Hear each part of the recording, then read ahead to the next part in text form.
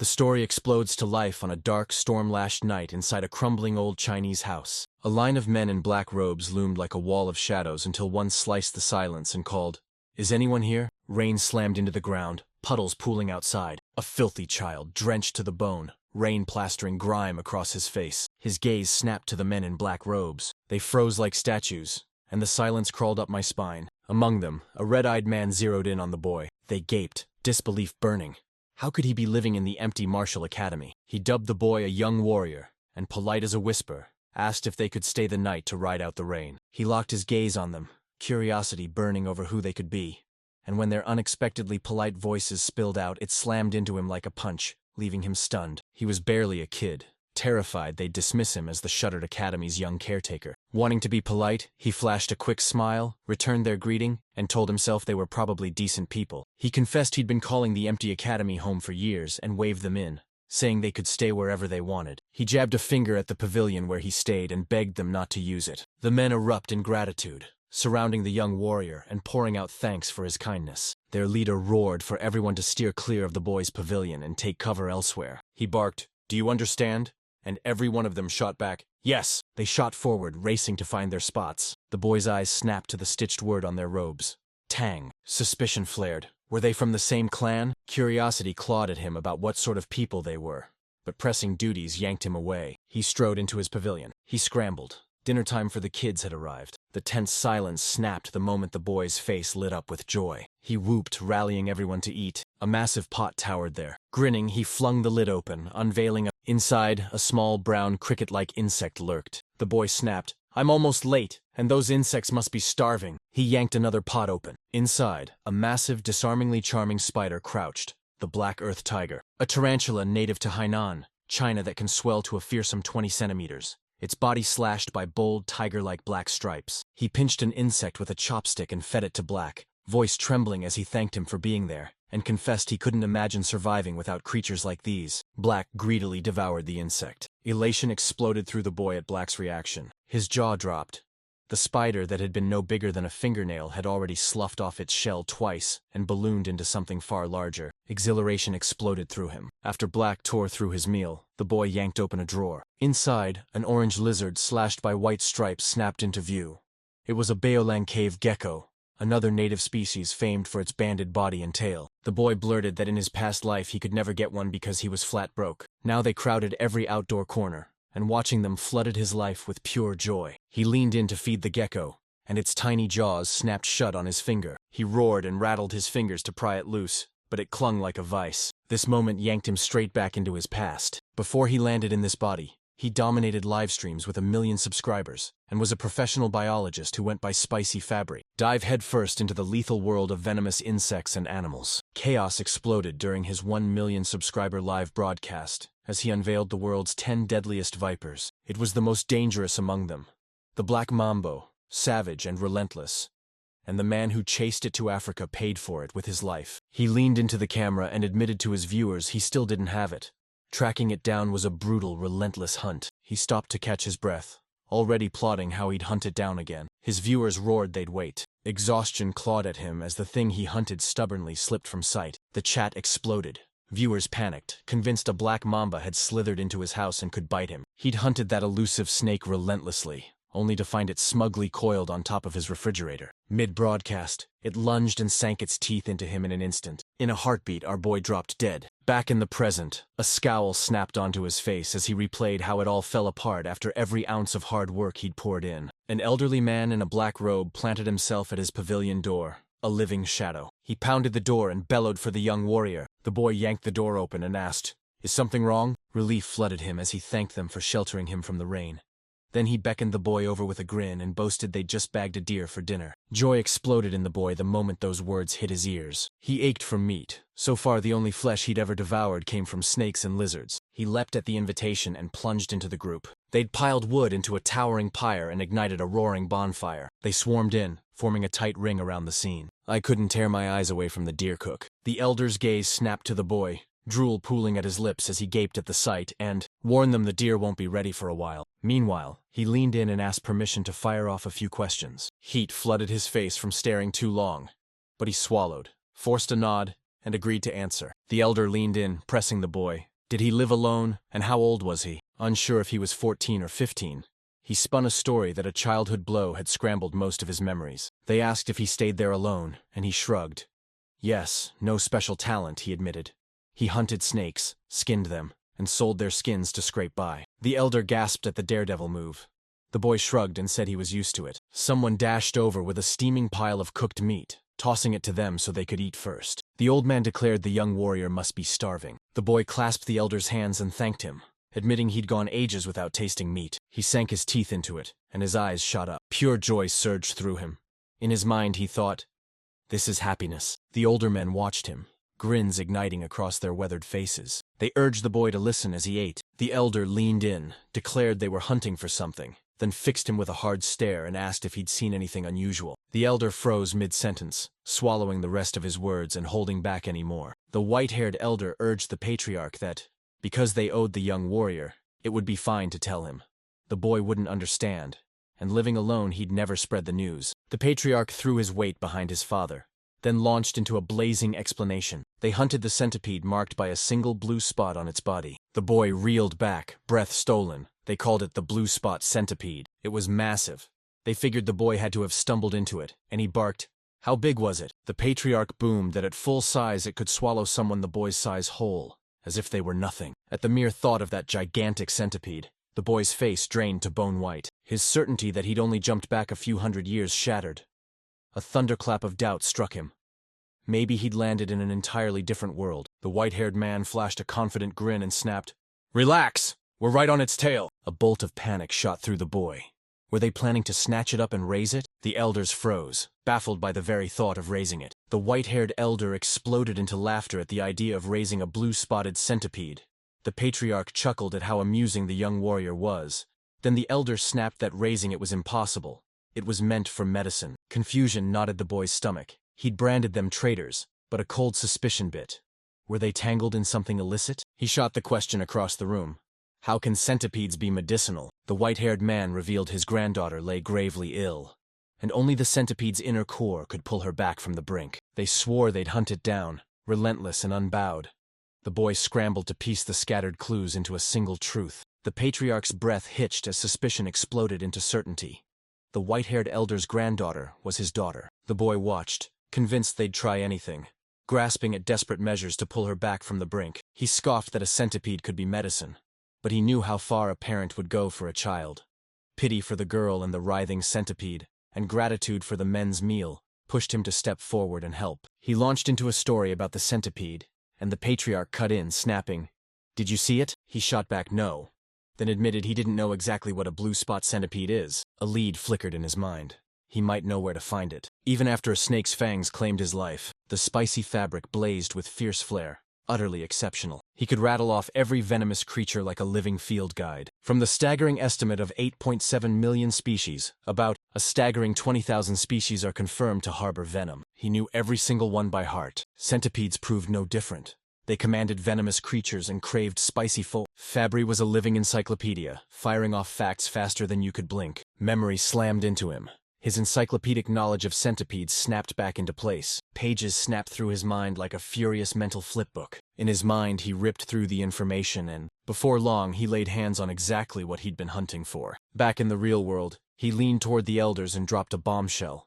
He might know where the creature was hiding. Shock jolted through the men as their eyes blazed and they lunged forward, demanding to know where. The boy demanded to know which areas they'd already searched. They tore through the terrain north and east of the academy, searching mostly by daylight. Every gaze snaps to the riverside to the north. A smirk tugged at his lips.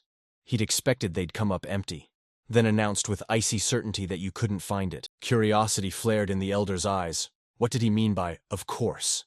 They pressed him, demanding he explain. Centipedes blaze through the tree of life as members of the Arthropoda phylum and proud champions of the Chilopoda class. They command a vast range and are cold-blooded to the core. They must hunker into shelter to tame their temperature and humidity. Unlike most insects that flaunt a waterproof armor, riddled with tiny pores, centipedes' shells betray weak waterproofing. They crave humid air like a lifeline, recoil from being drenched, and wither quickly without water. So the blue spot centipede won't be prowling jungles or riverbanks. The elders' jaws dropped. They'd always thought centipedes belonged in rotten wood cracks, not out here. The boy warned, breathless, that tiny ones might be hiding there. They were hunting a massive one.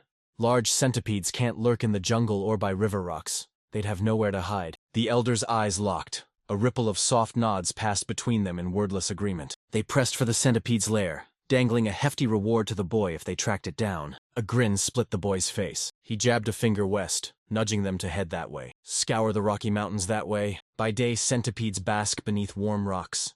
When night falls, they slither out into the shadows. Hours bled away and they plunged into the Rocky Mountains, scouring every ridge and ravine until nothing remained hidden. The patriarch planted himself atop a tall, narrow rock, daring everyone below to meet his gaze. He pinned his eyes to the scene and devoured every movement. A man strode up to him and suggested the young warrior might be mistaken. He resolved to call it a day, bellowed to launch the signal arrow, and rallied the search team. Huddled around the bonfire, the men, exhausted to their bones, still clung to hope, daring to believe the young warrior was right. They wrestled with why the centipede slipped through their fingers, yet pinned their hopes on the boy's brilliant mind. The patriarch clamped his lips shut. Silence thundered through the room. His face twisted in pain as he spoke of his daughter Huoyun, hailed as the Tang family's greatest prodigy, and he rasped, asking if the heavens had forsaken her. A voice ripped through the silence. The Grand Patriarch had returned. The Patriarch roared his welcome the moment he returned. They surged around the bonfire, pressing into its crackling heat. The Grand Patriarch snapped, "Did you fail to find the centipede as well?" The Patriarch admitted he had failed too. He shot the question. Did the Grand Patriarch meet the same fate? And the Grand Patriarch nodded. Huoyun had at most 3 months left. He scoffed they'd managed to track down the centipede in 10 days. Silence slammed into the group, choking off every word. The Patriarch urged them to sweep the south the next day. They'd found no traces there. The Grand Patriarch nodded grimly, eyes sweeping the ground as he announced the trail was cold. No traces remained. The Patriarch froze as the words landed, a sudden, brutal realization striking him like lightning. He guffawed, slapped his forehead in disbelief at what he'd missed, then declared they'd been in the right place all along. The Patriarch's voice sliced the room as he demanded, "Did the Grand Patriarch notice something?" The Grand Patriarch snapped, "No." The Patriarch admitted he'd sensed nothing, found no trace, and bafflement crept across his face. The Grand Patriarch spelled out that not a single trace remained. That very emptiness screamed it had been here. He pressed the Patriarch. "Have you seen any signs in the last 3 days?" The Patriarch's voice cracked as he admitted he hadn't seen a single animal. No droppings, no territorial markings. Realization crashed into the Patriarch, lighting his eyes with hard, sudden understanding. The Grand Patriarch snapped it was exactly as it seemed. A mountain this vast should be riddled with animal tracks, yet not a single trace marked its slopes. The Patriarch's mind snapped to the possibility of a territorial beast ready to defend its ground. The Grand Patriarch felt a cold certainty. The others had either bolted into the shadows or been devoured by the centipede. He planted a firm palm on the Patriarch's shoulder. That single touch a bold, wordless command. She grabbed his sleeve, eyes blazing, and vowed the blue-spotted centipede was right there. Hope burned in them. They believed they could still save Huoyun, and the Patriarch's face held sorrow laced with fierce, fatherly hope. They felt the earth buck beneath them as a savage tremor ripped through the ground. A surge of alertness slammed through the group, and every head snapped up. Panic exploded as jagged fissures ripped open the ground. The earth encircling the bonfire shattered and slid away. Without warning, it shot up out of the ground. Confusion slammed into them as they scrambled to make sense of what was happening. A limb ripped out of the ground, clawing toward the sky. One struck, and seconds later another tore in right behind it. They jabbed accusing fingers at the creature as fear surged and seized them. Even the Grand Patriarch's calm cracked as cold dread coiled in his chest. There it was, the blue spot centipede, colossal and impossible to ignore. Back at the academy, the bull loomed like a living storm. He spat a grumble at the commotion, squinting as he tried to picture how enormous the centipede would have to be to make that much racket. He shot back that he'd only suggested they search for it. They seemed to be tearing the mountain inside out, and he burned with excitement at the thought of a centipede massive enough to swallow him whole. A die-hard fan of Poison Paw, he had to see it. At the Rocky Mountain, the dust finally settled. They'd crushed the blue spot centipede, but the victory left them bloodied and limping. They snatched the core, a tiny sapphire-blue gem, and locked it safe inside a battered wooden box. Tears streamed down the men's faces as relief crashed through them. At last, they could save Huoyun. The Patriarch barked at his father to sprint to Situ and tend the wounded warriors first. The Grand Patriarch watched, puzzled. The Patriarch thundered that grudges were carved in blood and favors carved in stone. That was their law, and they still had to settle those debts. The Grand Patriarch snapped to the truth. He'd nearly blundered by zeroing in on Hu Weiyun alone. The patriarch roared his approval to welcome the young warrior and grant his every wish, then commanded the wounded be tended in the village while he went to visit the newcomer. He figured the young warrior might be itching to hear the news. Back at the academy, 3 tiny yellow Pokemon-like creatures swarmed the boy, nuzzling him with playful affection. A fresh challenge slammed into the young warrior. He suddenly found himself the guardian of 3 squirming baby blue spot centipedes. They looked like tiny caterpillars, irresistibly cute as they nuzzled his face. His gaze locked on the pot, and a memory slammed into him. He came home, scrubbed the eggs until they shone, and placed them on his nightstand. He snapped awake to find every last one had already hatched. 1 centipede lounged on his head, utterly content. He'd felt its presence looming, but he'd never imagined they'd shatter their shells this soon. His gaze snapped to the centipedes latched to his skin, and he lunged to Jay. He slid them off his shoulders with a touch as light as a whisper. A problem exploded. They latched onto him and refused to let go, convinced he was their parent. Quick recap from last night. The boy's curiosity ignited the moment he spotted this bizarre new centipede. A hungry abyss opened before him, poised to devour him. He snarled inwardly, insisting that surviving this challenge proved he was still spicy fabric. Even in the lair of the blue-spotted centipede he'd uncovered, he plunged in, curiosity roaring as he hunted it down. Rage boiled in his veins, and he lashed out, accidentally kicking an insect. His torch tumbled from his grip. He lurched as his footing betrayed him. Relief slammed into him. The 3 eggs he'd found were safe. The rain finally relented. If it hadn't, he'd have walked away empty-handed. A lightning bolt of urgency struck him. He had to move now. He sprang to his feet and marched back to scrub the eggs clean. He cinched them tight at his waist, and he flashed a grin and vowed they'd get a proper bath soon. Back in the present, the living blue spot centipede was nowhere to be seen, and relief crashed through him. He'd saved the remaining eggs. He barked at the scuttling centipedes, asking them to give him some space. He knew they wouldn't eat until after their first 2 molts, so feeding wasn't a worry. But their clingy little bodies latched onto him and turned every step into a hassle. A brilliant idea struck him like lightning. If he plunged into the water, maybe they'd release their grip. A smirk curled as he strode to the shower. The little centipedes probably didn't know what that meant, but one shivered in eager anticipation. A few hours later, the elder patriarch swept into the academy. He charged toward the pavilion. He pounded on the door and shouted, "Is the young warrior inside?" Silence slammed into the room. No answer came. He gripped the doorknob, swallowed his fear, and shoved the door open to stride inside. He barged in and was hit by the sight of bundled herbs, clinking glass jars, and, surprisingly, some medicine. A bolt of doubt crashed through him, and he couldn't stop wondering if the young warrior wasn't just a fighter. He healed the wounded with fierce, steady hands. Shame crashed over him the instant he barged in without permission. He swore he'd be back later, but a sudden rustle ripped through the quiet and snapped him to attention. Something surged from one of the pots, curiosity clawing at him. He spun back and yanked the lid off the pot. Shock slammed into him. A spider was inside. Curiosity flared white-hot. He spun toward the drawers. He yanked one open, and a gecko blinked into the light. His eyes swept the room, and he darted forward to inspect the next pot. I uncovered beetles hiding within. Some eggs sat there, too, and dried snakes curled like brittle ropes. Shock ripped through him. He couldn't believe the young warrior was rearing venomous creatures and their brood. Even their Tang clan, renowned for wrangling venomous creatures, they'd only siphoned off poison.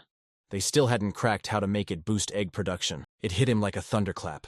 His daughter's life had been saved by one tiny, impossible twist of luck. True fortune struck the moment he crossed paths with the young warrior. A young warrior burst into view and greeted him. He caught sight of the elder's bandaged arm, and panic cracked his voice. The elder chuckled, waved it off, and insisted it was nothing serious. He threw open his mouth to spill a vital secret to the young warrior, and slammed it shut mid-sentence. A cold, ominous energy slammed into him, humming with danger. A deafening blast tore through the entrance right behind the boy. A shadowy figure crept into view, inching out of the dark. Revealing itself as it stepped forward, it loomed like an ogre, one unblinking eye, the left side of its face a charred ruin. The elder lunged, flinging the young warrior aside and roaring for him to run. The boy staggered back, eyes wide with shock and confusion. The monster erupted in a bone-rattling roar, snapping into a feral, attack-ready stance. It hurtled forward in a blur. It lunged, its hand whipping out to strike. The elder snapped his uninjured arm up and stopped the attack cold. Agony ripped through them, but they endured. The monster slammed into him, hurling him through the air. Dust billowed, swallowing the air in a choking haze. The elder reeled, coughing and spitting blood. The young warrior's eyes went wide. The monster's strength matched his father's, and the elder barked for him to run. The smoke cleared to reveal the monster clutching the young warrior by the throat and hoisting him into the air. A cough ripped from the young warrior as the monster's laughter crashed around him. The monster jeered he'd heard the Tang clan had landed in Hainan, and nobody could have imagined the myriad poison's divine sovereign's son lying wounded and alone. The elder barked that he couldn't name the monster and demanded to know why they were being targeted, why the young warrior was being singled out. The monster leered and snapped, "Can't you tell me by my face and my fist? I am Bloodhand Rakasa Takanyang," then spat that the elder's father was the one who ruined his face. A jolt hit the elder. He remembered the name.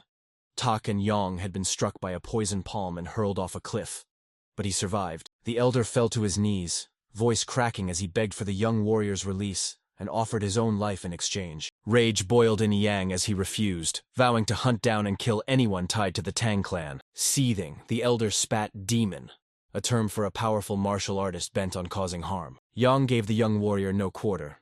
The boy's face drained to ghostly white as breath fled his chest. Yang roared with laughter and proclaimed he would die. Every week the young warrior crumpled to his knees, pleading for mercy. Suddenly 3 pairs of fierce eyes snapped into view. The little centipedes swarmed onto Yang's arm. Their moment to shine had arrived.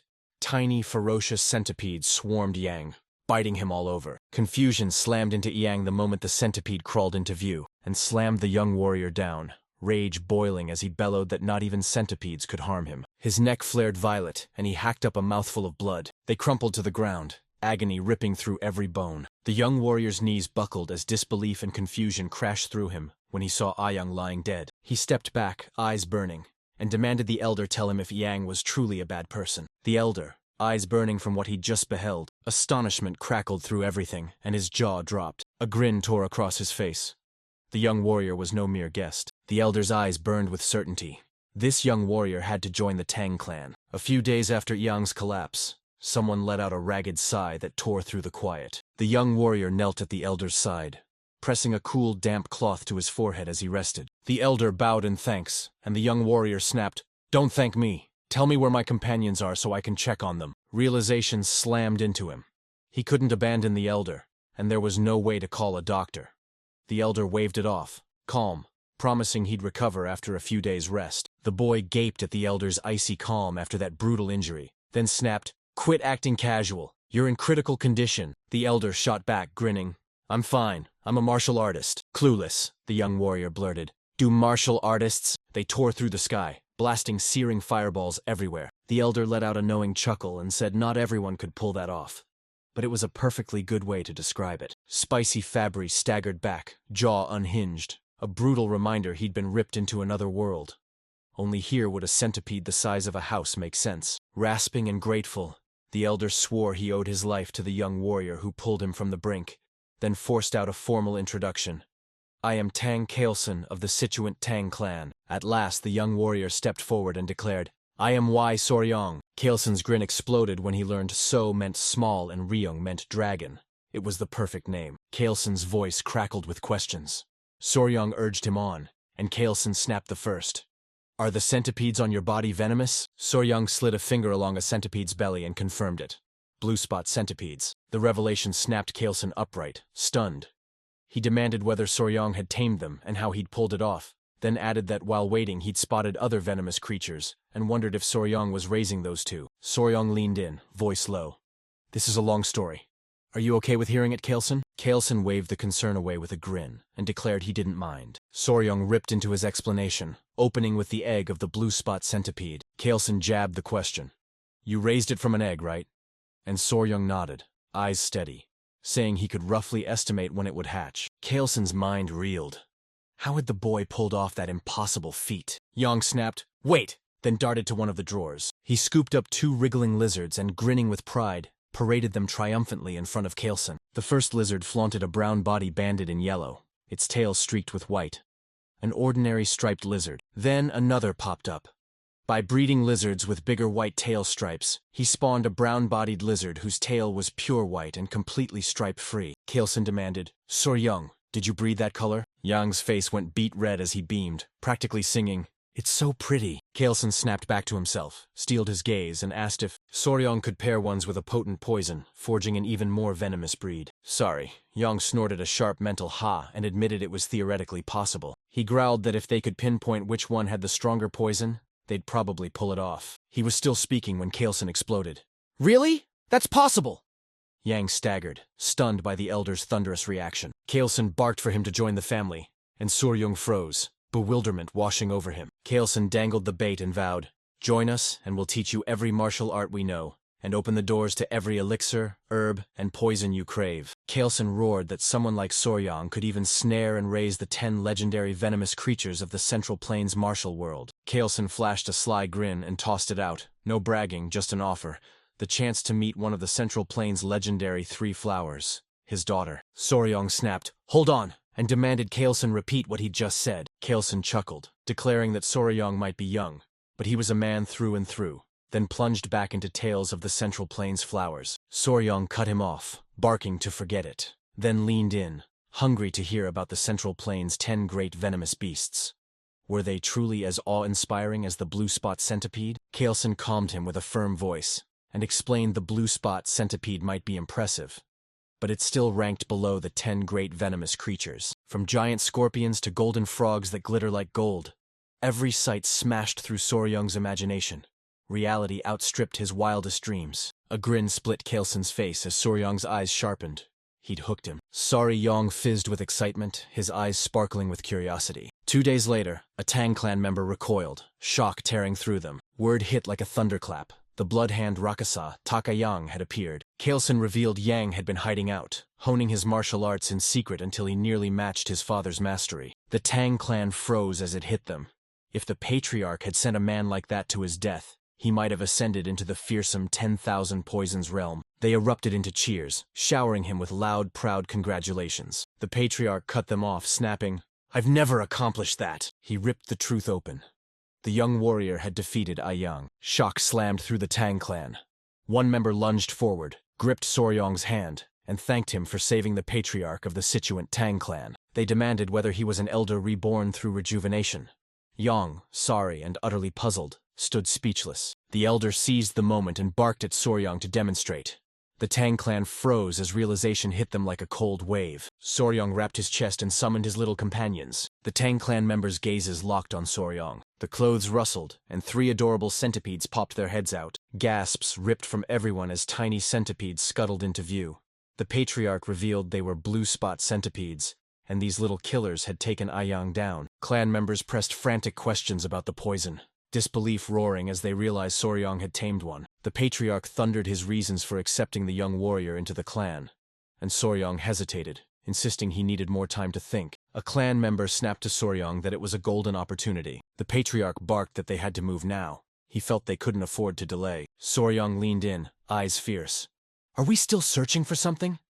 Kaelson froze, swallowed, and held back before he could explain. Blood drenched Rakasa's hand. Tak's gaze bored into his target. He'd practiced the savage martial art called the Bloodhand Poison Claw. The dark art demanded human blood and bone marrow to reach those levels. Ryong recoiled, revulsion coiling in his gut. Kaelson snapped that if Yang left secret scrolls or hidden disciples, they had to be hunted down and erased to snuff out any future threat and make sure those cruel martial arts never return. They had to storm the place and snatch anyone who might still be in enemy hands back to safety. The patriarch locked eyes with Soryong and asked him to help. His mind had mapped Hainan Island, every ridge, bay, and hidden inlet. Yang's face hardened into thought as he weighed it. Joining the Tang clan sealed your fate for life. It was like an internship that let you test the clan's culture and expose the boss's true colors. Soryong vowed to help the instant the patriarch recovered, and they erupted in praise, hailing his choice as the right one. Soryong snapped that helping meant saving lives, so of course he'd leap in. He plotted to seize this opening and dig up every scrap of knowledge about the Tang clan. Top talent routinely sizes up their would-be employers. Kaelson needed 3 days to recover. They pulled into a village near the abandoned martial academy to track down the base of Bloodhand Rakasa, Yang. They demanded to know if anyone was missing. An old man warned the jungle swallows 1 or 2 people each year, and no clear pattern ever shows in the disappearances. Kaelson plunged into a deep, relentless focus. They showered the village chief with thanks. He bowed humbly and said, I'm honored to assist the famous patriarch of the Sichuan Tang clan. They beat a hasty retreat, faces tight with frustration. They dug up no solid leads. They stride through the forest. Soryong scanned the quiet streets and declared the village utterly unremarkable. Kaelson laid out how Yang had found them and unmasked himself nearby. But pinning down his base kept slipping through their fingers. Soryong's breath hitched. The complete absence of traces felt sharply wrong. He replayed Ayang's words, and a lightning-bright realization slammed through him. He pressed Kaelson. Did he remember what Ayang said when he appeared? Kaelson owned up. He couldn't really recall. Ayang's strike had ripped him off his feet and hurled him away, and Yang, sounding sorry, reminded him Ayang had said he'd heard the Tang clan had come to Hainan. Someone had tipped him off, so everything snapped into place. They only had to scour the places that the Tang clan had already stormed through Hainan. Soryong pitched turning Yang's portrait into a spy, using it to siphon out the information they needed. They gaped at Soryong, stunned into silence. They gaped. The razor-sharp edge of his insight blew them away. Had someone who'd seen the Tang clan warned Yang, the whole situation would have snapped into place. They tore off at once and plunged into a village shrouded in gloom. A Tang clan member burst in, breathless, insisting the whispers he'd caught at Hainan's port pointed straight to this village. The elder jabbed the map, Halley territory, and swallowed, praying they wouldn't be hostile. It lay motionless, every spark snuffed out. The Tang clan bellowed for anyone free, and a lone villager snapped to attention and moved toward them. The villagers froze the instant the Tang clan came into view. They snapped, "What were the hand people doing there?" An old man, maybe the village chief, shuffled toward them, clutching a little girl's hand as two pale guards flanked him, every face hollowed by sickness. Kaelson strode forward and announced his name, his voice ringing with fierce, unshakable confidence. Soryong tracked the exchange, eyes locked on every move. He froze, heart hammering, at the child's fragile frame and the village's ghostly stillness. A bolt of inspiration slammed into him. He caught sight of the other villagers slumped and hollow-eyed, their shoulders bowed like wilting flowers. They suddenly went glassy-eyed and unnaturally calm, like they'd been dosed with some kind of medicine. The village chief thundered that everyone was accounted for, and nothing unusual was happening in their village. He barked at them to leave, urgency tearing through his voice. The elder leaned in, voice low and urgent as he flagged the eerie gap between the number of houses and the people who should fill them. And the village chief cut him off, snapping that it was nothing for them to concern themselves with. Someone asked them to go back. Again. And Kaelson and Soryong froze, disbelief slamming into them. Kaelson leaned in and hissed to Soryong, reminding him of his old line that the Halai were supposed to be friendly. Soryong gave no reply, only a cold, echoing silence. His eyes snapped to the little girl again. She crumpled to the ground in an instant. Gasps ripped through the crowd as the village chief scooped her into his lap, tears streaming down his cheeks while he begged Majin not to leave him. She was his last remaining relative. Seeing her sick tore him apart.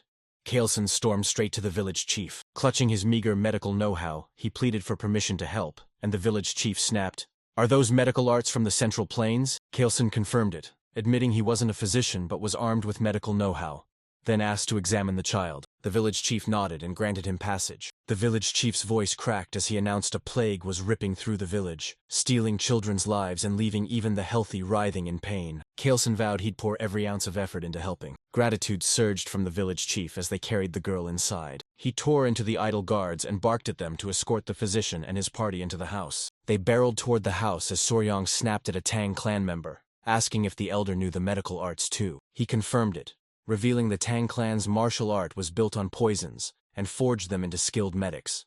Martial arts begin with mastering your body, so medical knowledge is essential. Soryong first suspected they were a poison-wielding assassin cell, so he resolved that if he joined the Tang clan he'd master healing arts, not those blood-chilling poisons. The man said they sometimes snatch wicked people, inject them with poison, and watch every frantic reaction. Sorry. Yang's expression cracked me up as he cut in. He decided it was human experimentation. Each image he conjured slammed a cold knot of dread into his gut. The village streets lay empty, silence smothering every corner. Within the walls of one of the houses, a side someone claimed, Kaelson channeled part of his energy into the girl, steadying her ragged breaths, and the village chief fell to his knees, gushing with gratitude. He dropped to his knees, voice breaking, begging them to spare his only granddaughter. Kaelson's gaze snapped to the child's wrist at the odd stutter in her pulse, and he demanded, "Was she born with a weak heart?" The village chief revealed she'd been battling illness for 6 months, not just his granddaughter. Villagers were collapsing from a baffling sickness they called a mysterious disease.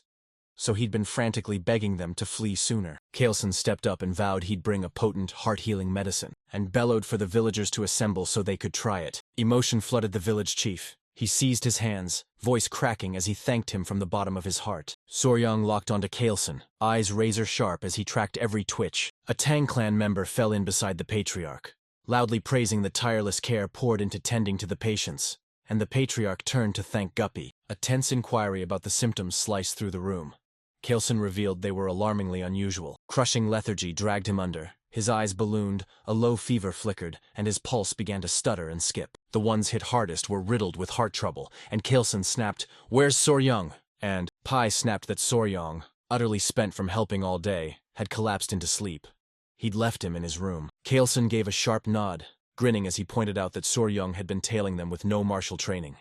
He'd burn out fast. Kaelson bolted to check on him, and Pai darted ahead, offering to lead the way. I found Soryong dead to the world on the bed, his 3 centipedes curled and dozing in a neat little basket. Kaelson pressed his eye to the crack and peered through the door. He spotted something and dove straight into it. He thrust his hand toward Soryong. His hand slammed down with brutal force. A sharp sting to Soryong's cheek yanked him awake. Kaelson pinned him with a glare sharp as a blade. Soryong, blindsided and bewildered by the sudden action, recoiled on instinct, clutching his throbbing cheek. He clenched his jaw, fury surging, about to demand. He grabbed his side, demanding to know why Kaelson had done that, pain snapping through him. And the elder hung his head and apologized. There'd been a bug crawling on Soryong's face. He'd lunged to catch it. Soryong's jaw tightened with disbelief, but Kaelson urged him to listen. He said he'd popped in to check on Soryong before bed, and nearly jumped when he spotted a bug clinging to Soryong's face. The place teemed with venomous insects. Kaelson knew he couldn't leave it there, so his hand shot out on instinct and snatched it away. He thrust the bug at Soryong, practically shouting about how massive it was. Shock slammed into Yang the moment he laid eyes on it, and then everything snapped into focus. He jabbed a finger at the charts and confirmed with Kaelson that, despite the patient's scattered symptoms, every single one had arrhythmia. Kaelson affirmed it. Ryang then exposed the root of the town's illness. He jabbed a finger at the bug and shouted, "That's the kissing bug, a species born of the Reduviti family. They call it the kissing bug because it often sneaks up to your eye or lip, sinks its proboscis, and quietly drinks your blood. Deadlier than a mosquito. They're called vampire or assassin bugs, not venomous, but their guts teem with harmful parasites that get transferred into you when they bite. A single brush with infected insect droppings can unleash trypanosomiasis, Chagas disease, and it ranks 7th among humanity's deadliest killers." Soryong slammed a question at the village chief. Were the village dogs showing the same symptoms as humans? Breath hitched at the tiniest exertion. The village chief confirmed it and snapped, "Is the bug to blame?" Soryong's voice cut through the room as he affirmed it was true. The chief's hands trembled as he asked, "Does that mean we can save my granddaughter?" Soryong replied sharply, "It's possible, only with the right medicine." Kaelson Grind storms into view. He demanded Pai's verdict. Pai's gaze sharpened, and he finally recognized the young warrior's undeniable worth. Loryong's gaze snapped to their exchange, curiosity exploding. What were they up to? They tossed out their pedigree. Situ and Tang. Soryong froze, baffled. Kaelson barked it again, and Soryong mentally scoffed, "So what?" His face a weird, oddly amusing mix of annoyance and confusion. Kaelson laid bare Gu. In Chinese lore it's described as venomous parasites or dark witchcraft conjured by evil men. These men weaponize the bugs, unleashing unbearable pain and bending people to their will. Soryong gasped, eyes wide. This absolutely blew them away. Kaelson gave a curt nod, warning that dozens of martial artists had been devoured by that goo, or coerced into committing unspeakable acts. Goo forced people to turn on their own families or become chained slaves to those evil men. So many have hunted tirelessly for an antidote to counteract it. Kaelson barked that they meant cures that either purge the goo from your body or corrode and obliterate it from the inside. Soryong's mind snapped into focus as understanding hit. Kaelson hurled the question at the room. Who could craft a cure like that? Then, chest swelling, thundered that none but the great Sichuan Tang family could pull it off. He vowed that if their remedy could dissolve a fist-sized worm inside a body, a tiny bug would be nothing but child's play. He flashed the curse-melting orb and announced even a sliver of the medicine would do. And Soryong praised it aloud while secretly scoffing at such a fancy name for a plain anti-parasitic. The Tang family swore to the village chief they'd see it done. Hope surged. They could save his granddaughter. Hope ignited across the village. The first spark was the chief's granddaughter. Relief exploded through the chief.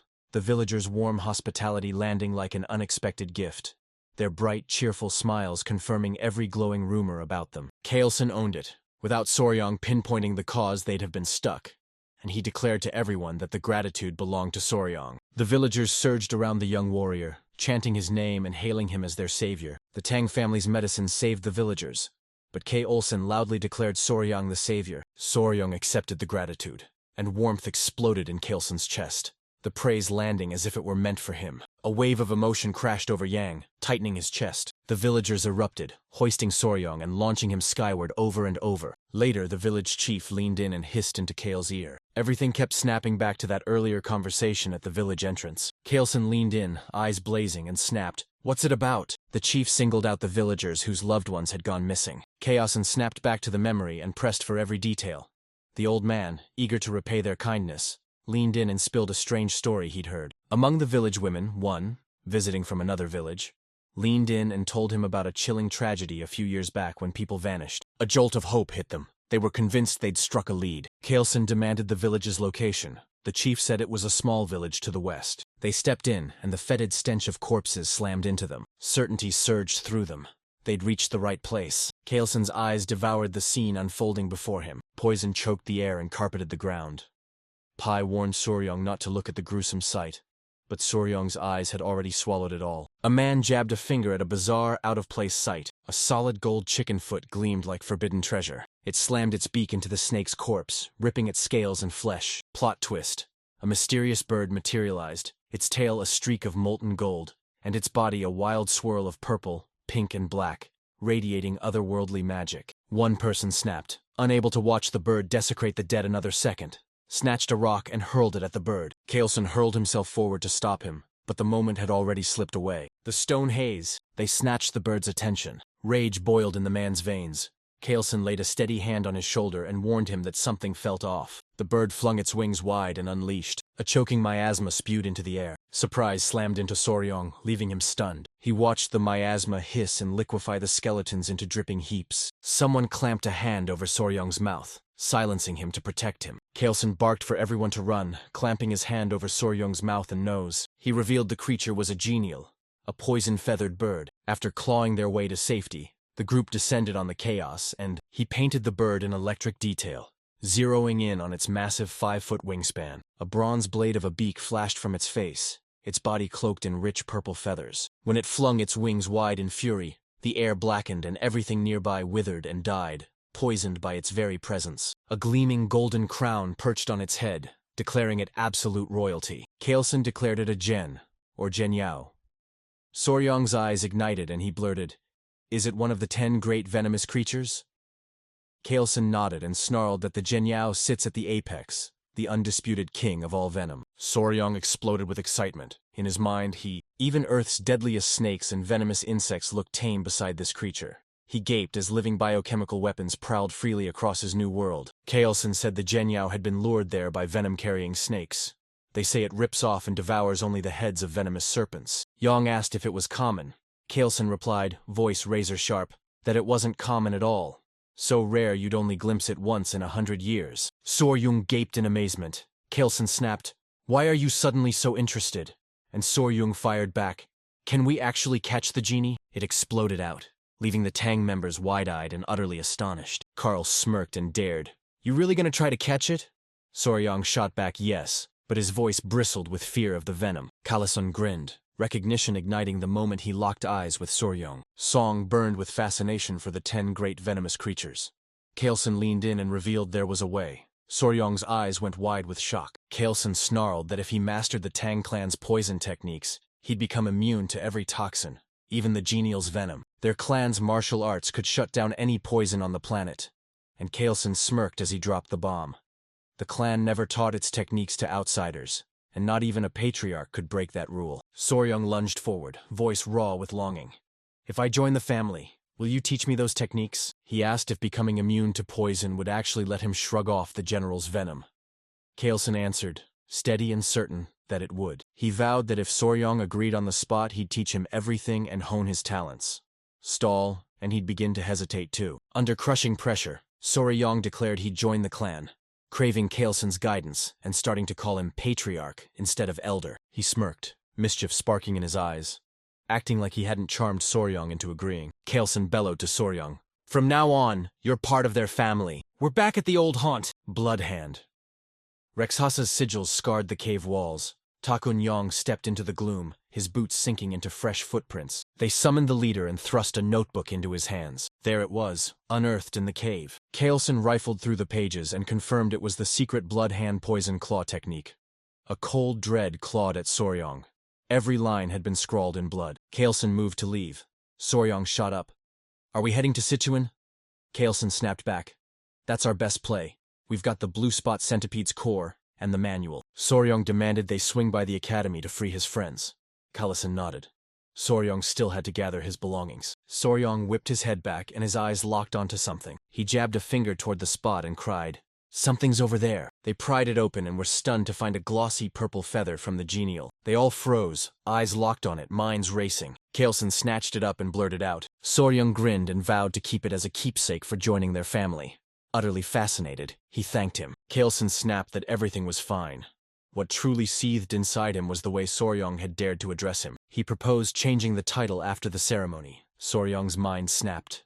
Was this an initiation rite? Back at the Tang clan, Grand Patriarch Tang Musong, who had left earlier, strode back into the compound at last. Exhaustion clawed at him, but he refused to rest and pushed onward. He cut straight to Huayin. Tang members hustled him inside, breathless, and told him she was still holding on. He bellowed Huayin's name on the spot. The people inside froze, stunned to see him. He announced to his daughter-in-law, "I have the medicine now." He ripped the core from the blue-spotted centipede.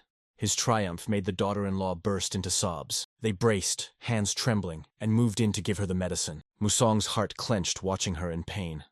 It had been a razor-thin near miss, and relief surged through him that he'd raced back in time. His daughter-in-law implored him to give the medicine this instant. Musong steadied it and steered his granddaughter's hands to take it. A blue glow engulfed her. Musong pressed a finger to her wrist, hunting for the stubborn thud of her pulse. They all leaned in, hearts pounding, desperate for her to open her eyes. Their gazes pinned her as she waited. Meanwhile, Soryong sagged with exhaustion. He'd heard the Central Plains were vast, but he'd never imagined they'd stretch this far. From Hainan, they leapt aboard a boat, sailed to Hangzhou, then stormed through Nanjing after more than a month and a half of relentless travel. At last, they tore into Sichuan, skidding to a halt at the gates of the Sichuan Tang clan's residence. Pai grinned and blurted that they'd reached the Sichuan Tang clan. Soryong's jaw hit the floor. They planted themselves at the entrance, silhouettes carved against the doorway. They proclaimed the entire mountain belonged to the Sichuan Tang clan, hence the name Tang Clan Mountain. And Soryong swallowed hard as the truth slammed into him. The Tang clan swarmed out to greet the patriarch, and Soryong's jaw dropped at the sheer tide of them. He scanned the crowd, pulse hammering. Were all of them from the Sichuan Tang clan? Among them, a girl in a red dress surged forward and barreled straight at them. She bellowed for her father. Tears streamed down Huayan's face, pure joy exploding the moment she saw her father again. Soryong froze, every fiber of him hooked and utterly spellbound. Seeing his daughter alive, Kaelson staggered as raw relief slammed through him. She flung herself into his arms, clinging tight as she whispered a raw apology. Soryong froze, stunned by her impossible beauty. He'd tangled with a celebrity once, but he'd never met anyone whose aura blazed that brightly. Kaelson announced he had someone to introduce, then revealed his daughter Huayin. Soryong froze, utterly stunned. He blurted, "Is this what Kaelson had mentioned before?" Soryong muttered something about weeds or grass, reminded, "Here come Kaelson of a flower," Huey, and blushed. Kaelson snapped at Soryong. The girl beside him was the very flower he'd dismissed. Soryong froze, words dying on his tongue. The memory of their talk about the flower hit him like a thunderclap. Embarrassment slammed into him. In that instant he saw his mistake and couldn't believe he'd let the chance to have such a beautiful partner slip away. They branded the Sichuan Tang clan's only daughter the venomous flower, Tang Huayan. Since childhood a hidden grief gnawed at her, and one day she froze as a group of old men whispered about her talents. They sneered at her skills. Yet her beauty blazed so bright she stood among Muram's 3 flowers. They whispered about finding her a suitable son-in-law, and one elder confessed he'd urged the patriarch to take a second wife. The patriarch's cold refusal left him baffled. When those words slammed into Hawaiian, the truth burned clear. Her parents were right, and she'd prove it to the elders by mastering the clan's martial arts. She was hell-bent on proving she could carry her share for the family without being a man. But barreling in head first, turned her fire into costly mistakes. Impatience snaps your compass and hurls you off course. His impatience conjured a heart demon that ignited a pivotal deviation. Huayan's eyes snapped open. The Grand Patriarch, her mother, and 2 others kept a tense vigil at her bedside. Relief flooded her mother's face the moment she saw her safe. Tears cascaded from Huayan's eyes, carving hot rivers down his cheeks. She fell to her knees, sobbing an apology to her mother, and clawing to prove she could serve the clan. Her inner key had vanished. Her grandfather snarled, "Brat," and demanded, "Are you doing this because you feel guilty for making your father and grandfather worry?" He declared she'd finally clawed her way to the coveted 100 poisons level she'd longed for. He snapped for her to stop crying and cheer up, and she froze, baffled, when he suddenly mentioned 100 poisons. She locked her gaze on her aura, which blazed with a fierce glow, and she fired the question at her grandfather. The Grand Patriarch leaned in, voice like thunder, and promised a tale about a mysterious young warrior who yanked her from death's grip and did far more than just save her life. He didn't hand her the chai of 100 toxins. He poured the inner chai of 1,000 poisons straight into her. Right now, Huiyan demands answers about the weed. Soryong's words died on his tongue.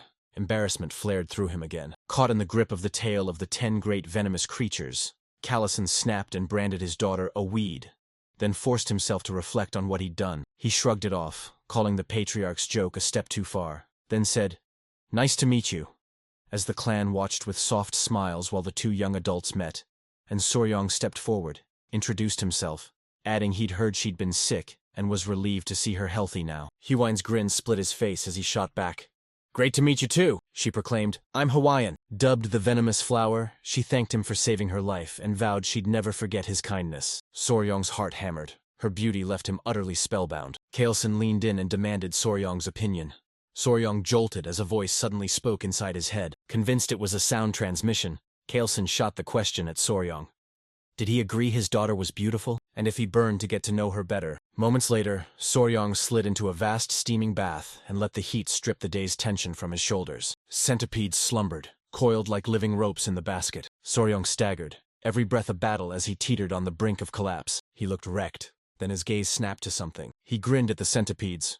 One jolted awake and grinned right back at him. Those centipedes usually clung like iron, but the moment he warned hot water would burn them and urged them to huddle in the bucket, they let go and tumbled away. They strode in like they already understood.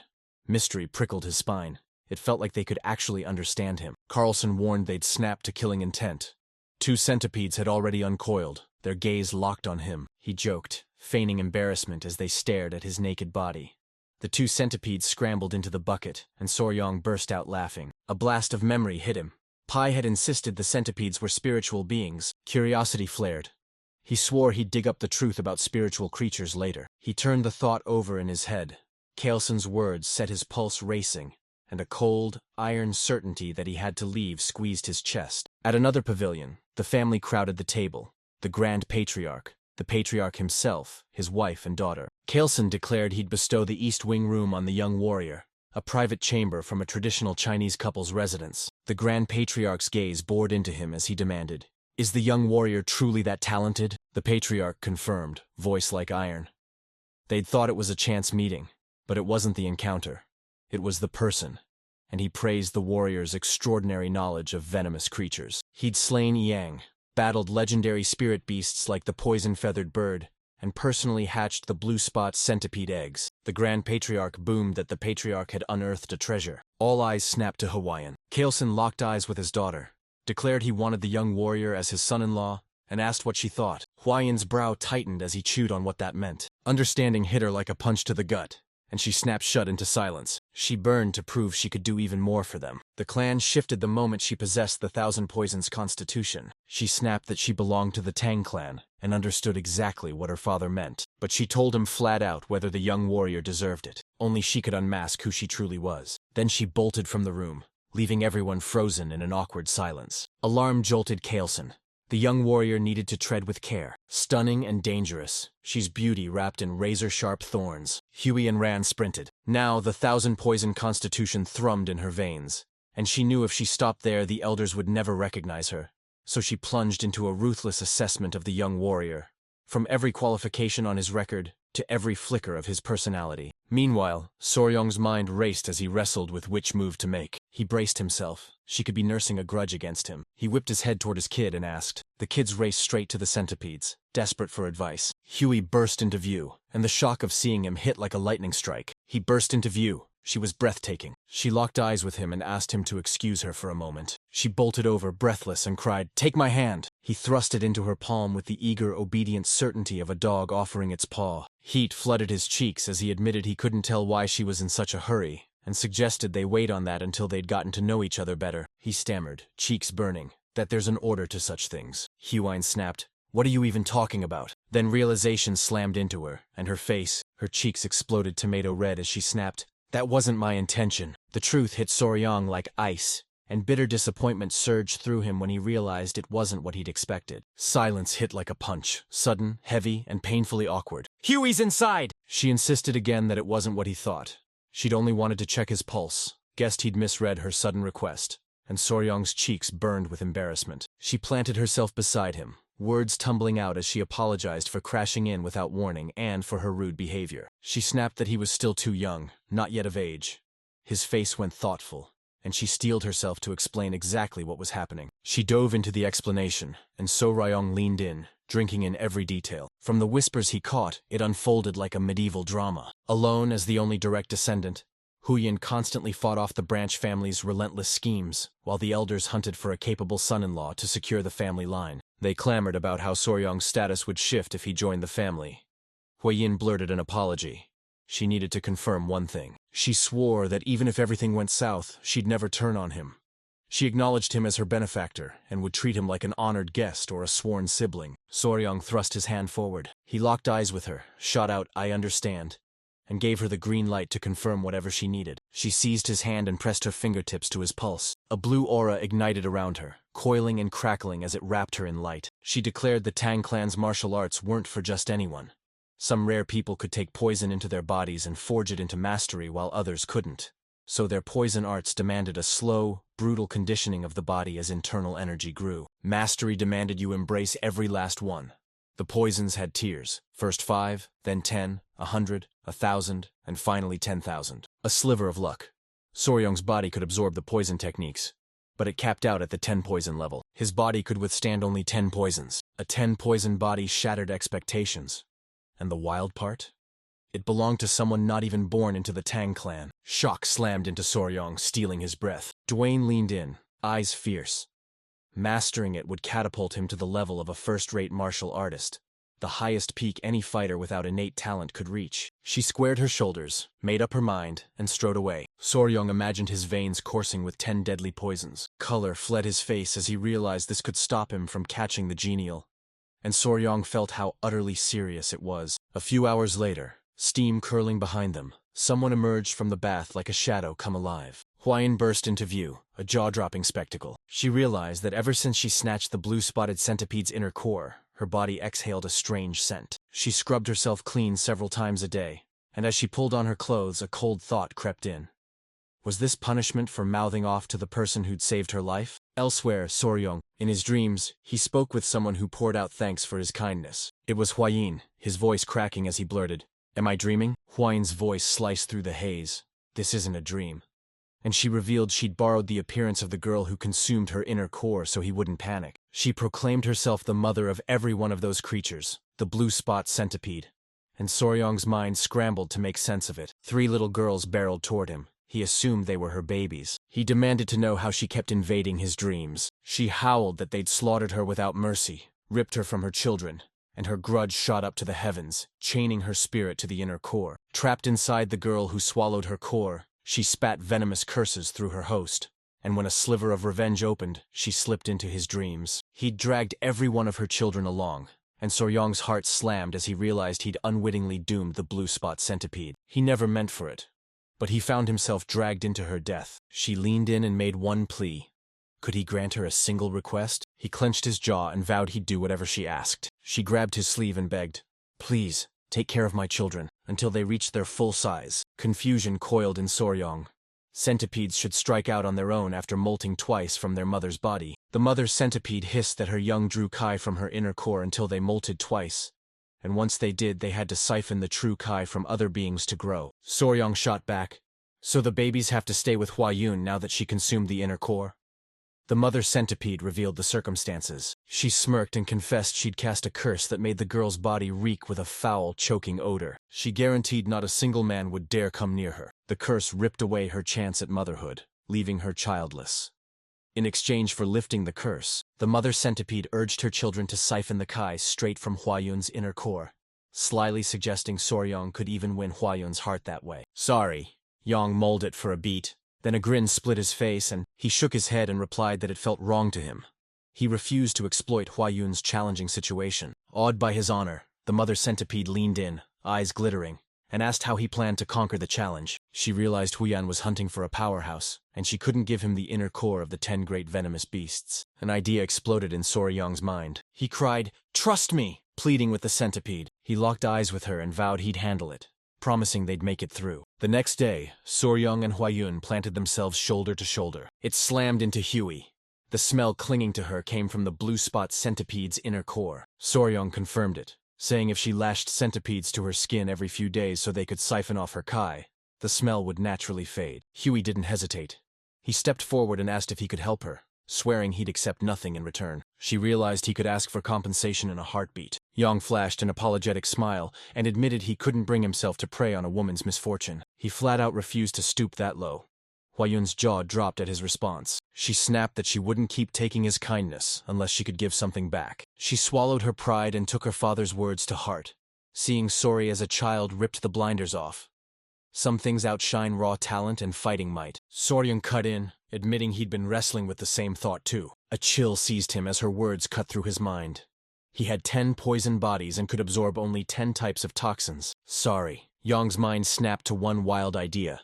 What if he could absorb only 10 types of toxins? He vowed to load every slot with concentrated venom siphoned from the 10 deadliest predators of the Central Plains. Huayun froze, stunned when a fierce ambition burst to life inside him and caught him completely off guard. Huayun read Soryong's searing ambition as a private, burning desire. He vowed to become the strongest under the heavens for her, and that promise sent a crimson blush racing across her cheeks. Tang Huiyan, one of Murim's legendary 3 flowers and feared as the venomous flower, couldn't believe her eyes.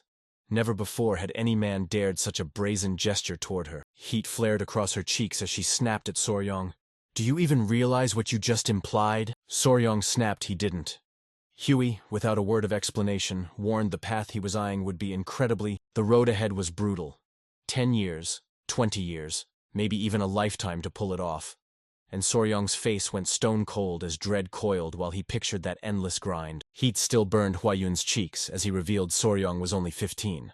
In 3 years he'd come of age and be ready to marry. If he could slay even one of the 10 great venomous creatures by then, she'd be blown away. She leans in, whispering a shy suggestion. She teased him. "Pull this off and you might land yourself a wedding." She cheered him on, cheeks blazing with embarrassment, then bolted away. Confusion flared in Soryong's eyes as he shouted her name. She whirled back, eyes blazing, and snapped. "Got anything else to say?" He urged her to get patched up and stick around for a couple more hours. She slunk back, cheeks burning. He grinned, brushed off her fear, and swore the tiny centipedes wouldn't bite. He snatched up his centipedes and barked for them to scuttle to their mom, not their dad. Those words drained the last of Huey's blush. She snapped, "Dad and Mom!" And Soryong rushed in, insisting he didn't mean it that way. Kailson, his wife, and Mu Siyong huddled around the table. They whispered that the young warrior's dazzling talent still hadn't stolen Hu Weion's heart. Muxiang shot out. Had anyone seen them that morning, something was clearly brewing between the two. And Hu Weion's mother murmured that it looked like Hu Weion had turned. The men wrestled with it, their minds racing. Muxiang insisted forcing a marriage was wrong and urged them to let their feelings grow naturally. Huayan's mother urged Huayan to personally coach the young warrior in martial arts, so they'd get more time together and bond. And Chi Alson thought it was a great idea. Mu Siyong barked that they had to hunt down the elder healer sage and see if he could grant the purifying elixir of marrow and essence. If a young warrior's aptitude was low, the elixir could boost it. Chi Alson blurted in surprise that it hadn't worked for Huayun, so don't get your hopes up, and Mu Siyong nodded in agreement. In that instant, Huayun materialized outside the door. She announced herself to her father, then demanded to know what had brought her there at that hour. He beckoned her inside. A startled flush swept her face when she realized all 3 of them were standing there. She arrived with words burning on her tongue. "Boom!" She erupted, swearing she'd follow her father's suggestion to the letter. Chi Olsen staggered back, eyes wide, and snapped, "What do you mean?" Hua-Yun's mother motioned to the seat, and with a warm, knowing smile, asked if the young warrior had caught her eye. Heat flooded Huey's face as he choked on his words. Curiosity exploded in Chielson at the sudden change. After all, they'd been sure she wasn't interested before. She spun a fiery tale about the young warrior, declaring Soryong had sworn to become the greatest in the world. All for her. He'd sworn that vow to her, etched into him like a blade. Curiosity flared in Chielson. He urged her on, leaning in and hanging on every word as she revealed that Soryong, despite his innate talent only ranking at the 10 poisons level, Soryong swore he'd overcome this by slaying the 10 great venomous creatures for her. Muxiang chuckled. Chielson's jaw dropped, and Muxiang laughed, praising Soryong's fierce courage. Hua-Yun's mother stared in awe. A suitor like that was a rare prize. She admitted her heart wanted to say yes. But she'd already told Soryong she'd only agree to marriage if he could capture one of the 10 great venomous creatures before he came of age. She wondered whether he'd truly grasped her response. Her father hooted that she should have set the goal to capture at least 3 creatures. Her mother snorted that men never seemed to catch a hint. Hua-Yun burst out, "Should I go clear it up with Soryong?" Her mother cut in, "No. If he doesn't know we've already said yes, he'll only throw himself into the work harder." Muse Yong staged him as the obvious son-in-law, all the while playing coy and pretending they hadn't decided. They banked on his tireless efforts to finally earn him a place at the family table. The mother centipede crowed with pride, lauding Soryong for masterfully winning Hua-Yun's heart. And Soryong just grinned, saying it came down to guts and relentless perseverance. She beamed at him, anointing him her benefactor, and she locked eyes with him and declared this would likely be her final act. The grudge that had gnawed at her heart shattered, her soul poised to ascend to the afterlife, and she swore she'd do anything for him before she slipped away. Yong blurted, "Sorry," froze for a heartbeat, then asked if her true form snapped into view before his eyes. A flush warmed her cheeks, but she called it a fair request, suspecting he'd secretly succumbed to lust. She swept her sleeve aside, baring her shoulder, and she started peeling off her clothes when Soryong blurted, "Do you really have to take it off?" And her cheeks instantly flamed even hotter. She turned to her and asked, "Should I hold back?"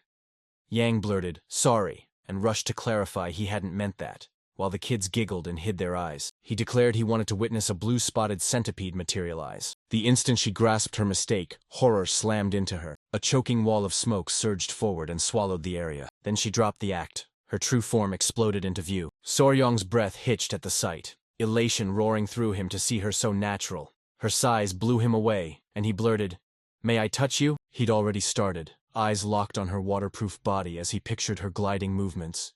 Then he blurted out a question about her legs. Venom bristled with raw power, his unblinking eyes and quivering antennae locked on her as he eagerly examined her. Soryong hunched over the centipede, passion crackling as he inspected every segment, while the kids, still covering their eyes, peeked through trembling fingers and looked impossibly cute. He burned with excitement, practically lunging to brush his fingers across her fangs. She yelled it was dangerous, but he dug in his heels and barreled forward anyway. A knot of worry twisted in the blue spot centipede as she wondered if her daughters would accept this man.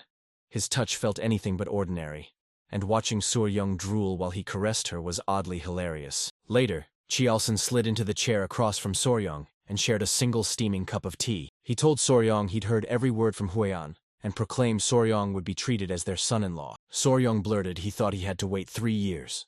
Chelsun cut him off, insisting the wedding would happen the moment Soryong came of age. Sorry, Yong scrambled to clarify, but Hu Weiyun's mother threw open her arms and beamed, proclaiming herself his mother-in-law, and Muxi Yong glowed, declaring Hu Weiyun had found a perfect match, and their clan would prosper even more. Sorry, Yong gaped at Huayun, bewilderment snapping through him at the sudden acceptance. There should have been conditions tied to the marriage, yet he figured they'd accept him without so much as a murmur. He flashed a grin, signed on to the plan, and declared he couldn't wait for everyone's guidance. A bolt of confusion shot through Soryong when Mu Siyong suggested to Chielson they get started immediately. Chielson announced that before Soryong could learn the Tang clan's poison arts, they had to show him one crucial thing, and Soryong snapped, "What is it?" A smug, knowing smirk curls across the elders' faces. Chelchen ripped aside the veil and bellowed, "This is the Hall of 10,000 Poisons." He knew Soryong would flip for it. They'd waited their whole lives to watch him, now a full family member, take his first steps into the Hall of 10,000 Poisons, the family's most treasured tradition. Soryong burst out, "Grandfather!" to Mu Siyong, eagerness blazing in his chest and excitement crackling through his voice. Imagine it as a den where 10,000 poisons converged. His gaze snapped to Huayun's profile. Awe pinned him to the spot at her beauty. Soryong's mind snapped to the saying. Beauties are best admired from the side. At that moment, the scene snapped into a living photo shoot. Spotlights, poses, cameras, and heat exploded into his cheeks as he blushed. His in-laws burst into laughter. They traded knowing smirks as Chiolson sneered that at this pace, Soryong would wear his daughter's face thin. Crowing Huayun belonged to him now. And yet Sory stared at her like a man struck silent. His mother-in-law declared with a teasing grin that Soryong was completely smitten with Huayun. Both flushed scarlet. Huayun snapped at him to watch where he was walking, and Soryong stammered a shaky agreement. Moments later, they found themselves facing a towering door. Two hulking, muscle-bound men flanked them, chests thrust out like living pillars on either side. They slammed Soryong with memories of Yupin and Ipin. At the center, a man in a Tang clan robe planted himself and welcomed the Grand Patriarch. Mu Xiang barked for the gate to swing open. He was about to show his grandson-in-law the Hall of 10,000 Poisons.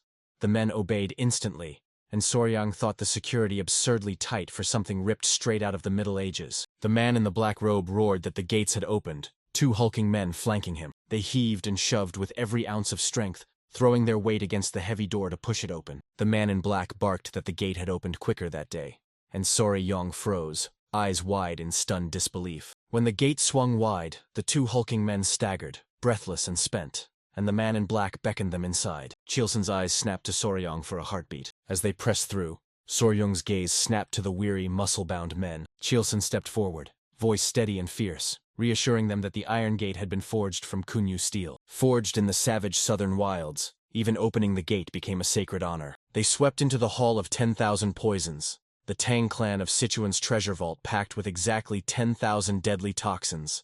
And Muxiang snapped at Soryong to keep his hands off and move with absolute caution. Soryong shot him a sharp nod, swearing he understood. He then probed whether the hall really held 10,000 poisons, and Chiolson snapped that every toxin was painstakingly catalogued. Even the paralysis strains, sleep poisons, and many more gleamed nearby as the elders cackled, reveling and teasing the young couple. It became obvious the moment Chiolson dared Huayun to explain the poisons to Soryong. He knew he'd devour every word from her, and Huayun and Soryong flushed scarlet with embarrassment. Huayun stepped up to the task, seized Soryong's hand, and marched him straight to the Tang clan's deadliest poison. The elders beamed, eyes warm as they soaked up every moment of their interaction. She kicked things off by zeroing in on the Kai ripping the poison apart. Martial artists dread this toxin. One breath wipes out your inner energy and leaves you powerless. She warned Soryong to be extremely cautious, then unveiled the elementary canal necrotizing poison, the spirit-destroying poison, the bloody pulp poison, and the seven-step soul-snatching poison, said they were all deadly, but that the Tang clan's strongest poison was something else entirely, and pressed a small seed into his palm. Puzzlement slammed into Soryong, his mind snapping to the weird image of a tiger bean. Huey declared it the deadliest poison in existence, rivaled only by the venoms of the 10 great venomous creatures. She revealed it was the castor plant, the Tang clan's emblem, and Ryong's curiosity ignited at its castor seed. Ricin flashed into his mind, a toxalbumin so potent that just 2 milligrams can kill an adult, infamously used in the umbrella assassination of Bulgarian dissidents during the Cold War, a poison 100,000 times stronger than cyanide, and Soryong declared it the poison closest to the Tang clan's ideal. Colorless, odorless, tasteless, formless. They anointed it the rarest, most precious of poisons, the golden poison, and when it kills it becomes a golden death. Huayun seared into him that the strongest poison isn't the one that inflicts the most agony or causes the most gruesome death. The deadliest poison creeps in like a shadow, snuffs life out in a heartbeat, and wipes away every last trace. Huey let slip that the Sichuan Tang clan's poison arts chase one ruthless ideal: ghostly stealth and ironclad certainty. In Soryong's mind, they loomed as a deadly clan of assassins. Museong snapped that it was enough for now, and beckoned Soryong to. He finally stood before the venomous beasts he'd been burning to see.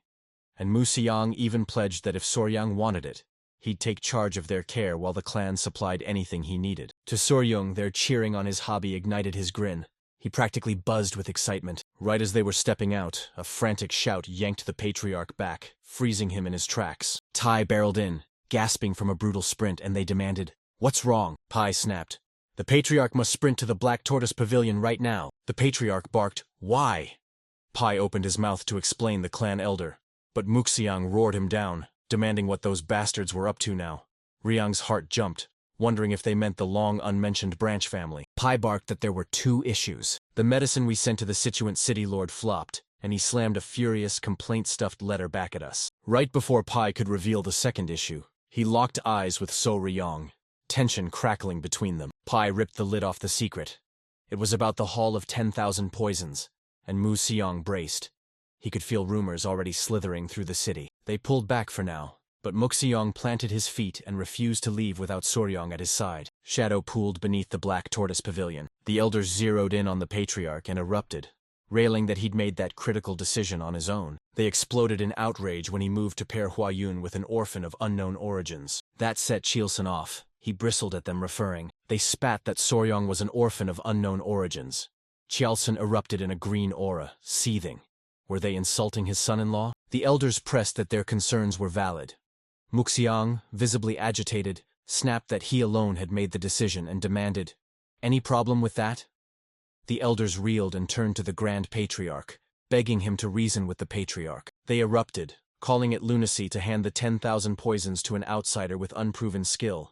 Muxiang snapped that he'd already given his approval. In the heat of the exchange, Hu Weiyun zeroed in on Soryong and slipped him a barely audible apology. Soryong initially thought goodness and let out a helpless sigh. She was worrying about him when he should be the one worrying about her. Heads snapped toward Soryong as he finally spoke, leaving everyone stunned as he declared, "Pardon me, sorry to burst into your conversation." He threw down a gauntlet. Since the whole issue sprang from doubts about his skill, he'd prove himself by putting his abilities on display before the clan elders. The elders were caught off guard. Soryong insisted he'd settle the issue with the Sichuan city lord himself to prove his worth. Huey leaned in and hissed, "What are you trying to do?" Sorry, Yang usually kept his head down and avoided stirring trouble, but threatened his quiet life as a pet owner, and he'd turn into a ferocious protector. He stunned the elders into silence, leaving them frozen with mouths agape. Tempers snapped. They ripped into him for barging into the elders' conversation. They sneered, demanding if he'd even read the Sichuan city lord's letter before crashing in, branded him an insolent nobody, and hauled his name to the clan head for daring to meddle. The elders pounced, demanding a son-in-law from a respected time-honored martial clan, and Chilson's wife seethed with rising annoyance. Inside, Soryong bristled. Each time those old Kajars jabbered, they sounded more absurd. Back when he streamed as Spicy Fabry, he rocketed past 1 million subscribers and averaged over 3,000 viewers per stream. He slammed his palm down and roared that the elders still refused to accept him as the Sichuan Tang clan's son-in-law. Soryong still wore the guest's label, battle-hardened from fending off Spicy Fiber's rabid fanbase and their chaos-spawning trolls, and he declared he'd rescued the Tang clan's precious daughter, Lady Huoyun. He'd crushed Bloodhand Rakasa and Takunyang and saved the patriarch's life. Then he ripped into the elders, roaring, "Is sneering at a guest and benefactor Tang clan etiquette?" Inside, Soryong knew the elders' malice was nothing compared to the brutal trolling he endured as a streamer. Compared to that, it almost looked cute. The elders' faces burned as they owned up to having spoken hastily out of desperation. Scorn coiled in Soryong's mind at their pathetic display, and the Grand Patriarch's gaze locked on him, clearly impressed. One elder snapped that claiming he'd taken down Taekwondo pushed it way too far. The Patriarch slammed a document down to vindicate Soryong. The elder gasped at the sight. Their jaws snapped open the instant they recognized the secret of the Bloodhand poison art. A manual scrawled in blood, unmistakably authentic and belonging to the Bloodsack. The Patriarch urged Soryong to thrust the spotted centipedes before the elders. Soryong landed a soft, deliberate tap on his chest. They summoned the elders forward to witness it with their own eyes. 3 baby-spotted centipedes wriggled out, brimming with glee, while the elders stiffened, unease settling over them at the sight. The Patriarch declared they were the blue-spotted centipedes' offspring, proudly boasting his son-in-law was raising them, recounting how those tiny fiends had bitten Takunyang to death, and the elders stared in disbelief as they demanded confirmation that the young warrior had really managed to control a blue-spot centipede. Soryong and Gyup flashed devilish grins as they goaded the elders. Chilson barked that calling Soryong a young warrior proved they still hadn't accepted him as a son-in-law, and Soryong fired a jokey warning, "Bite, and you'll end up black and lifeless like Takunyang." The elders froze, jaws dropping and eyes wide with shock. They snapped they'd never refused Soryong, then frantically scrambled for excuses, hiding behind procedure, and insisting hesitation was only natural. The Grand Patriarch exhaled, shoving talk of his son-in-law onto the back burner, for now. He demanded to know why Soryong was barred from the Hall of 10,000 Poisons, and the elders insisted he hadn't truly become family yet, and hesitated to entrust the hall to a young warrior who wasn't even of age. The Grand Patriarch laid out a simple solution. He challenged Soryong to show exactly what he could do. Soryong's grin twisted into a dare as he vowed to prove himself worthy to the Sichuan Tang clan, on their terms, with poison. The elders froze, mistaking his words for a plot to poison the lord of Sichuan province. They jeered, branding him a fool for even entertaining the idea of poisoning the lord instead of sending medicine. Confusion slammed into Yang. He'd always believed the Tang clan were poison masters. The Grand Patriarch roared to Soryong that he would begin learning the Tang clan's 5 venoms returning technique. Yang fired off, "Is this physical training?" And the Grand Patriarch declared that by drilling the martial arts, his body would instinctively reshape itself to match each technique he learned. Muxiang declared the Tang clan put practicality above all else. Soryong would learn skills he could use the instant danger struck. Then Muxiang yanked open his pack and laid out a cache of weapons, bristled with arrows, gleaming daggers, and deadly shuriken. They kicked things off by hurling concealed weapons, needles, coins, darts, powder, daggers, and throwing knives. And though many bizarre tools popped up, almost everything fit into 5 clear types. Muxiang grilled Soryong about which weapon was easiest to handle. Soryong shot back, the dagger or throwing knife, and hit the mark. Then Muxiang leaned in and asked which one he thought would be the hardest. Soryong suspected the powder would be the toughest to handle. It had to be scattered with pinpoint precision. Yang warned him the needle was the real challenge. Sorry, Yang assumed its tiny razor-thin shape turned every throw into a desperate gamble. Muxiang cut in, voice razor-sharp. It wasn't that simple. The real test was Soryong having to memorize the exact spots where he'd flung every needle. Muxiang resolved to demonstrate, then drew out a brush in one swift motion. The head ripped free from the handle. He snapped his arm forward in a sudden throwing motion. The bristles levitated in the air, twisting and fusing as they morphed into needles plummeted from the sky, slamming into the earth. A gasp ripped from Soryong as the bristles drove themselves in. They jabbed themselves like needles, still falling. Muxiang dropped the bomb. The Tang clan hid a secret weapon technique called sky-obscuring flower rain, a secret art that unleashed hundreds, no, thousands of needles, cascading like a storm of petals and blanketing the entire area. Yang realized a fight in a field bristling with needles left no room for recklessness.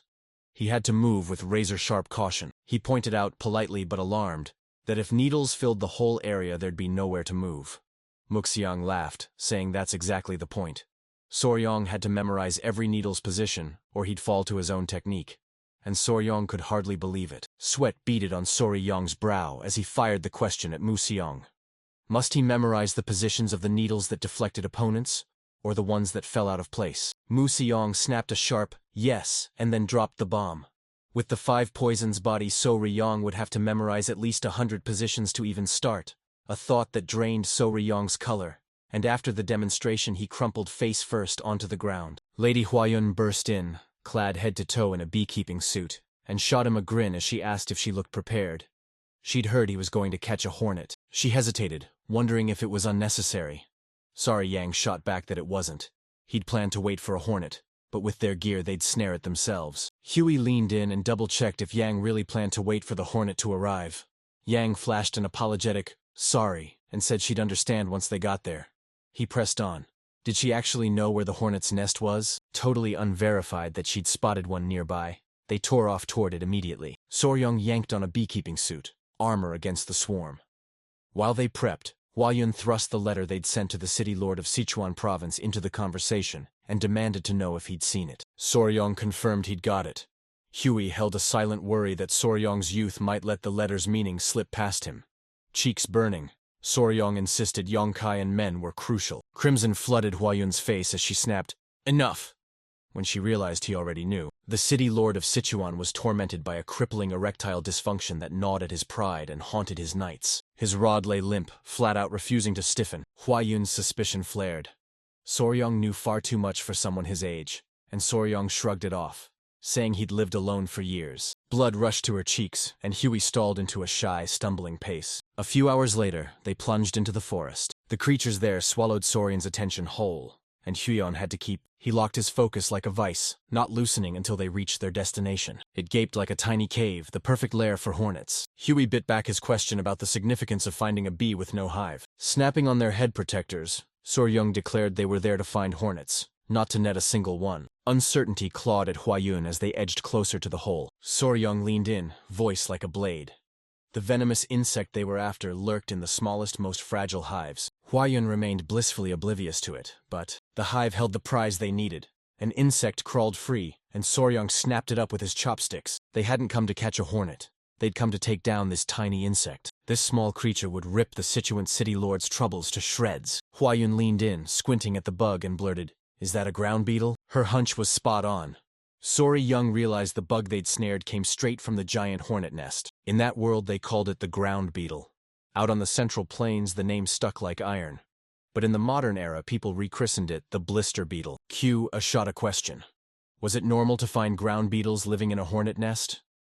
Soryong's eyes darkened as he explained their life cycle was downright twisted. Blister beetles pull off a wild reproductive trick.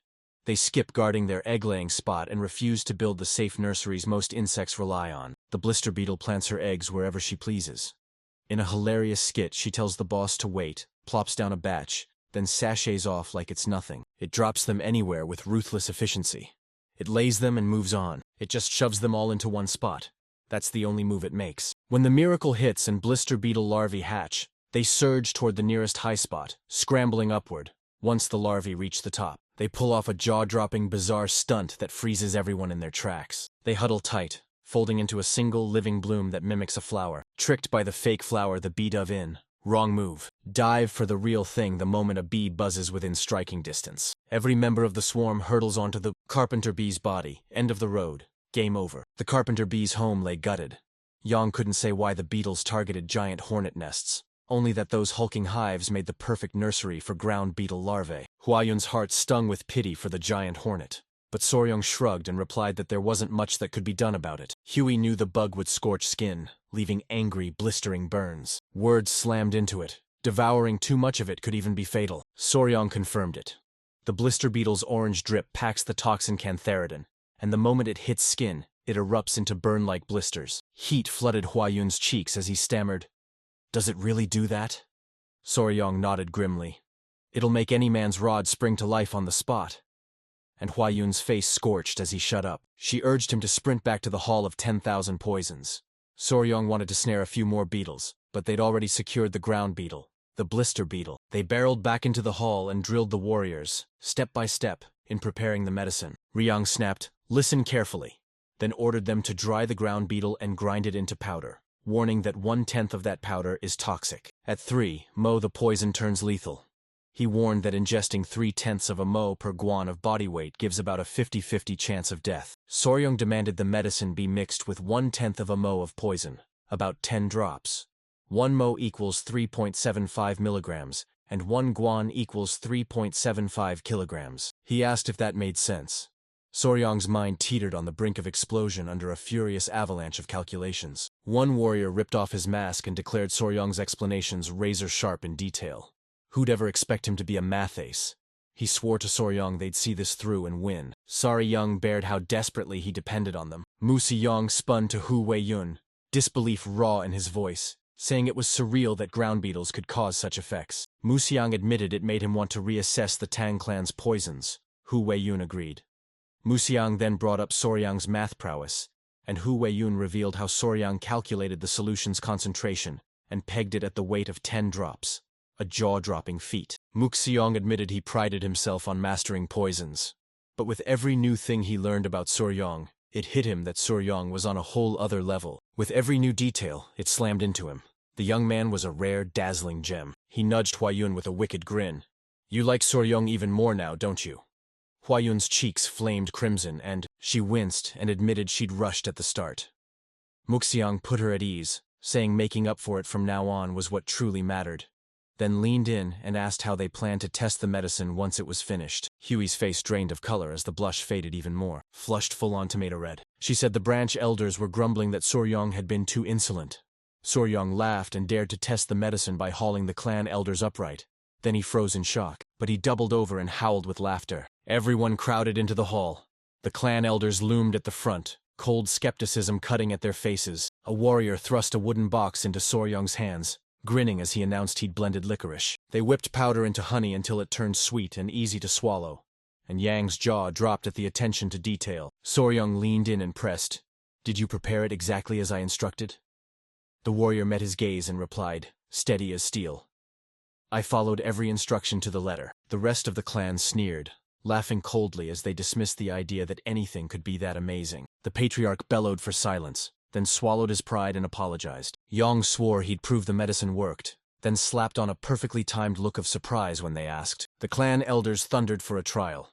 It had to prove itself before their eyes. One elder bellowed they'd never hand unverified medicine to Sichuan's city lord, and another snapped that if anything went wrong, it would unleash a catastrophic disaster. Soryong nodded grimly. There was no other choice, and the warrior's eyes hardened with cold, silent understanding. The warrior thrust the medicine into the clan elders' hands, and bafflement clouded their faces. Soryong bristled, practically daring them to test it themselves. A booming elder barked, "Does Soryong even know what that is?" Another sneered that he'd played outside so long it looked like his insides had been turned black. Soryong's grin split his face as he shouted up to his grandfather. Yang demanded, "What do you need, Soryong?" Soryong flashed a cold grin and reminded Yang of what he'd said before. Those who mastered the Tang clan's martial arts were never afraid of poison. Yang played along, flashing a sharp nod of agreement. Soryong snapped that the elder's hesitation screamed fear. Yang echoed him with another firm nod. Yang flipped the script with reverse psychology, goading the clan's great elders, masters of 100 poisons, taunting that a mere ground beetle's venom couldn't frighten them. Rage flared among the elders. One lunged, seized the medicine, and snapped it cleanly in two. They laughed off the cheap poison, swallowed the medicine, and declared Soryong had badly underestimated them. They spat a warning, "Do nothing, and you'll face the consequences." And an elder thundered they'd uphold the clan's laws and principles. They crushed the medicine between their teeth. They roared that nothing was happening. Soon, the elder's manhood snapped awake, a hot surge pulsing through him. The snake's long slumber ended. They shot awake, scales prickling with embarrassment. That day, the clan's laws and principles were hammered into place. Yes, literally set straight. And it all erupted gloriously as the medicine was rushed to the city lord of Sichuan. It turned out spectacular. Minutes later, the elders shuffled down the hall, clutching their trousers out in front of them to hide the evidence. I remember walking like that when my turn came. Soryong told Yang that, exactly as he'd predicted, dangling a whisper of poison in front of the elders made them snap up the bait instantly. Yang saw they were people stripped down to nothing but pride, so of course they lashed out. He knew their moves sprang from fierce concern for the clan and warned Soryong not to let resentment consume him, reminding him they were all one family. Soryong nodded. He understood. Right then, Huey sauntered up to them, each step slow and deliberate. Someone burst in, shouting that something terrible had happened. They cornered Huayun and demanded, "What's wrong?" She revealed that their children were acting strange, and Yang mumbled, "Sorry," his cheeks burning with confusion. Yang's face hardened into iron as he yanked him by the collar. Yang demanded, his voice like a razor, "What do you mean by children? Why did they have them?" Soryong stood drenched in cold sweat. Yang yanked Soryong by the back of his neck and demanded how they could already have children before even having their wedding ceremony. Hu-A-un shot back that she meant the spotted centipedes. Soryong was raising children who weren't human. A thunderbolt of shock slammed into Soryong, freezing him solid and leaving him speechless. Lately he'd thrown himself into brutal training sessions and entrusted Huayun with dealing with the centipedes. He was slammed by the realization he'd completely forgotten about them, and panic clawed at his throat at the thought something might have happened to his babies. He lunged to see them, convinced Huyan had hidden them, and she squealed that they weren't with her. Yang froze, every word snatched from his mouth. A moment later, they spotted the 3 blue-spotted centipedes, their blue drained, brown and limp. Soryong sported a slap-shaped handprint on his face, a ridiculous souvenir from his earlier stunt, and drilled his gaze into the centipedes as Yang squinted, wondering if they'd just fallen from Huayun's body with a heavy thud. Huey had kept mum about how fine they seemed earlier, but now worry snapped awake. He feared they were sick. Their color had drained to a ghostly pallor and their shells looked disturbingly wrong. Soryong's calm voice sliced through her panic as he soothed her, saying there was no reason to worry. It was called shedding. They were molting, centipede-like creatures shucking off their hard shells as they grew, and that's probably what was happening. Yang snapped, "Are they already shedding their shells?"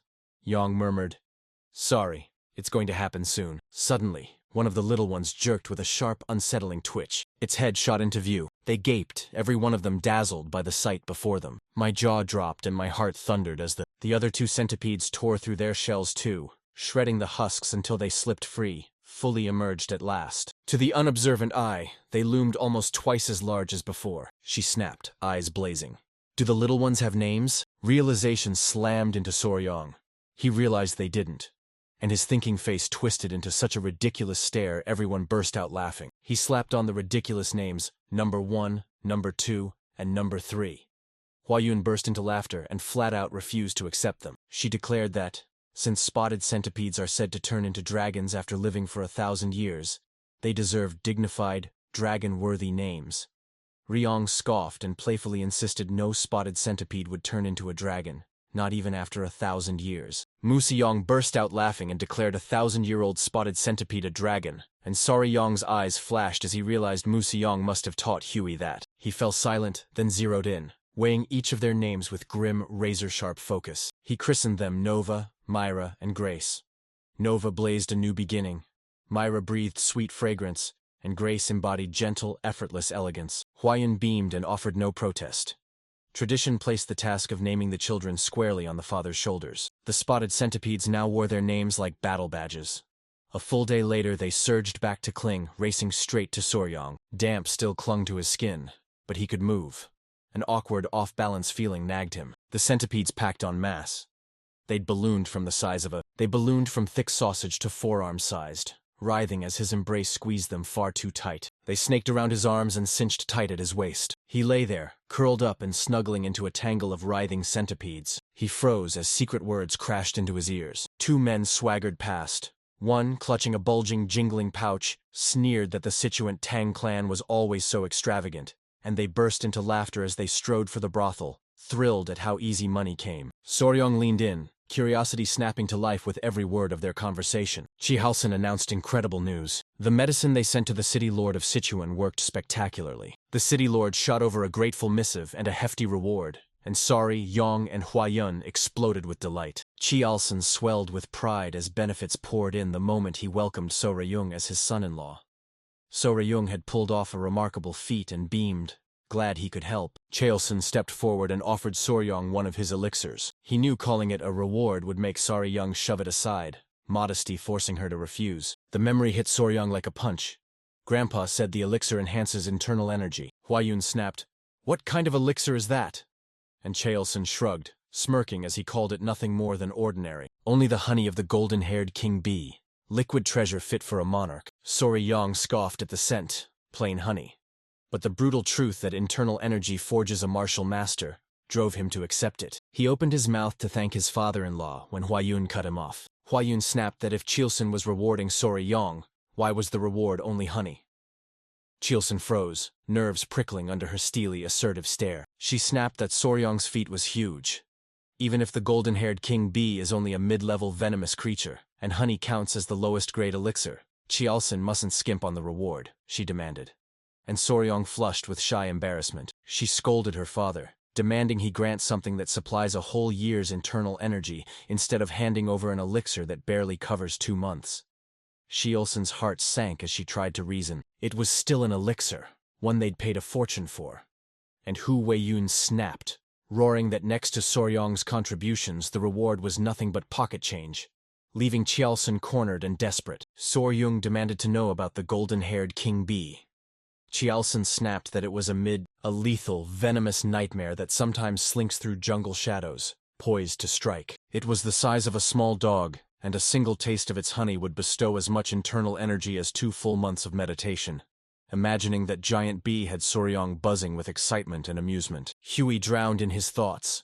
She snapped, unleashing her frustration on Soryong's behalf. Cheolson shot back, insisting he never meant to belittle Soryong's achievements.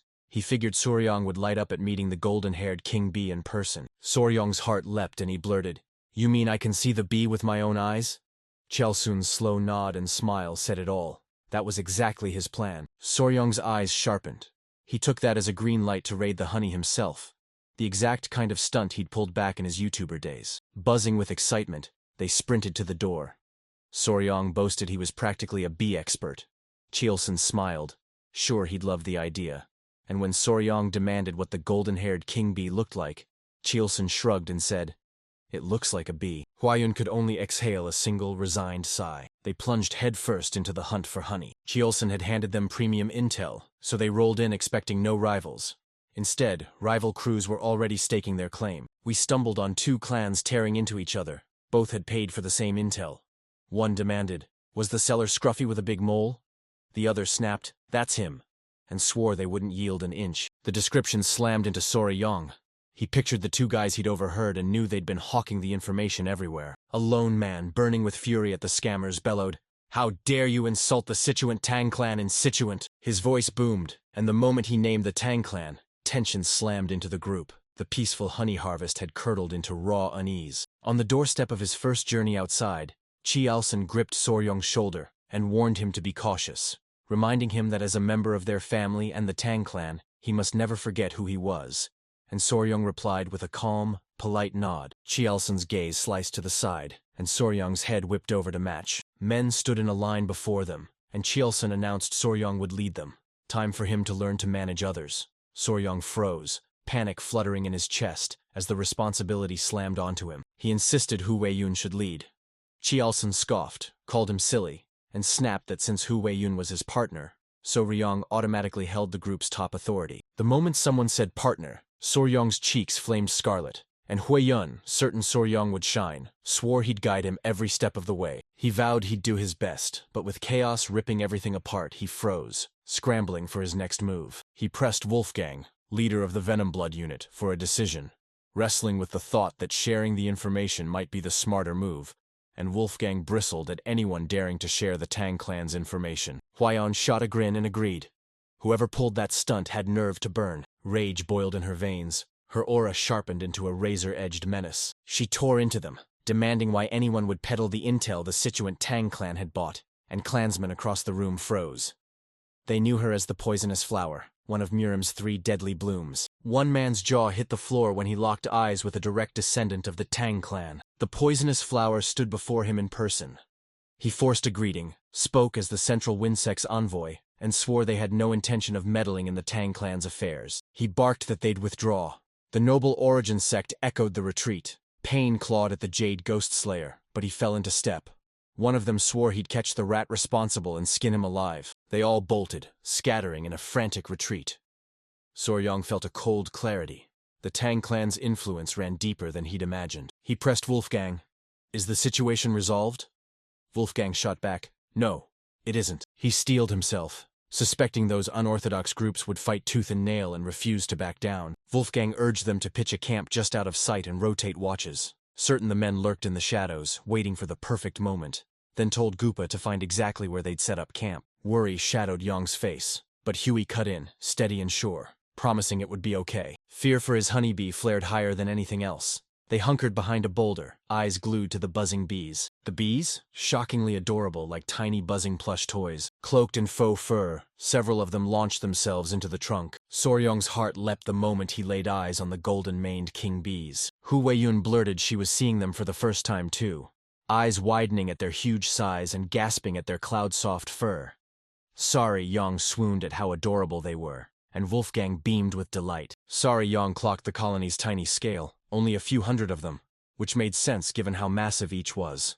Huiyun cut in and asked about colonies. Soryong leaned in and declared, "A colony is a group of bees, and a small hive typically houses about 5,000 to 7,000 buzzing workers." Huiyun's jaw dropped.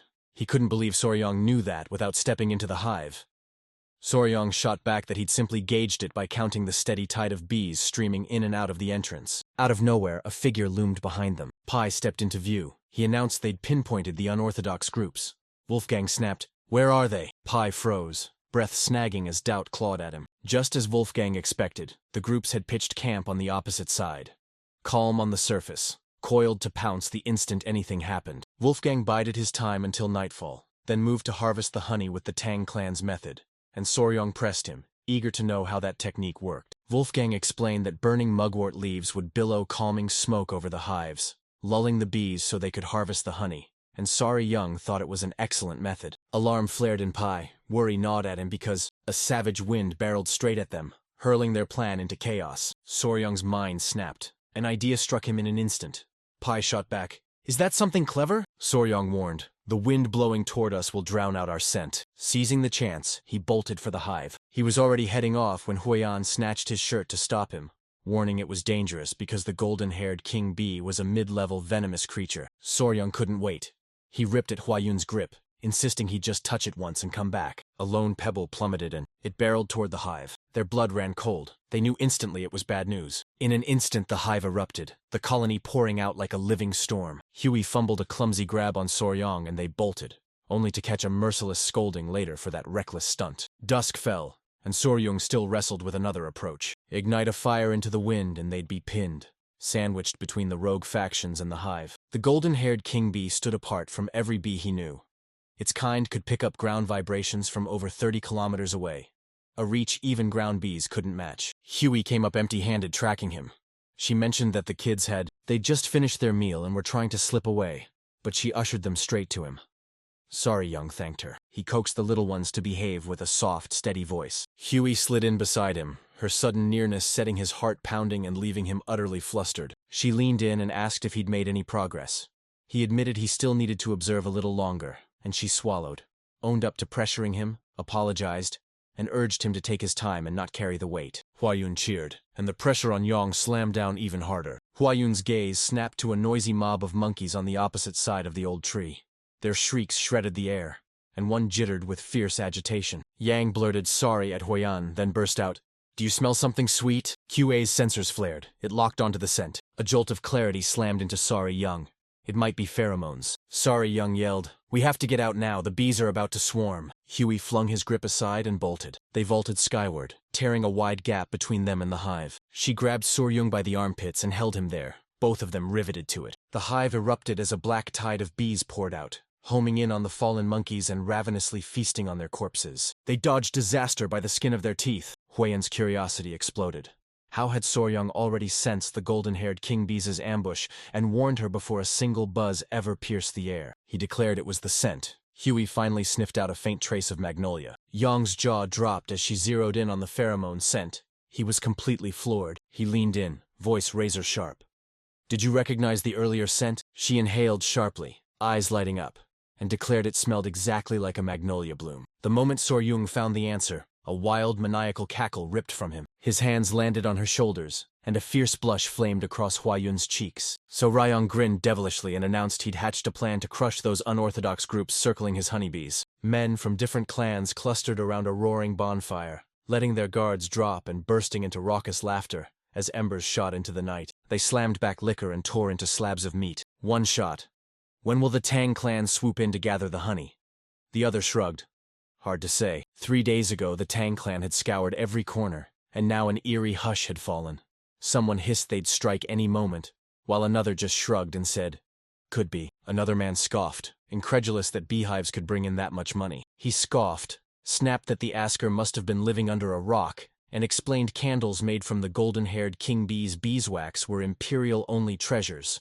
He figured the Tang clan would take the honey and leave, letting his side sweep up the remaining beehives. The men hatched sinister plans, poised to pounce the moment the Tang clan was wiped out. Someone spat out the name of the notorious poisoner, the 3 flowers of Murim, and they planted eyes on her to make sure she didn't die. She'd reveled in the idea ever since she was a beauty, and their lecherous streak showed plainly as they practically drooled at the thought. They laughed, teasing that one of them might be snatched up as the Tang clan's son-in-law. They froze when someone caught a scent on the wind. A pleasant scent drifted through the air, and one of them froze, convinced it was the poisonous flower's perfume. They were convinced her raw scent would floor you, just as intoxicating as that. A deafening blast ripped through the air and slammed their conversation to a halt. They snapped their heads up as something began to take shape in the sky. Panic exploded through them, brains fogging, as they realized a writhing swarm of golden-haired bees hovered before them. They bolted without a second thought, panic ripping through them like wildfire. A black tide of bees surged after them and they screamed as the swarm dove in, stinging them relentlessly. The scent-making mixture lay splattered across the ground. It snaked like a trail. Soryong,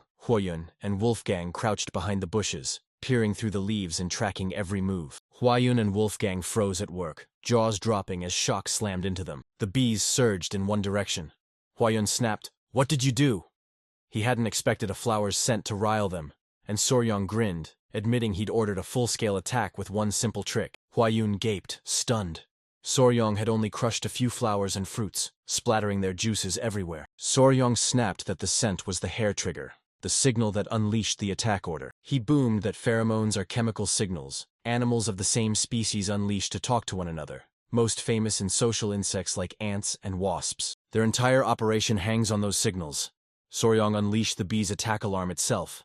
Isoamyl acetate. Huawei cut in unprompted, eyes shining. Do you mean magnolias release the same alarm scent bees use to signal an attack? Fascination flooded him. Soryong's curiosity flared at her knack for sniffing out the scent. Huey explained the Tang clan's poison mastery had honed her nose to a razor edge. Perfect timing. While the golden-haired king bees thundered off on their attack, Soryong slipped into the hive and snatched the honey. They crept forward, Soryong clutching a makeshift incense swaddled in leaves. Wolfgang snapped a warning about the danger and stepped forward to take point. Everyone's jaws dropped at the hive's massive size. My jaw dropped as honeycombs dangled overhead, forming a colossal golden chandelier. A breathtaking sight exploded into view. The buzzing died away. With the bees gone, Soryong, Huayun, and Wolfgang slipped inside. Soryong's breath hitched. Something was wrong.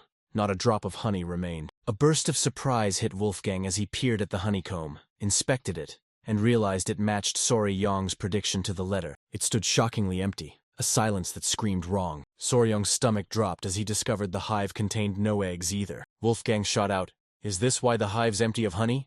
And Soryong replied that the bees had been packing up to migrate from the very beginning. They devoured every stored drop of honey, stuffing it into their bellies, and he reckoned they'd caught wind of too many humans nearby and were gearing up to bolt. Huey blasted Soryong's claim that when bees prepare to migrate, they slam the brakes on egg-laying the moment they can't care for the larvae. Soryong's gaze snapped to something irresistibly intriguing. His eyes zeroed in on the bee's rear as it zipped away. Grinning wide, Soryong asked Wolfgang how long he could keep his mobility arts active without rest.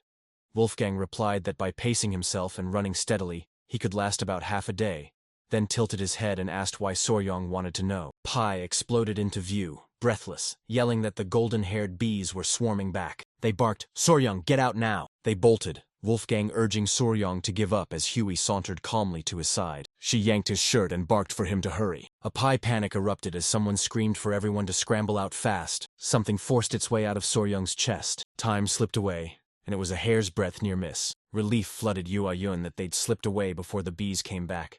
But her words died when she froze and blurted, "What's on your chest, Soryong?" Soryong yanked open his clothes, and a tiny bee's head popped out.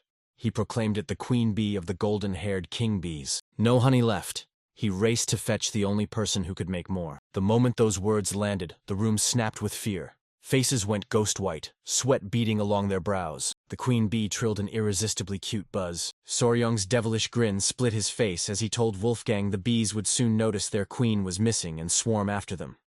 No fear. He glowed with delight, gently stroking the queen bee's head. He screamed, "Run!" and the life-or-death chase ignited. Wolfgang hoisted Soryong onto his back and they tore off at a breakneck sprint. The queen bee fussed like a tiny monarch. Yong soothed it, promising to spirit the queen away to a quiet refuge where no one would bother them. Only a few relentless days had passed since the honeybee race of death ignited. They hurled themselves past their limits, stealing sleep and unleashing every move of their mobility arts. Now they panted, drained of breath and strength. They reached their destination, yet a few Venom Blood Unit warriors had already lagged behind, and Ryong vowed he'd demand to be taught mobility arts the moment they returned. A warrior stumbled and crashed down. A comrade shouted that someone else had gone down. It was Huang Duryang of the Venom Blood Unit, sprawled half-dead, eyes rimmed with dark circles, snot and drool dripping from his slack mouth. Dark crescents rimmed Soryong's eyes, yet he dared to hope that once the queen bee drifted beyond the colony's reach, they couldn't launch an attack. Despair clawed at the gang as they begged Soryong if escape was even possible, and Soryong dodged the question with a cryptic shrug and an evasive half-smile. 3 days later, another warrior crumpled face first, choking out an apology to Soryong as his body betrayed him and refused to move. Yang's stomach dropped. Worry slammed her at the thought of Wolfgang. Huey wavered, torn, then snapped she'd shoulder Soryong herself. Sorry, Yang claimed he could run on his own, but Hu Wei-yun, gaunt and hollow-eyed, shyly swore she'd pull it off. She roared that a Tang clan member never surrenders. At the Tang clan's entrance, the air crackled with tension. 2 guards held their posts, They snapped their heads toward a lone figure closing in, and recognition slammed into them. She was their young lady. Huayun and Soryong propped each other up and pushed onward, and the guards froze, jaws dropping at the sight. Phones screamed to life as family members were called instantly. A commotion erupted, yanking Mu Siyong and Chi Alson outside. They froze, stunned by the sight of the two before them. Huey looked ravaged, exhaustion etched into every line of his face. Chi Alson cradled Huayun's head in his lap and began healing her as rage boiled up and he demanded answers from Soryong. Soryong snapped that Huayun had simply burned out from using mobility arts 10 days straight, and pressed for time, hustled everyone toward the training grounds. Confusion slammed into Mu Siyong, until Soryong yanked. He plucked the queen bee from his clothing and barked that the other bees would swarm any moment, so they had to sprint to the ancient tree in the training grounds. Everyone froze in shock while Mu Siyong smirked at Soryong's antics. Chialson gaped. He'd sent Soryong to fetch honey, and Soryong returned clutching the queen bee. Mu Siyong anchored a steady, reassuring hand on Soryong's shoulder and vowed, "We'll go." Mu Siyong rocketed into the sky, clutching Soryong as she screamed at the top of her lungs. Mu Zeyong shot forward in a blur. When Soryong screamed again, the old man snapped, "What's wrong?" Soryong yelled, warning him the bees were swarming straight toward them. Mu Siyong locked onto the churning swarm and snapped at Soryong. "You bring all those bees?" They were almost at their destination, so they tore into a run. Soryong's body flailed to match the breakneck pace, muscles screaming, while Mu Siyong's vice-like grip anchored him like a lifeline. They finally reached the ancient tree. Soryong surged up to it and he declared to the golden-haired queen bee that this was the new home he'd mentioned. He eased the queen bee free, grinning. "Not bad, right?" And the queen bee answered with a soft, surprising buzz. A flash of understanding lit her eyes. She zeroed in on the tree and she whipped to Soryong, beaming a triumphant, "Told you so." And Soryong wondered if she actually liked it. Mu Siyong shoved urgency into his voice and urged them to fall back now. The bees were swarming in. Clan members stared up as a seething colony of bees darkened the sky, buzzing like a furious storm. The golden-haired queen bellowed, her voice tearing through the silence as she called. The bees surged toward the tree, a living storm of buzzing wings. Mu Xiang's jaw dropped. He blurted he'd never seen anything like it in all his years. Mission accomplished. We snatched the golden-haired queen bee, and moments later, dog-sized bees swarmed the sky, their thunderous buzz freezing everyone in place. They gulped sugar water. Exhausted bees lapped the sweet lifeline and felt their wings come alive after all. They say bonds are forged at a shared table, and goodwill ignites with the very first bite. They struck gold.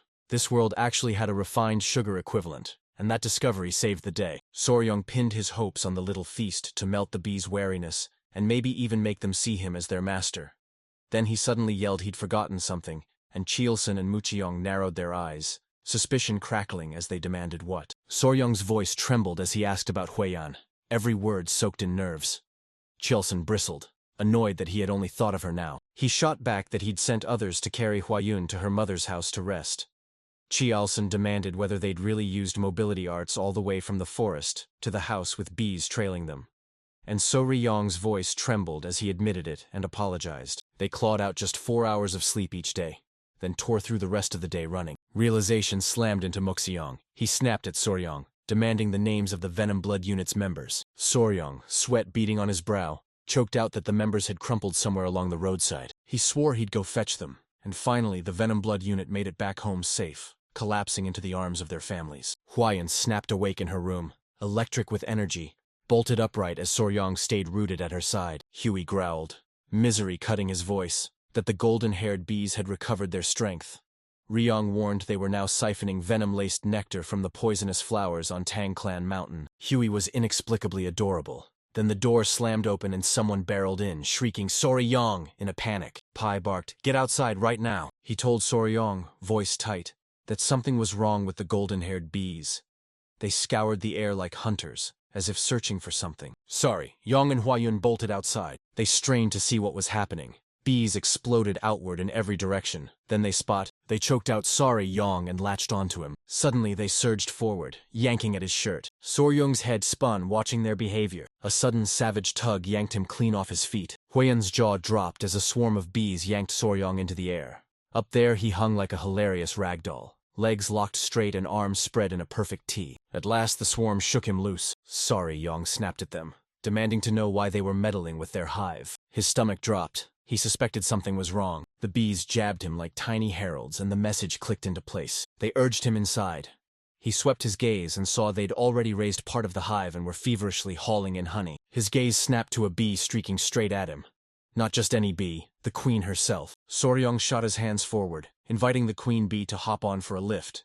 He stood rooted as the swarm latched onto him, one even pinching his cheeks. He froze, eyes fixed on the queen bee, elegant and utterly adorable, and the author nailed her description. The queen bee shut her eyes and lunged straight for Soryong's mouth. Panic surged through him until the queen bee crashed a kiss on his lips and stole his voice. Something slid into his mouth and he gulped it down on instinct. The other bees peeled away from him, sliding off like a living cloak. The queen bee ripped her lips free, the kiss over. Young blurted, "Sorry," and his cheeks burst into crimson. Scarlet flooding his cheeks, he roared at the queen bee, shouting it was his first kiss and demanding, "What do you think you're doing?" Then Sorry Young's instincts screamed. Something was wrong. He crumpled to the ground as agony ripped through him. His mind slammed into one burning question.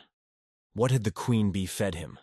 To him, her face wore a maddening, mysterious expression. Massive bees hovered, eyes locked on Soryong as he writhed on the ground, a crimson aura crawling over him like molten heat. Discomfort gnawed at him, and an itch smoldered deep beneath his skin. The heat slammed into him, froth spilling from his mouth and nose as he ground his teeth and sweat poured off him, his heart hammering. Scalding heat licked his skin like flames, but he slowly stretched a trembling hand to touch the queen bee. With his last strength he rasped, "What did you make me eat?" And then he fainted. His eyes still sealed, he heard his name tear through the air.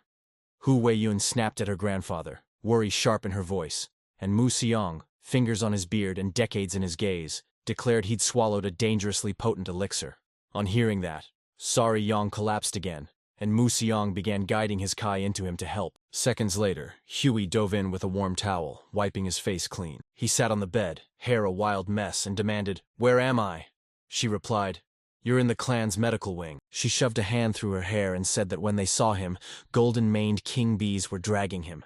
She and her grandfather sprinted to the hive, found him crumpled and unconscious, and hauled him to the medical wing. She asked if he remembered anything that had happened. He exhaled a long, defeated sigh. He shoved a hand to his face, rattled as the memory of his first kiss in that world flared up, and Huey picked up the shadow in his expression and asked if he was okay, or if something was wrong with his body. She asked, "Do you want me to call my grandfather?" He stared down at his hands. He spun to the side and snapped, "No!" He said the queen bee had fed him the exact same food she ate and blamed it for the whole mess. So Huayun, eyes alight with curiosity, demanded to know what he'd eaten. He shrugged, admitting he didn't know the exact name, but if pressed, he christened it the king bee's elixir.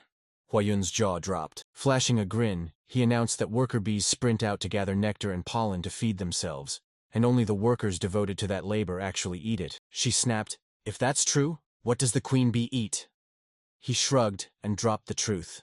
The queen survives only on the king bee's elixir, made by the workers and fed to her from birth to death.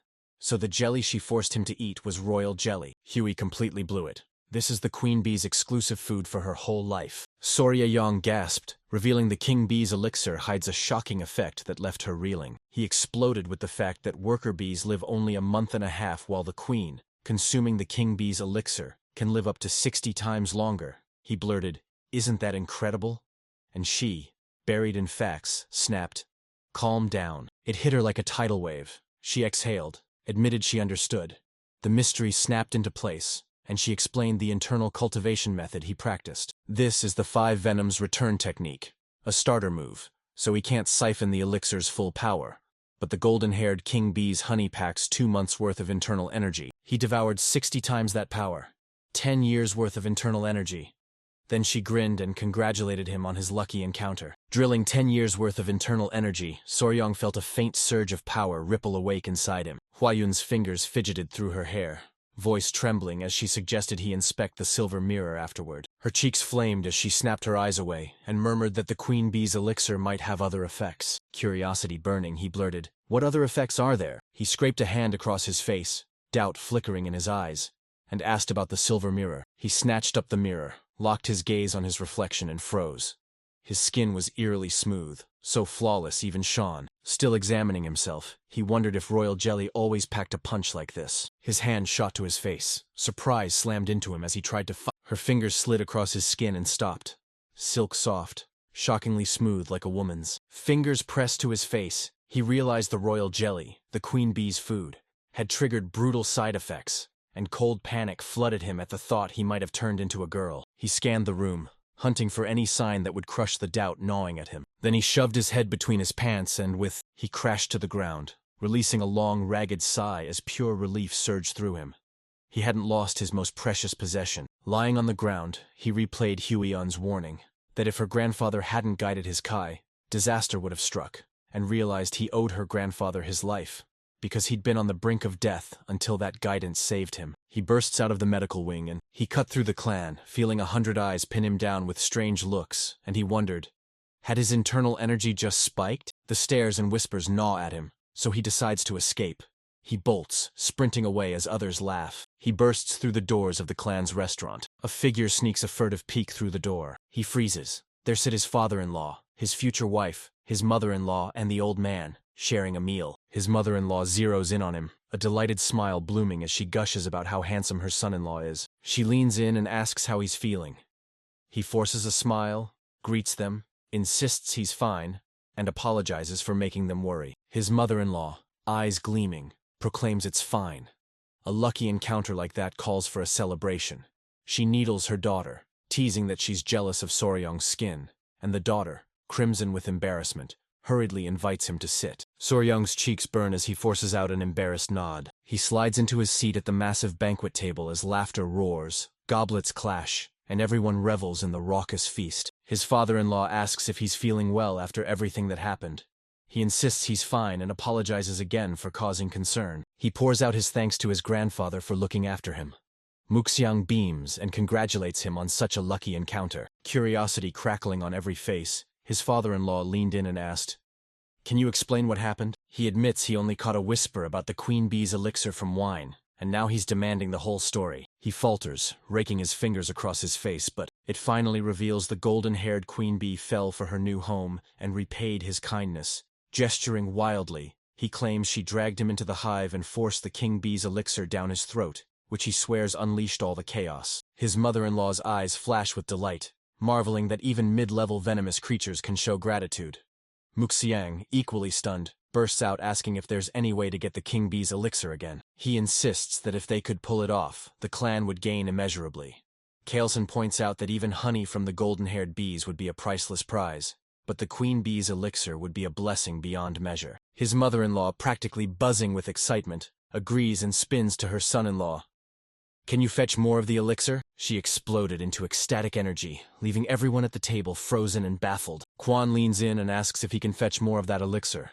Soryong hesitates, jaw tight as he weighs the risk. If they were ordinary bees, they'd crank out multiple queen cells and trick the worker bees into flooding them with royal jelly. Those intelligent golden-haired bees would descend and spin them into hives in an instant. Beside, royal jelly is baby food churned out by worker bees. But the batch he devoured came straight from the queen herself. Suspicion claws at him. What he ate might not even be the same substance.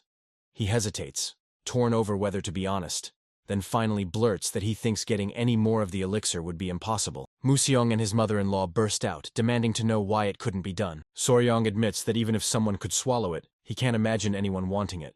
Curiosity blazing, Kaelson snaps, "Does it taste awful or just smell weird?" His voice turned razor steady as he shot back. "It's not about the taste or the smell." Icy sweat clinging to his skin, he chokes out that the king bee's elixir is born in the queen's mouth. The only way to get it is to lock lips with her, her tongue delivering the potion. Gasps ripped through the room. Muxiang screamed in disbelief. "A kiss on the queen bee's mouth?" His mother-in-law stood frozen, speech caught in her throat. Kaelson staggered, shock exploding into a brutal truth. The elixir was out of reach for them. Only the protagonist, the queen bee's favored, could claim it. What he'd pulled off would be impossible for anyone else. His fiancée, though, was already piecing together exactly what had happened. She flings her chopsticks aside, outraged, and demands a kiss on the mouth. A terrifying, murderous glare burned across her face as she spat his name, hinting he'd kissed the queen bee. Night swallowed the land, the moon set the river aglow with molten silver, and somewhere a temple brooded in the dark. Someone with a hand mapped by scars scanned the landscape. The leader of the Muram alliance loomed like a war god. The Emperor of the Fist, Ju Yonghak. Lost in thought, a knock split the quiet as someone announced they'd brought tea. Yonghak snapped out of his trance and beckoned them inside. A beautiful servant swept in with a tray and told him she'd brewed white dude tea from Sichuan. Young Hax's curiosity snapped awake, surprise flickering across his face. He planted himself at the tea table, reminding her the leaves were from his hometown. As the servant poured the cup, she said she already knew. It was the famous Sichuan tea. And the emperor thanked her, resolved to savor every sip. He lifted the cup of tea and the maid's gaze snapped to him, tracking his every move. He poised the cup to his lips, the first sip trembling on the brink. A sharp knock shattered the alliance leader's tea session. Genju, the military advisor, stood at the door. The emperor set his cup on the table, brow furrowing, asked what he was doing at this hour, then waved him inside. Genju, a long-haired man, swept into the hall, dropped to a reverent bow before the emperor, and apologized for interrupting him. A jaw-dropping handsome man burst in, declaring they'd received a message from the Tang Sichuan clan, and insisting the emperor be told immediately. The emperor flashed a calm smile and waved off the interruption, telling him not to worry about the tea session. Seeing him rush in, breathless and hurried, he knew it must be something important. John charged forward toward the emperor slammed a blood-red scroll onto the table, declaring that Rakshasa of the Bloody Hand, Takunyong, was dead, his head severed by the Tang clan, who seized the Bloody Hand's secret manual of poisonous art. Rage exploded in the emperor. He seized the teacup and smashed it into jagged shards, his fist clenched, his whole body trembling with rage as he burned to know where and how they'd gotten the manual. Yunga casually dropped that Taikunyong had earlier been struck down by the divine sovereign of myriad poisons, vanished without a trace, and was rumored to have retreated to Hainan Island to live in seclusion. Beaming with excitement, he told the emperor there was a far more thrilling story than this. Whispers exploded through the court. A young warrior and his poisonous creatures had slain Takunyong, and the emperor stood stunned. He'd never imagined anyone could command living poison. The young man sat before the emperor and declared he'd heard countless thrilling tales. This one, he swore, would captivate even the ruler. He squared his shoulders to explain every detail.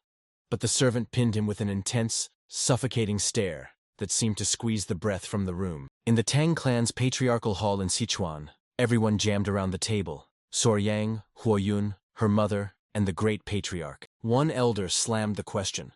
Was it true some had been selling secrets to outsiders? The other elder exploded, fury roaring.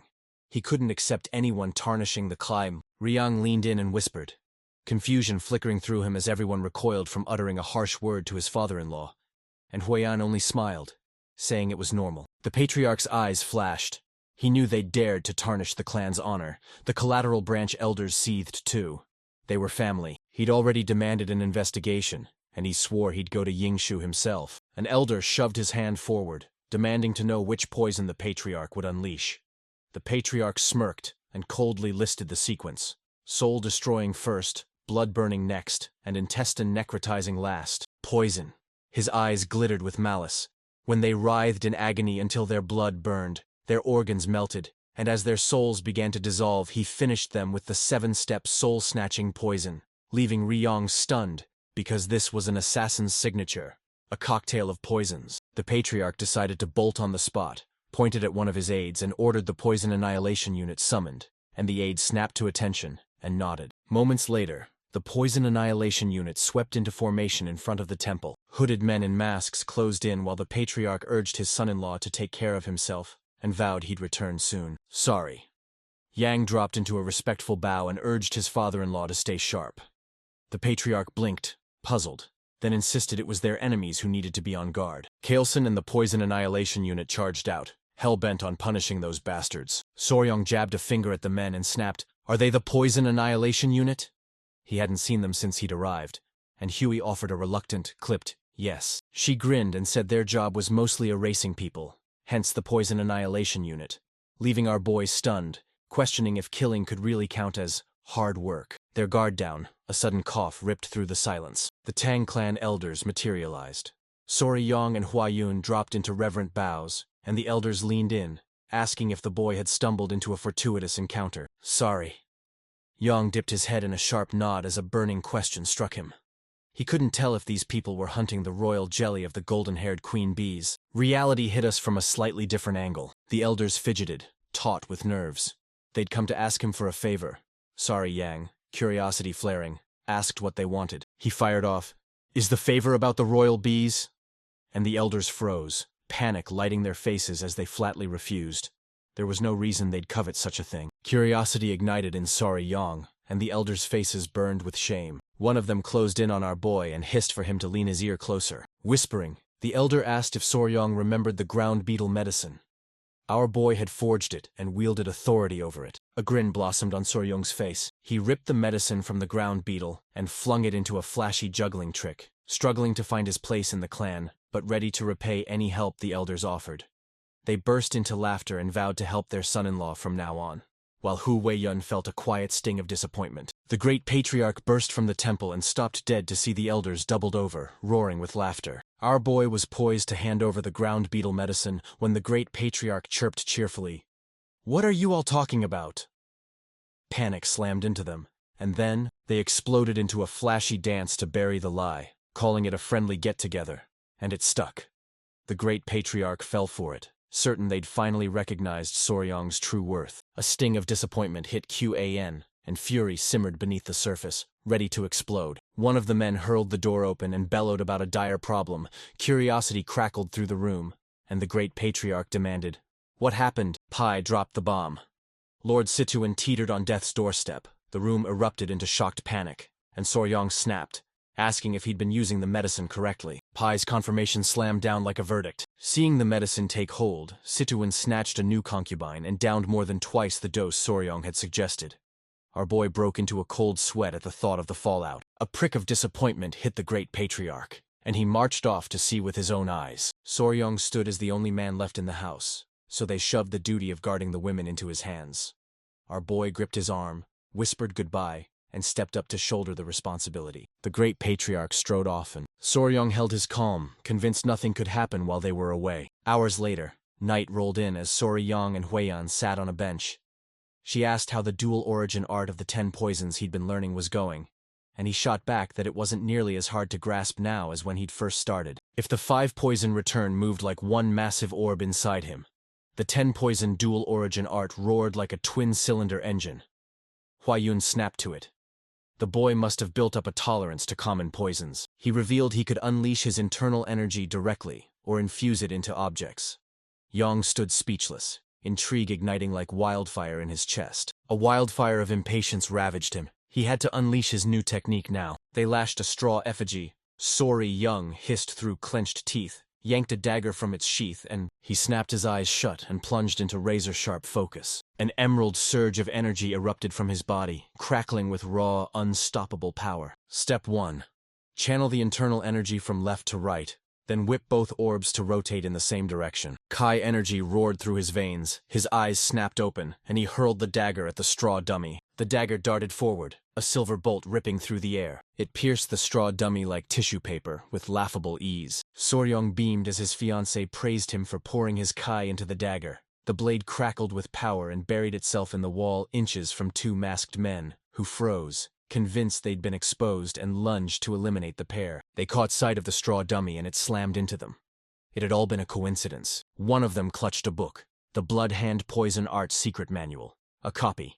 And with their task complete, they bolted from here at once, racing to return before anything troublesome happened. They thought that the Tang clan's guards were idiots for leaving the training hall wide open, so escaping would be a cakewalk. Suddenly, the air exploded with a pink aroma, spilling out and racing through everything. A sweet scent slid into the air, snapping every man rigid.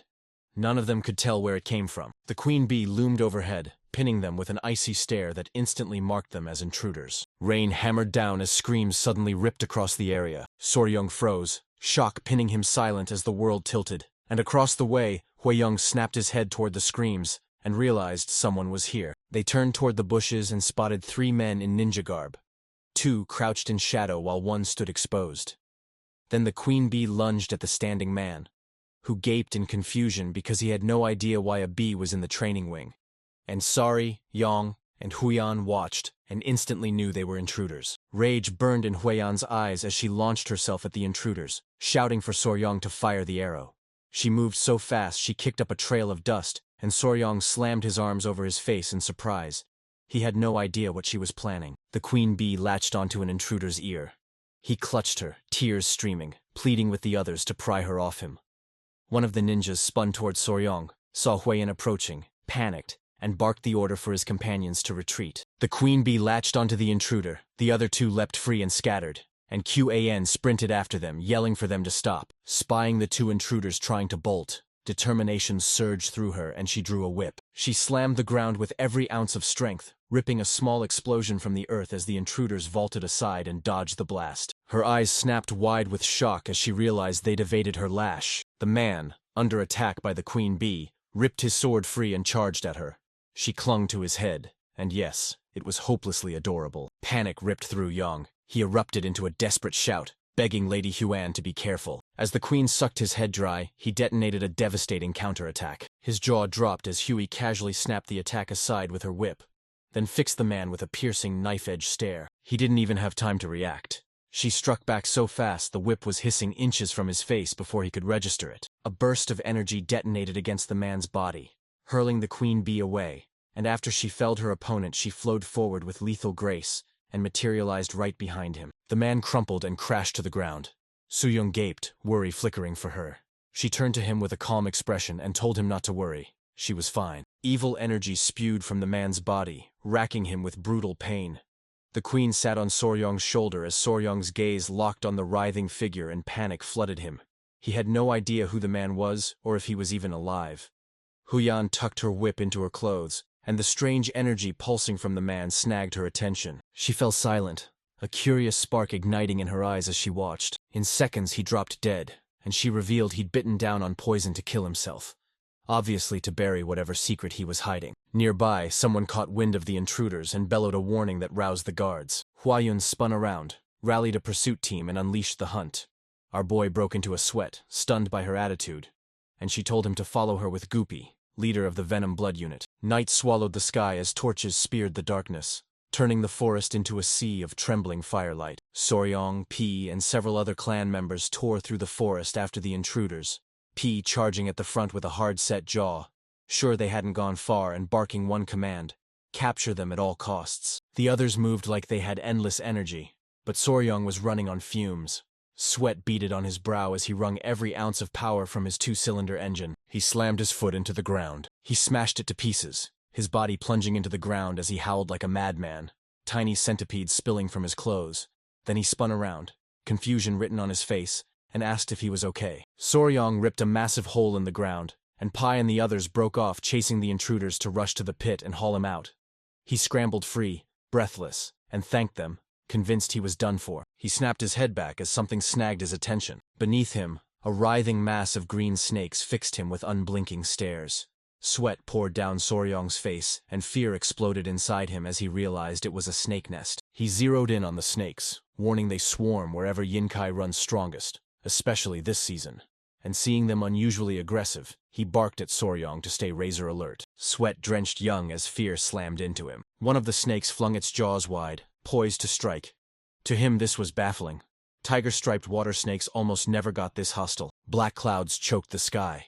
Soryong owned up to the delay. He'd spotted the coming rain and shoved everyone to move fast, and the other man spun around, convinced Soryong was right. They tore off again, determined not to let the intruders slip from sight. Not far off, a light sliced through the darkness. Pete spun to Soryong and barked, "We found them!" Rage exploded in the masked men as they realized they were cornered in a dead-end alley. A rocky mountain loomed behind them. Thunder split the sky, and P and the others surged in to encircle them. They plunged their hands into their coats, the signal that the escape was over.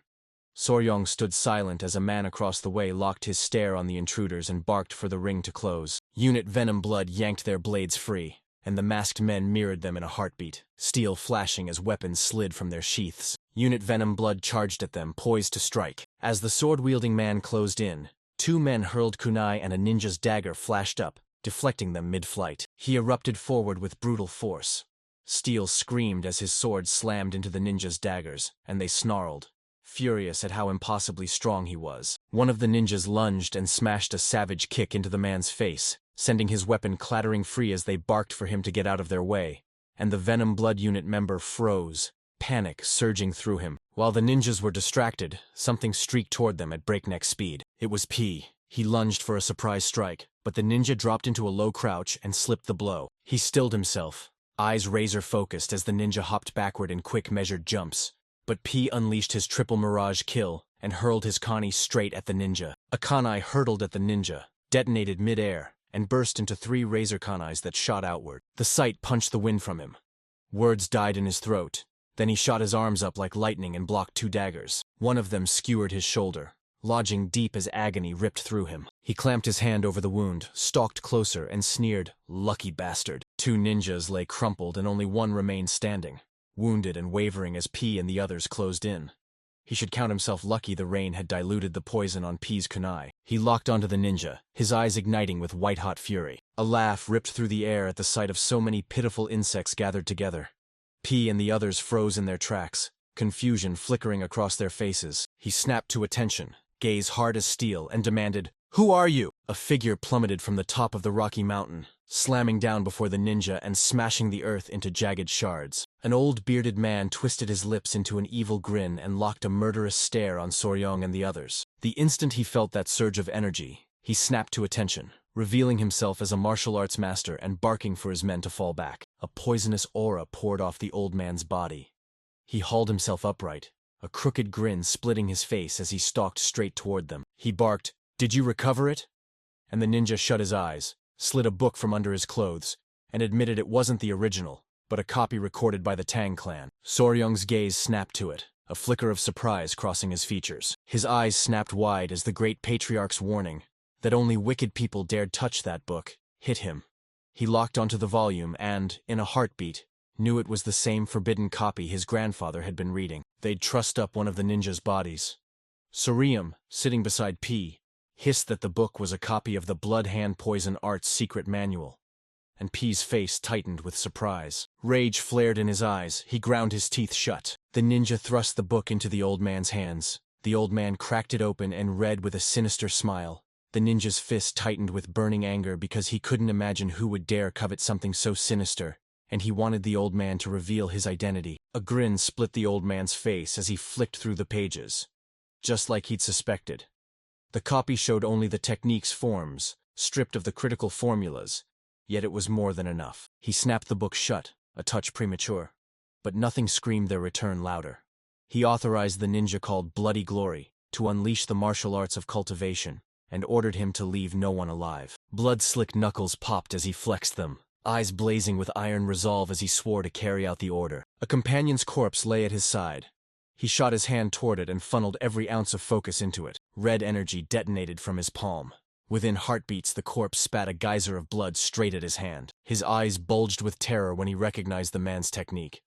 On the other side, Soryong clutched his head, unable to believe the horror he'd just witnessed. The ninja's eyes flared to life, a cold grin sliding onto his face as he siphoned the corpse's blood up through his palm. In a heartbeat, the kunai wedged in his shoulder clattered to the ground. His wound snapped shut, healed completely, and the old man's smile unfurled into a feral, unhinged grin. He forged a crackling orb of energy in his palm, eyes burning with malice as he proclaimed himself Lord Guchinek, the blood cult's elder, the Bloodhawk Daggerclaw. Soryong gritted his teeth and whipped his kunai free. Gooch and Ak locked onto him, realizing he was in prime condition as drool began to ooze from his mouth. He licked his lips and his eyes blazed. He hadn't tasted the pure blood of the young in ages. Rain hammered down as Guchinak slid the book under his coat, grinned, and snapped an order to Hylian to capture them. Nothing was more prized to reclaim than the pure blood of a young person. And the ninja nodded. Both of them tore forward, charging straight at Soryong and the others. He yanked out his kunais, nerves blazing and determination carved on his face, then barked to his men. Unleash the 5-position annihilation formation. Do not let them reach Soryo. Gooch and Ak leaped as his body pulsed with suffocating energy. He cackled like a madman, daring P to stop him, and every eye slammed onto him, instantly on high alert. Guchinek channeled his power into a devastating strike, detonating a massive explosion that ripped the ground into jagged pieces. He realized the danger and shouted for Soryong to be careful. Rocks blasted outward, and Soryong slammed his arms in front of his face to shield himself from the barrage. A shadow slid behind Soryong as the ninja clamped a hand on his neck and fixed him with a piercing gaze. He clamped a rear-naked choke on Soryong, his eyes blazing as he growled for him to stay still. The elder wanted to take his pure blood. Breath by breath, Soryong began to suffocate, his breaths growing shallow as his face drained to a sick, shocking blue. With his last strength, he snarled an order to his children. Tiny centipedes burst out and swarmed the ninja, latching onto his wrists and neck until he was forced to release Soryong. The tiny centipedes lashed out with ferocious bites, absurdly adorable, and the ninja froze, confusion coiling in his gut. As the ninja strained to make sense of the chaos, someone hurled a kunai that hammered into his skull and lodged there, leaving Soryong stunned and disoriented. Tiny centipedes skittered back with Soryong as the ninja's body erupted in flames. He slammed his hands over his face and shut his eyes, stunned and clueless. A voice cut through the air calling Soryong. He spun around, his eyes snapping wide with pure joy. It was Huyan, the elder of the clan, and Wolfgang. Huyan had hurled the kunai. She snapped into deadly focus, and Wolfgang gnashed his teeth as something snagged their attention. Ensnared in the 5 poison annihilation formation, P and the others were blind to what was happening. P's men lunged at Guchanok, who clamped a hand on one man's throat and, smiling, unleashed malignant energy. P spun toward them, eyes wide and voice trembling, and revealed they were under attack by an elder from the blood cult. Huiyan's eyes shot wide, shock and fear crashing into her.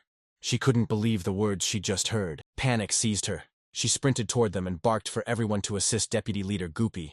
Wolfgang fell in behind her and nodded, his gaze hardening as he ordered everyone to transform the 5 poison annihilation formation into the 9 poison formation annihilation. Guchinak cut a clan member down and flung the corpse to the dirt, but P and the others swarmed him, locking into the 9 poison annihilation formation. A victorious grin tore across Guchanak's face as he realized Soryong was the one who shattered Takunyong's Bloodhand poison claw. Malice flared in his eyes as he sneered at Takunyong, mocking Bloodhand poison claw as an overrated name. The man it belonged to had been bitten to death by none other than centipedes. Wolfgang, fed up with the old man's attitude, barked to shut him up and revealed the old man was to be buried here. They heard it, and in an instant, excited grins split across Gooch's and Ack's faces. Madness consumed him. His body radiated a savage, malevolent energy as he sneered at Wolfgang and the others, daring them to try it if they had the guts. The battle erupted, and beneath a merciless downpour, flames clawed up from the battlefield. A clan member lay injured as Soryong tore a rag over his arm wound. Pain doubled him over and he writhed, while Soryong pleaded with him to hang on a little longer. Soryong bandaged the wound, worry knotting in his gut as their side began to falter and exhaustion crept through the ranks. Kuchinak seized a clan member by the neck, grinning as he unleashed his power and siphoned the man's blood. Alpi and the others grew even weaker, and the blood cult bastard surged back to life the moment he drained blood to recover. Guchinak lunged at Huyan, slamming her into the tree, and Soryam, mid-bandage, snapped to full alert. She crumpled to the ground, teeth clenched as pain racked her and she writhed. "Sorry, y'all," I blurted, then spun around, concern burning, and asked if she was okay. He sprinted to his future wife's side, hands clamping her shoulders as he asked if she was hurt anywhere. She lied, saying she was fine, then spat blood. She seized Soryong's hand, and curiosity shot through him. Exhausted, she begged her future husband to sprint back to the clan and rally reinforcements, admitting they weren't enough to defeat Guchinak. And Yang ground his teeth, fury boiling because she was right. Guchinak lunged again, siphoning the blood from another clan member and driving P and the others into a hasty retreat. Soryong stood frozen, utterly powerless in this battle. Wolfgang's voice cracked as he begged Soryong to race back with reinforcements for the clan.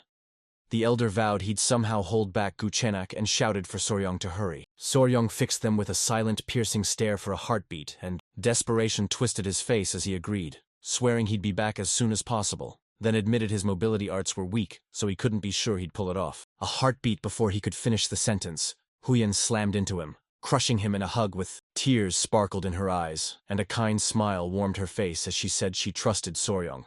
He'd been training hard this whole time, and promised they'd hunt poisonous creatures together next time, leaving Soryong stunned. Huyan planted her hands on his shoulders and begged him to race back and fetch reinforcements from the clan. She burst out to bolster the others. Soryong stayed rooted, silence consuming him as his thoughts raced. Sadness pooled in his gaze. He spun back. This torment was driving him crazy. He launched into a blistering sprint back to the clan under the relentless downpour. He gasped, every breath a battle, and every step slammed down harder than the last. "Sorry, I crashed to the ground." Centipedes burst from his clothes, skittering across his skin as the tiny creatures chattered, urging him not to give up. He steeled himself, shoved the tremor from his hands, then reached out and stroked one centipede's segmented back. Alarm flared. His mobility art at full throttle still demanded almost half a day. Most of the clan's experts were absent, and reinforcements wouldn't arrive in time. Rain slammed down even harder. Soryong fell into a silent watch, eyes locked as his mind raced through every possibility. A question screamed in his head. Why had they sent him to seek help unless, at the very least, they wanted to save him? His fist snapped shut, fury coiling. They saw him as the youngest, the weakest, someone to protect. Was this really what chivalry meant for martial artists? The patriarch's kind smile seared into his memory when he declared Soryong was now part of the family. And the word family echoed through his head. He'd never seriously entertained the idea. He was dead certain he still wasn't a member of the Tang clan from Sichuan. The heart-stopping memories he'd forged with them and Huayan and the others exploded into grins, their smiles frozen bright in the frame. A hand reaching out burst into his mind, and everyone already treated him like family. Heat flared in his cheeks. He stepped back and refused their hand. He alone believed he wasn't part of the family yet. Soryong cracked a smile. He reached out, fingertips brushing a centipede. Its surprising warmth shattered his fear.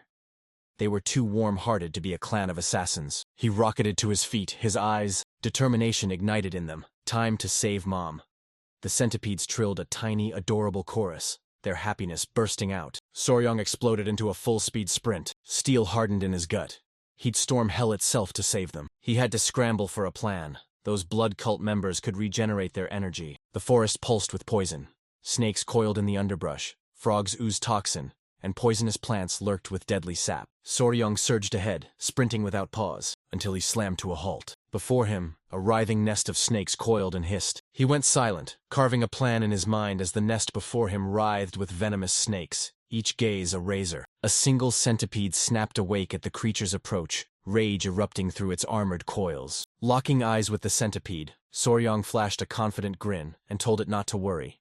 He'd be fine. He ripped the centipedes from his clothes and slammed them onto the ground. One lay asleep, the other two wailed. They sprang into action at once. Soryong left the centipedes in his wake and charged straight for the snake's nest. He plunged inside in an instant, yanking every snake's gaze straight onto him. A confident smile cracked across his face. Wrapped in spicy fabric, he vowed to settle this on his own terms. Blood-stained and nicknamed the flower snake, they lured you with an adorable face while hiding the lethal fangs of true vipers. Soryong plunged into the snake's nest, and in seconds dozens of venomous snakes swarmed him, coiling tight and sinking fangs into his hands and legs. Unlike venomous snakes with hook-shaped fangs up front, these snakes had tiny venomous teeth backed by the molars, so injecting venom was clumsy and hit or miss, yet their toxin made them the most poisonous terrestrial snakes in East Asia. Sweat beaded on Soryong as he smiled and dared them to bite him harder. A serpent sank its fangs into his hand. His gaze locked on the bite as he gritted his teeth against the searing pain. Their venom outmatched a black mamba's, but the Tang clan's internal energy control technique would let him resist the poison, so he'd be fine for now. Panic rippled through the little centipedes as they poked their heads out and cried for their father. Sorry. Yong's voice rang steady. Don't worry. Stay calm. I'll be out of the snake's nest soon. Soryong's eyes shot wide. Surprise exploded the moment something snagged his focus. Snake bites crawled across his hand and arm.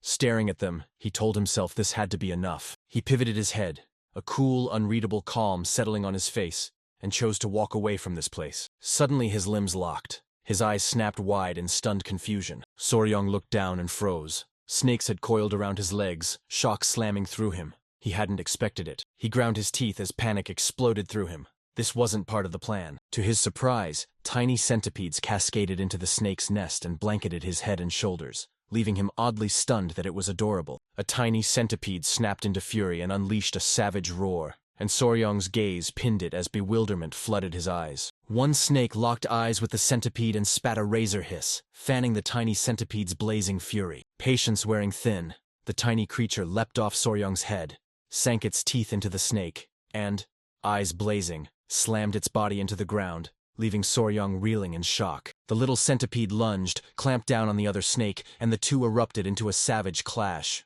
Soryong stared, glued to the chaos, bewildered and clueless about what was happening. In a heartbeat, the tiny centipede tore through the snake and sent it crashing, its eyes sparking with joy as a grin split its face, and Soryong couldn't help but thank it for driving the other snakes away. Soryong dropped into a crouch, felt the worry radiating from them, reached out and stroked the centipede's head, and a grin ripped across his face. A tiny centipede scrambled onto Soryong's head and curled up, dozing instantly.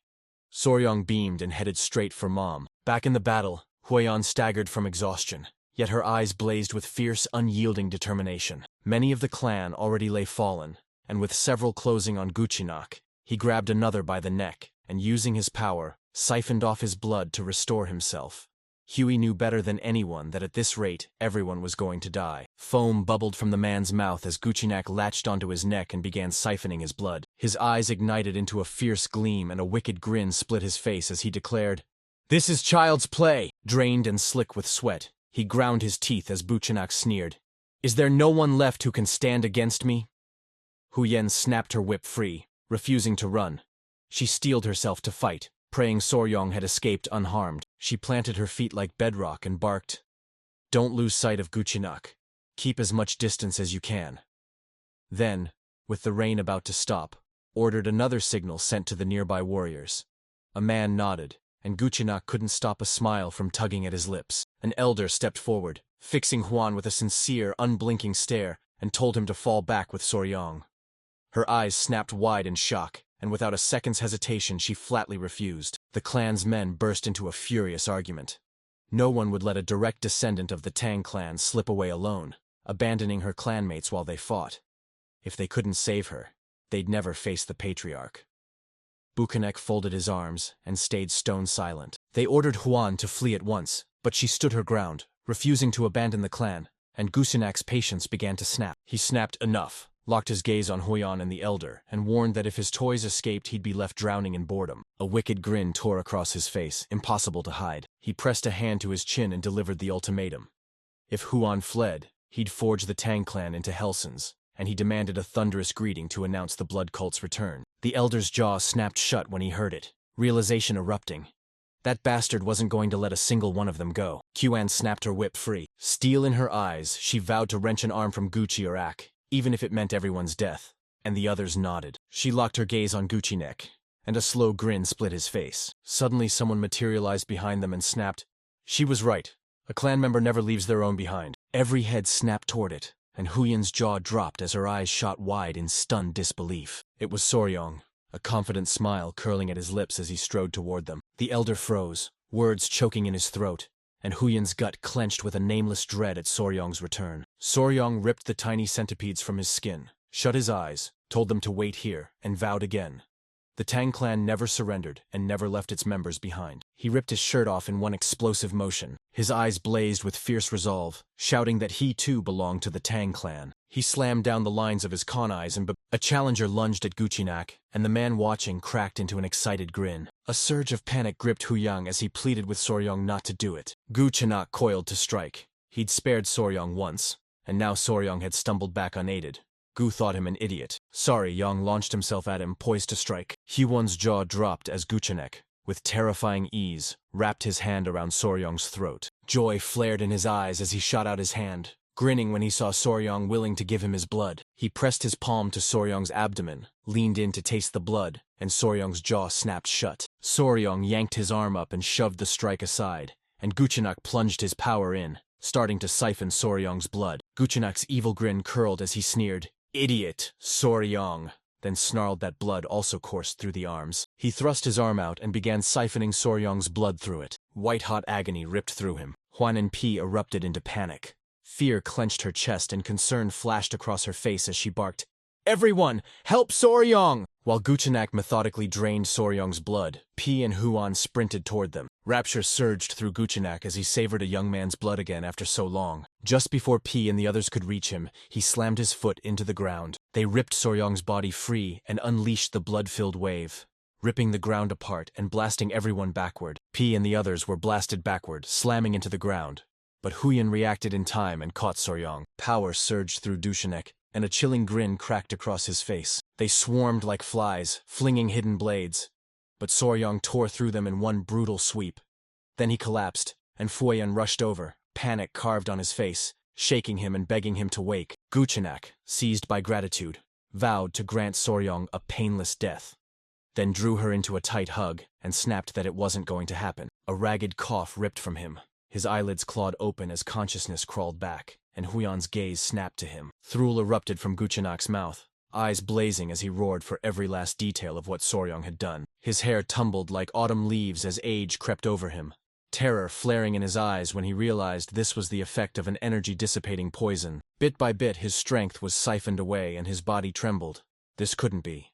His cult's internal energy techniques were supposed to resist any energy-dissipating poison. He slammed his hands over his face and snapped. Nothing made sense. He had to know who the hell Soryong was. A grin cracked across his face as he eased himself down and he jabbed a finger and outed himself as Huiyan's natural enemy. Seeing Soryong unharmed hit Huiyan with a rush of relief. The poison clawed deeper and Guchenak shook with raw terror. He couldn't fathom that a mere child had defeated him. Energy drained from Soryong. With his last strength he pinned Huiyan with a tired gaze, and unveiled something that made her eyes snap wide and left her frozen in shock. Guchenak's stare pinned Soryong, rage igniting in his eyes as his teeth clenched and sweat beaded. He had no idea what Soryong had done to his body. Panic surged through him. Ever since he'd let Soryong's blood course through his veins, it refused to obey his will. He stepped forward, ripping the veil away to reveal the blood cult's domination sitting just within his grasp. Madness seized him. He sprinted straight at Soryong, roaring that he couldn't collapse here. His composure shattered. He snarled and launched himself at Soryong to kill. Huiyan yanked out her whip, clenched her teeth, and snapped into full alert, every nerve screaming this had gone lethal. At the last heartbeat before Guchenak could reach her, she lashed out, her whip cracking like a thunderbolt. A rope snapped around his neck, cinching tight and sending searing pain through him. Her eyes snapped wide and she froze speechless. She couldn't believe her attack had struck true. Guchenak seized the whip with both hands and heaved, every muscle roaring as he fought to wrench himself free, while a ghostly, shadowed martial artist like him failed to dodge her attack. Fuchinex's eyes flared to life. Spittle dripped from his mouth as rage detonated through him. He didn't know what Soryong had done to his blood art, and even grinding his bones to dust and swallowing them wouldn't be enough to restore him. Rage ripped through him as he sprinted at Soryong like a man possessed, swearing he'd kill them all and bellowing that the blood cult had returned. Huey and Shi's eyes snapped wide with concern. She gripped the whip, fury blazing on her face, and barked at the old man to shut up and die. Before Guchenak could take another step, she cracked her whip and tore his head clean off. His head snapped forward and toppled down beside the pea. His stare locked on it as bewilderment flooded his eyes. A triumphant grin exploded across his face the moment he saw they'd won. Guchenak crumpled, his life snuffed out. The clan elder sprinted towards Soryong and Huiyan to check on them, and the clan erupted into jubilant cheers. The lady had ripped the blood cult elder's head clean off. Confusion and disbelief burned in her eyes as she demanded Soryong explain what had happened and how he had managed to weaken Guchenak. The instant Soryong heard it, a breathless, "Big sis," shot out and snagged her attention. Her cheeks flamed scarlet as embarrassment crashed over her. Soryong broke into a cold sweat, and dark rings carved under his eyes. Yet he kept grinning, and insisted a bite from a tiger-striped water snake was the only way to cure the poison. And Huiyan stared at him as panic and confusion crashed over her, because she had no idea what was happening. Soryong's face drained of color as Huiyan's memory snapped into place. The tiger-striped water snakes had no venom, and she barked for the clan to bring an antidote. A few hours later, drooling, Soryong jerked awake in bed, his eyes snapping wide with shock as he realized he had no idea where he was. The instant he came to, the great patriarch's gaze slammed onto him and barked that he mustn't move, while Huiyan stood in the room and, shock written across her face, realized he couldn't stir. Soryong lay face down and stiff on the bed, eyes swimming with confusion as he rasped, "What's happening?" The great patriarch channeled his power, pouring concentrated energy into his back, and Huiyan's shoulders loosened with a cautious relief when Soryong blinked awake. The great patriarch declared that 10 days had already passed since Soryong's collapse. Our boy reeled, stunned as if the ground had ripped out from under him. Huang flashed a kind smile and bragged that thanks to him she'd severed that bastard's head. They hauled Soryong's collapsed body back to the clan, and the poison was so brutal that if Grandpa hadn't returned early it would have been a disaster. Soryong gulped, fear flooding his eyes as the memory of a snake bite from his past life slammed into him. He'd nearly died twice from those bites. Moments later, the great patriarch finished the treatment. Soryong snapped awake. He would pull through. Huiyan steadied him as he sat up, and with eyes full of raw gratitude, he thanked him from the bottom of his heart. The great patriarch locked onto Soryong with an unblinking stare and declared it was time to settle a grave matter. He seized Soryong by the shoulders, eyes blazing as he demanded whether the tiger-striped water snake truly had venom, and how he'd defeated the elder of the blood cult. Huiyan panicked and pleaded with her grandfather to calm down, and little by little our boy's head began to spin, so he decided to explain. Hand pressed to his head, he snapped up 2 fingers, and eyes unnervingly calm, warned that the tiger-striped water snake was venomous. It wielded 2 deadly venoms, one pooled in its mouth, the other exuded from glands at the back of its neck. Huoyan and the great patriarch perched at Soryong's bedside, curiosity burning. This was news to them. Soryong, serene, revealed the snakes were timid, bolted at the sight of humans, had only minuscule fangs, and no one realized tiger-striped snakes were venomous until the 1980s. The great patriarch's sharp mind snapped into focus. He immediately saw that the blood cult elder's internal energy was bleeding away because of this. Then he remembered the blood cult's famed immunity to dispersing toxins. Soryong turned to him and said it was only a hypothesis, but he believed the elder's energy was being sapped by the tiger-striped water snake's poison. Tiger snake venom's dominant ingredient was hemotoxin, a hemorrhagic toxin that tears open blood vessels and unleashes severe bleeding. Hemorrhagic toxins tore through the body, ripping open red blood cell membranes, shredding the inner lining of blood vessels, and devouring other tissue cells. Picture this. They dosed the blood cultists with hemorrhagic toxins, vampire-like warriors who siphon their martial power from blood. And Soryong's plan detonated perfectly. He hooked a hand beneath his chin, eyes flickering with doubt, and dropped the bomb. The blood, the very source of their martial arts, had likely been tampered with, explaining this outcome. Hardly anyone suspected tiger-striped water snakes hid venom 5 times stronger than a viper's, spike it with yin-kin, and it morphed into a lethal weapon. And the great patriarch's eyes shot wide as sweat beaded on his brow. Shock stole his breath when he spotted a deadly venomous creature lurking near Sichuan. And Huoyan grinned, eyes burning with admiration, praising our boy for pulling off that feat. Grandfather's eyes slid shut and a rasping cough tore from his chest, snapping the couple to attention. He crossed his arms, grinned, and dropped that Huoyan had said the blood cult's elder was called Soryong, Nemesis of Heaven, his natural enemy. And our boy flushed with embarrassment because it sounded so overblown, like a high school delusion. He clamped the blanket over his mouth, turned away with his cheeks aflame.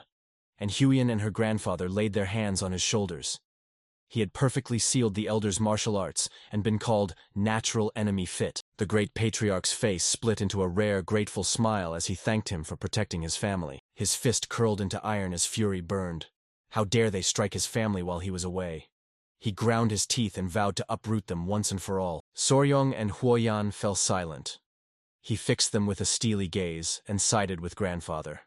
The blood cult had to be utterly crushed, and with their weakness exposed, the only thing left was to harvest a mountain of venom from the tiger-striped water snakes. At the thought of Guchanak and his subordinates, rage ignited in Soryong's eyes. He saw them as nothing but mosquitoes to be peeled bare down to their souls. Ever since that day, when the blood cult surfaced, the Tang clan was plunged into a full-blown state of emergency. Bloodied and broken, many of the clan's warriors lay wounded, and some had even died. Someone strapped a message to a messenger pigeon's leg, and Muram's allied orthodox factions were converging on the Tang clan to bring aid. The great patriarch loosed a messenger pigeon and snapped that after tangling with a martial arts titan, their casualties had been surprisingly light. But the thought of the blood cult's coming tide, blood that would gush again and mirror him entirely, sent a cold dread through his veins. They didn't just snatch strangers to drain their blood. 30 years ago they unleashed a merciless massacre that branded their sect the Muram's sworn enemy, a crime whose weight couldn't be ignored. Soryong drifted in a trance when the great patriarch planted a heavy hand on his shoulder and said, "This time things are going to be a little different," jolting him awake as curiosity flared in his eyes. The great patriarch shot a confident glance and revealed the reason. This time the Sichuan Tang clan were the blood cult's natural enemy. Soryong's fury flared and sweat beaded on his brow as he wondered if his grandfather had said it on purpose. The grandfather spun to face him, a knowing smile cracking across his face. Proof his suspicions were right. He clasped his hands behind his back and dropped a request, asking if the other could handle it. Curiosity flared in the man he addressed, who answered yes, and vowed that if it concerned the clan, he'd give it his all. The great patriarch's gaze turned stone cold as he announced people from the Muram alliance would arrive any moment. The alliance's troops would be among those who arrived, and he planned to unveil the poison Soryong had discovered now that they'd finally exposed the blood cult's weakness. Soryong's eyes snapped wide in surprise. Soryong pressed his palms together in a respectful salute, smiled, and declared, "If it serves the greater good, we must do it." And the great patriarch couldn't stop grinning. He'd expected nothing less from Soryong. Just as Soryong was about to leave, he blurted he had news that would make him overjoyed, and our boy's eyes flared with curiosity as he spun back, desperate to know what it was. The great patriarch smiled kindly and declared the Hall of 10,000 Poisons finished, officially naming Soryong its steward. Soryong's fists clenched as joy burst through him. He pictured himself lying there, ringed by poisonous creatures, and his eyes snapped wide with electric excitement. The great patriarch declared they'd followed his suggestion and built a sunlit pavilion. Raising tiger-striped water snakes demanded a rock-solid foundation. Soryong laced his fingers as excitement crackled through him, telling himself it was for Miram's good and vowing to give it everything he had. The messenger pigeon rocketed skyward, a feathered streak vanishing into the clouds. A few hours later he burst into the Hall of 10,000 Poisons and stood gaping. His jaw hit the floor. It was breathtakingly beautiful. Two stone-faced guards loomed at the entrance as Soryong and Huyen strode toward the door. A room loomed ahead, its name carved on the door. Toxic Creature Garden. Huyen's gaze locked onto it, clutching her chest as confusion flooded her, while Soryong folded his arms, smiling as he said it was the backyard where all the poisonous creatures of the Central Plains gather. Nerves fizzing, she blurted, "Are you really going to round up every poisonous creature?" He shot her a confident grin and declared, "Yes. I promised I'd one day gather the 10 great venomous creatures of the Central Plains." Huey and Blush went full tomato red. Blush clapped a hand over her mouth and turned her face away. She shot off, insisting she had to see why everyone had gathered. Yong couldn't help but feel a twinge of confusion. Right then, a clan member whooped, a grin tearing across their face when they saw them arrive. Thick, clinging goo squelched everywhere. He planted his hands on his hips, flashed a grin, and declared himself the new commander of the Poison Division. Confusion flooded Soryong's eyes. Huyen stood motionless across from him, and Goopy, smiling kindly, announced it. A brand new unit formed by the Patriarch's direct orders. Several clan members stood behind him as Goopy spun to them and declared that from this moment, they'd be Soryong's hands and feet.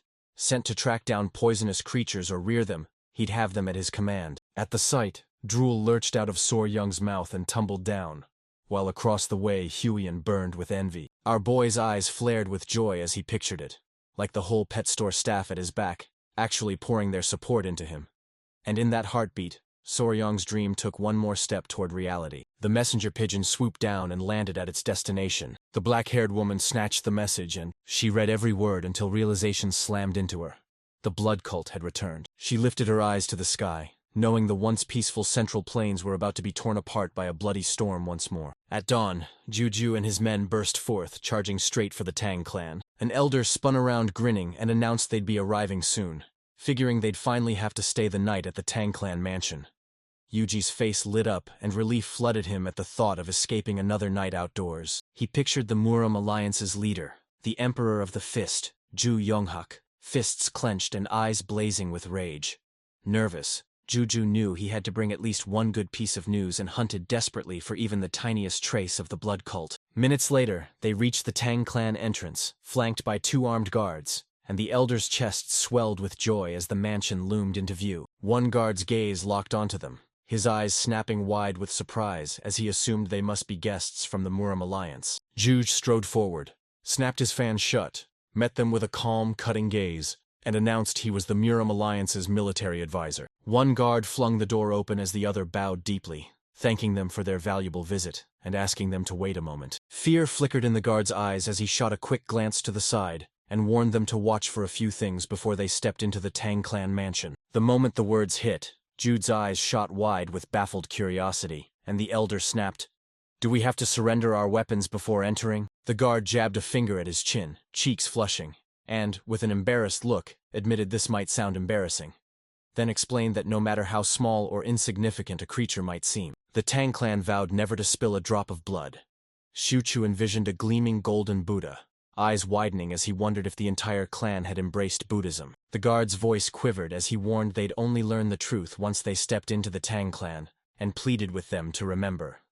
Juju and the leader fell silent, faces hardening into iron. Someone burst into view, thrilled to see the military advisor had arrived, and Jude's eyes shot open in surprise as a smile spread across his face. Huyen and Soryong dropped into low bows before him, voices hushed with respect.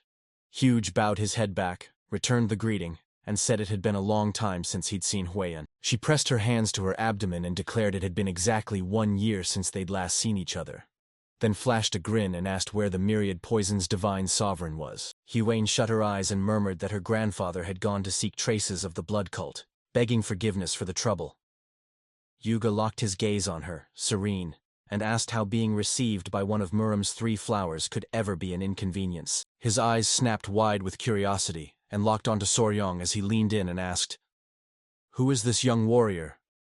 Our boy flashed a kind smile, bowed, and said it was an honor to meet the military advisor. He greeted them again, roaring his name, "Why Soryong?"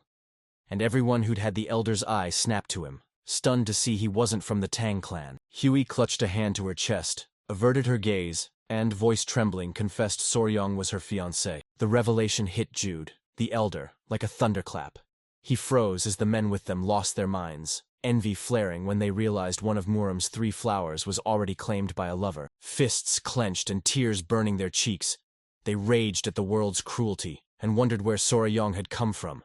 Envy flared in Jujitsu's eyes as he opened his fan, stared at the floor and asked if they'd guide them inside, knowing the crowd might storm Soryong for a spar. A strange sound sliced through the air, and the elder Jengu's eyes flared with bewildered curiosity. He had no idea where it came from. Their jaws dropped as they craned skyward, surprise stamped on their faces, and they yanked every gaze towards something hovering above. A menacing buzz erupted from the golden-maned king bees swarming the area. Every eye snapped to them, stunned that the Tang clan harbored such venomous beasts. The men planted themselves before Huayin as the others flashed their blades and warned everyone back, ready to protect Huayin. Panic seized Soryong. He fixed them with a serious, steely gaze and ordered them to sheath their weapons. Panic flared in his eyes as he clamped a hand on the man's shoulder to explain the Tang clan's new regulations, but the man snapped, shoved our boy's hand away, glared with fury and barked for him to step aside, revealing the golden-haired king bees were deadly creatures capable of killing an ordinary person with ease. Soryong scrambled to explain himself as the men closed in, crushing his body inch by inch. Rage exploded from Soryong as he shoved the men aside, eyes blazing, revealing he was raising the golden-haired king bees and ordering everyone to calm down. The man went rigid and swallowed hard at the sight of those poisonous creatures. A bee shot down and planted itself on Soryong's head as a brazen sign of affection, and Jughu and the others went pale and stumbled backward, scared shitless. Beaming, Soryong dove into a whirl of bees, playing like old friends and knowing they'd missed him after so long apart. Huey and Zeiss's eyes widened with joy, and she broke into a smile. The bees locked their gaze on Jug and his men as our boy reached out, cradled one on his palm, and smiling gently, begged them not to sting the guests. One man's jaw dropped and sweat beaded on his brow when he saw Soryong fussing over the golden-haired king bees like children. The young warrior's spirits fell silent in an instant, and after the incident, Jughu and the elder flanked Soryong and Huang as they moved inside. Jug's eyes locked onto Soryong.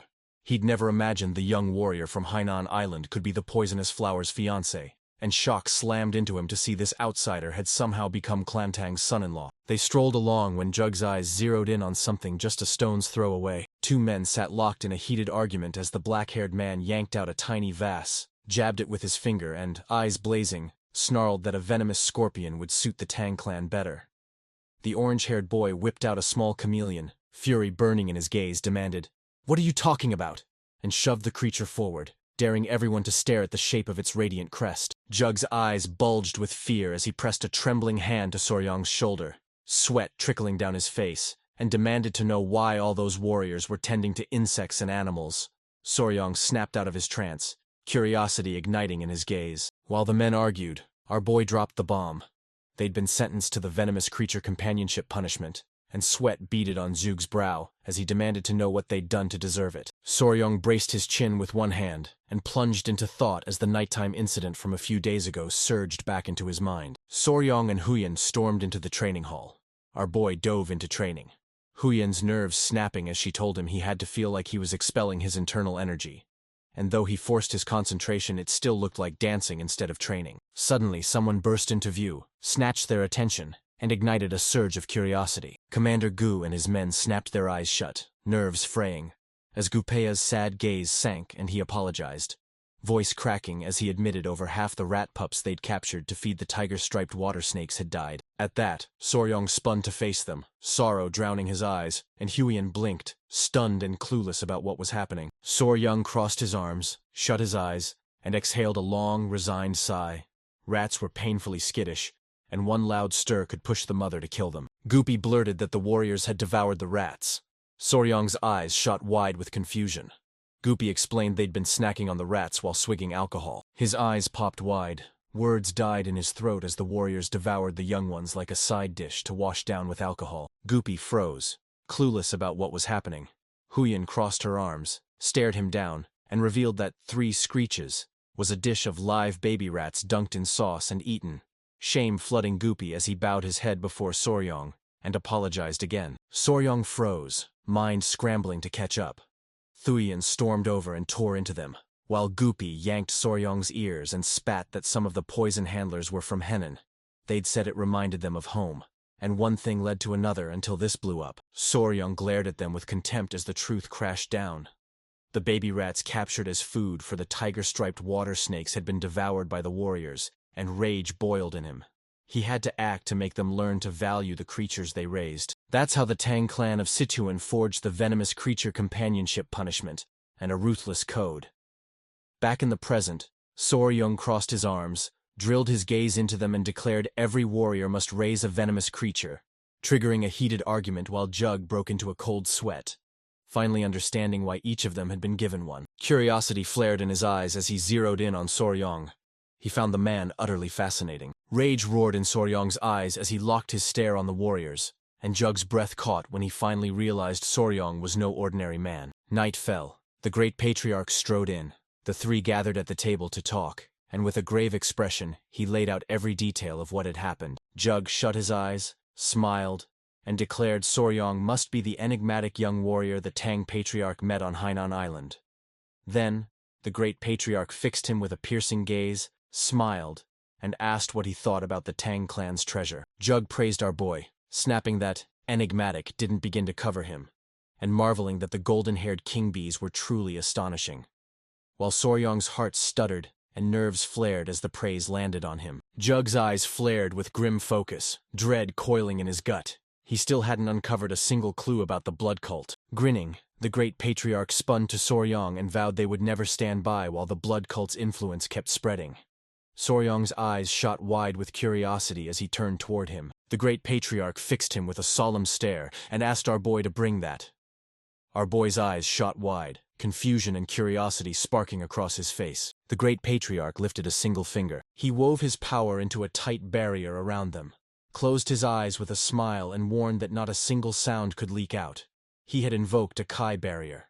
Garboy slid his hand inside his clothes, and Jug, who began observing the barrier, felt his jaw drop. Soryong flashed a confident smile, whipped out a small jar and planted it on the table. Jug snatched the jar and scrutinized it, questions flooding his mind. He demanded what kind of object would even need a chi barrier to hide it. The great patriarch, eyes cool with confidence, declared it a poison that eats away at internal energy.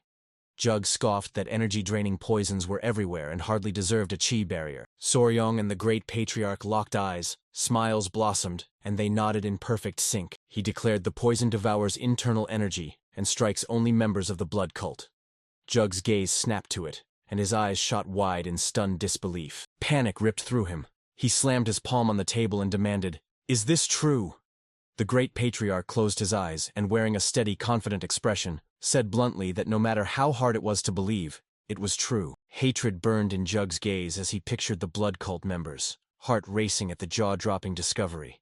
They'd fought so viciously in the blood cult rebellion 30 years ago, because they'd unleashed an internal energy-dissipating poison against them. The great patriarch's voice dropped as he began to recall the blood cult rebellion, cementing Jagu's suspicions. When martial artists like them were poisoned, their internal energy scattered and left them powerless, while the blood cult's members stayed completely intact. Jug's eyes went ice-cold as he snapped, "How potent is this version of the poison?" A confident blaze lit the great patriarch's eyes as he shot back that, according to Huyan, the poison could strip their physical abilities down to those of a mere mortal. She'd beaten a blood cult elder who'd been felled by a single poison strike, and Jughu's grin split his face as his eyes glittered with joy.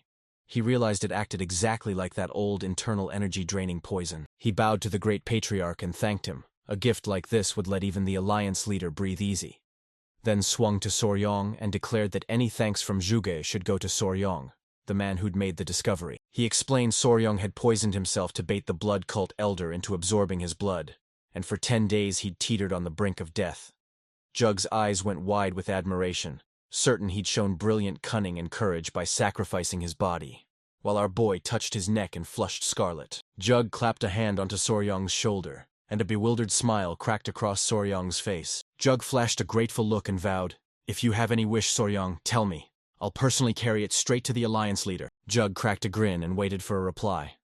Our boy dropped his head and dove deep into thought. He rubbed his chin, eyes darting with nerves, and blurted out if he could get information on toxic creatures. Jug's mouth dropped open. Soryong hunched over files on toxic creatures, totally ignoring martial manuals, elixirs, and treasures of gold and silver. Confusion flooded his eyes, sweat beading on his brow, and the great patriarch threw back his head in a booming laugh. Jug snapped his eyes shut and felt a chill. Soryong wasn't just different. He was unprecedented. The first truly eccentric soul he'd seen in Muram's long history. His eyes snapped open, and grinning, he admitted it might not be the exact toxic creature he'd been hunting.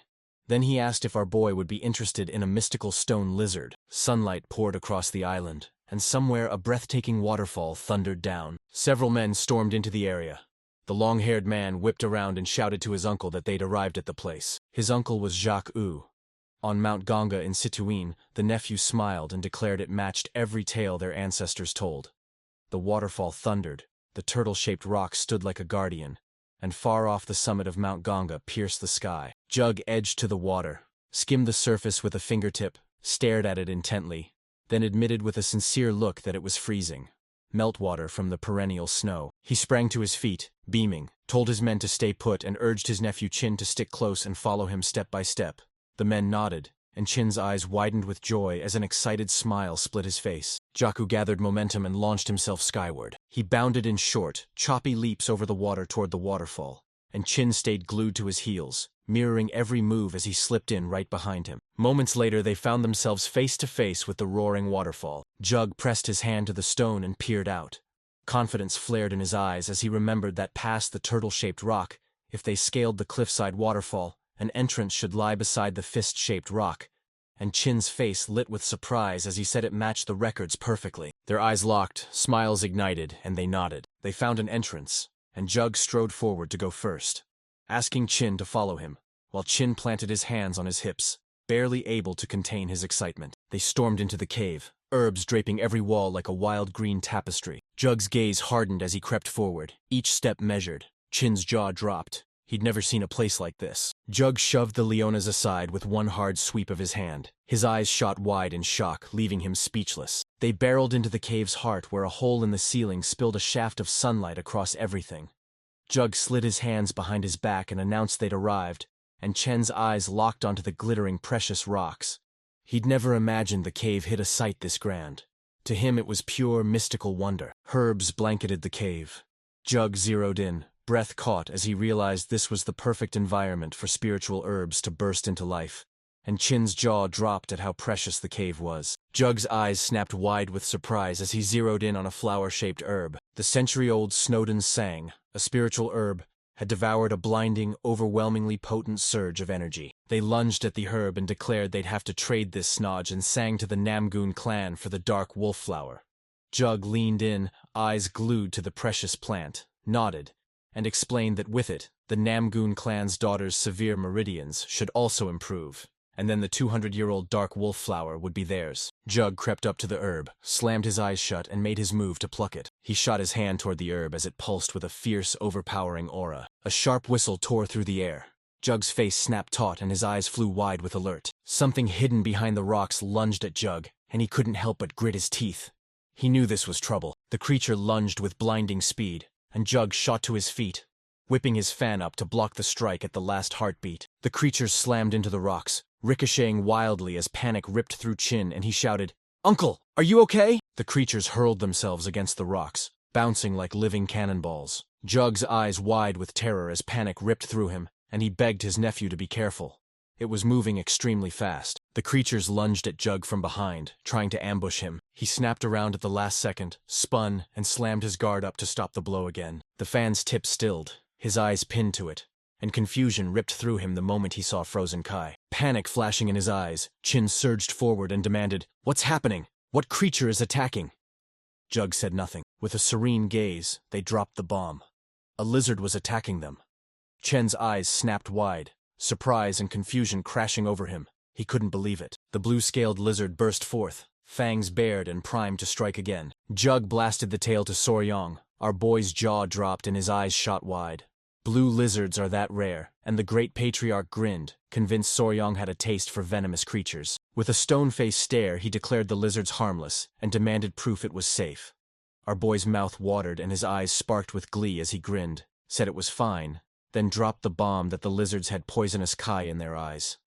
The great patriarch gaped, clueless but impressed, and praised him anyway. Jug pasted a brittle smile across his face as the realization slammed in. Soryong was undeniably eccentric. Under a star-studded night sky, Jug vowed the moment he got any new information about other toxic creatures he'd tell Soryong right away. Soryong's eyes blazed with joy, and he thanked him with all his heart. The next day the patriarch barreled back, worry clawing at his throat, and he burst into the mansion to check on Soryong. Sorry, y'all. Huyang, Jugu, and the great patriarch were sitting, sipping tea. The moment the patriarch arrived, every eye snapped to him, and our boy asked if there was any problem. She clamped a hand over Soryong's mouth and cradled his head. Worry carved into her face as she spun him to check for wounds, and urgently asked if he was okay.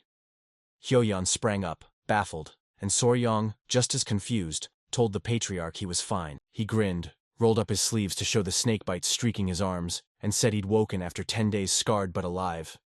The patriarch's eyes blazed, smoke curling from his nostrils as fury exploded at the blood cult bastards who dared harm Soryong. Just then something yanked his gaze. His eyes shot wide in shock. He spun to Hyoyeon, fury and worry blazing in his eyes as he snapped, "Are you okay?" Hyoyeon's panic erupted, and she begged her father to calm down. She flashed a confident smile, declared she was fine, and revealed Soryong and the family had saved her. The great patriarch cleared his throat, smiled, commanded everyone's attention, and announced Soryong had done something incredible. He revealed that after knocking the elder out, Soryong declared he was his natural enemy. Our boy averted his gaze, cheeks burning with shame, as the patriarch's face split into a proud smile. Soryong laced his fingers, cheeks aflame, and with a nervous smile declared his plan had worked, and everything went smoothly. The great patriarch stepped in and announced that, thanks to that success, they'd uncovered the blood cult's fatal weakness. Seated at the table, Jugu shot his hand up and, with a kind, disarming smile, snagged the patriarch's attention and asked how he'd been the moment the elder noticed he was there. Because Jug had climbed to a high rank, the patriarch clasped his hand. They'd barely spoken, and only met now under these strained circumstances. So Jug smiled and apologized that he'd been swamped, while Soryong and Hyoyeon watched intently, smiles spreading across their faces. She tucked a stray strand of hair and casually revealed they'd been childhood friends, and our boy felt panic spike in his chest as the whole scene exploded into chaos. The Jug beckoned the patriarch to a seat. There was much to discuss, starting with the blood cult, and the patriarch didn't refuse. They asked Soryong and Hyoyeon to sit too. This needed a deeper discussion. Soryong's nerves tightened and he gave a shaky nod, while Hyoyeon's smile bloomed. Everyone sat at the table as the patriarch barked, "How's the search for the secret agent coming along?" Curiosity burned in Soryong's gaze as he cut into the conversation and blurted which secret agent they meant, unsure if they were talking about a spy or something else. The patriarch propped his head on his fist, his eyes snapping wide with roaring joy. He shut his eyes, voice dropping to a deadly calm as he asked whether Soryong hadn't said those blood cult bastards stormed in to snatch the secret manual of the Bloodhand Poison Claw. The boy blinked, eyes wide and sincere, and shot back that it was priceless to them. The patriarch's eyes shot open and he demanded to know how our boy came to believe the Bloodhand Poison Claw manual was with the Tang clan of Sichuan. Terror slammed into Soryong. His eyes flew wide. He ground his teeth and sweat broke out across his brow. He slammed his hands on the table and leapt to his feet. Fury carved into his face as he roared that a mole in the clan was feeding secrets to the blood cult. Huey and the patriarch snapped their attention to our boy, visibly stunned. Confusion shot through the patriarch's and Jug's eyes. He clapped a hand on the patriarch's shoulder, grinning as he asked him to school the new son-in-law. Clueless about family ways but still laughing at the stories. The patriarch stroked his mustache, disappointment folding his face, and Soryong broke into a cold sweat when he realized he was the odd one out. Hyoyeon flashed a gentle smile and dropped the bomb on her future fiancé. No secret agent could ever hide within the Tang clan. Soryong's eyes popped open and he shot back, "Is that true?" With a calm gaze, the patriarch declared that even for a simple servant, they hunted down exhaustive dossiers on every direct and even distant kin. If those checks passed, They folded the servant's entire immediate family into the clan. He flashed a confident smile and declared every child had been raised inside the Tang clan. Under those conditions, no one would dare betray them, and our boy's jaw dropped as he reeled from the extreme measures they'd taken. Sweat beaded on his brow, his eyes flaring with curiosity, and he blurted, "Who is the secret agent?" Elsewhere, someone shattered a teacup. A muscle-bound man clamped his hand around her neck, forcing her to grind her teeth. She clawed and twisted to break free, but every desperate effort failed. Ju Yonghek's eyes burned with rage as he clamped his hands around the Murim Alliance servant's throat, squeezing until her face went deathly pale. Jug jabbed a finger into the air, a cocky smile blazing across his face, and declared that only 3 people inside the Alliance knew. He was certain the Alliance leader had already captured her by now. The sun blazed high overhead, daylight ruling the sky as the clan's situation began to steady. An unexpected guest thundered up to the Tang clan manor gates.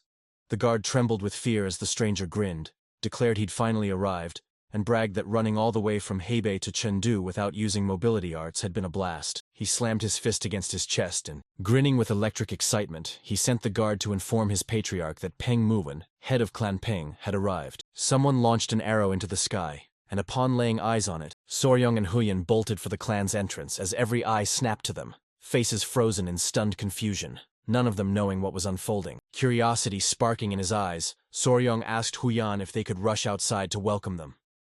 Huyan turned, smiling warmly, and said her father and the others were locked in an important discussion. Her eyes flared with confidence, and with a nervous smile she declared he was the Tang clan's son-in-law. Soryong should have a little more confidence, but our boy couldn't help but get nervous. Young arrived at the manor doors, grinned, yanked the handle and swung them open, convinced the newcomers were guests from another clan and there was nothing to fear. While on the other side the guard was scared shitless. Soryong opened the door and froze. Peng Muwen and his men stared him down with stone-cold faces, and fear slammed into our boy. Peng Mu's eyes snapped wide as shock and confusion crashed over him. He planted his hands on his hips, a grin tearing across his face when he spotted Huang. She folded fist into palm and executed a crisp, respectful salute to the Peng clan's head. Peng Muwen grinned and said time had slipped away. He'd last seen her as a child, and now she'd grown so much he could barely recognize her. Huyan closed her eyes, forced a smile, and whispered that it had been 5 years, suddenly feeling how much time had passed. Peng Muon's eyes snapped razor-sharp onto Soryong, seriousness blazing as he hunted for the man's identity.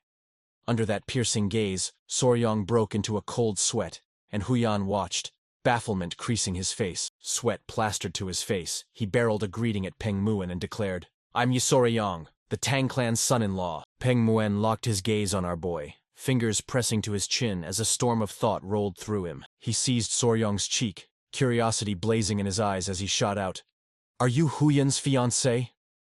Soryong went white, panic clawing through him, frozen and speechless. Huyan pressed a hand to her mouth and nodded with a shy smile. Peng Muon's eyes snapped into razor-sharp seriousness. "So," sweat beaded on Young's brow, a nervous twitch warping his face as he yanked his gaze away. Peng Muwen locked his gaze on our boy, slid a hand under his chin, and with curiosity blazing in his eyes began to mull it over. "I can't rewrite sexual content involving minors, but here's a safe, dramatic alternative." He lunged and grabbed him, turning Soryong beet red as Haoyan across the way dropped her jaw and stared wide-eyed, frozen in shock. Peng Muwen grinned and said he'd wondered if Soryong was too young, but down there he was a full-grown man. Soryong, panting hard, studied Peng Muwen, bafflement tightening in his chest. Our boy whirled to Huyan, clueless, as Peng Mu ruffled Soryong's hair, blasted a thumbs up and, grinning with rock-solid confidence, declared that in a few years Soryong would be incredible.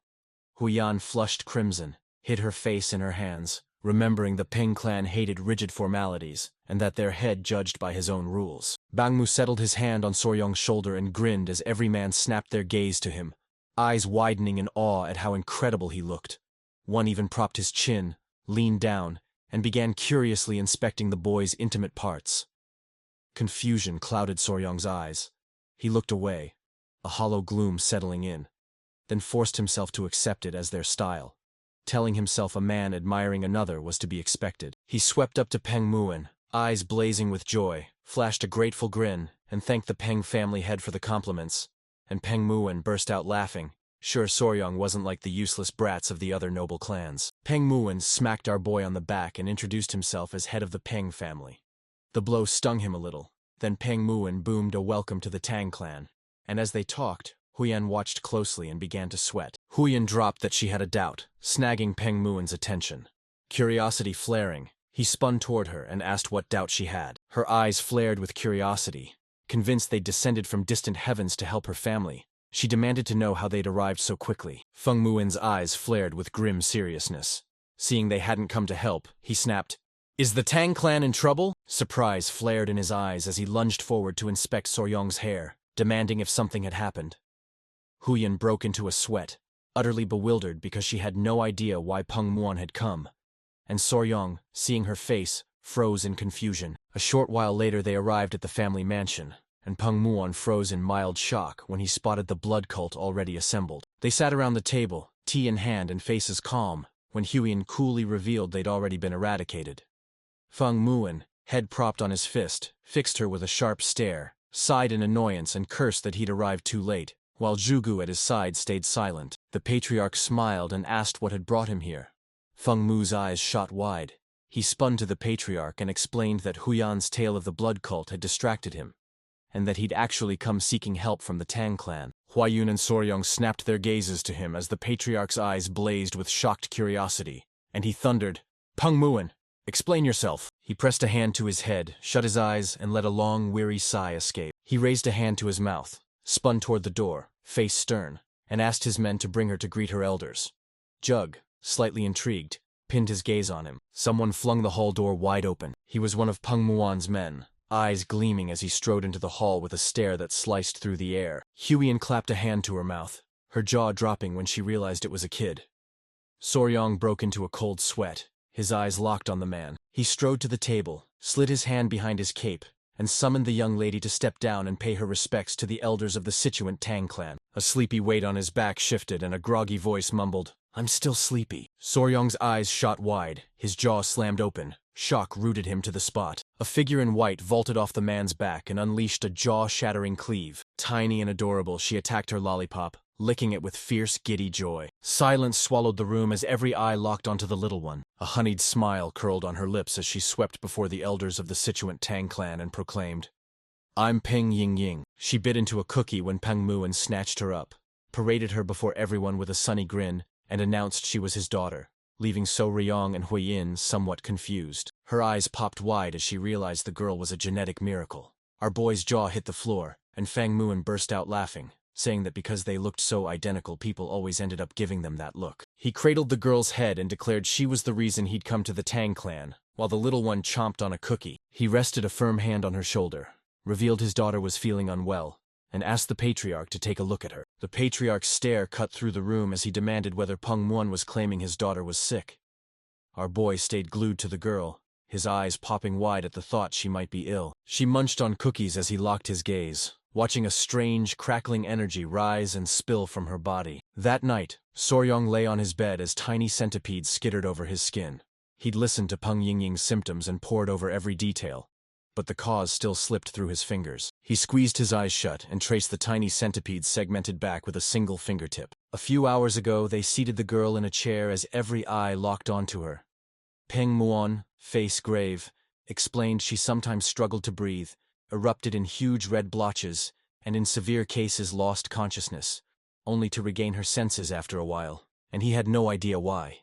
The patriarch sat down beside her, reached out with his hands, and decided to examine her. Rage scorched Peng Muan's eyes as he searched everywhere, dragged in the medical sect's disciples to examine her.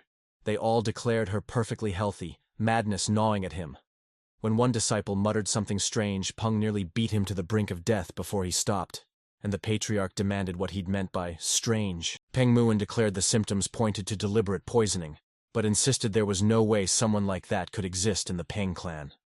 Ryong's eyes shot wide in shock, and Huyan's face snapped into stone-cold seriousness. The patriarch rose after checking the girl and declared she'd been poisoned. This came from inside the clan. Feng Mu's eyes went wide, panic ripping through him as he swore no one in the Peng clan would do such a thing. He pressed a hand to his head and shut the conversation down. He wouldn't point the finger at his own clan. Jug nodded and snapped that the facts were still uncertain, so don't leap to conclusions. Poisoning didn't always come from someone deliberately slipping poison. The patriarch's gaze pinned the girl, cookie half forgotten at her lips. He handed them the empty courtyard of the guest residence and told them to wait while he watched her, hunting for signs of poisoning or some twisted illness. Gratitude flooded Peng Muon's face as he bowed to the Tang clan patriarch and entrusted his daughter into the patriarch's care for now. Snapping back to the present, Soryong pictured the girl devouring sweets. No matter how he saw it, it was childhood diabetes, sugar multiplying mercilessly inside her body. He dropped onto the bed, mind racing. Were those red spots caused by diabetes? If the symptoms had been obvious, he'd have recognized them. Suddenly, someone pounded on his door. Our boy's eyes went wide as someone burst out, "We've got a massive problem!" Curiosity burning, Soryong flung his door open and demanded what was wrong. The maid who'd knocked trembled and blurted that little Peng Ying had collapsed. Those words slammed into him. He froze as shock stole his breath. Night swallowed the world, and the moon rode high like a cold, silver spotlight. He yanked on his clothes and sprinted to where Peng Muon's daughter was, crashing into a tense scene as Huayan and Muon's men stood with worry carved on their faces, and he demanded to know what was happening. She'd gone out cold, her face flushed crimson, and her breaths coming in harsh, ragged gasps. Thang Muon snatched her into his arms, panic roaring through him, as Huyin told our boy she'd been sitting in the pavilion, coughing before she suddenly slumped. A grave expression settled on the patriarch's face as he declared that, since she'd collapsed here too, he could safely conclude no spies lurked within the Pen clan. The moment those words hit him, Peng Muon clenched his fist until his knuckles went white, the patriarch's gaze locking onto him as confusion crashed over him. He didn't know what was happening. Peng Mu didn't hesitate. He slammed his fist into his own jaw with bone-crunching force, leaving the man behind him frozen in shock. The punch slammed into him with such force a tooth rocketed out of his mouth. Blood trickling from his nose, Peng Mu slammed his eyes shut, forced a smile, and apologized. Guilt ripped him apart for daring to suspect his own people, even for a second. He realized with icy certainty that if Ying collapsed again, something else had to be behind it. One of his men buried his face in his arm and choked on a sob, and across the way, Soryong's jaw dropped at the sight of Peng Muon's missing tooth. Peng Muon's men started smacking their own faces, frantic with guilt for failing to stop the young woman from collapsing and confessing their sin was enormous. The patriarch's eyes bulged and his jaw hit the floor as he lunged forward, grabbing them and begging for calm, while across the room Peng Muon let a slow, satisfied smile spread. Teeth started raining out, clattering through the air. Huey, panic in his eyes, sprinted to Soryong and demanded what they should do, while our boy slapped a hand behind his head and, earnest as ever, said there was a way. He pressed his palms together and bellowed for them to calm down. At our boy's voice, the bruised men froze mid-strike and every eye snapped to Soryong. He raised a single finger and flashed a confident smile, announced he'd pinpointed the cause of her symptoms, and proved beyond all doubt that no one here was guilty. Peng Muon and the patriarch snapped their gazes to Soryong, eyes widening with electric curiosity. Soryong slid in beside him and fixed him with an unblinking, piercing stare. Peng Muon's eyes snapped wide in surprise. Soryong's icy stare sliced the silence as he declared they had to strip Miss Peng Ying first. The moment those words hit, the patriarch and Huyan froze. Terror rooted them to the spot. Peng Muon's eyes flared, blazing with pure, searing rage. The patriarch staggered, shock slamming into him the moment Soryong spoke, while on the other side Peng Muon's eyes went wide with stunned confusion as he blurted, "What did Soryong just say?" The boy's eyes shot wide, surprise and curiosity igniting at his expression, and he didn't see it coming. Soryong urged they strip Ying bare again, and before the last syllable left his mouth, Peng Muon clamped onto his collar like a vice, making our boy flinch as fear flooded his chest. Peng Muon's eyes ignited with fury the instant he saw the man reaching to undress his daughter. Ryong's eyes shot wide, panic ripping through him as he spluttered and begged Peng Muon to wait a moment. A small centipede burst from Soryong's clothing and locked its gaze on Peng Muon. Soryong saw it gearing up to strike and barked for it to slip back into hiding. Peng Muon's composure cracked bit by bit, and when Soryong sensed the danger, the patriarch's eyes went wide with fear. He panicked, pleading for calm, and insisting his son-in-law must have a reason, while Huyan reached out, face trembling, begging Lord Peng to at least hear Soryong out. He yanked poor Soryong by the collar, clamping down until Soryong shut his eyes and forced a brittle smile.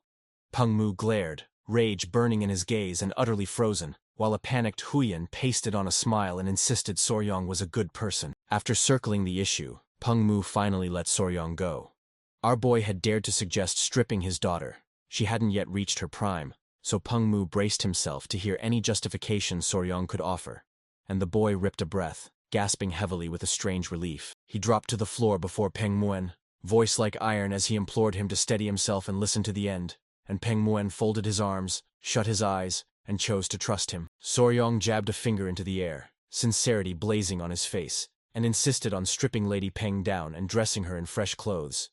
Something in her garments or personal belongings might have triggered her collapse. The words hit Peng Mu like a punch. His eyes snapped wide and his jaw dropped as shock slammed through him. He'd completely misunderstood Soryong. He dropped his gaze, clenched his fist until his knuckles blanched and lifted it to hit himself again for doubting the words of our boy. Soryong's eyes flew open in terror, and that sight threw him into a panic. He grabbed at his hand, shaking it and begging him to calm down, certain his daughter's sudden collapse must have stunned him. Patriarch Peng flashed a kind smile and thanked our boy with all his heart for understanding someone else's mistake. Soryong locked eyes with Peng Muen, face stone cold, and declared the Peng clan's young lady would be placed under Tang custody, and all contact with the Pengs cut off until further notice. The Patriarch and Huyan froze in shock, and Peng Muen jabbed a finger at his chest, bewildered, blurting, "Me too?" Confidence flared in Soryong's eyes. He smiled and nodded. If his daughter showed the same symptoms under their care, the Pen clan would be cleared, so he turned to the method called controlled environmental adjustment, the very technique breeders use to raise poisonous insects, snakes, and amphibians. Back in his past life, one afternoon he plucked his tiny chameleon from its terrarium. The creature stunned him by trying to talk, asking for vitamin D in its food, and Soryong's eyes widened in confusion as shock rooted him in place. If only the animals they cared for could tell them where it hurt. Life would be so much simpler, but humans couldn't speak to them. They methodically tore apart the creature's world, swapping habitats and diets until they hunted down the exact thing poisoning it. Right now, Ying lay collapsed, cheeks burning crimson, and breath coming in ragged bursts, and Soryong vowed to wipe her environment clean and reintroduce everything piece by piece to bait out the trigger. They couldn't stand by while she kept keeling over with no answers. The Patriarch raked his fingers through his beard, curiosity lighting his face as he saw Soryong was right. Given time, they'd unmask the cause of her condition. He burst into praise for his son-in-law's brilliant idea. Soryong's eyes snapped wide as nerves spiraled him into panic. Huyan shut her eyes and let relief wash over her.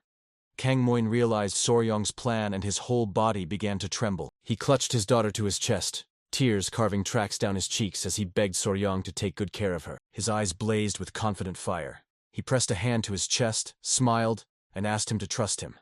Nobody suspected he'd raised countless creatures, so a little girl was nothing next to that. The next day, little Ying bolted awake, tears flooding her eyes. This was nowhere near as easy as Soryong had hoped. Ying burst into tears, and the sight catapulted our boy into a panic. He froze, not knowing what to do. Ying's crying escalated into raw, uncontrollable wails as Soryong pressed his hands to his head, eyes wide with confusion. She'd been crying ever since she regained consciousness, while Lady Huyan and Soryong's mother-in-law rushed outside to gather essential supplies to care for Ying, leaving Soryong alone with an unpredictable little child. He hovered at the bedside, confusion blazing across his face, and blurted, "Sleepy or hungry?" He was completely lost as minutes dragged on, and Ying's crying never stopped. Soryong clasped his hands, a puzzled smile tugging at his lips, and burst out, "Are you crying because Lord Peng wasn't here?" He jabbed a finger toward the doorway and said her father had sprinted off to fetch medicine for her, promising he'd be back any minute. Tears still clinging to her cheeks, Ying puffed up her cheeks and demanded sweets.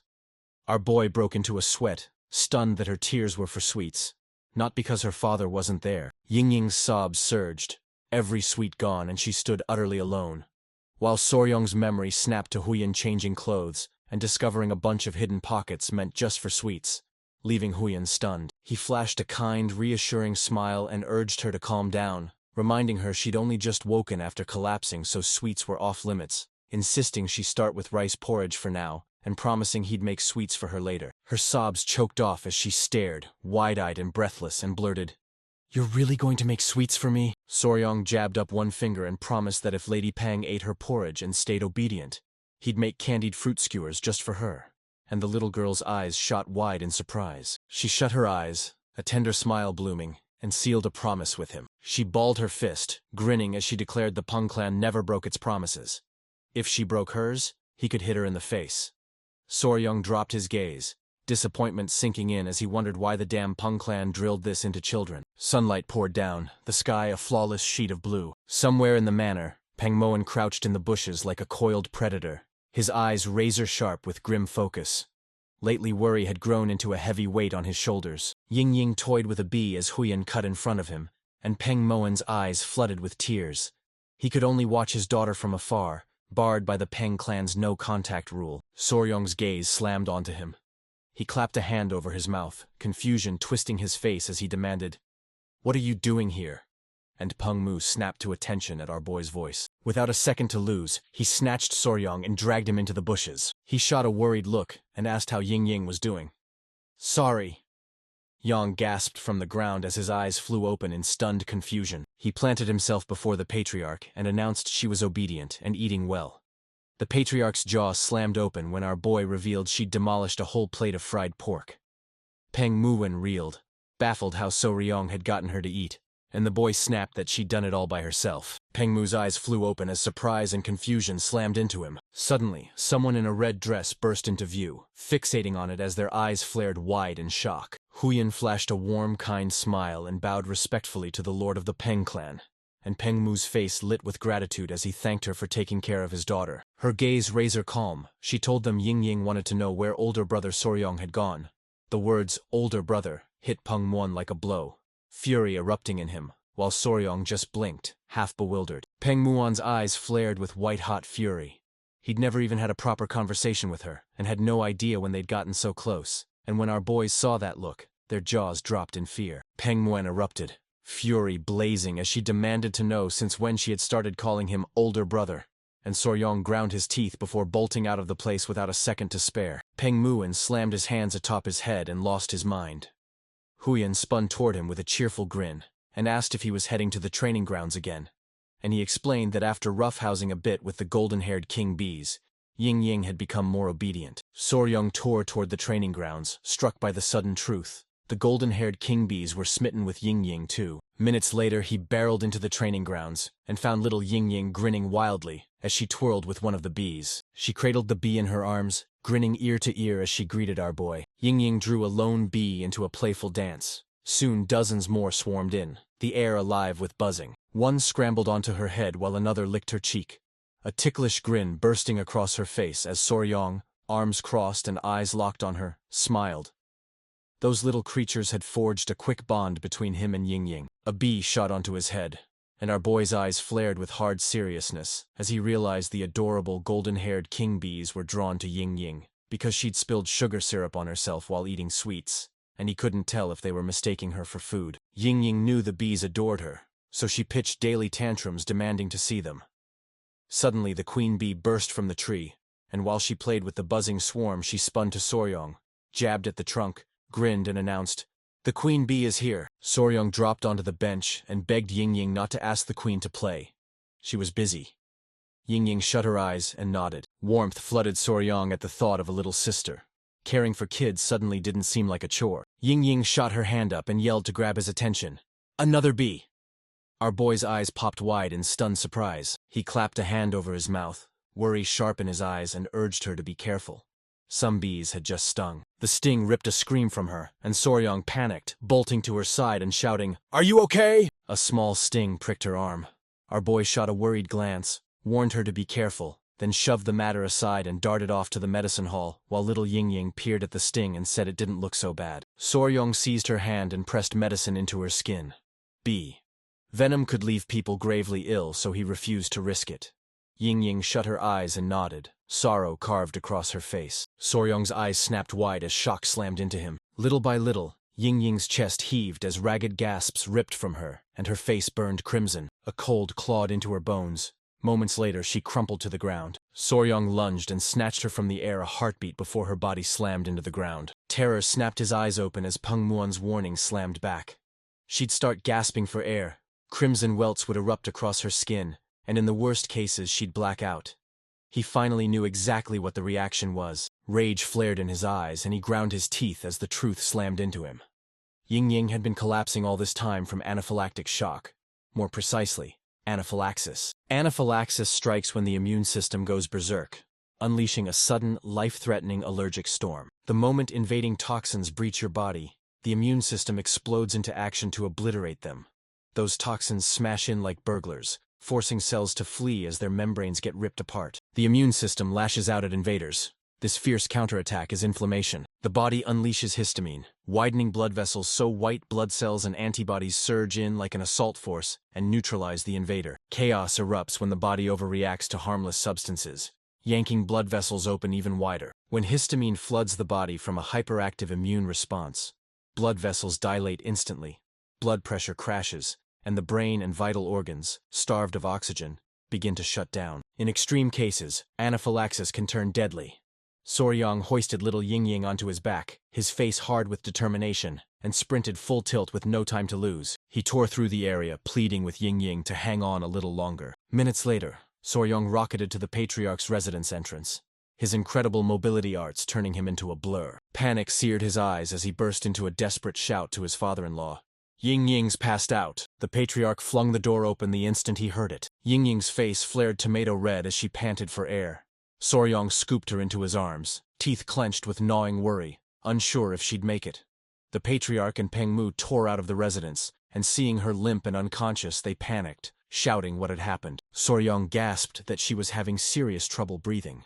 Peng Mu scooped up his daughter, fear exploding in his eyes as he thrust his hand and channeled his internal energy into her to steady her, while the Patriarch sat beside them and watched in silence. Gradually, little Yingying's breathing steadied into a calm rhythm, and the angry red rashes began to fade. The red rashes vanished in seconds, and Yingying's breathing snapped back to normal. Soryong shut his eyes, plopped onto his butt, and let out a long, relieved sigh, thinking internal energy was incredible. Anaphylaxis means one thing: lock down blood pressure and keep the airway open. Epinephrine first, steroids and antihistamines backing it, and if it goes critical, you intubate. But in this world, chai-based techniques fixed everything, and Soryong's jaw dropped. The Patriarch's gaze slammed onto Yingying, grim resolve flooding his eyes as he realized the symptoms matched last time. He whipped around to Soryong, remembering he'd been with her, and snapped if he'd seen what set off the reaction. Peng Muin's eyes shot wide with curiosity as he pushed whether Soryong knew what made her faint, and the boy sitting before them nodded, insisting he'd seen it clearly. A confident smirk split Soryong's face as he lifted a single finger. Yingying had collapsed, felled by a bee's sting. Peng Muin and the Patriarch gaped, shock ripping through them. They couldn't believe a single bee had triggered the allergic reaction. The Patriarch dragged his fingers through his beard, muttering that fainting from a bee sting, though rare, didn't explain her earlier collapses. Peng Muin's eyes shot wide. He agreed, since if a sting had been the cause she wouldn't have made it this far, and a cold knot of confusion tightened in him because they still had no answer. The Patriarch exhaled a long, weary sigh. No clear connection had turned up. Just before he could finish the sentence, Soryong shut his eyes, smiled, and nodded. He'd found the cause. The Patriarch's eyes snapped wide with surprise and curiosity, shock clawing at his throat as he demanded to know if Soryong was really telling the truth. Grinning like he'd cracked a code, our boy declared Yingying's bee sting had exposed the true cause. Peng Muin's jaw dropped and he barked at Soryong to explain himself. Our boy plunged into a blow-by-blow explanation. Sweat poured down Peng Muin's face as the Patriarch's eyes snapped wide with suspicion. Soryong locked his gaze on little Yingying, shut his eyes with a smile, and declared they had to remove her clothes first. Dusk had already fallen when someone shut the room's door. Huayan spun around, eyes steady and sincere, and admitted Soryong had been right. Eruptions on her skin hid the signs at first, but beneath them old marks lay exposed, and fresh ones had just surfaced. Right behind her stood Soryong, a fresh bump swelling on his head, the Patriarch, and Peng Muin. The Patriarch, arms crossed, broke into a smile, and Peng Muin's eyes shot wide with joy. He was sure Soryong was right. The matriarch flung the door open, pinned them with a serious gaze, and ordered everyone to remain silent. She had not yet regained consciousness, and at that everyone nodded their heads. Peng Muin clamped his fist over his mouth, shut his eyes, coughed, and admitted Soryong was right. There were marks beyond the rash, while Soryong, a huge bump crowning his head, watched him in silence. Sorrow and confusion clouded Peng Muin's eyes as he rasped, asking why his daughter kept fainting all this time. Soryong declared with iron certainty that venom poisoning was the cause, and confusion crashed into Peng Muin's eyes as he remembered the Patriarch insisting it wasn't. They'd spot a sting the moment it happened, The courtyard was nothing but bare stone, no flowers, no reason for bees. So he had to know why Soryong was so sure it was bee venom. Soryong squeezed his eyes shut, rubbed his chin, and a hard certainty hit him. A bee sting would have been obvious, and her symptoms matched Anaphilaxis from bee venom exactly. Bit by bit, our boy cracked his eyes open and they blazed to life. A towering bookshelf crowded his skull, shelves groaning under grim tomes on poisonous creatures. A fierce light flared in his eyes as he pressed a hand to his cheek, knowing he had to find another creature with the same bee-like venom, laced with melatonin or peptides that unleashed swelling and stole your breath. He conjured the misty forests of Hebei province in China, a land shaped by a temperate western climate. Venomous creatures erupted before him. The white-lipped pit viper, known as the Chinese cobra, reared its head. The Chinese scorpion snapped its pincers. The Chinese red ant swarmed, and the red-chested ant bristled to strike. Soryong's hand flew to his chin, and he decided to toss the snakes and scorpions aside. Peng Muon's and the patriarch locked onto him, eyes going wide with bafflement. They had no idea what he was doing. He imagined little Ying devouring sweets, then hunted down the perfect spot where that creature would clamp its jaws on her again and again, just like it always did. He remembered in a flash, she loved sweets. His eyes snapped open. He just remembered Ying had a secret pocket sewn into her clothes where she stashed sweets. A triumphant grin spread across his face when he pinpointed the cause. He stood his ground, insisted it was bee venom, and urged them to trust him. Huyan's gaze locked on our boy, confusion blazing in her eyes, and Peng Muon bristled, fury crackling as he repeated that there were no bees in the Peng clan residence. Sorry. Yang spun to them and, flashing a confident smile, declared that those of the Tang clan would know. The venom doesn't affect everyone the same. For some, a trace can be lethal, while others can shrug off 10 times that dose with no trouble. Peng Muon's jaw slammed open and sweat beaded on his temples as he couldn't understand a single word. The patriarch reached out to him, eyes sincere, and admitted Soryong was right. The same poison assails each person differently. Soryong thrust his hands out and declared, "As we've seen, Ying reacts dangerously to that venom." Huyan listened in stunned silence, while across from them, Patriarch Peng Muon gave a slow, solemn nod. Yang's eyes burst into confident light as he tapped his temple with a finger and declared one thing certain. She was vulnerable to venom, and with no bees in their house, only one possibility remained. Feng Muon locked his gaze on our boy, sweat beading cold and fast across his brow. Somewhere in the manor, the queen bee lay on the floor, her gaze tender as she huddled beside another bee, and Soryong revealed the culprit. A bee, but a very special kind. Hours later, night fell. Soryong crouched low beside some rocks while Huyan swung a fire lamp that spat harsh light across the ground, and the patriarchs loomed behind them. The patriarch fixed a baffled stare on the boy. Peng Muon's eyes widened with electric curiosity as he asked if Soryong was truly sure this was the place, and Soryong's gaze flared with confidence as he smiled and declared it was the place. He asked Huyan to cast a little light over the area. Huyan gripped the fire lamp, curiosity flaring in her eyes as she nodded. Soryong dropped a candy onto the stones. Moments later, tiny ants poured from the cracks and ravenously tore it apart. One tiny ant lunged, gnawing into another as the injured ant screamed for help. He snatched a bite with chopsticks. "Sorry, young." He snatched the ant and, with a razor-sharp gaze, declared it the culprit. Peng Muon and the patriarch froze, staring in stunned disbelief. An ant, not a bee. Soryong snapped for them to stare. This ant was a collateral relative of the bees. Peng Muon leaned in, studying the tiny insect with puzzled intensity, not understanding what Soryong meant. Several seconds later, the patriarch's eyes snapped open in terror, and everyone around him reeled in shock. Rage boiled in the little ant. When they leaned in, their mouths dropped at a colossal stinger jutting from its rear. They couldn't believe an ant could wield something that huge. Comprehension slammed into the patriarch. He finally understood what Soryong meant by them being collateral relatives, and Peng Muon gaped as an ant revealed an enormous stinger. Soryong's stare pinned them, and the truth slammed home. This thing was a distant cousin of the bee that had toppled Ying, a bona fide stinger ant. Peng Muon's stare pinned the ant and sweat beaded on his brow as the patriarch gaped.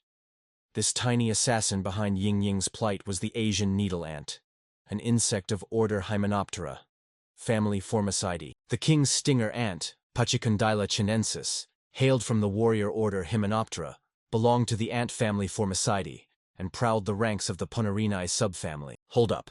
What the hell do ants have to do with stingers? The truth slammed home. Stinger ants sprang from the same ancestor as bees, so they still carried many unmistakably bee-like traits. Research ripped open a terrifying truth. People who plunged into anaphylaxis from stinger ant venom were likely to erupt into the same reaction from bee venom. Soryong snatched the ant between his chopsticks, igniting a wildfire of fury in the tiny creature. He jabbed a finger, flashed a grin, and declared the ant wasn't hunting Ying. It had come to gorge on the demon beasts ravaging the Tang household, proving the king's finger demon ant preys mainly on other demonic creatures. After an ant's sting, one of Peng Muon's men leaned in and scrutinized the mark. It looked like a common rash, leaving them unable to tell what had actually stung her. And a few days later, Ying regained consciousness and shrugged it off as a harmless leftover spot. Peng Muon's eyes bulged and his jaw hit the floor as the truth snapped into place. No one would have suspected Ying collapsed because of such a pitiful, tiny creature. Curiosity blazing on his face, he whipped toward the patriarch and asked if he could craft an antidote, and the patriarch closed his eyes and sank into a deep, silent calculation. He snapped his eyes open, deadly serious. There was an antidote for bee venom, but with Ying's body overreacting to the toxin, it often failed. Peng Muon's eyes bulged and his jaw dropped as the patriarch declared that merely knowing the cause was a step forward, because now they could stand guard and try to stop her from collapsing again. Peng Mu ground his teeth instinctively, fury igniting in his chest. Then a sigh tore through the silence. He locked his gaze on our boy, smiled and thanked him. Soryong's eyes lit up with joy as he nodded and said there was nothing to thank for. Grinning with iron confidence, our boy told Peng Muon not to panic. There was a way to treat Ying, slow but real. The patriarchs froze in stunned silence, and Peng Muon thrust out a hand, demanding Soryong reveal what it was. Sorry. Yong slid his hand to his cheek, his gaze eerily calm as he declared, desensitization, and Huyan's eyes snapped to our boy. She had no idea what he had in mind. Soryong launched into an explanation. Peng Muon's eyes went wide with confusion, and he blurted, "Do we have to undress Ying again?" Soryong broke into a sweat, voice trembling as he explained it. Tiny doses of bee venom injected over time to dull her sensitivity, so it would take a while. Huyan's face hardened, rage coiling as he readied himself to teach Soryong a lesson, certain that once the treatment finished, Ying would no longer collapse from the venom. Surprise flared across the patriarch's face as he crossed his arms, realization crashing down that Soryong's method could work. The Tang clan had done the same, slowly drip-feeding venom into the body to forge resistance. Feng Mu's knuckles whitened as he clenched his fist and asked if, once the treatment was over, Ying would no longer collapse. The patriarch smiled and nodded, saying it would take a long time, but should be possible. The moment those words hit him, Peng Muon flashed a warm, satisfied grin. He squeezed his eyes shut and thumped Soryong on the back, thanking him for saving his daughter. Our boy sheepishly rubbed the back of his head, and the patriarch and Huyan broke into warm smiles. Feng Mu and Zai exploded with joy, their faces shining like beacons. He grabbed our boy by the shoulders, and having just been helped, he refused to let it go. "Tell me what you want, Soryong. Name it and I'll grant it," he snapped, and our boy broke out in a sweat. He slammed his eyes shut, bewilderment boiling. He couldn't fathom what was wrong with the people of this world. The instant he helped them, they hurled blank checks at him. Gratitude lit Soryong's face as he bowed to Patriarch Peng and declared, Ying is my little sister. I won't accept any reward." Peng Mu burst into laughter and smacked Soryong across the back, crowing that the Pen clan has no modesty and demanding our boy say what he wanted as his reward. The blow ripped a scream from Soryong, and he knew if he didn't speak this instant, he'd die. Right then, our boy's eyes snapped wide open, shock ripping through them. His eyes sparkled and a hungry grin split his face as he eagerly asked Peng Muon to join him on a mountain tour. Peng Muon blinked, mildly baffled. The next day, Peng Muon, Soryong, Gu Pi and Huyan climbed Mount Gunga in Sichuan, every eye riveted on a waterfall so breathtaking, none of them had ever seen anything like it. Grinning, Peng Muon proclaimed the mountain magnificent, and Ryong laughed, explaining that rumors said there was even a beautiful stone cliff. Huyan strode forward, eyes locked on the waterfall, smiling as she said the general had pointed them here. Soryong, wearing a confident grin, knew she was right. This was the waterfall and the rock he'd mentioned. Our boy froze, baffled. He couldn't picture how they'd get to the cave tucked behind the waterfall. Peng Mu spun toward them, eyes flashing as a bright idea struck. Surprise cracked across his face as he recalled Soryong admitting he'd only just begun learning mobility arts, and realizing he had no clue what the wave-stepping swallow flight was, the boy's curiosity ignited and he blurted, "What's that?" A slow, triumphant smile curled across Peng Muen's face. His smile snapped away as confusion flooded his eyes. He yanked Soryong up by the shirt and hoisted him into the air, snarling that it was painful so he'd teach him directly. Soryong's eyes flooded with fear, and sweat beaded on his brow, while across the room Huiyin clapped a hand over her mouth, frozen in shock. Summoning every last ounce of strength, Peng Mu burst through Soryong and hurtled straight for the waterfall, and Huiyan froze as panic ripped through him. Our boy slammed down by the waterfall, gasping for breath, just as Peng Muen dropped to a landing right in front of him. He planted his hands on his waist and cackled, convinced his body was impressively agile. Our boy sank to his knees, sure this man had lost his mind. Huiyan barreled in, worry carved across her face, and shouted, "Soryong, are you okay?" She eased Soryong down, looked ahead, and realized they were staring at what seemed to be the cavern's entrance. The boy's eyes widened in stunned surprise. An opening hidden behind a waterfall was thrillingly mysterious. Peng Muen's eyes blazed with joy, and he charged into the cavern to discover what waited within. A few minutes later, the waterfall thundered as its waters crashed into the river. Soryong and the others plunged into the cavern, swallowed by its yawning darkness. Our boy and Huey's eyes shot wide in surprise, leaving them reeling in shock. Worry burned in his gaze as he blurted that something felt wrong. And Huiyin beside him swept her eyes across the place and nodded. Small rocks littered their path, bright crystals blazing on top and ringed by dead plants. They knew the general hadn't lied. The cavern's interior shattered every expectation. Soryong perched beside the crystals, eyes razor-focused as he studied them, just as Eagle, the Muram Alliance's general, had described. A lone ray of light pierced the cavern's center, and the ground lay blanketed in countless names. Flowers explode into bloom, the sight so strange and breath-stealing it feels like stumbling into another world. A hidden paradise. Peng Muen and the others fanned out across the ground as our boy's gaze locked onto the dead, brittle plants. To him this place was hell, not paradise. Huiyan, trailing behind them, admitted that even though sunlight sliced through a hole in the cavern ceiling, no plant bloomed. Everyone hung limp and shriveled. Peng Muon's stare snapped to steel as he realized the sacred beast was warping everything around it. His gaze snapped to the rocks as cold Kai pulsed from the center rock. Soryong's face went raw and sincere as he owned it. The elder was right, and Feng Moon ripped his sword free, asking them to fall behind him. Peng Muen crept toward the rocks inch by inch as the world seemed to hold its breath. Grim light ignited in his eyes as he realized this cold was anything but mild. Right then the creature unleashed a thunderous roar, and Soryong's and Huiyan's eyes snapped wide in stunned surprise. Seriousness flared in Peng Muon's eyes as he flashed his sword, pointed to the creature ahead, and barked for them to stick right behind him, while Soryong's eyes lit up with joy. He'd been thrilled by that roar. At that moment, a creature with beacon-bright eyes tore itself free from the rocks. It locked onto him and ripped out a thunderous roar. His eyes shot wide in stunned amazement and his jaw dropped. A chubby-tailed gecko stalked forward, icy Kai crackling from its plump body. No more than a foot long, it fixed you with tiny round yellow eyes and ended in a chubby little tail. Soryong slammed his hands to his cheeks, his eyes exploding with adoration as the gecko's cuteness threatened to shatter his composure. Huey lifted a hand to her mouth and, smiling, admitted the blue lizard was breathtaking. Our boy clenched his fists and couldn't stop grinning. He knew she recognized its worth. And across the way, Peng Muen broke into a sweat. He ground his teeth the moment a searing realization slammed into him. The gecko erupted into a thunderous roar. Peng Muen clenched the sword, exposing a second gecko tucked deeper inside, and Soryong's breath hitched. Were they a pair? Smoke curled from his nostrils as the thought they'd even produce offspring hit him, and he snapped to Lord Peng that they had to bring them back alive no matter what. The gecko locked eyes with Soryong, murder in its gaze as icy Kai oozed from its scales. Deeper in the jagged rocks, a second gecko slumped into the shadows, looking injured and trembling. Huiyan spun to him, worry carved into his face, and asked if something was wrong. Soryong's eyes flared with steely focus as they locked onto the rocks.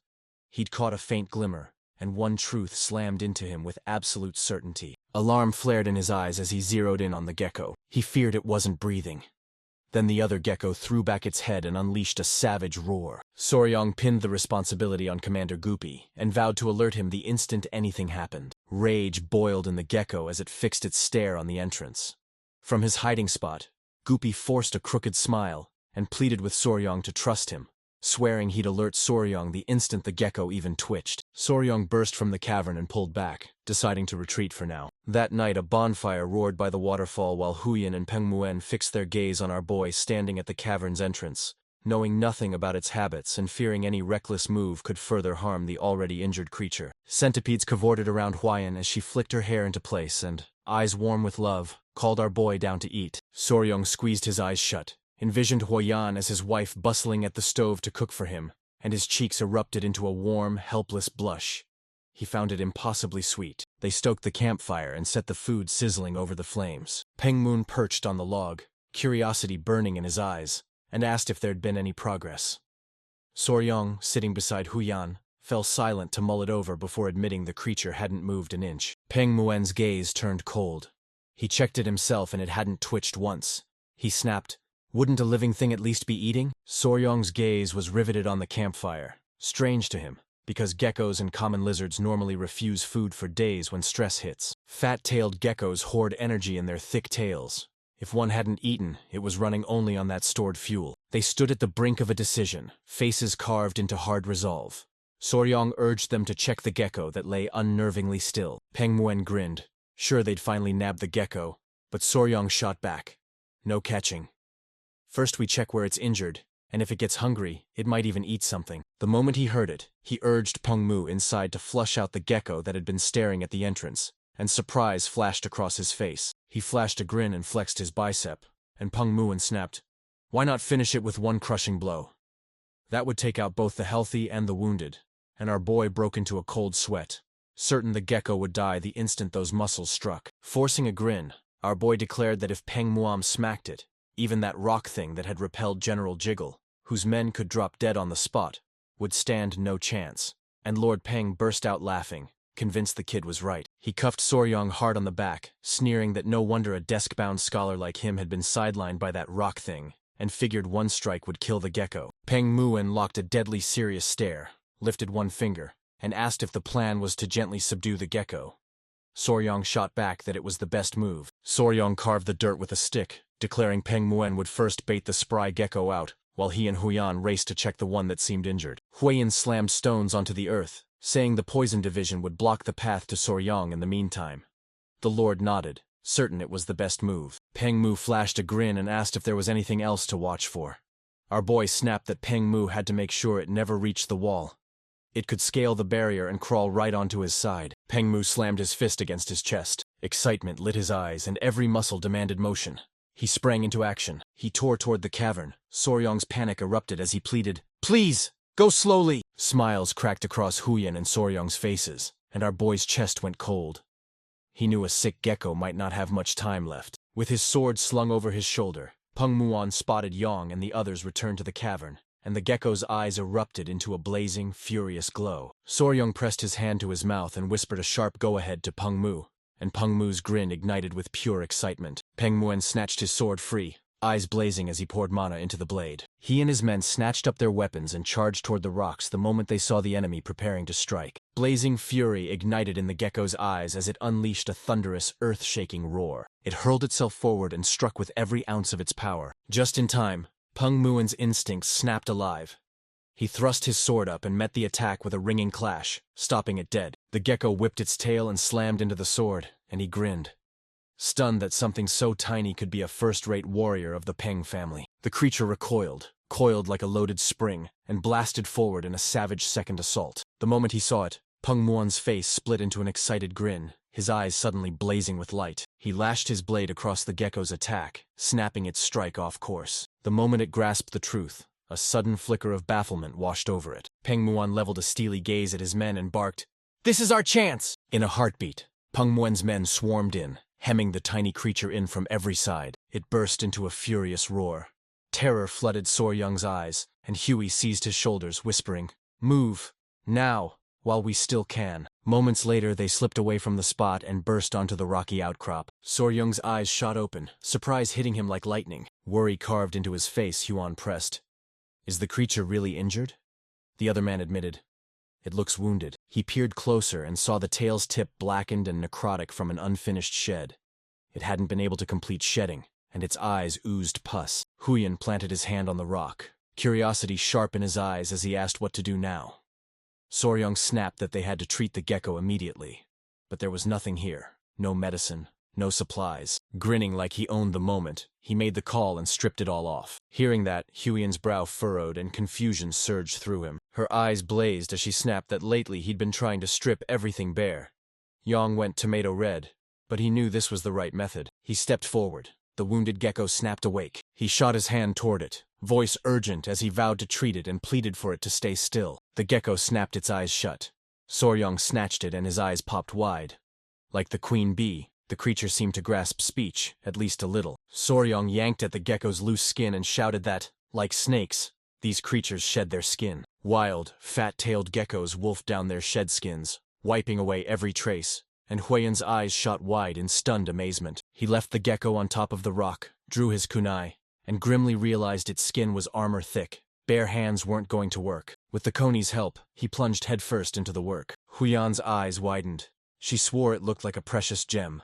Soryong sliced a sliver from the gecko's shed skin with his kunai, and a radiant jewel-bright sheen burst forth. Soryong slid a scrap of skin dangled from the gecko's leg. Huiyan jabbed a finger at it, tenderness flooding her chest because it looked like gloves. He knew she'd cave.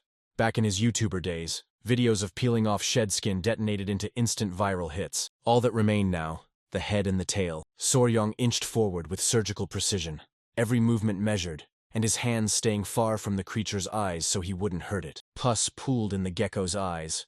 It hadn't finished shedding, and the trapped skin unleashed an inflammation that swelled and clouded its vision. They cradled it with surgical precision and a feather-light touch. Soryong's hands were steady as a surgeon's. He peeled the gecko's head skin away, not a scratch on the tiny creature. Grinning, the boy asked if it felt better. The gecko shuddered, then its eyes snapped open. A quiet thrill flickered inside Huiyan, refusing to be held down. Soryong zeroed in on the gecko, eyes tracking every twitch. Huey asked, "Is there a problem?" And Soryong met him with steady, sincere eyes and confessed, yes. He jabbed at the gecko's tail, grinned sharp, and confessed he couldn't decide what to do with it. Beads of sweat stung his brow. Only by severing the tail could the necrosis be stopped. Yet in its fragile state, a single cut might kill it. Peng Muon bellowed a razor-sharp warning at Soryong. "Be careful!" And the cry snapped Soryong and Huiyan instantly into full alert. Pangmu blurted they'd lost the gecko. In the blink of an eye, the gecko popped up right behind them. The creature's eyes blazed with pure hatred, panic ripping through our boy as he pleaded for it to calm down. Cradling the gecko and holding the kunai up like proof, Soryong insisted he'd only been trying to help and heal its friend. He zeroed in on the kana, eyes wide with shock and confusion.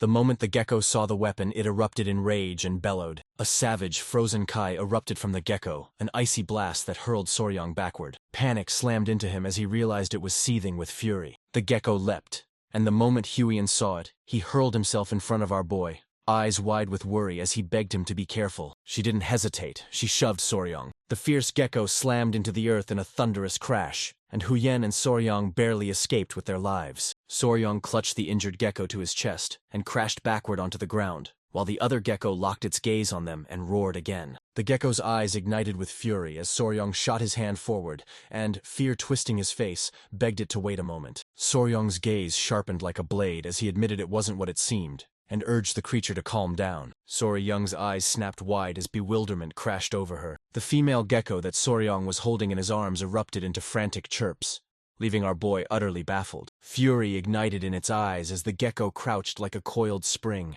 every muscle primed to strike. But then it stilled, a flicker of surprise crossing it. The two geckos started chattering and burst into helpless laughter, and Soryong froze, eyes locked on them, jaw dropping in stunned disbelief. Peng Mu Wen and his men barreled back into the cave, the leader's worried gaze cutting through the darkness as he blurted, "Is Soryong okay?" Peng Muon yanked his sword up and gripped it tight, admitting the gecko was vicious and lightning fast. He never expected it to slip between his legs. Spotting Peng Muon's sword, the gecko gnashed its teeth and unleashed a thunderous roar. Just as the tension was about to snap, Soryong darted between them, raised a hand, and, deadly serious, asked Peng Muon to wait a second. A confident smile curled his lips as he reassured Peng Muon he was fine, and beckoned him a step back.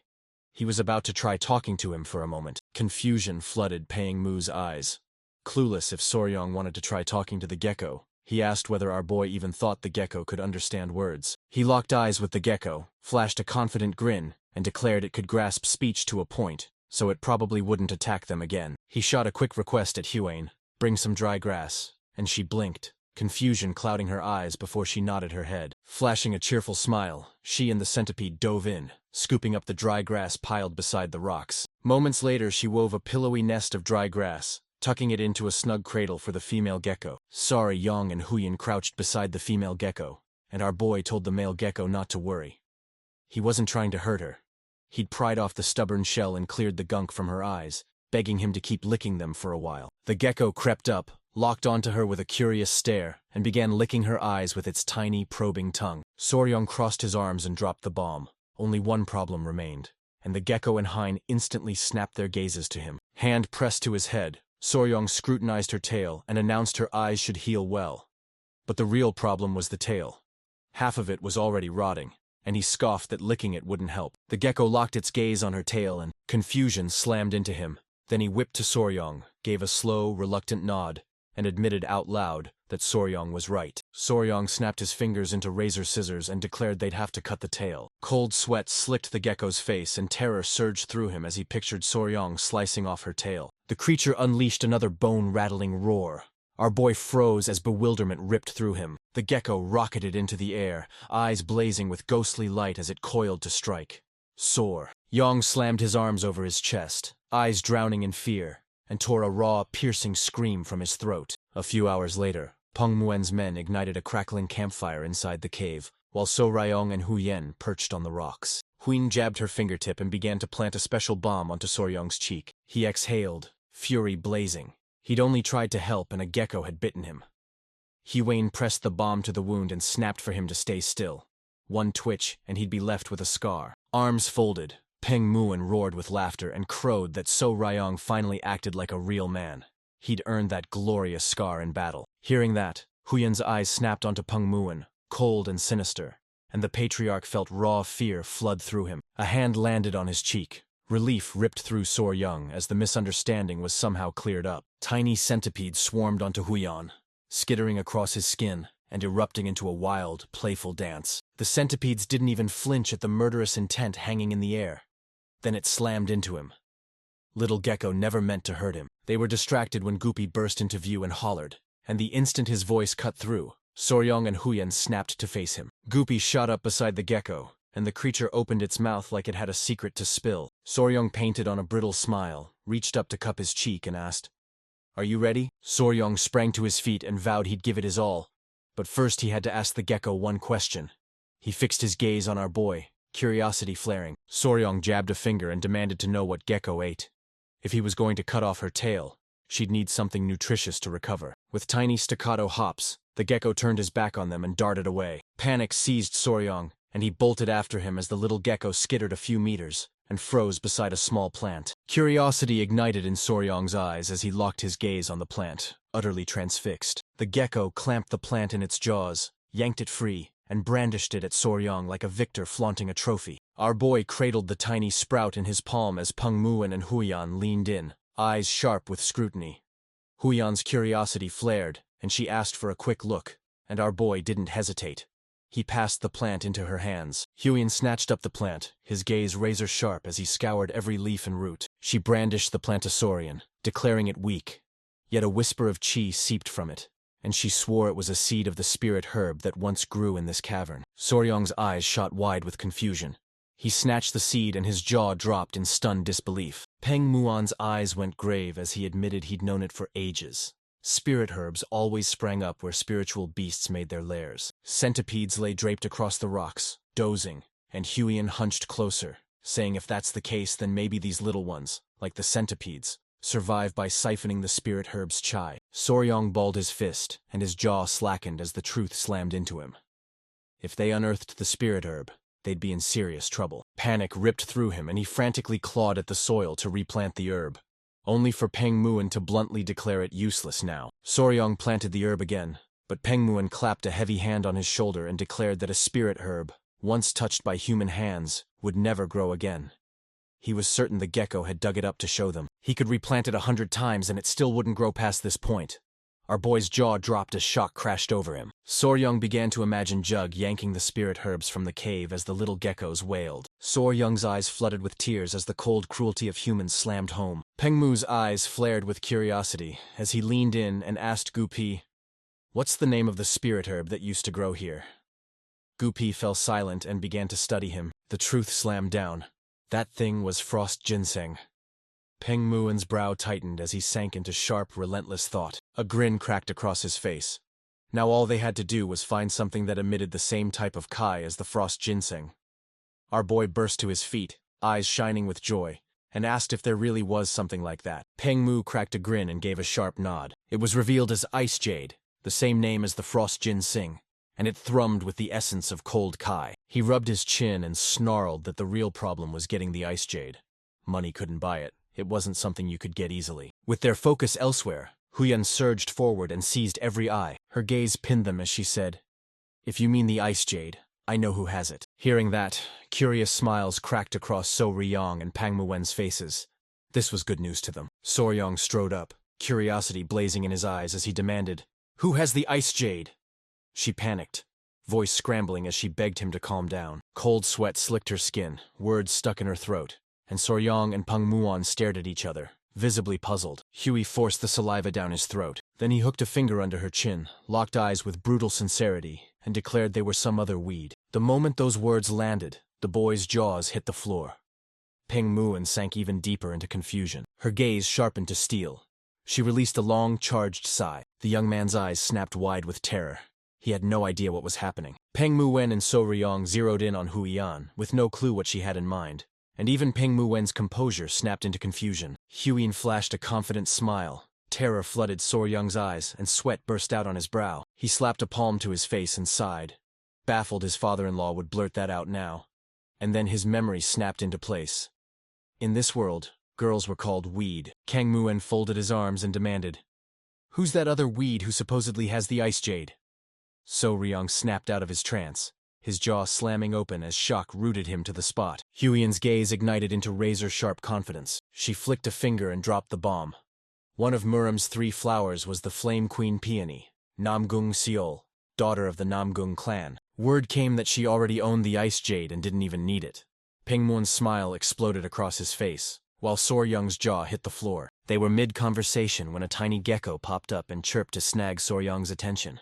The sound hooked him, curiosity flaring, and he spun around. Tears brimmed in the little gecko's eyes, grief twisting his face. Huiyan leaned in and asked what he was saying, and Soryong snapped that he was pleading with them to hurry and treat the injured gecko. Soryong thrust his hand forward, bottling the rest of the conversation until after he could tend the gecko. Huiyan nodded, watching the tiny, jittery lizard, and relieved they'd paused. Soryong squeezed his head through a crack in the rocks and froze. There, the tiny gecko lay fast asleep. He plucked her from the nest and scanned her with fevered intensity, while the other gecko's eyes glinted with concern. Confusion twisted Huiyan's face, as she remembered geckos could snap off their own tails. She couldn't fathom why this one had clung on until things fell apart, and Soryong's shoulders sagged. He admitted she was right, then quietly revealed some geckos never do that. Huiyan's eyes snapped wide, pure confusion blazing in them. When a lizard tears off its own tail to escape, that's autotomy.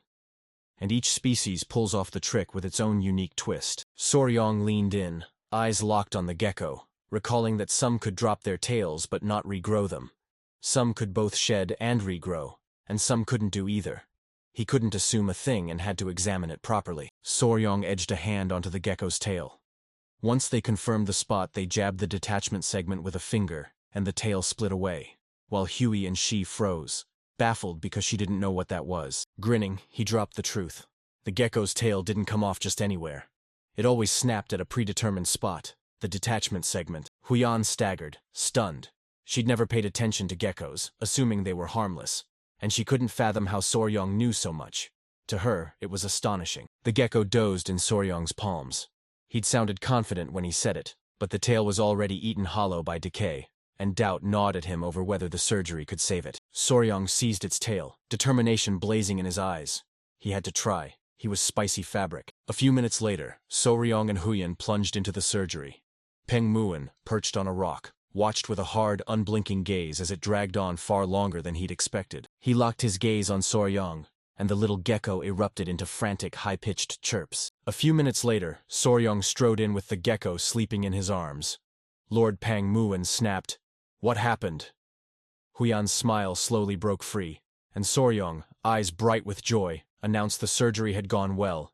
She'd be fine as long as they took good care of her. Hearing that, the little gecko sobbed, a grateful smile bursting across its tiny face. Our boy plopped down beside the gecko, joy exploding through him as the little creature glowed with pure happiness. Peng Muen's eyes locked onto our boy. With every second of that stare, the kid became impossibly more astonishing. The pair of geckos slipped back into the nest. With the surgery done, Soryong and the others planted themselves nearby to watch its recovery for the next few days. A few days later, sharing a curious smile, Soryong and Huyan tore back into the cavern and bolted toward the rocks. Near the nest, two geckos cavorted in joyful play, and when Soryong saw she was on the mend, a relieved smile split across his face. The tiny geckos shot him tender looks. Soryong clenched his fists as excitement crackled through him.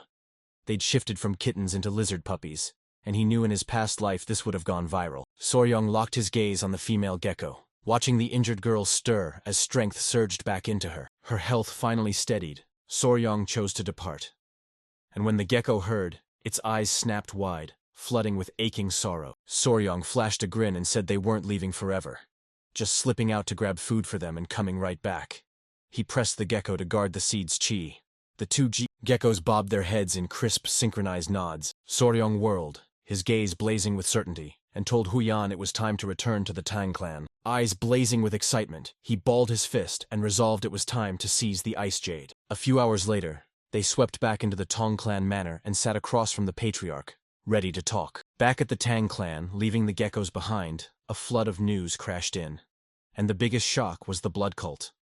The patriarch laced his hands, fixed a serious stare, and decided to speak on the matter. After the spy who had infiltrated the Muram alliance was finally unmasked, their warriors charged after the owl an assistant had raised. A mustached man hunched behind a tree, then darted a razor-quick peek around its trunk. His eyes snapped wide, surprise and raw terror crashing through him. An owl swooped into the blood cult's hideout, cutting through the dark into a space crammed with ninjas. A squad erupted back into the Muram alliance, handing over vials of poison drawn from Tiger's striped water snakes, the same venom that turned the tide in the hideout raid. Holding the letter aloft like a trophy, the patriarch declared the alliance leader had personally penned a note of gratitude. Pride lit his face while Soryong forced a smile and coughed. The patriarch snapped, "Did you catch that mysterious gecko?" He opted to swing by the toxic creature garden himself to eyeball how it looked. Sweat beaded on Soryong's brow, his eyes jittering as he blurted they'd only half caught the gecko. Confusion flickered across the patriarch's face as Huyan, her expression stone-cold, steadied herself, and laid bare everything that had happened so far to her father. The patriarch planted the cup of tea on the table. He raked his fingers through his beard as his mind snapped to the Ice Jade. She planted her hands on the table as Huyan shot to his feet, and explained they'd already planned to go together to Anhui province to visit the Namgum clan. The patriarch held a calm stare, then granted them leave. Perfect. He needed them to drop off something along the way. The blood cult made the timing dangerous, but with Soryong at her side, he finally relaxed. Soryong blew out a breath, confusion flaring in his eyes. Was that a sly move to shove a task onto him? Right as they were about to leave, the patriarch's face hardened, and he called out for them to wait a moment. He closed his eyes, then dropped a bombshell. Dark, disturbing rumors had been circling the Namgum clan lately. Soryong and Huyan locked eyes, shock detonating as their eyes shot wide open. Night had fallen.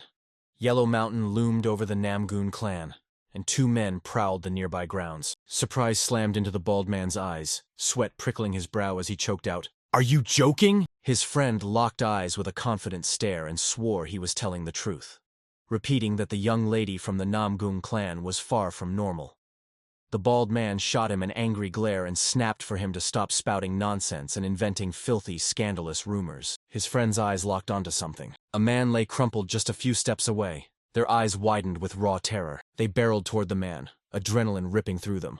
No one had any idea why someone had collapsed here. The friend scooped the man's head into his hand, eyes wide.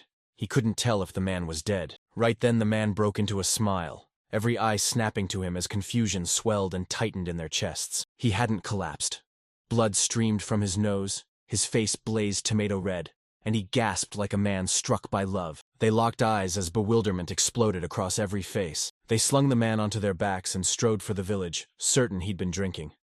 Not far off, a woman crouched behind a tree, eyes locked on every move. Her body unleashed a strange, crackling aura. Her shadow ballooned, stretching out until it loomed over the room. She dangled like a spider, clinging to a trembling silken web. Under the moon's silver light, she danced with her sword, honing every strike to razor precision. She locked her focus, her eyes ignited with fierce determination. She ripped the air with several sword strikes, each blazing arc shearing leaves from the trees. A shudder ripped through her, her whole body trembling like a struck bell. Her chest heaved in ragged gasps, frustration coiling like a fist in her gut. She failed to slice every leaf, and a cold certainty hit her. She needed more training. A pigtail sporting woman, lamp clutched in hand, materialized and shouted, "The woman is unnigh!" Namgoon Yoon of the Namgoon clan locked her jaw and demanded they turn back now. One late step and they'd be caught, and you knew her father would scold her mercilessly if that happened. She conceded the swordsmanship was flawless, but as the family's eldest daughter Unai had to protect herself. Unai zeroed in on Yunan's silence. She swept her hat off with a single defiant flick of her wrist. She locked eyes and owned it. Yoon was right.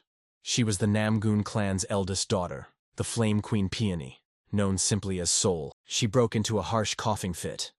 Yoon's eyes flooded with worry. She had no idea if Soul would be okay. Unknight's hand snapped shut into a fist, color draining from her face as the disease called overflowing chi deviation gnawed at her. At first, the whole family erupted in joy, hailing it as a blessing. His Kai channels had blown wide open, so internal energy surged into existence at lightning speed, and pure Kai streamed through unimpeded. The old healer treating her snarled that too many blood points gaped open, and her innate chi was being siphoned away far too fast. Worry written all over him, the father blurted, "Is there really no solution?" As the old man set a hand to his chin and sank into deep thought, sweat beaded on his face, sincerity burning in his eyes, the old man bared the truth.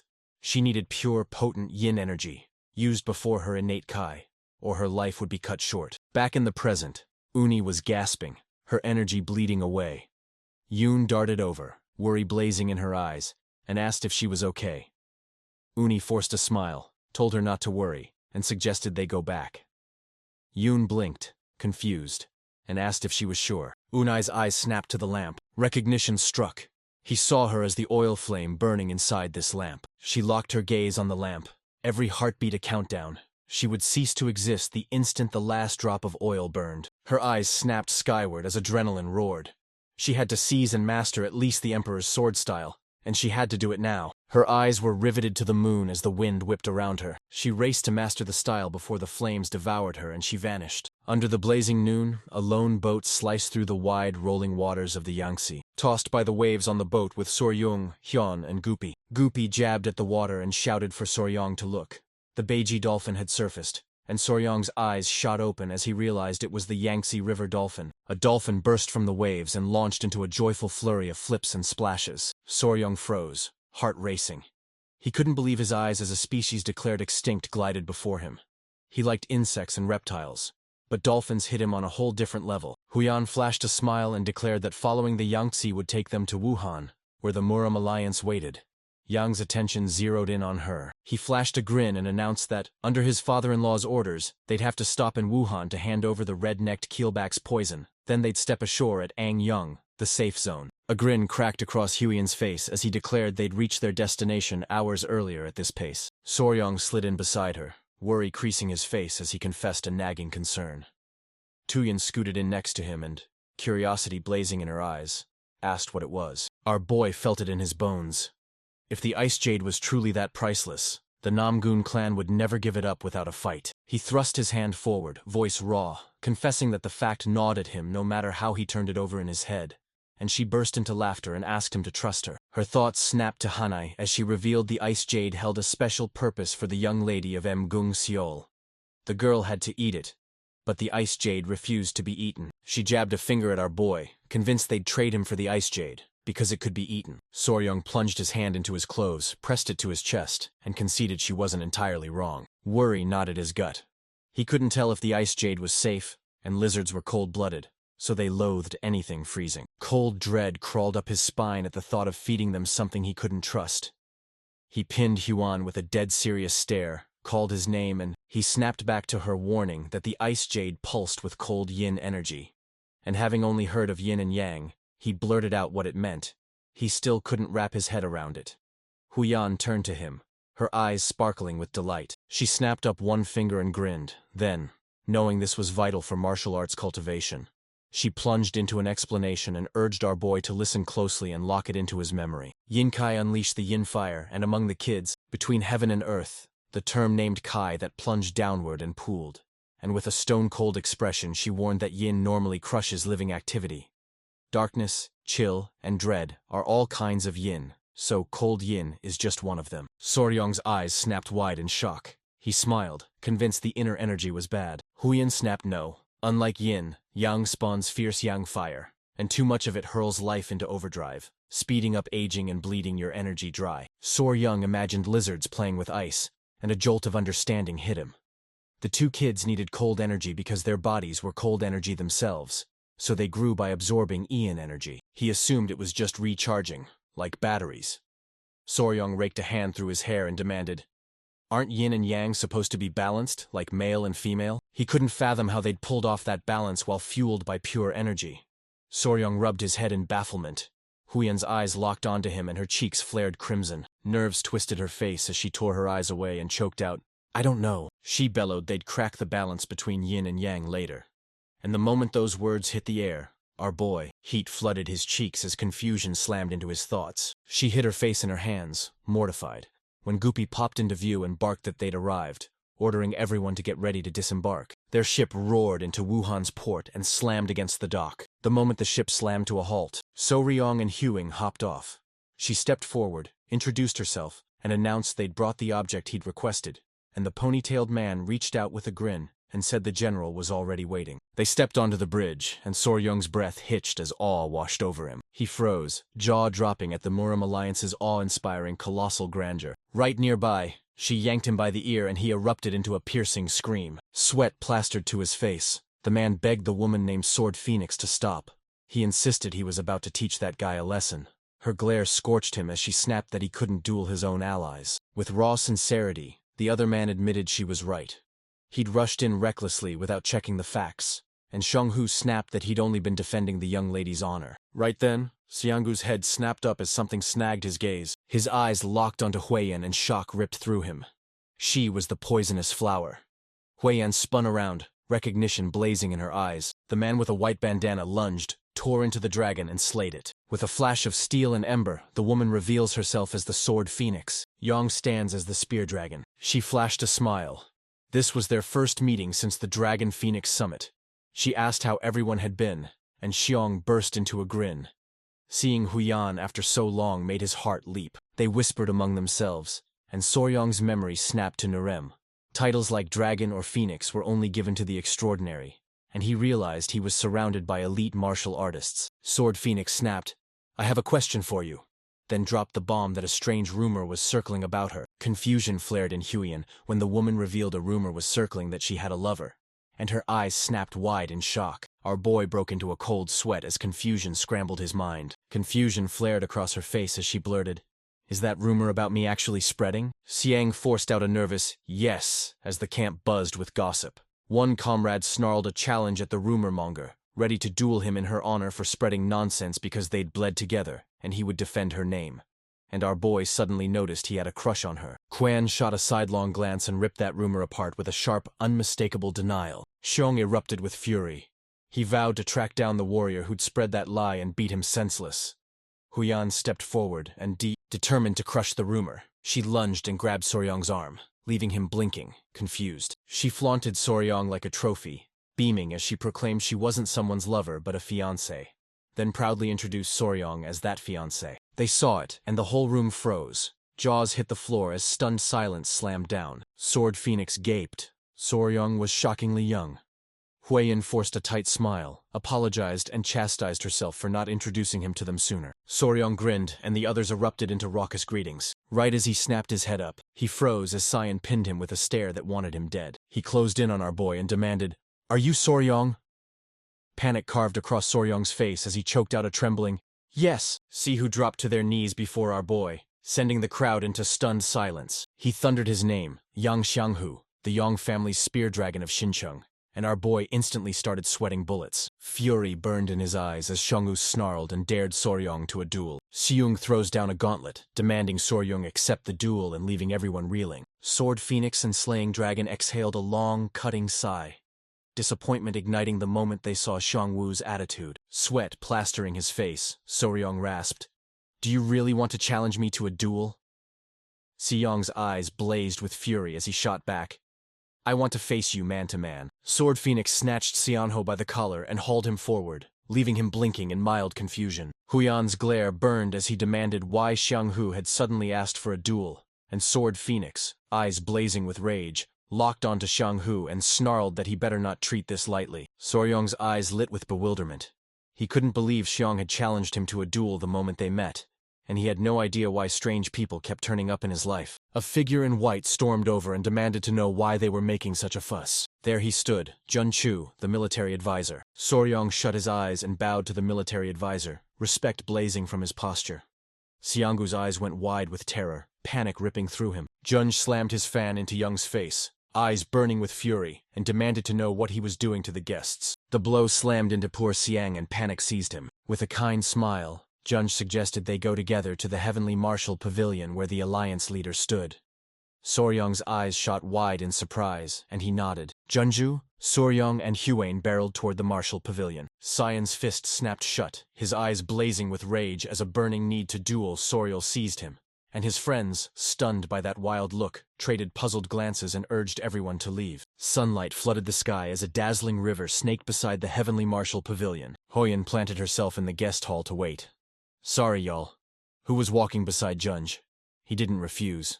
He just nodded his head. A girl in the guest hall broke into a sweat, her face tight with nerves as she frantically pointed the way and insisted they had to greet the Alliance leader first. Soryong zeroed in on her and instantly pegged her as a rookie, clearly a little lost. Junj flashed a grin and said they'd nabbed that guy thanks to Soryo, then added the woman was the maid they'd brought in to replace the last one, who'd been unmasked as a spy, and being brand new left her pretty inexperienced. Our boy plastered a strained smile as the maid shut her eyes and announced the general and a young Tang warrior had arrived, and the leader nodded, waving them in. The hall door swung wide open. The leader of the Alliance stood on the balcony, drinking in the sweeping vista. Junju and Soryong knocked fists to their palms and bowed low to him as our boy announced, "Why, Soryong of the Tang clan of Sichuan." And the leader's eyes snapped wide with surprise. He beamed, threw the door wide, and beckoned them inside. He could tell Soryong was bone-weary after the long journey. Something snagged his gaze, jolting him into razor-sharp alert. He jabbed a finger at our boy, face hard as stone, snapping whether those tiny things on his wrist and waist would bite just anyone. Our boy froze, eyes wide, and insisted they don't bite just anyone. Tiny centipedes dozed under Soryong's clothes. A bolt of memory hit him. The rumor their leader was one of Muram's top 3 martial masters, and he couldn't believe he'd instantly spotted the poisonous creatures coiling around his body. They sat down, the leader slicing through the silence. "Soryong, did you bring the tiger-striped water snake's venom?" Soryong nodded. "I did." He flashed a sly grin and announced he'd thrown everything together at the last second, 3 bottles clinking in his bag. Shock pinned him. Yet with a calm face he said that when he'd been on site, he'd watched them extract that venom. A brutally meticulous process that demanded enormous effort to collect. And he didn't know how to thank Soryong for bringing 3 bottles. The leader's eyes snapped to our boy as he said he'd heard the kid had become the Tang clan's son-in-law. Soryong turned, met that stare, and nodded. The leader leaned in and asked about his parents, and Soryong's voice cracked as he admitted he had no family. Utterly alone in this world, with no one to trust. Junj interrupted the conversation, his voice cutting sharp and serious as he revealed he'd heard Soryong had lost all his memory in an accident, and that before the Tang clan patriarch took him in, he'd been living alone on Hainan Island, hunting snakes and selling them. The leader crossed his arms, and in an instant he realized Soryong had survived a lonely, brutal life all on his own. Beaming, Soryong ruffled his hair and declared he wasn't completely alone. The leader snapped the conversation shut and announced why he'd summoned Soryong. He'd learned our boy had played a vital role in the recent blood cult incident and was ready to reward him. Our boy's eyes shot wide in surprise. Voice trembling, he blurted that he'd already told the general what he needed last time. Shuns cracked a smile. Soryong unearthed something colossal, power enough to banish those disgusting blood cult leeches from the Central Plains forever. And he insisted this service deserved far more than a simple reward. Soryong's face twisted with nerves, his hands trembling in frantic denial as he admitted he'd only stumbled onto it while fighting to save his people from their clutches. If that was the promised gift, he insisted, it was more than enough. A serious light ignited in the leader's and Yunga's eyes. The leader planted his palm on the table and demanded to know if he'd truly stumbled onto it while trying to save his people. He shot to his feet, folded his arms, a grin cracking across his face as the truth hit. He'd been wondering why Soryo felt so close, and now he knew. They were alike. Confusion exploded in Soryong's eye as the leader snapped he wasn't talking about their faces. His eyes went razor-sharp as he admitted he'd lost both his. Those bastards from the blood cult ripped his clan apart and snatched the woman he loved. He clawed and fought, tearing through every desperate option to save even one remaining family member. And somewhere along that brutal road, he found enlightenment and became a martial master. The leader pinned our boy with a hard stare and said he'd heard Soryong, poisoned, hurled himself at an elder of the blood cult to save his people from the Tang clan. Our boy smiled and admitted it was true. A grin split the leader's face. He'd pulled this exact stunt 30 years ago. He charged toward Soryong. Though imposing, he'd hurled himself in head first, desperation burning in his heart. He planted his hand on our boy's shoulder, and the kid froze, eyes wide with confusion. He grinned and bestowed upon our boy the one-of-a-kind iron coffer technique. Soryong and Junja's jaws flew open as shock crashed over them. The leader couldn't help but grin, fixing them with a confident stare, as he declared he'd never taken a disciple, and that his martial art would die with him. He refused to pretend to be his master, and told the Tang clan they had nothing to fear. Genju shot to his feet, sweat plastering his face. Our boy gaped, sweat streaming off him as if a dam had burst. He pressed a fist to his chest, gratitude blazing as he thanked the leader, and vowed with iron resolve never to let his great name be disgraced. When he heard that, the leader's face broke into a kind smile. Night fell, and Soryong prowled the area, lugging a heavy book. He clutched the book like a lifeline as the alliance leader bestowed upon him a martial art all his own. Soryong buried the secret, trusting it only to his clan's elders. If anyone else learned it, the blood cult would hunt him like prey. He resolved to return to the guest hall, picturing Huin's delighted smile. Then a man stepped out and watched him in silence. The man held up a hand and told our boy to wait. Soryong whipped his head around, curiosity burning in his eyes. He looked up and found a furious Yang staring him down.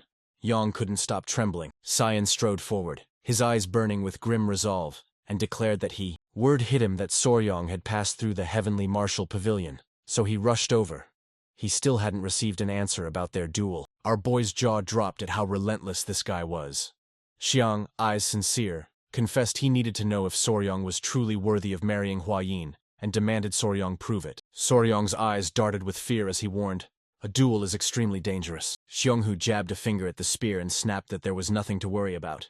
He'd stripped the tips off his spear. With a piercing gaze, Soryong confessed, voice raw, that he was terrified Siyong might die. They locked eyes and fell silent, holding each other's gaze for several minutes. Soryong's words lit a fuse in Xianho. Rage exploded through him. He yanked Soryong by the collar, eyes blazing with fury, and thundered, "What did you just say?" Something stashed in the boy's clothes twitched. Xianghu's gaze snapped to it, bafflement flickering across his face. Rage burned in Soryong's eyes as tiny centipedes poured from his clothes and dove straight for Xianghu. In a flash, our boy snatched the centipedes and begged them not to bite Xianghu, while arrogant Xianghu crashed down onto his butt. Sweat poured down his face and panic carved his features. He had no idea what was happening. Sorry Young swept up to him wearing a smile. "Ma," he snapped, reminding him he'd already said it was dangerous. I choked out an apology to Yongsad, right in front of Xianghu. Sweat exploded across his brow, trickling down his neck and soaking his shirt. Soryong's eyes flashed and a cocky smirk curled his lips as he declared he'd already forgiven him once. Xiong began to gasp violently, fear clawing at his chest, and realized Soryong wasn't bluffing. If our boy hadn't smashed those centipedes, he'd be dead. Soryong sprang to his feet and pinned everyone with a piercing stare. He sensed how terrifying he'd become, and to Yan, he looked like a monster. A boy's voice sliced the silence. "Are you okay?" And at that moment, Halyan appeared, confusion blazing in her eyes as she asked, "What are you doing?" Her voice hit Soryong like a punch. His eyes flew wide and panic surged through him. Her eyes blazed with murderous fury as she snapped, demanding to know whether Xianghu planned to harm Soryong. Soryong pressed a hand to Xianghu's shoulder, a brittle smile on his face, and insisted it was a misunderstanding. He'd gotten lost leaving the pavilion. Xianghu had appeared and offered to show him the way. So they were together. Huyan sank into silence, unsure whether to believe Xianghu's claim. She leaned in, centipedes writhed, restless and twitching. Eyes flickering with nerves, Soryong pressed a tiny centipede onto Xiangwu's head and said he'd asked Xiangwu to release a sliver of killing intent after their chat so he could show him the centipedes. This was the result. Our boy laughed and said he'd only been joking with Xianghu. Xianghu blinked in confusion but chose to play along, rose to his feet, slung an arm over Soryong's shoulder and, smiling, admitted Soryong was right. Huey and she bristled with suspicion. She couldn't tell if they were telling the truth. She shot Yang a grateful grin, thanked him for guiding Soryong, and marched straight back toward the reception hall. Soryong forced a nervous grin, nodded, and then bolted into a sprint. Xiong slapped a hand atop his head and let out a relieved sigh. He'd narrowly avoided getting into trouble. As Soryong strode away, he whipped around and his grin made it clear. He'd snatched Xiangwu from the jaws of death, twice. They said it and walked off, leaving Sion frozen with his jaw hanging open as confusion slammed into him. He didn't know what was happening. Dawn exploded across the sky the next morning. Ships thundered into the port as Soryan, Huyan, and Goopy snapped into action to cast off. She flashed a warm smile, dipped into a graceful bow to Xianghu and the others, announced they had urgent business and had to leave, thanked everyone for their kindness, and Slaying Dragon called out for both of them to take care. At the last heartbeat before they could leave, Sword Phoenix locked eyes with Soryong, curiosity blazing, and called for him to wait a moment. She squeezed a trembling hand onto Xianghu's shoulder, her eyes flashing with nerves. He dipped his head to Soryong in a crisp, reverent bow. Sword Phoenix's voice rang out. She'd heard what Xiang had done and thanked Soryong for his generosity. Soryong's eyes shot wide in confusion. Xiang, fingers fumbling at his head with a nervous, darting gaze, awkwardly thanked our bull. The boy confessed that a late-night talk with Sword Phoenix had slammed the truth into him. He'd finally seen how foolish he'd been, and his friends' faces lit up with proud smiles, tears blurring his vision, fists clenched. He choked out that when he saw Soryong's boundless tolerance, constantly covering for Huyan's bad manners, he'd convinced himself Soryong was the most suitable person to be Huyan's fiancé. He grabbed our boy's shoulder, eyes blazing, and begged him to take care of her from now on. Soryong flashed a smile and watched them go. He'd heard they'd meet again at the Phoenix Dragon Conference, so he refused to turn them into enemies. Someone spotted Yang, the rest scrambled aboard the ship, and Xianghu with the others waved them off with steady smiles. They shot into a sky alive with flapping wings. Late at night, in the village below Mount Huang, a lone inn glowed like a defiant lantern cutting through the dark. Soryong and the others crashed into seats at the inn, ready to eat, when a maid appeared with steaming plates, set them down, and slipped away. They tore out of Wuhan and rolled into Anqing at dusk. Gupi urged a stop. Mount Huang's trails were brutal and the Namgung clan lay a half-day's trek away, so Soryong calmly dug into his meal and, taking Gupi's advice, they agreed to spend the night at the inn. Confusion flooded Huyan's eyes, shock rooting her to the spot as disbelief ripped through her. Soryong had the secret manual of the Iron Coffer technique, the Fist Emperor's exclusive martial art. Soryong grinned and admitted he'd said they looked alike. Was that a good thing? She nodded. The Iron Coffer technique sears the body, but master it and you can stop blades and even chi attacks. She flashed a cheerful gaze and revealed it was the exclusive martial art of the very Emperor of the Fist himself. Some even claimed it rivaled Shaolin's indestructible Diamond Divine Art, and because it was an external style that barely relied on internal cultivation, Soryong would breeze through learning it. Shock detonated inside Soryan as realization slammed down. Master this technique and he'd gain a bulletproof defense. He'd inherited an incredible power. She gave a kind smile and stepped forward to train him. She'd heard the first emperor lashed his own body every dawn as part of the regimen, and she'd do the same for Soryong. Soryong's jaw hit the floor when she heard the first emperor whipped his own body. She balled her hands into fists and snapped that it was true. Whipping to harden the skin was part of his training. Soryong's cheeks ignited at the image of Huey in a maid outfit, whip clenched in hand. Suddenly an old man hobbled up and asked if they were planning to climb Mount Huangshan. Curiosity flared in Soryong's eyes and he spun to face him. Huiyan nodded, then shot the old man a sharp question. Why was he asking that? The old man introduced himself as the inn's owner and asked if they were heading to the Namgung clan. Our boy sprang to his feet, confusion blazing in his eyes, and shot back, "Is there a problem?" Huiyan's heart lurched. Her father's warning about sinister rumors spreading echoed in her mind, and she couldn't tell if this was connected. The old man shuffled over and confessed that, in recent months, anyone who climbed Mount Huangshan began vanishing. only to turn up later alive, hollowed out and robbed of every scrap of youthful energy. Fear slammed across Soryong's face, while Hyoyeon, unnerved by how odd this all felt, snapped, "What does any of this have to do with the Namgung clan?" The old man hacked, a hot flush searing his cheeks. He couldn't stop blushing when They all snapped awake and blurted the same name. They'd all spent the night with Lady Namgung Seol of the Namgung clan. The moment she learned it, Huyen's eyes snapped wide in baffled disbelief as shock thundered through her. She exploded at the old man, insisting this was absurd. A trap, a malicious slander. Soryong urged her to calm down, and the old man panicked, nerves fraying as her expression screamed that everyone had reacted exactly like she had. Night fell, the moon hung like a silver eye, and the Namgung clan's manor crouched just a breath away. She hunched in her room, needle ablur as she stitched. Right then, a maid swung open the door to her room, and curiosity snapped to life inside her. The maid jerked upright when a summons arrived.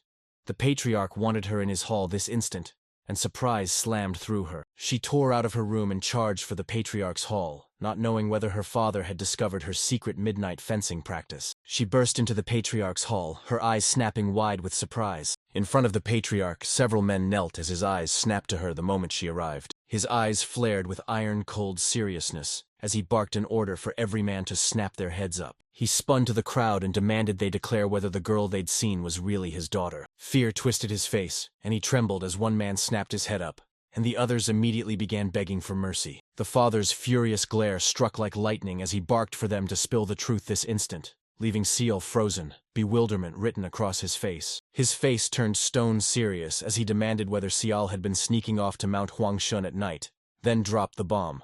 The men were accusing her of draining their youthful energy. Her eyes shot wide, fear and confusion flaring. Her face froze in stunned shock. Terror slammed into her, and she burst into uncontrollable sobs. The father jabbed a finger at her and snapped, "Speak clearly!" She locked eyes and confessed, voice steady.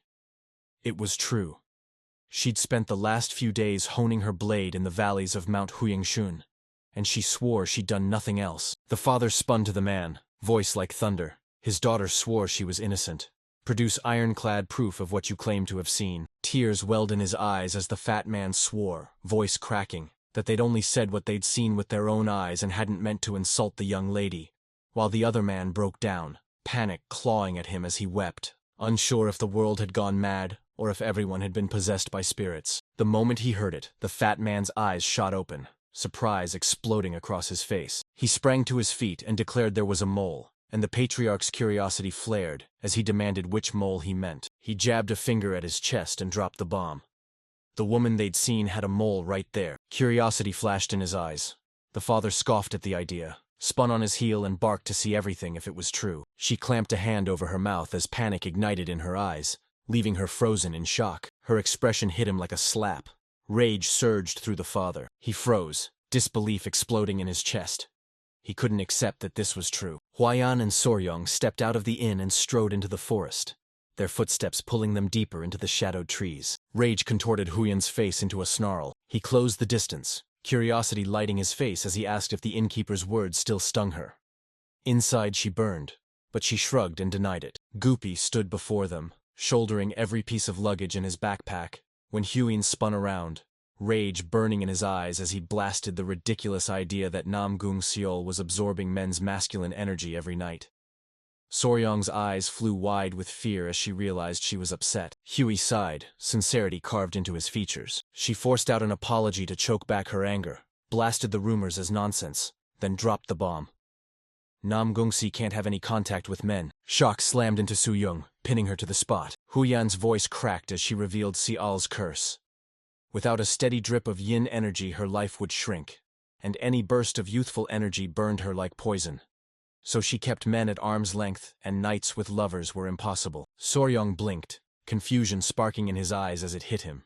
He was living a fantasy heroine scene, and he had no idea if it would end well. After hours of relentless travel, they finally stood before the forbidding entrance of Namgung Manor. The guard's gaze snapped to Soryong as he glared and demanded, "What did you come for?" Huyan dropped to a whisper, her eyes flashing with grim seriousness as she realized the Namgung clan's atmosphere was dangerously tense. The guards would shut them out if they couldn't explain a visit to Seol.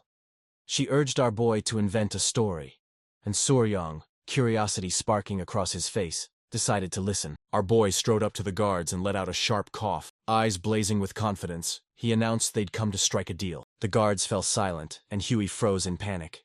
She couldn't make out a single word Soryong muttered. When the plan crumbled, our boy broke into a cold sweat. Someone yanked the door open the instant the commotion slammed into their ears. The instant they saw who it was, Soryong and Huyan's eyes snapped wide. Surprise hit them like a blow, leaving them utterly stunned. It was Nam Gyeong Yoon. Shock slammed into her, equally stunned at the sight of Hwayeon. "We owe her everything. Sorry, Young." The others burst into the Hwayeon clan manor, and Yoon erupted into a wild, jubilant dance. Yuan's heart leapt. It had been ages since she'd last seen Hwayeon, and Hwayeon smiled, saying it had been 2 years since the meeting of the 7 families. Yoon's brow furrowed as he asked what Soryong meant by making a deal. Huyan shut her eyes and sighed. Soryong, visibly nervous, let a tentative smile tug at his lips. Huyan declared they needed the ice jade. She'd heard last time that Seol had it, and a flash of surprise lit Yoon's face. Huan's eyes burned with sincerity as they said they truly needed it, and had come to ask if they could get it. Yoon clasped her hands, beamed warmly, and urged them to go first to the Patriarch's hall to speak with her father. She was certain he'd light up at the sight of Huyan after such a long time. Huyan planted her hands on Soryong's shoulders, flashed a smile, and revealed she'd brought something to trade for the ice jade. Our boy's eyes shot wide in confusion. Reeling, Yoon gasped, "Do you want to exchange, Soryong?" Moments later, they charged into the Namgun clan Patriarch's hall. They spilled everything to the Patriarch. He sprang to his feet, shock blazing in his eyes, and demanded to know if it was true. His eyes bulged in terror, shock nailing him. He couldn't believe they'd dared bring an elixir crackling with cold energy. Huey prodded Soryong to reveal it. Soryong flashed a grin and shoved his hand into his clothes. He snatched the elixir out and slammed it onto the table. The Patriarch's eyes locked on it, surprise exploding in his mind. A fierce spark blazed at the core of the elixir. The Patriarch leaned forward, curiosity sparking in his eyes, and asked to take a closer look.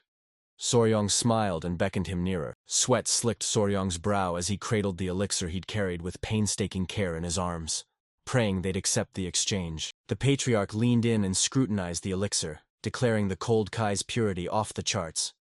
It could let her endure at least 10 years. Yoon's eyes flashed with curiosity as he asked, "Really that incredible?" Dazzled by its value, the Patriarch swapped it for the ice jade. Hwayin and Soryong erupted into elated smiles. The Patriarch jabbed a finger at it, eyes narrowing when he spotted something tucked inside, and snapped, "What is that?" Our boy pinned a smile to his face and choked out that he couldn't tell him that. Realizing the question would give away where the elixir had been found, the Patriarch bit back his curiosity, forced a smile, coughed out, "Sorry," and thanked him. But his face snapped into terror the moment he realized that wasn't the real reason. A few days ago, Soryong strode through the clan grounds with the grandfather at his side. Our boy felt a cold crawl into his clothes. The old man's gaze snapped onto him and he demanded, "Is there a problem?" Our boy yanked it from his clothes, his eyes snapping wide in baffled shock. It roared to life as a tail. "Sorry." Yong shoved the gecko's tail into his grandfather's hands and revealed a strange, ice crystal-like shard lodged in it that he'd kept as a souvenir. A curious glint flashed on the grandfather's face as he leaned in and scrutinized the tail, feeling cold Kai thrumming through it. He knew instantly it would be perfect material for masters of ice or cold Kai martial arts. Soryong dragged his fingers across his chin as images of tiny geckos snapped into his head. He assumed they hoarded nutrients in their tails like the fate-tailed gecko. He never would have imagined it was actually cold Kai. Grinning, grandfather leaned in and asked Soryong if he'd try turning the tail into an elixir. Back in the present, our boy froze in disbelief. He knew a withered gecko's tail wasn't even worth mentioning. The Patriarch's grin lit the room as he tasked you to run to her sister and swap the elixir for the ice jade. She nodded instantly. They'd finally arrived, so he urged them to rest a while, set about throwing a raucous welcome feast for his clan's guests, and caught Huyan pressed close to Sial. He confessed his daughter had just endured something painful and asked Huyan to comfort her while she was here. Huyan smiled and agreed. They shot to their feet as Yoon surged forward, taking the lead and guiding them straight to the guest residence, and strode forward. Yoon beamed, confessing that thanks to Huyan, her father had been in high spirits these past few days, even though they'd been walking on thin ice. And Huyan, curiosity flaring from rumors she'd heard near Mount Huyangshun, demanded to know what had happened to Sial. Yoon's eyes snapped wide as shock ripped through him. He realized she already knew. Sorrow welled in her eyes. She never thought she'd do something like that. No clues turned up. so they hauled her into the confinement room and slammed the door shut behind her. They branded her with virginity sand to prove she was innocent. Shock slammed into Huyan, stealing her breath, while Soryong blinked, bewilderment fogging his mind. Women smeared virginity sand onto their bodies to declare them pure.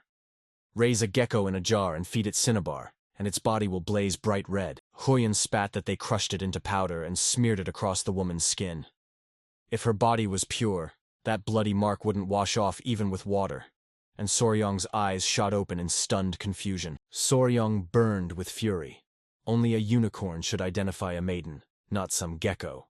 When Huyan met that stare, panic slammed through him. They barreled up to the spot where Sial stood, and every eye slammed onto him. Sorry. Young's eyes turned ghost white. Yal perched a heartbeat away from them. A crimson smear still clung to her hand. Huyan grinned and hailed her the moment she stepped into view.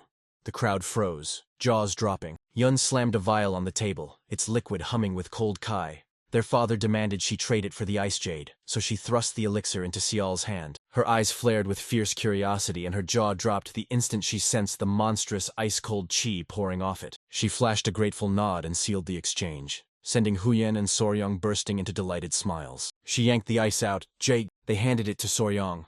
Our boy hunched over it, devouring every detail until a grin split his face. Sorrow flooded her eyes as she let out a long, trembling sigh, and the boy and Huey snapped their heads to her, every gaze locked on her. Huan locked eyes with her and admitted she'd heard the rumors.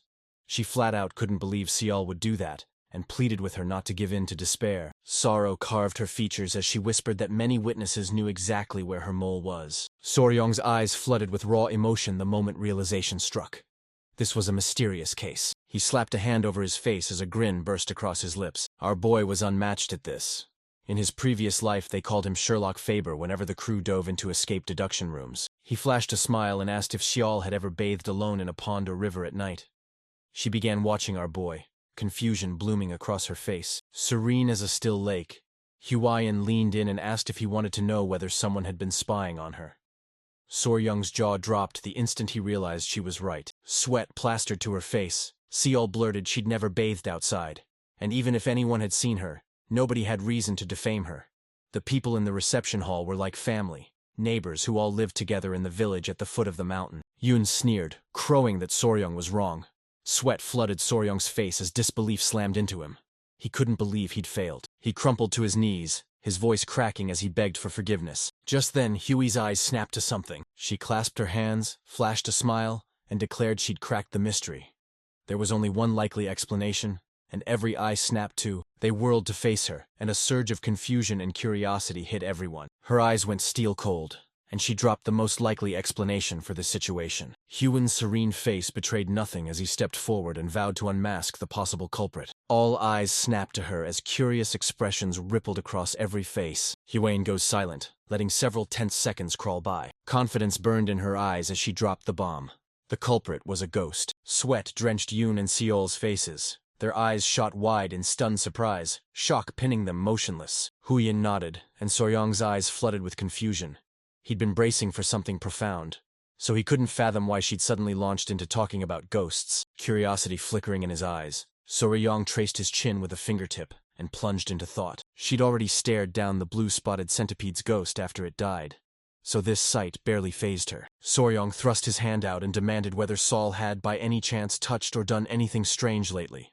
Had she eaten the inner core of a spiritual beast? She dove into thought, then locked a steely gaze and revealed. She'd just grazed an acorn in a tree branch, and Soryong and Huyan broke into a cold sweat, bewildered as they realized this was exactly what they dubbed idiotic charm. Shock ripped her eyes open. She clasped her hands as a memory slammed into her. She blurted out that while training alone under the night sky, she suddenly felt someone's presence closing in. Her spine went ice cold. Someone had been watching her the whole time. Yoon's face twisted with confusion as she demanded if it was true.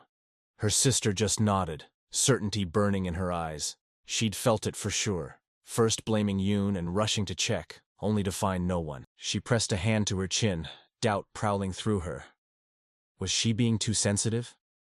Soryong shifted into watch mode, eyes fixed and cold, convinced the whole thing screamed suspicion. While they were distracted, a maid barreled in, and the sister's gaze snapped to her the instant that voice rang out. Sweat dripping and chest heaving, the maid gasped that something terrible had happened, and Seol's face snapped into worry as he demanded, What's going on? The maid's fists balled into white-knuckled knots as she cried that another villager had vanished. She blurted that the warriors had already broken past the clan's borders to begin the search, and Yun blinked in confusion as he asked if it was true. She dropped her gaze to the ground, fury coiling in her chest.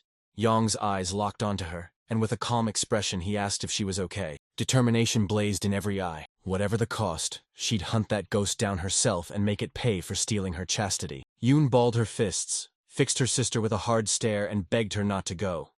If she slipped out alone again and got caught, this time the consequences would be disastrous. She paused as thought raced across her face, then flashed a smile and urged Yun not to worry. She spun to Soryong and Huiyan and declared they wouldn't be going alone this time. Confusion flared in Yun's eyes as he shot back. What do you mean by that? Spot them closing in, Huey. Seize her hand. Sorrow carved her features as she turned to them and implored. Will you two help me? Soryong and Huiyan gaped, jaws dropping as shock slammed into them. Night swallowed the forest, and somewhere in its shadows a tiny owl perched on a branch. It spun, zeroing in on Soryong and the others as they searched the area. Yun's body shook, tears brimming, as she seized Huiyan's arm, convinced that if they were caught this time, they'd lock her in the closed cultivation room for at least half a year. Huiyan flashed a nervous smile. Yun spun around and blurted that Soryong must be helping her stop Seol. She couldn't fathom how he'd fallen for her so suddenly, and Soryong's eyes shot wide in confusion. A nervous smile crept across his face, trembling at the edges. A heartbeat earlier, Seol whipped out a gleaming golden ornament. She revealed it, a noriji braided from tight knots. Its center was carved into a socket made to hold an ice jade. Our boy and Huiyan stood silent, hanging on every word. Seol's serene gaze anchored her as she admitted she wasn't sure why they needed the ice jade. If they were looking for something to carry with them, it would do. Soryong and Huiyan leaned in and peered closely, their eyes snapping wide in stunned disbelief. She snapped it in two, proving even that could be divided, each half a symbol between them. She vowed to give one to Soryong if he helped, and Soryong froze, stunned. Every eye was riveted on the dazzling ornament. Back in the present, our boy fell silent as thunderous thoughts crashed through his mind. He slammed a hand to his chest and repeated, "Not for the noriji. I'm protecting Lady Seol's honor." Yun's face exploded with rage. She saw straight through Soryong's lie. All eyes snapped to her sister, as voices begged her not to be so impulsive. Huan pasted on a brittle smile, and Yun felt her mind splinter.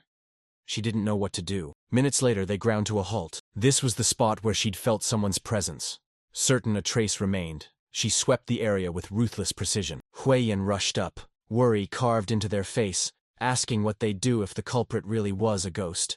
Seol slammed her sword into view and vowed to cut the spirit down with a blade charged with evil-destroying, justice-revealing energy.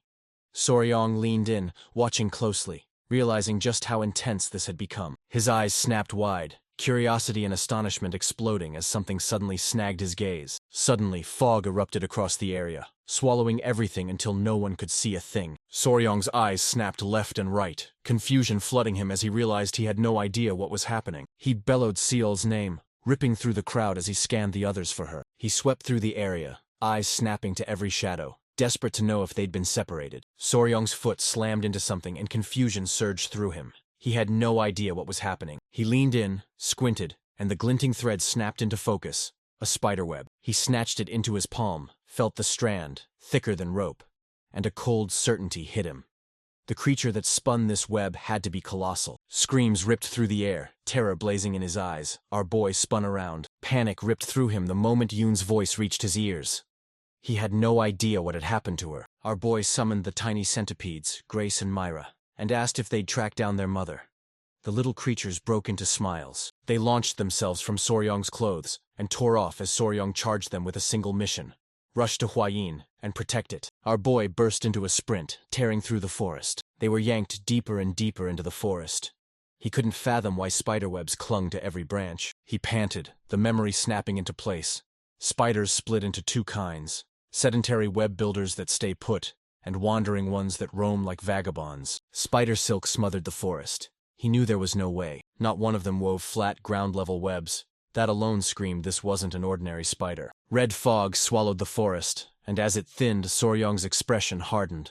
He shot forward to find Yun and the others. Seconds later, Our boy froze mid-stride, like someone had yanked the motion right out of him. Cobwebs smothered the trees before him, draping every branch in ghostly lace. He leaned in, peered closer, and his eyes snapped wide, confusion crashing through him as he had no clue what was happening. Yoon's voice sliced the silence. He snapped his head up and terror flooded his eyes. Spider silk coiled around her, pinning her to the tree. At the sight of it, our boy's panic ripped through him. Startled, Soryong whipped around, surprise blazing in his eyes. I locked my gaze on a woman perched atop a giant spider. A grin burst across her face. Xiao's eyes burned with wicked light as she pinned Soryong beneath a cold, unblinking stare. Evil sparked in her eyes as a wicked grin spread across her face. Fear slammed across Soryong's face. Shock pinned him in place as his eyes refused to believe what they saw. Webs smothered the area, spun by a ground spider our boy had never seen. It laid its silk flat on the earth, not in the air, and he swore it had to be a new species. Soryong ground his teeth and locked a burning, unblinking stare on Seol. Perched atop the giant spider, revelation ripped through him. He finally understood everything that had happened. Right in front of him, wearing Namdong Xiao's shape, a pedipalp lurked, masquerading as the spider. A pedipalp snapped out as a hypersensitive probe and a nimble manipulator, a spider appendage that brazenly masquerades as a leg. It's actually a specialized organ attached to the head, honed to sense touch, lure mates, or seize prey. He watched as it slid, bared its shoulders in a deliberate, seductive move to lure him, and figured this had to be evolution's bait to attract male prey. Heat surged into Soryong's cheeks and he waved it off.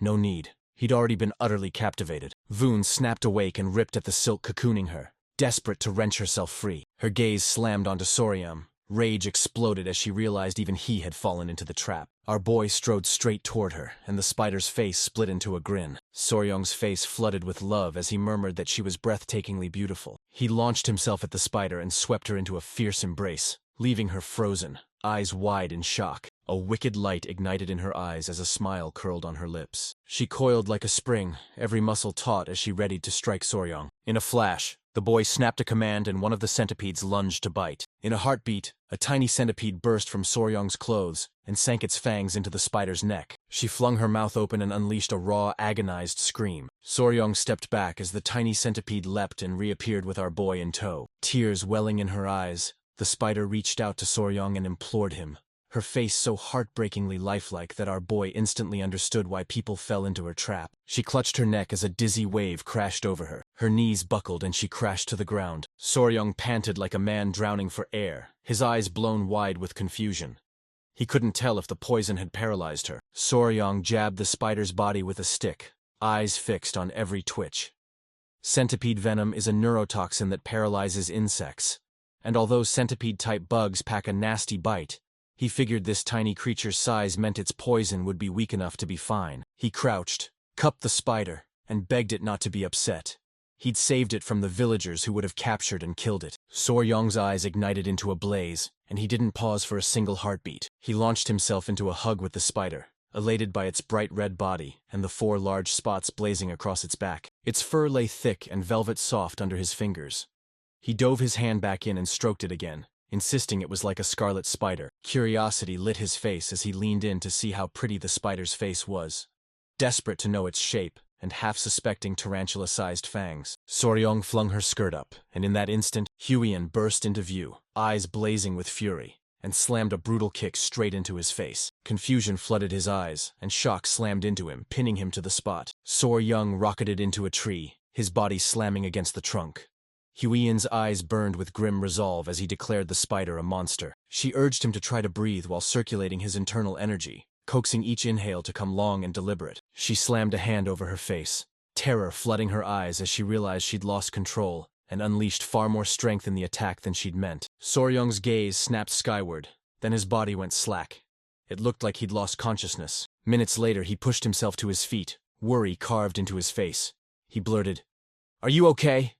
And our boy blinked, confusion washing over him. Her eyes wide with terror, she warned that the mist choking the forest was the spider's doing. Breathing it pumped men's desire so ferociously, it acted like a potent aphrodisiac. She sucked in a startled breath, hurled the mist from her body with a burst of internal energy, and rushed over to Soryong. He stood serene and calmly said he hadn't felt anything strange. He pressed a hand to his chin as realization snapped into place. The mist was puppeteering the villagers into possessed shells, and whether spider pheromones were to blame, He couldn't tell. He reached out and dared to touch the spider, snapping at Huang to name the monster as it loosed a choking poisonous mist and towered over them. And Huang's chest tightened with fear the moment she saw Soryong's hand on it. She forced her eyes to the ground and forced out an apology to Soryong. She slammed her hands over her face as her cheeks flared crimson. She suspected Soryong had been seduced by the spider. Soryong blinked, confused. But she was right.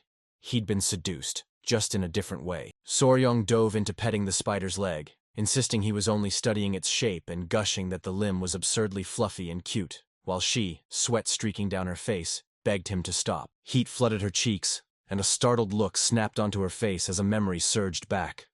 A bright red body, 4 large spots on its back, and fur dense and velvet soft. Soryong's eyes shot wide in confusion. He couldn't fathom why she trembled, and a sharp cough sliced the silence. Both of them snapped around, curiosity igniting like a spark in their eyes. Soryong whirled, confusion flashing in his eyes. With no one in sight, a cold spike of dread hit him. Had the spider made that sound? The voice burst back to life, and Soryong's eyes shot wide in stunned disbelief. Yoon lay swathed in silk, and our boy's breath hitched as panic ripped through him. He'd utterly forgotten about her. Tears poured down her face, and Soryong's hands darted out, easing her down in a heartbeat. They laid her body on the ground. Huyen and Soryong sank down beside her. Yoon's face went deathly pale as she gasped for air. When he saw her chest still rising, he knew she was only paralyzed, and Huyen sagged with relief. Night pressed in as Soryong snapped that only one thing remained: find Seol. With the mist lifted, Huan felt the trail lock into place, and knew he'd catch her soon. Our boy shot to his feet, decided on one urgent thing before he went searching for Seol, and Huyen's gaze locked onto him, confusion flickering across her face. He snatched a silk thread and began binding the spider's body with its own strands. Several seconds later, our boy cinched the ropes around the spider's body, binding it utterly still. He grabbed the spider's body and hauled it back to the clan to unmask what kind of monster it was. He was certain it wasn't a mere creature, and Huyen didn't refuse. Moments later, she pushed through the forest toward them, and surprise lit up Huyen's eyes. Everyone's eyes flared with worry the moment they saw it. I skidded to a stop. Yoon lay sprawled on the ground, gasping for air like he'd been punched in the lungs. Tears and fury burned in her eyes. The spider hadn't just dared to linger in her honor. It had the gall to hurt her little sister. With a flash, she drew her sword, blade arcing as she readied to slay the spider. Seeing this, panic seized Soryong, and he pleaded with her to wait. He blasted forward, no second wasted. Soryong sprinted forward and planted herself in front of the spider.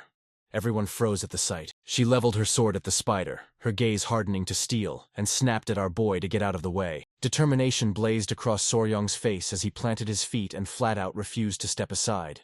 Xiao gaped, confusion twisting her expression. Soryong jabbed a finger at his chest and roared, "I caught it! It's mine!" Huey and Shi's eyes snapped wide with surprise, and she reeled in shock. They all dropped their eyes to the ground, silence swallowing them as they stood frozen, unsure what to do. A long, ragged sigh ripped from her, and her eyes blazed with fury as she fixed Soryong with a piercing stare and snapped, "What did you just say?" Rage contorted her features as she snapped, "What did you just say, Soryong?" He gulped, insisting killing the tiny creature would be too much.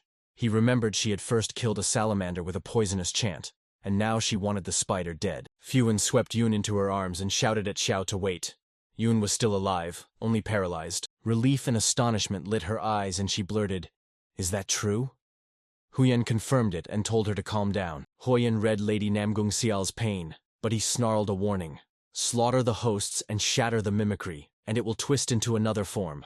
Then there will be no way to clear Lady Yoon's name ever again." She locked eyes with the spider, deadly serious, and dared y'all to imagine her taking it and showing it to her family. Her grievance would be wiped clean. Soryong had seized that host, unearthed the elixir meant for her, and even snatched Lady Yoon back from death. He'd helped erase Lady Yoon's grievance, so Seol mustn't recklessly swing her sword, and both of them froze, eyes blown wide with surprise. A sigh ripped from her and she plunged into thought, dissecting every angle. She slid her sword into its sheath and blurted an apology to Soryong, admitting she hadn't considered the kindness he'd shown her.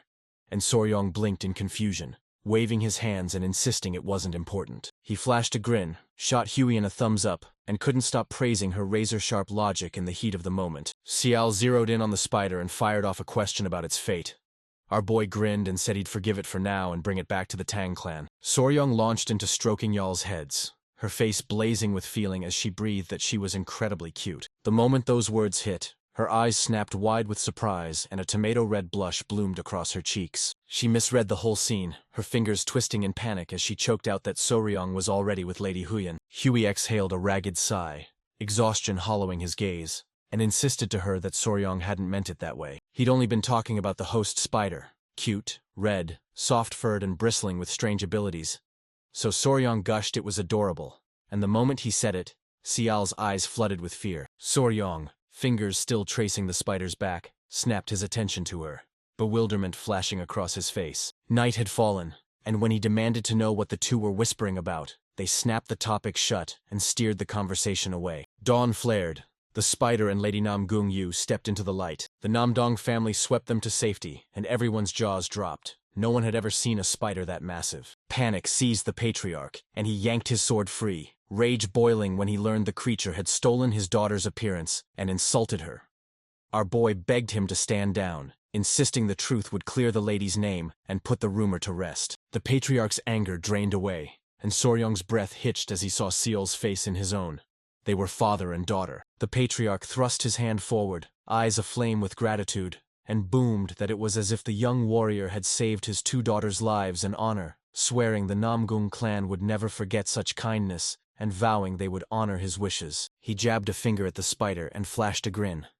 Just like I said, I'm taking that guest with me. The patriarch raised no objection but let slip one nagging worry. The moment he heard it, our boy's curiosity flared. The patriarch reeled as the creature stood there, still wearing his daughter Seal's form. He realized that if the creature had stolen his daughter's face it could shapeshift, so he begged it to wear a different visage. He would never endure those doubts about his daughter again. Soryong dragged a hand under his chin, eyes narrowing. He'd secured ownership of the creature, but the image rights still hung over everything, and he had to plot his next move. He whipped around, his eyes snapping wide in shock. Suddenly everything spiraled into chaos. He barreled up to Goopy, gasping, and demanded what was happening. Goopy hissed that the crowd was seething. 3 old men barreled in, faces like thunder, exploding into shouts and hurling insults. Cunning little thing. Bastard. Accusing it of mimicking the young lady's appearance and demanding to know what they were doing and why they weren't killing it. Goopy locked eyes, thrust out a hand and snapped for them to watch their tongues, reminding them the guest had been seized by his clan and roaring, "Do you dare slander the clan's property?" The old men panicked and fell to their knees, begging for forgiveness. Soryong folded his arms. The misunderstanding was cleared, and almost everyone who needed to see it already had, so he warned Goopy to accept no one else. Fear for the creature's safety tightened his voice, and he barked for the guards to shut the entrance, and as soon as the last person slipped out, they slammed it shut. Suddenly, someone sprang into view and asked them to wait. A bald old man gripped his cane, gasping like the air had been ripped from him, terror burning in his eyes. A hacking cough ripped from him as he pleaded for a quick look. The guard snapped that he had orders from above and couldn't do a thing. Sweat beading on his face, the old man insisted he was only going to take a look for a moment, and the guard reached up, touched his head, and snapped that it wasn't allowed. Grinning, our boy beckoned the guard to show him, realizing he'd come a long way despite his poor health, and surprise burst into the old man's eyes before gratitude softened his face as he thanked our boy. The old man stalked up to the spider and peered at it with razor focus, and Soryong and the others fell utterly silent. Tears brimmed in the old man's eyes. The spider saw the truth, zeroed in on him, and its eyes blew wide with shock. The old man spun around and demanded, "Are you going to kill the spider like the others said?" Soryong's face stayed ice calm as he replied, "I would never." He declared it a priceless wonder and vowed to carry it to Sichuan for the Tang clan to raise properly. Its strange appetite was just a guest's quirk, and he insisted the heavens had ordained it. The little creature wasn't to blame. Tears of joy flooded the old man's eyes. He'd never heard anyone speak words like that before. He hurled his doubts aside and trusted him, moving at once. The old man dug his fingers into the knots and began untying the ropes that bound the spider, and so Ryong and the others erupted into panic. Concern burned in his eyes as our boy warned it was deadly. After untying the spider, the old man scooped it into his palms and started stroking its tiny body. The spider's eyes flared to life, glittering with pure joy. Soryong shot a confused stare and sighed. No surprise. He'd sensed that familiar aura radiating from him since the very beginning. He zeroed in on the old man, pulse spiking as he recognized a kindred spirit. No doubt an enthusiast. The old man slammed his cane down and spat. "Its name is Yoa." He explained that one day, After the plague wiped out his entire family and plunged him into crushing despair, he stumbled across a tiny creature no bigger than his fist, and they began to live together. More than 20 years ago, when vigor pulsed through him, he personally fed her his yankai to raise her. As his strength ebbed, and he could no longer channel that yankai into her, these things began to happen. He spun around and confessed that she had committed a terrible deed against the Namgung clan's young lady, and he took the blame.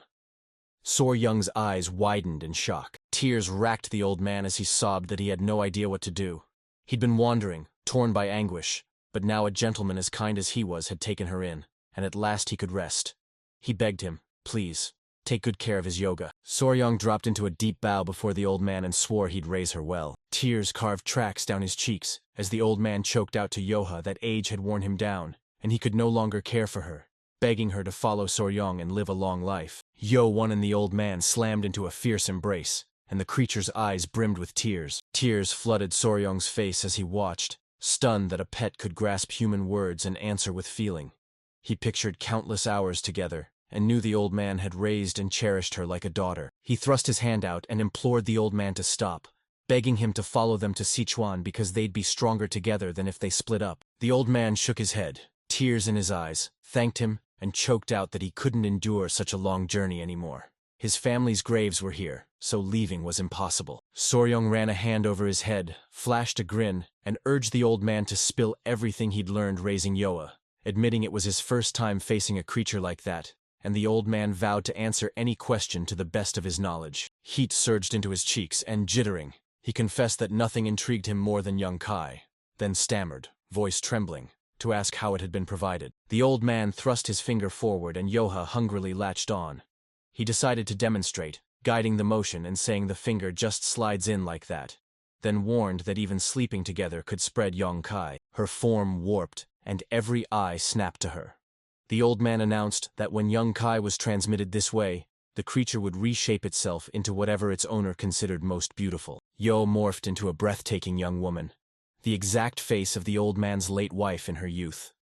The old man had longed to see it before he died, and when it appeared, relief washed over him. Curiosity ignited in the old man's eyes as he asked if Soryong wanted to try. Our boy stepped up to her and went quiet, thoughts raging like a storm behind his calm face. Our boy plunged his finger into Yoa's mouth. Moments later, she morphed again. Soryong's eyes shot wide in stunned disbelief. Excitement flared in his eyes as he wondered what form it would take. He was sure it would be Lady Huan's. The spider contorted and morphed into a new terrifying shape, and the old man and Soryong froze as shock ripped through them. Goopies in the patriarch's eyes swelled with fear and astonishment. They hissed, "Do you like your new form?" The spider convulsed, its legs creaking and locking as it reshaped into a carved wooden doll. The old man's eyes shot open, bewilderment and shock ripping across his face. This was, he swore, the exact form Yoa had shown the single time before she took human form. Panic ripped through Doopy as she snapped at Soryong, demanding why she hadn't appeared as Lady Huam. Our boy hesitated, clearly unsure. Soryong broke into a cold sweat, and his head spun, as he realized the reason Yoa, or, more precisely, the creature, had kept Namgung Xiao's face, was that the villagers hailed her as the most beautiful woman, but now the title belonged to Tang Huyen, the poisonous flower, the famed beauty of the Central Plains, and he'd even handed his Kai Yong to the creature. Yet Yoa hadn't become Lady Huyen. It made no sense. Soryong turned his back and bolted, certain the Tang clan would brand his flight a brazen betrayal, and Goopy and the others reeled, faces blank with confusion. Soryong panted, chest heaving. He couldn't stomach the idea that his fascination with poisons had eclipsed his admiration for Lady Huyen, and he refused to believe that this alone had forced the creature to reveal its true form. There had to be another explanation. At that exact moment, Huang found himself inside Namgun Yun's guest room at the residence, and Yun lay on the bed. Not long after, Soryong barreled through the door running, and Huing's eyes flashed with baffled shock. She gaped, clueless about what was happening or why he was panting, as Soryong, breathless, said he had a favor to ask her. Solemn fire blazed in his eyes as he swallowed and asked, "Can I hug you?" Heat flooded her, and her cheeks ignited into a full-on tomato red. Soryong forced a brittle smile, flailed his hands and begged her, "Don't misunderstand me, it's not like that." Then, suddenly, he backtracked, and wondered aloud that maybe a misunderstanding wouldn't be so bad after all. She shot to her feet, fists clamped tight as panic flooded her. Then the truth slammed into her. In the end, he had found out. She pressed her hands to her face and admitted she hadn't meant to hide it. She'd only read about it in books, so she doubted herself and couldn't say a thing. And Yang stared, confused. He had no idea what she was talking about. Gasping for breath, she forced the words out about that spider. It tore away its disguise and snapped into view as one of the Central Plains' 10 great venomous creatures, the human-faced spider. He froze solid, paralyzed, his mind a white void, utterly clueless how to react. His eyes snapped wide with astonishment. He couldn't believe Yoha stood among the 10 great venomous creatures of the Central Plains. Cheeks burning, Huyan fumbled with her fingers and swore she never meant to deceive him. She'd only wanted to be absolutely sure because of the promise they'd made. So, Soryong zeroed in on her, eyes razor-sharp as he watched every tremor. And then it hit him.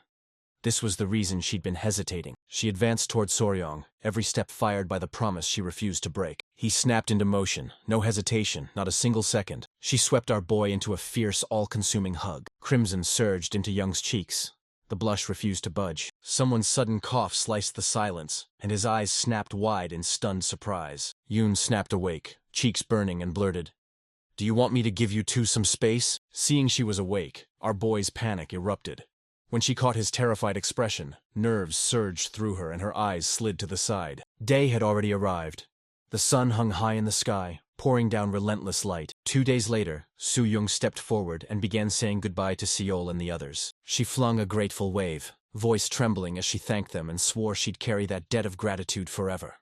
When it was over, they left the Namgung clan. Yoha swallowed Soryong's yonkai and snapped into Lady Huayan's exact likeness. He assumed those piercing gazes would stop hunting them. He flashed a warm smile and asked if she was okay, urged her to hang on just a little longer, and vowed he'd let her out the instant they arrived.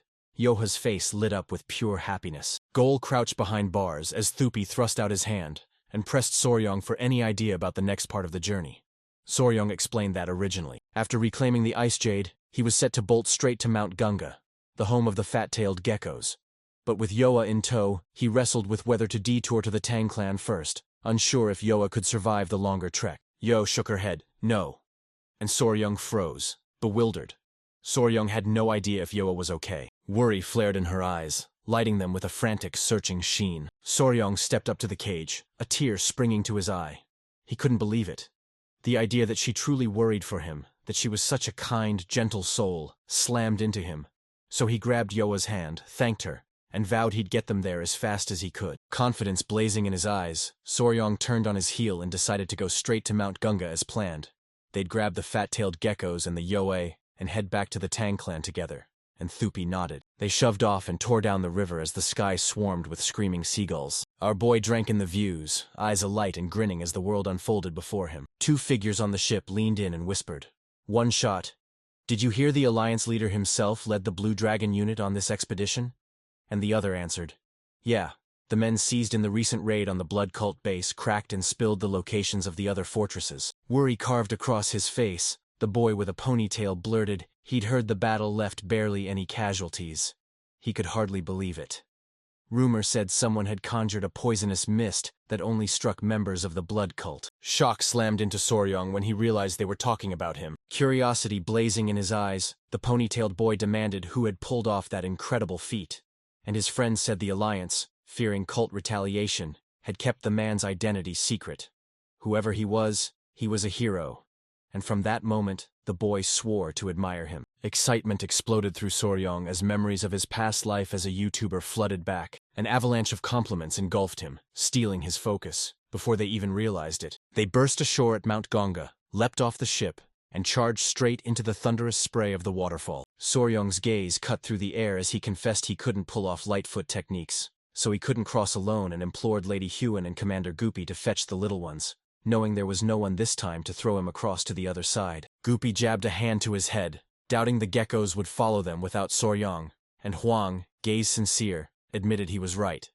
She told Soryong it'd probably be better if he went in person, or asked if she should try to lash a wild kudzu vine to the other side. A warrior, confusion carved across his face, jabbed a finger at the sky and urged Soryong to look.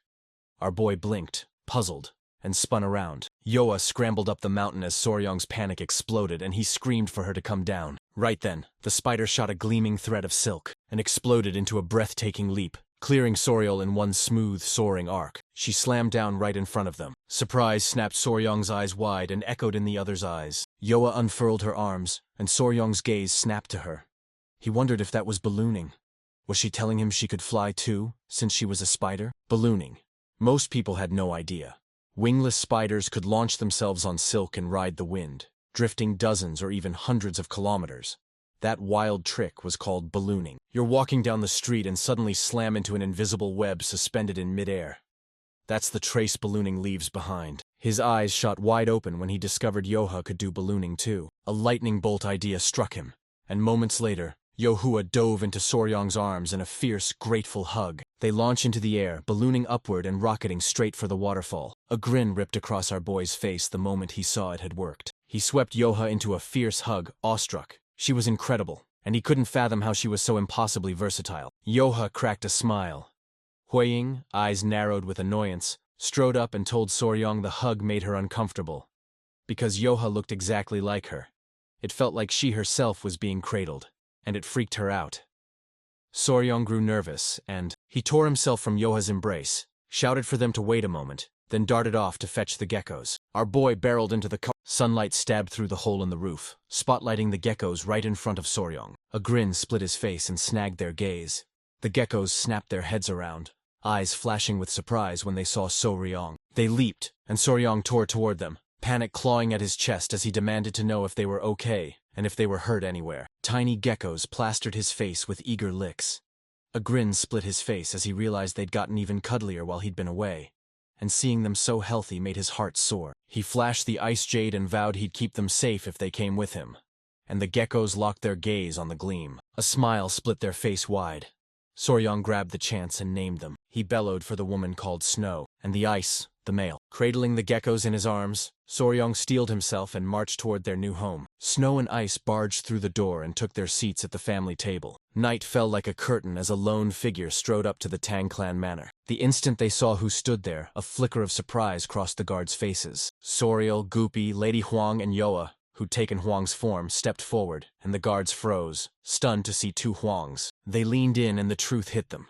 Yoha was a spider, and they couldn't understand why it wore Lady Hugh's face. "Forgive me, young Coughed." With a confident smirk, he ordered the guards to proclaim to the clan elders that the Tang clan's proud official son-in-law had arrived, then blurted he'd captured something, caught himself and corrected it. He'd actually brought one of the 10 great poisonous creatures. Alarm ripped through the guards when word came that Soryong had brought one of the 10 great poisonous creatures, and they sprinted to report it. They fired a blazing flare to herald that Soryong stormed back, flanked by one of the 10 great poisonous creatures. Not long after, the Patriarch, his wife, the Grand Patriarch, and the clan elders thundered toward Soryong. The Great Patriarch's eyes blazed. Soryong was meant to fetch food for the lizards but showed up with a spider, and the Patriarch demanded, "Where have you been and what were you doing?" The Patriarch and his wife's eyes snapped open, shock and bafflement ripping through them, when the spider stared back, identical to their daughter. Soryong flashed a pleasant smile and said they'd stumbled onto the spider while passing through the Nambung clan, leaving the Patriarch half bewildered. The elders bristled in disbelief. Never in their lives had they heard of anyone stumbling across one of the 10 great poisonous beasts, and they couldn't grasp how a human-faced spider, famed for its ferocity, had been captured. Grins spread as the Grand Patriarch, pride blazing on his face, declared that Soryong kept doing incredible things. After clearing his throat, he said, "At least in this way, one could truly be called the Tang family's son-in-law." The Patriarch threw back his head and roared, proclaiming Soryong officially their son-in-law, and Huang's mother let a satisfied smile bloom as she declared the promise between Soryong and Huang finally fulfilled. Soryong's jaw hit the floor, thunderstruck and clueless how she discovered it, while Huyang's face flamed crimson. He smiled, waved it off, and declared it irrelevant. What mattered was that he was finally, unmistakably, one of the family. With the calm gaze, the Great Patriarch ordered Soryong to go to the river starting the next day and catch a live goose, and our boy froze, confusion knotting his stomach. The Great Patriarch extended his hand, grin cutting through the air as he chided Soryong. Didn't he know the engagement goose was his to prepare? He declared that, though he wasn't old enough to marry yet, they could at least celebrate the engagement. Soryong's eyes snapped wide with shock, words snagged in his throat. The Patriarch jabbed a finger and warned that once it was done, even if he ever stopped liking Huang, he wouldn't be able to run away. Huang went rigid.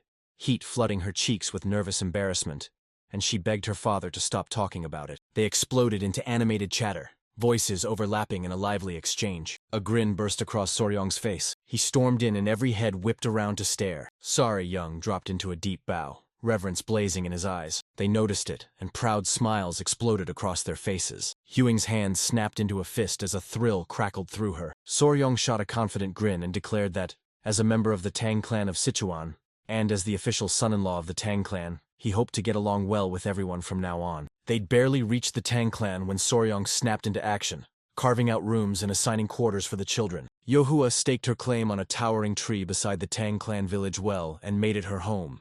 Because his lizards acted like dogs, he wouldn't split them up. Rather than exile them to the garden of poisonous creatures, he kept them in his room. After they wrestled the chaos into rough order, Soryong dropped down beside them and tore through the details with laser focus. When our boy asked if they liked this place, the geckos broke into smiles, and Yoha nodded. He urged Yoha, "If you're hungry, come straight to me. Do you know the way?" A smile tugged at the corner of her mouth. She jabbed a finger at the spiderweb. Soryong's gaze snapped to it, and his eyes shot wide with curiosity. She blanketed the place in spider silk, ready to punish any intruder as her web shrieked out an instant alarm. Bewilderment tightened around Tang, while on the other side, Soryong's eyes shot wide with joy. He jabbed a finger at the web and asked, "So if some shady intruder shows up, I touch the spiderweb and you come running?" She started clapping, their eyes blazing with glee. The geckos zeroed in on our boy. Soryong felt it sink in. They were telling him not to worry. They would protect him.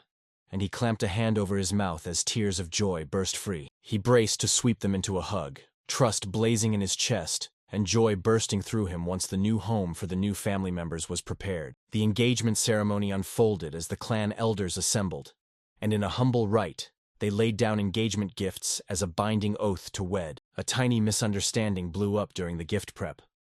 While Soryong lingered in the hall, Huyin suddenly appeared, cradling geckos in her arms. Soryong's eyes shot wide, shock and confusion blazing across his face. A confident blaze lit her eyes, and our boy clocked she wanted the gifts to be the lizards, a doubt gnawing at him that they weren't just simple ornaments. Sweat soaked our boy's face as panic slammed into him.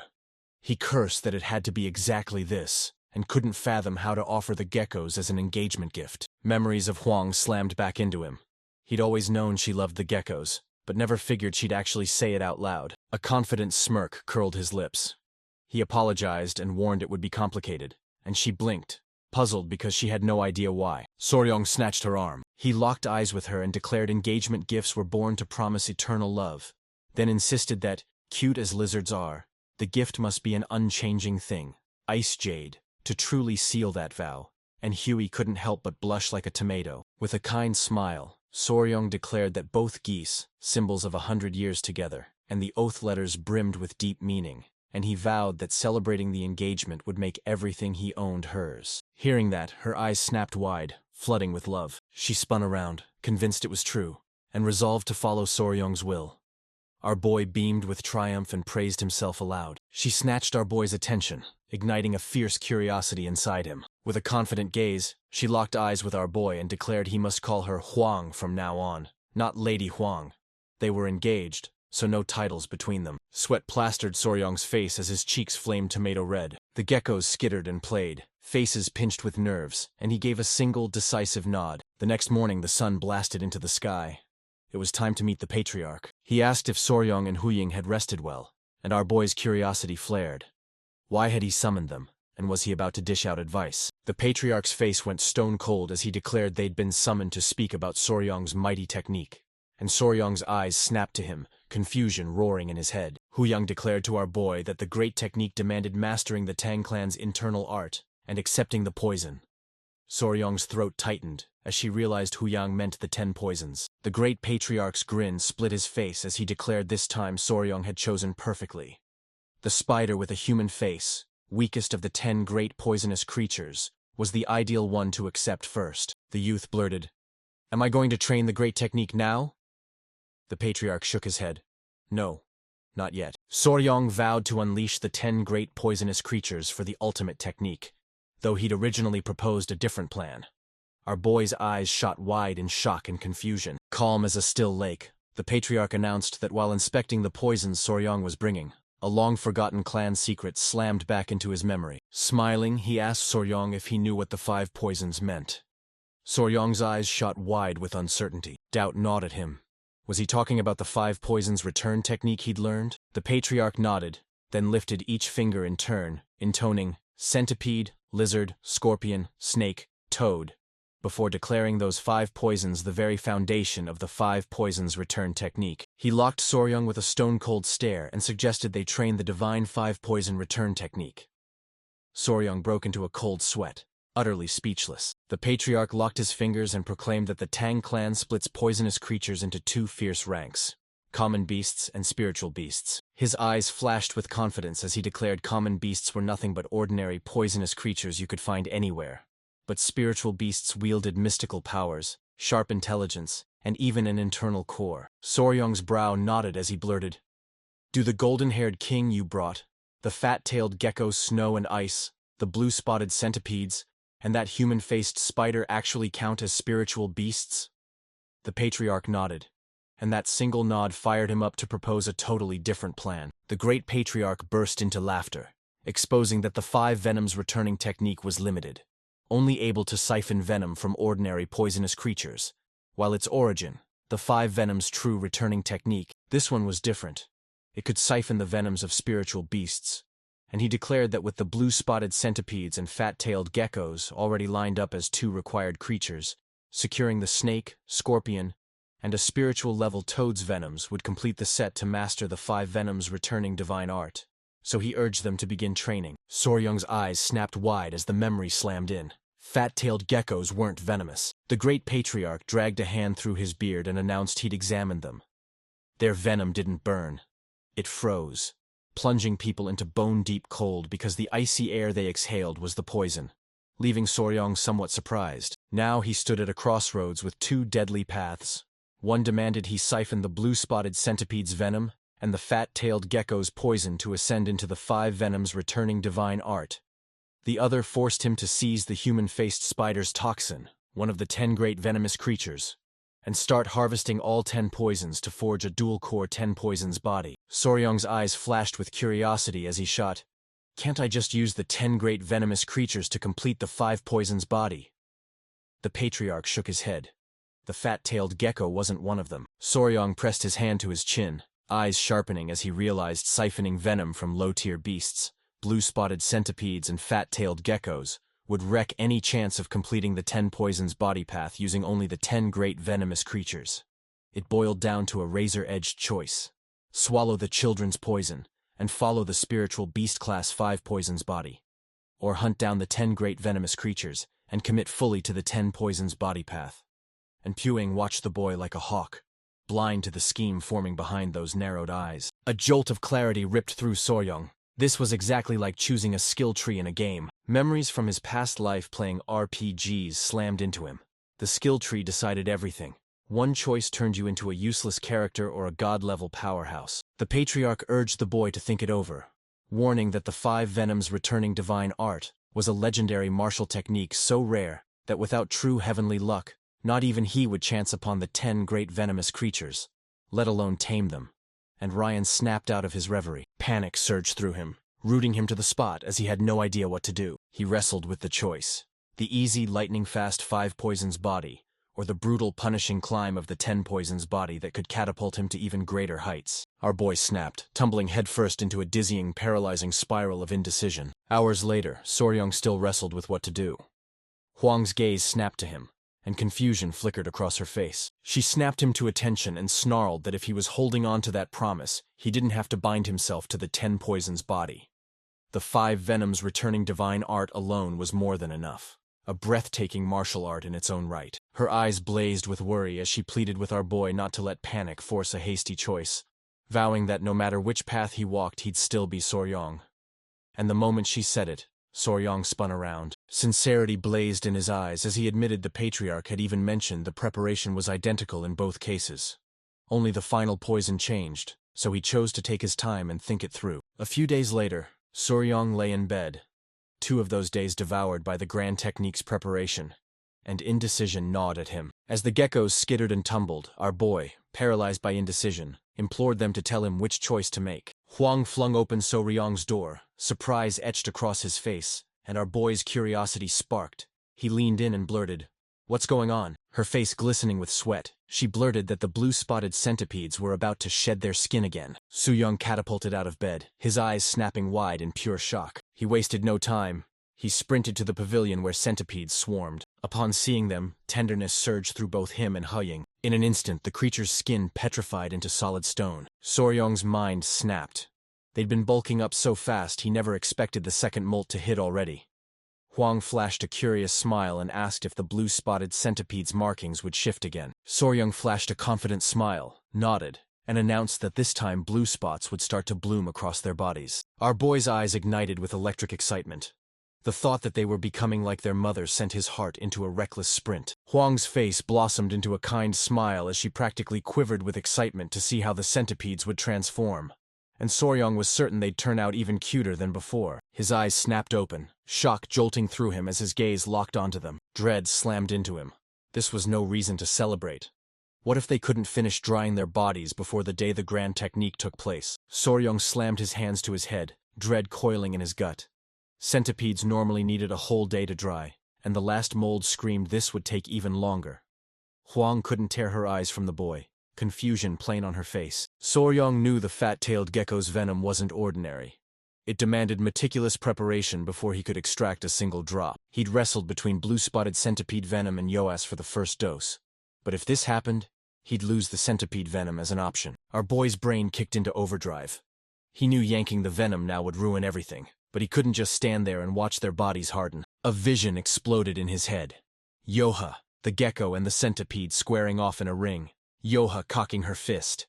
And in that instant he knew why he'd been tormenting himself these past few days. 2 days later, they finally unleashed the grand technique they'd prepared for him. The ritual ignited in the grand technique hall, buried deep in the Tang clan's Hall of 10,000 Poisons. He almost pushed it back to spare the blue-spotted centipedes, but priming the grand technique was a labyrinth of precise steps. He couldn't afford any delay. The process erupted into an intricate spectacle. First, hundreds of decoction cauldrons roared to life. She hurled herbs into the pot and boiled them until their medicinal essences seeped into a steaming elixir. They chilled the extracts, funneled them into a massive jar, and that bold move marked the first crucial step. Next, they poured into the jar a razor-precise blend of poisons and venomous beast blood, and juggling hundreds of herbs, toxins, and blood, each dangerously volatile. And keeping them all in exact harmony at once was a nerve-shredding, near-impossible feat. A single tiny delay would ruin every drop of the medicinal liquid they'd toiled to prepare and force it to be discarded. He couldn't sit idly by. His mind was made up. He'd accept you as poison, one of the 10 great venomous creatures. Soryong leaned in, eyes locked on the liquid until its color slammed into him. Impossibly crushingly dark. The great patriarch strode up to our boy, declared the grand technique would begin, and ordered him to strip and climb into the jar. Soryong snapped out of his trance and nodded. Soryong stripped bare and plunged his foot into the jar first, and then he shoved his legs into the opening. His eyes shot wide with surprise as a jolt of eerie familiarity slammed into him. The exact same chill he'd felt back in Herbal Bath. The great patriarch's eyes gleamed with joy, and a smile curled his lips as he announced they'd slip a lone drop of Yoho's poison into the herbal brew to provoke a reaction. Then pour in the prepped medicinal compounds to force his body to start absorbing the toxin. The great patriarch's laugh burst out as he revealed the process was usually unbearably painful. But Yoa's poison paralyzed the nerves and dulled most of the agony, making Soryong's brow crease with worry and sweat trickle down his face. The patriarch grabbed his satchel, told Soryong to wait a moment, then bolted out to hunt the remaining ingredients, the door shutting behind him and leaving Soryong alone. Moments later, Kyuin swept into the room cradling the geckos, Yoha at her side, and they greeted our boy with a smile. Beaming, Kyuang announced that the centipedes had awakened, molted their skins, now sported spots, and their bodies blazed with an intense glow. The centipedes burst into play, and Soryong realized Nova, Myra, and Grace were suddenly even more adorable. They swarmed up onto the jar where Soryong lay submerged, the transformation far tamer than he'd braced for. They'd puffed into squishy, pillow-like plushes, and somehow that made them impossibly adorable. The centipede's gaze was magnetized to the liquid, and Soryong exploded into laughter as he imagined how surreal it must be for them to see their father in there. Sensing the danger, he implored them to stay with Huang. She smiled and began summoning the centipedes to follow her. It ignored everything, its gaze riveted to the liquid. As it tried to leap down from the jar, a stray splash of liquid slapped against its ear. It writhed in agony. When Soryong saw it, his eyes snapped wide, every nerve buzzing with caution. He blurted to Huing that Nova's antenna had dipped into the medicinal liquid and barked that she must wash it with water at once. Huing's eyes snapped wide, shock and concern flooding her face. Refusing to lose another second, she lunged and snatched Nova. The process convulsed. It opened its mouth. A slick strand of drool slid from its mouth into the liquid, and Soryong leaned in, eyes razor-focused as he studied every ripple. Nova spat into the vial. The liquid screamed to life, blooming into a riot of shifting colors. Terror flooded Huey's eyes as the poison snaked into the jar. Soryong ground his teeth hard and not. Moments later, he erupted into a raw, wrenching scream of agony. Our boy erupted into a scream of raw, ripping agony. Panic flaring behind her eyes, Lady Huayang begged Soryong to take back control. The liquid seared Soryong's skin, igniting a white-hot pain that flooded his face crimson. He'd never known pain like this. His skin felt ripped away, and his body became a furnace. He remembered the command to stay utterly motionless for the grand technique, every instinct howling to flee, and somehow he wrestled himself into stillness. Foam spewed from the boy's mouth. He'd reached his breaking point. Yahello and the geckos froze in shock, and Lady Huying clapped a trembling hand to her lips, eyes wide with worry, utterly unsure what to do. The great patriarch and the patriarch burst back, and the moment they saw what had unfolded, shock hit them like a fist to the chest. They charged at our boy. Huaying spun around, eyes full of sincerity, and told the great patriarch the centipede had accidentally dropped a trace of venom. Soryong's knees buckled and he crumpled, pleading to be saved. The great patriarch seized Soryong, cradling his head with one steady hand to soothe him, and barked for our boy to stay alert, quiet his mind, slow his breathing. Above all, don't lose consciousness. Our boy opened his mouth and blood streamed out. The pain ripped through him until he couldn't take it. Moments later, his hand fell limp. Strength deserted him.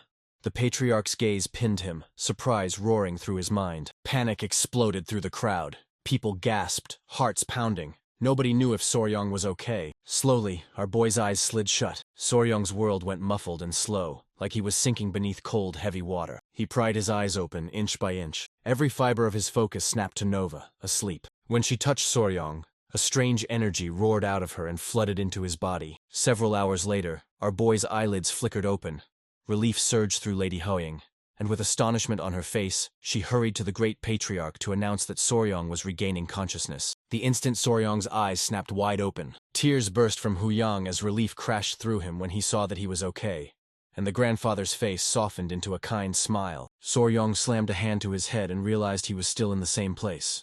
Huayang, worry etched across her face, asked if he was okay. The great patriarch announced to our boy that by channeling his internal chi straight through his Baihui point, he'd blasted past the worst. The grand technique had ended safely and successfully, and it wasn't Yoho's poison at all. He'd accepted the centipede's poison instead. Soryong slapped a hand to his head and sighed as reality slammed into him.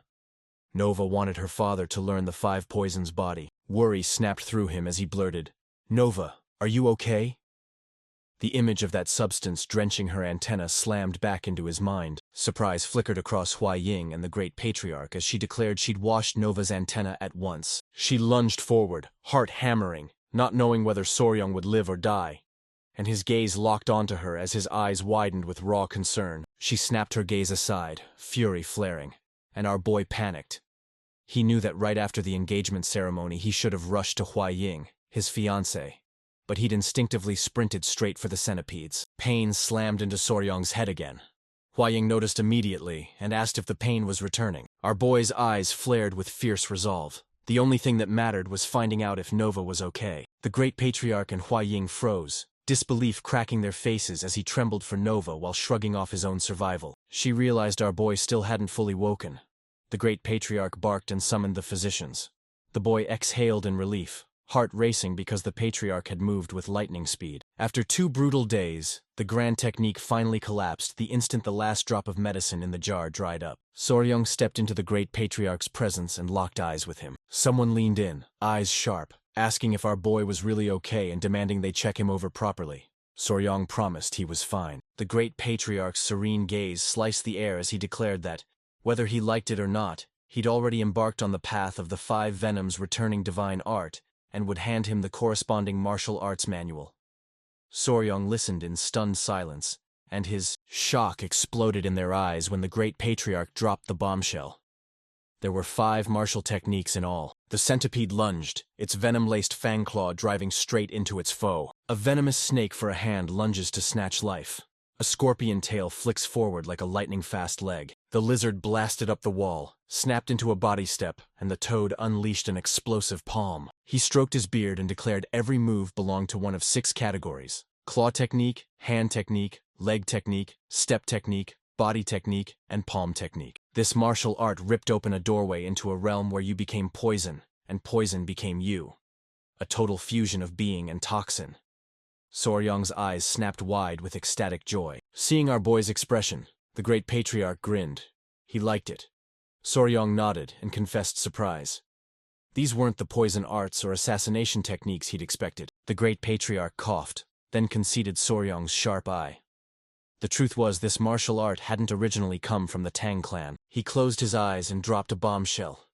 The 5 venoms returning divine art, and those 5 poison techniques were the martial arts of the 5 poison sect, a sect already annihilated. 200 years ago, the Tang family's second son, a genius of his time, and the daughter of the palace lord of the southern barbarian beast palace, fell headlong into love. Defying both clans' fierce wrath, they eloped and founded the 5 poison sect, forging a brutal new martial art by fusing the Tang clan's venom arts with the Beast Palace's Beast Fist techniques, then selfishly snatching sacred techniques that should never have left their sects and brazenly mixing them. They couldn't outrun the clan's persecution.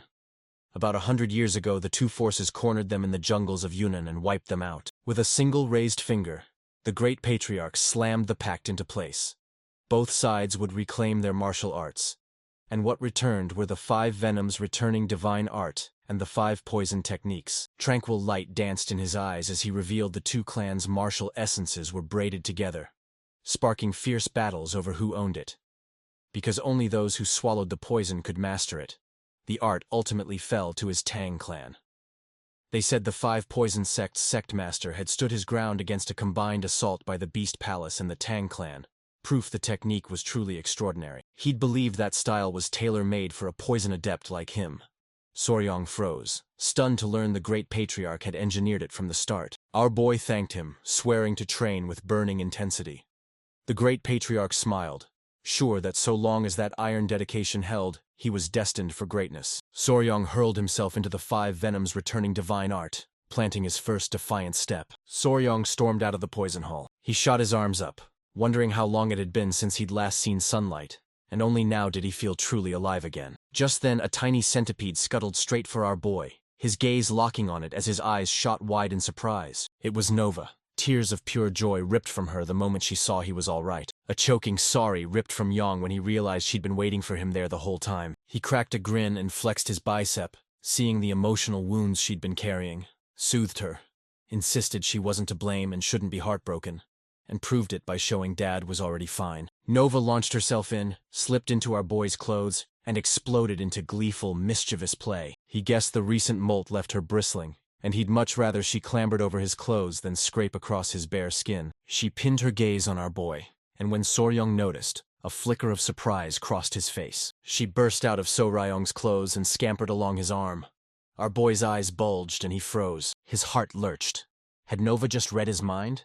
He refused to believe it. He forced himself to believe it was just a coincidence, insisting weird little things like this always cropped up when you'd raised a pet long enough. Soryong's mind snapped into brutal clarity. He'd been a hopeless fool. Nova, just a simple poison creature, couldn't possibly have pulled this off. Nova's eyes ignited, blazing with raw fury. She exploded in fury at Soryong. Our boy scrambled in blind panic, clueless about what was happening. His eyes snapped wide as surprise ripped through them. He said nothing, flinging the command into her mind. "Climb onto my head."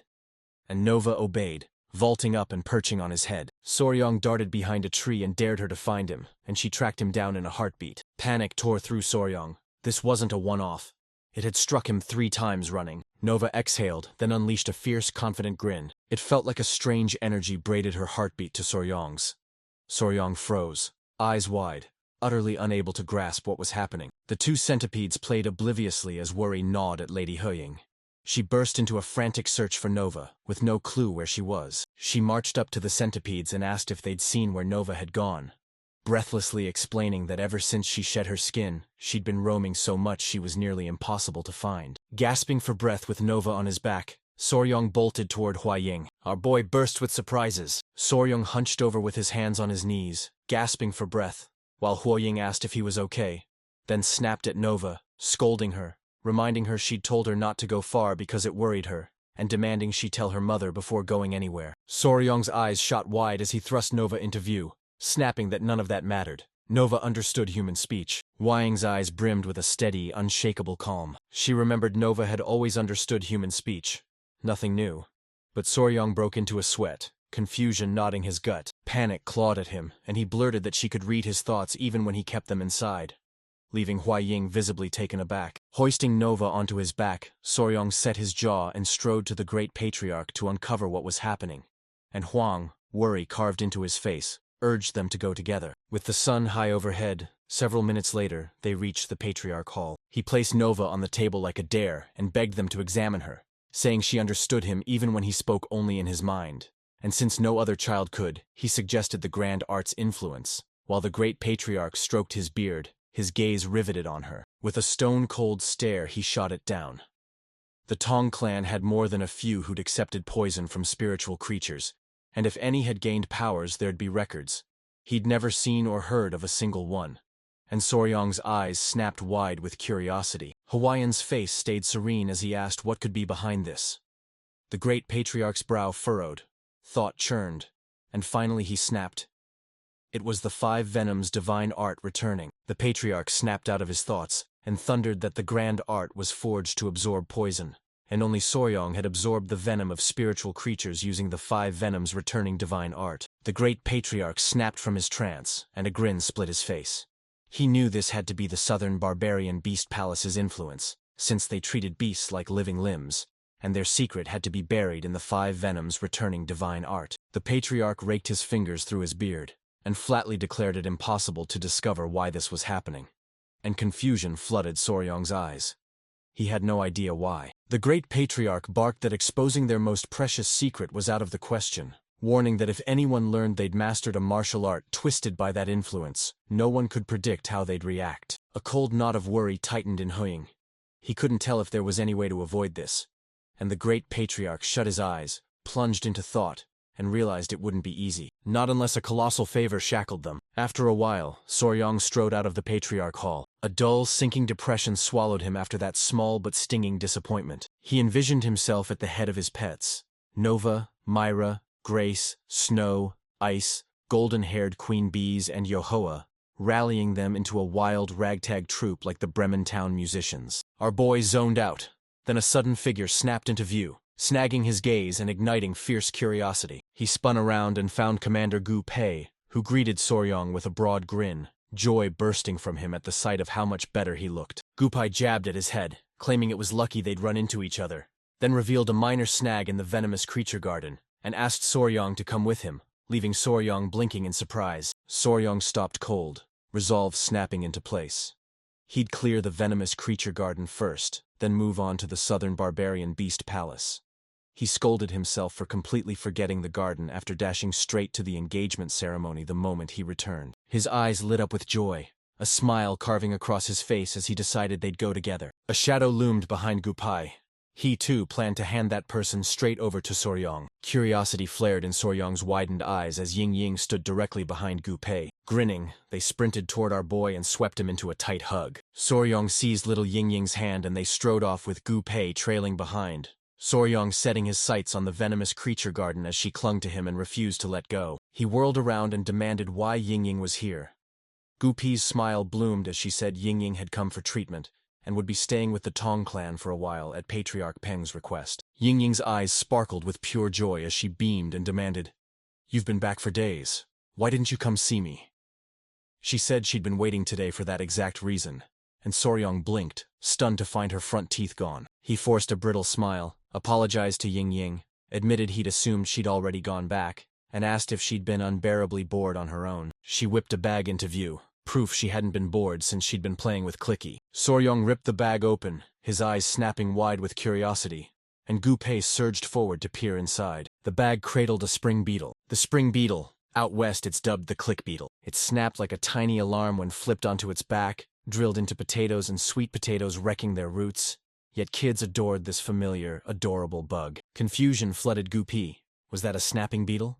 Yang Ying cut in sharply. It clicks, not a snapping beetle. Childhood memories crashed over Soryong. As a boy, he'd called them clickbugs, the first insect he raised in his past life, the starter creature that catapulted him onto the path he walks now. He sat in front of her, grin spreading as he realized Ying Ying loved bugs. She nodded, beaming, and gushed that she adored Queen Bee and Clicky. Soryong's eyes sparked with excitement. She was a tiny mirror of his younger self, and he found himself practically itching to see if he should train her with poisonous creatures. He scooped Ying Ying into his arms, grinning as he asked if she'd like to learn about insects with her older brother. Promising they were special and fun, Ying Ying's eyes lit up and she burst into a smile. They burst into whispered chatter, leaving Goop frozen, tongue-tied and scrambling for words to Patriarch Peng. They burst into the venomous creature garden. Ying Ying locked onto the turtle, utterly transfixed. Soryong yanked open one of the drawers and found a striped snake coiled inside. He spun to Gu Pei and shot a question about the rat breeding. Gu Pei said after just 1 or 2 litters, the shortage would vanish, and the rat population would likely surpass 1,000 in roughly 2 months. Soryong saw the tiger-striped water snake was already fed and bristled with confusion. What else could be the problem? Ying Ying reached into the cage, plucked out the tiny turtle, and began playing with it. Gu Pei clawed at his head, warning that the crickets they'd been raising for food hadn't multiplied at all, and now some creatures were starving. Soryong squinted, palm to chin, suspecting they'd started eating them again, just like that baby rat incident, since no number of crickets was ever enough. He chewed it over again and again until the grim truth slammed into him. The only way out was to hunt down a new food source. Little Ying Ying erupted into sobs and Soryong and Gu Pei reeled into panic. He reached out, voice steady as a lifeline, asking, "Are you okay?" Ying Ying kept crying, her sobs tearing through the quiet. A strange smell slithered into the air, yanking Soryong's attention and leaving him puzzled. She thrust her hand into view, an uncanny scent curling off her palm. Surprise cracked across Soryong's face as he blurted, "Can I see your silk pouch?" Ryong jabbed the chopsticks into the silk pouch and pried it open. His eyes flew wide, just as he'd suspected. She'd stumbled into the very same mistake he'd made as a boy. He blew out a breath and urged her to look closely. These weren't clickies at all. They were something else entirely. And Ying Ying stopped crying. Soryong plucked another bug from the silk bag with his chopsticks, and Gu Pei's gaze snapped to it.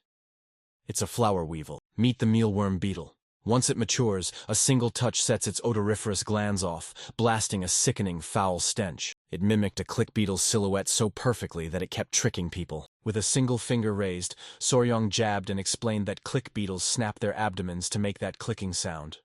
The mealworm beetle didn't, so Ying Ying shouldn't confuse them next time. Her eyes burned with resolve as she balled her fists and nodded. Soryong beamed, telling Ying Ying she'd still done a great job. Her older brother really needed those friends. Gu Pei gaped, baffled. He couldn't fathom why he'd want those stinky insects. When the silk bag was revealed, Ryong's eyes ignited with iron resolve, and he declared they'd raise the mealworm beetles Ying Ying had snared in the venomous creature garden. Don't let their tiny, unassuming bodies fool you. These mealworm beetles were the go-to staple for insects and lizards. Soryong beamed. This was the perfect moment. Swap the crickets for mealworms and the food supply would be sufficient. Grinning, he thanked Ying Ying for giving them the edge to fix the immediate problem, and headed straight for the cricket breeding facility to track down the issue. While Gu Pei nodded brightly, they burst into the cricket breeding facility. He hooked his hand under his chin and scanned with razor focus. Every corner of the breeding facility and its grounds checked out. No problems in sight. He yanked the jar's cap off, and his eyes popped wide in confusion slammed into them when they saw the cricket's legs lying detached. Terror exploded in his eyes at the thought of cannibalism. The tally stopped climbing, leaving Goop and the others staring in stunned silence. He swore he'd fed the crickets enough, and Ryong turned to him with a serene smile, admitting he'd hit the exact same problem raising them on Hainan Island. Some things go wrong no matter how well you feed them. Soryong's mind churned. Crickets were a mystery that gnawed at him, and as a spicy Fabra rather than a mere Faber, he lacked the expertise to run large-scale breeding of ordinary, non-poisonous insects. A chill washed over him. This was a huge problem and they couldn't pin down the cause, and right then one of Goop's men strode up to them. He fumbled at his hair, a nervous smile tugging at his lips as he said it. If it was someone familiar with crickets, he just happened to know the perfect person. The moment Gupai locked eyes with Huang Gaon, a flicker of curiosity ignited inside him. He thrust his hand toward Soryong and announced that, apart from himself, only Huang Guiyong had stepped up for the poison division. Soryong's eyes widened at the surprise volunteer. Oddly, it put him at ease. Nerves flickering, Huang Gyun owned up. He sometimes slipped into the cricket fighting arena to kill time. Not often, just enough for a few drinks. Our boy gawked, confusion knotting his gut.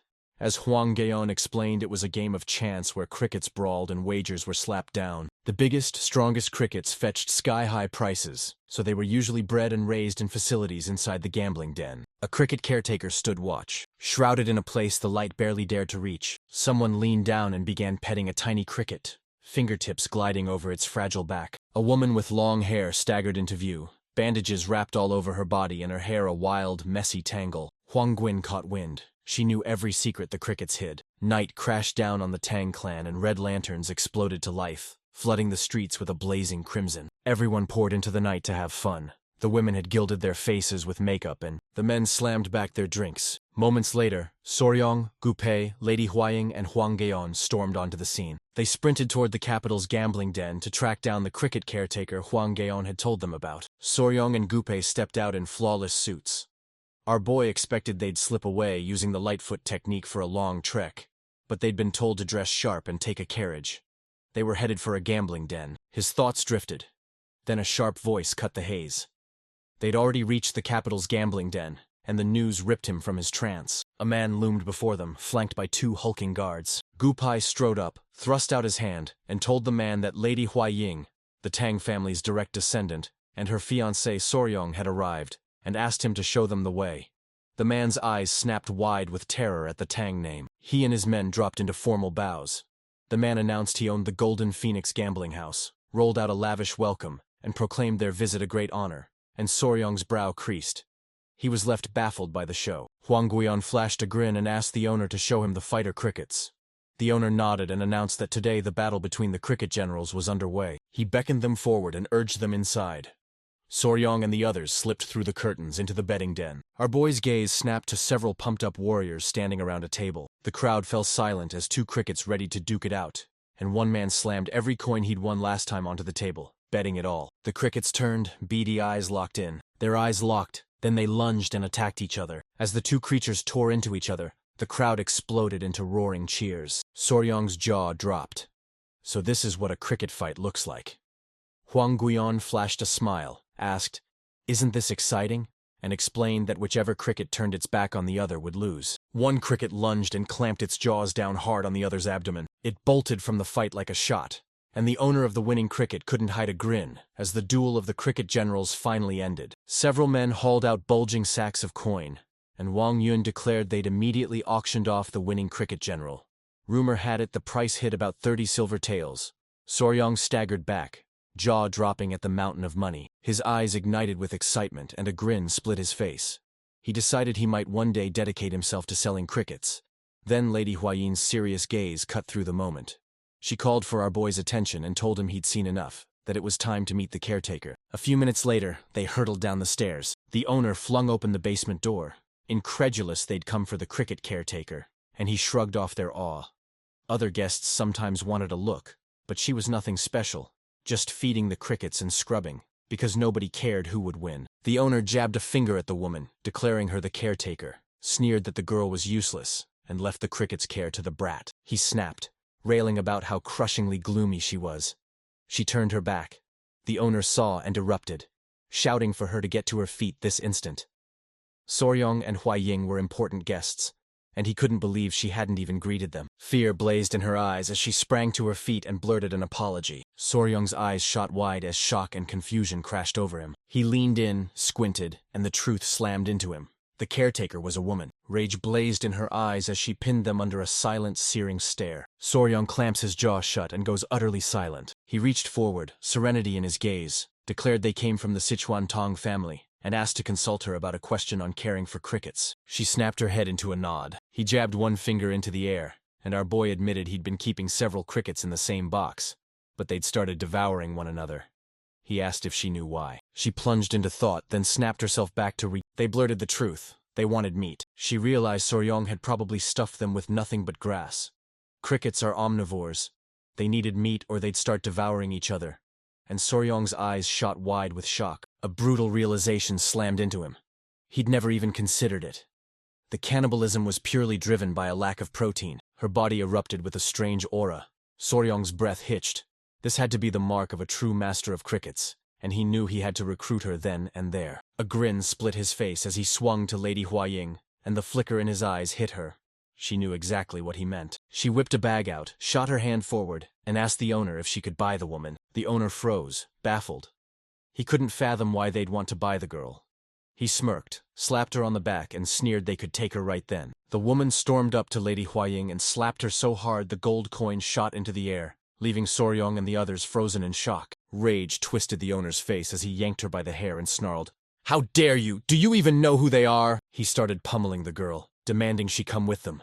She screamed she refused, and Soryong panicked, shouting at the owner to stop. Lady Huaying's eyes flashed with genuine warmth as she vowed they'd treat her kindly, and even bring her family into the Tang household if she asked.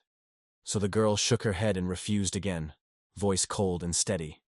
She wouldn't go with them. Rage boiled in the owner as he weighed whether he'd have to strike her again, while Gupai watched in absolute silence, not a single word escaping him. Soryong snapped for calm, then with curiosity flickering in his eyes probed if she had debts or was working for someone else. The owner stammered, "Not," and then, boom. It came out that about 5 years ago she'd offered to work for him for free and he'd taken her in. She couldn't handle customers, so he shoved her into minor chores and wrote her off as just another mouth to feed. Our boy blew out a frustrated sigh.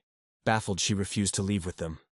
Gupai slid his hand under his chin and plunged into thought. He confessed the girl was a mirror of the kid he'd been before the Tang family sheltered him, and Ryong's eyes snapped wide with stunned confusion. Gupai implored the owner to let them take her for just one day, promising they'd feed her and try to win her over, and the owner broke into a smile and handed them free rein. Goop flashed a kind smile and invited the girl to step outside with them for a breath of fresh air. Her eyes dropped to the ground, then she gave a single resolute nod. Gupai vowed he'd return for her the next day.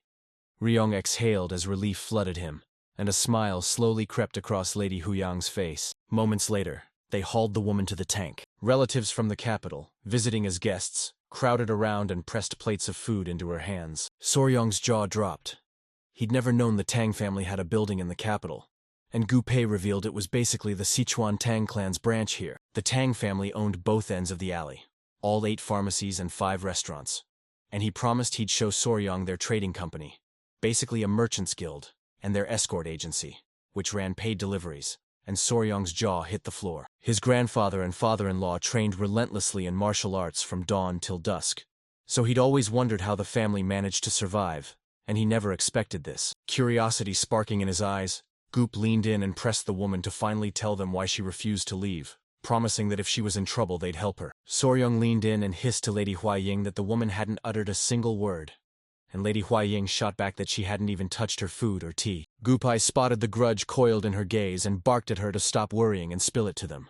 This was the Sichuan Tang family. She planted her hands on the tabletop and shot upright. She dropped to her knees and bowed before our boy, freezing him in wide-eyed shock. She burst in with a grin and declared, "I'm Song Nook from Song Village. It's just down the road." Lady Huying gaped as the woman finally broke her silence, while our boy, icy calm, asked what reason she had for refusing to leave the gambling house. The woman pushed herself to her feet, then a hand swept the hair from her face, and the other's eyes snapped wide in surprise. Her face was beautiful yet laced with burn scars. Soryong staggered, shock ripping the air from his lungs. Lying on his side, Gupai's breath hitched and horror clawed at him.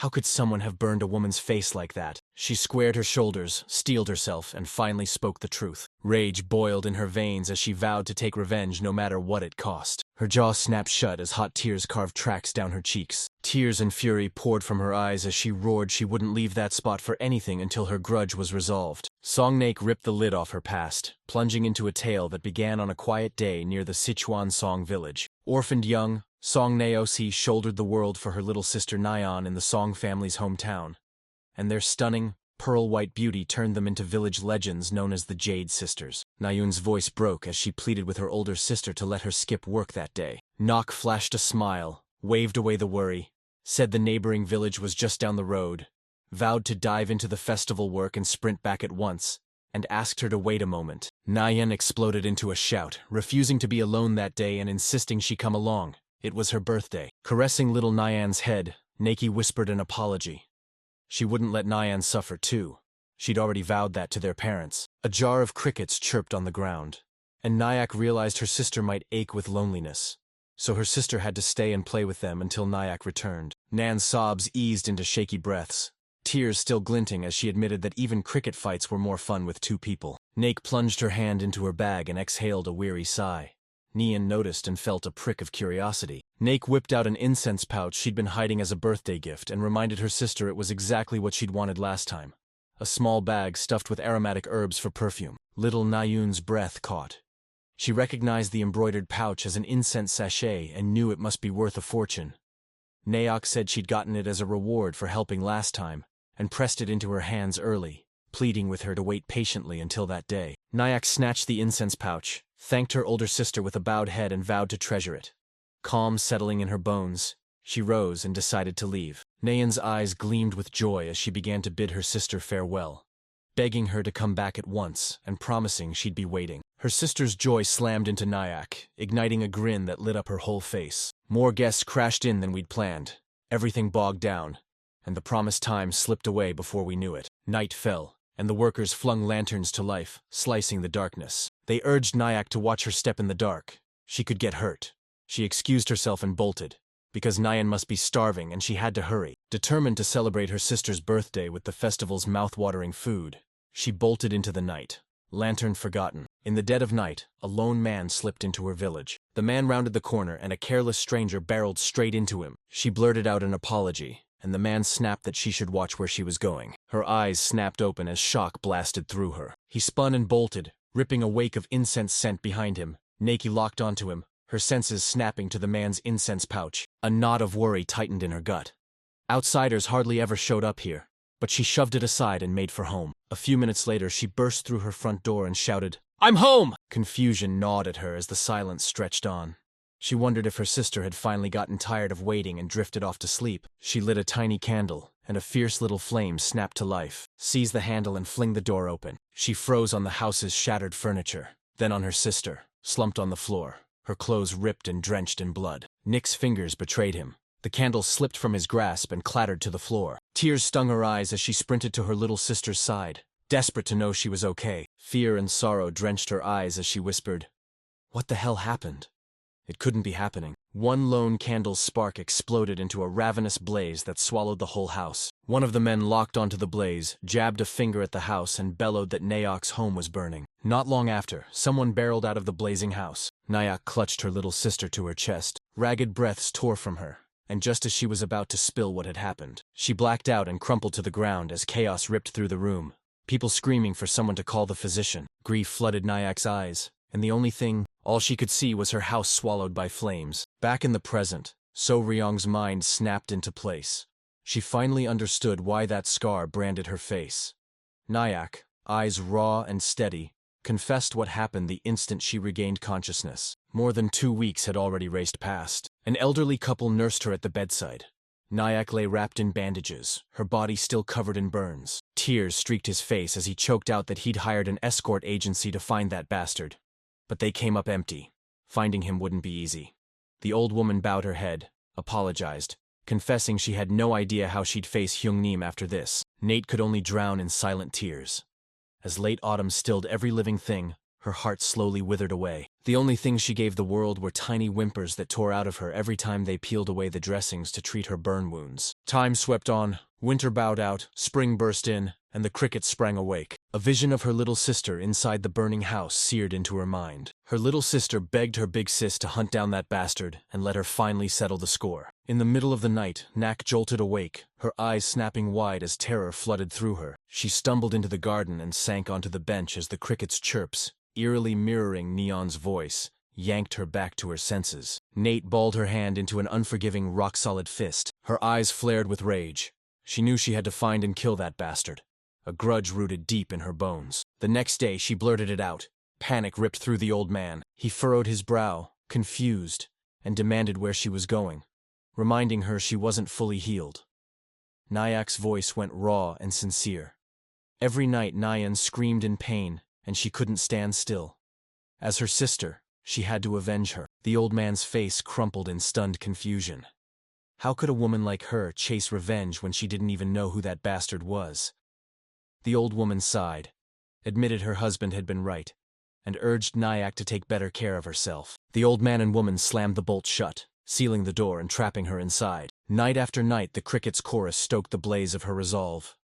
Finally she slipped out under cover of darkness, vanished from the village, and with a sorrowful look begged them to stay healthy. Nock's gaze slammed onto the pouch and refused to leave. She clutched the pouch like a lifeline and asked her sister Nyan to wait a heartbeat longer. She barreled into the city. The bastard had bolted that way. She'd never seen his face, but his voice burned into her like the red scars on her skin, and she swore she'd hunt him down no matter the cost. She dove headfirst into striking up conversations with random men. Nobody spared her a kind glance. Every stare cut like ice. Time surged forward, and 2 years later, rain pounded the streets as she strode into the Golden Phoenix gambling house.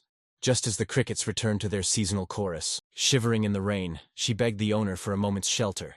He flew into a rage, spat brat at her, shouting that she was ruining his business and to get lost. In that heartbeat, a man barreled past her and someone bristled at her scent, and Nix's eyes shot open in shock. He leveled a piercing gaze, snarled that the smell had wrecked his mood, and barked at her to get lost. Shock slammed into Nyak as the image of her little sister lying in the house crashed back.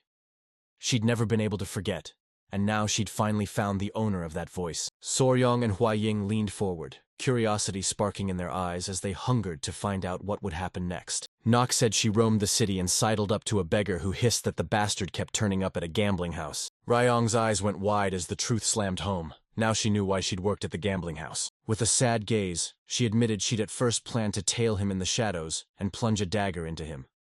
The beggar told her he was a martial artist, and a woman like her stood no chance at revenge. The beggar insisted the only way was to poison his booze or food, so she slipped poison into the drinks she handed him. But even that failed. The so-called poison she snatched in a shadowy alley turned out to be a harmless fake. After that, she threw herself into tending the basement crickets.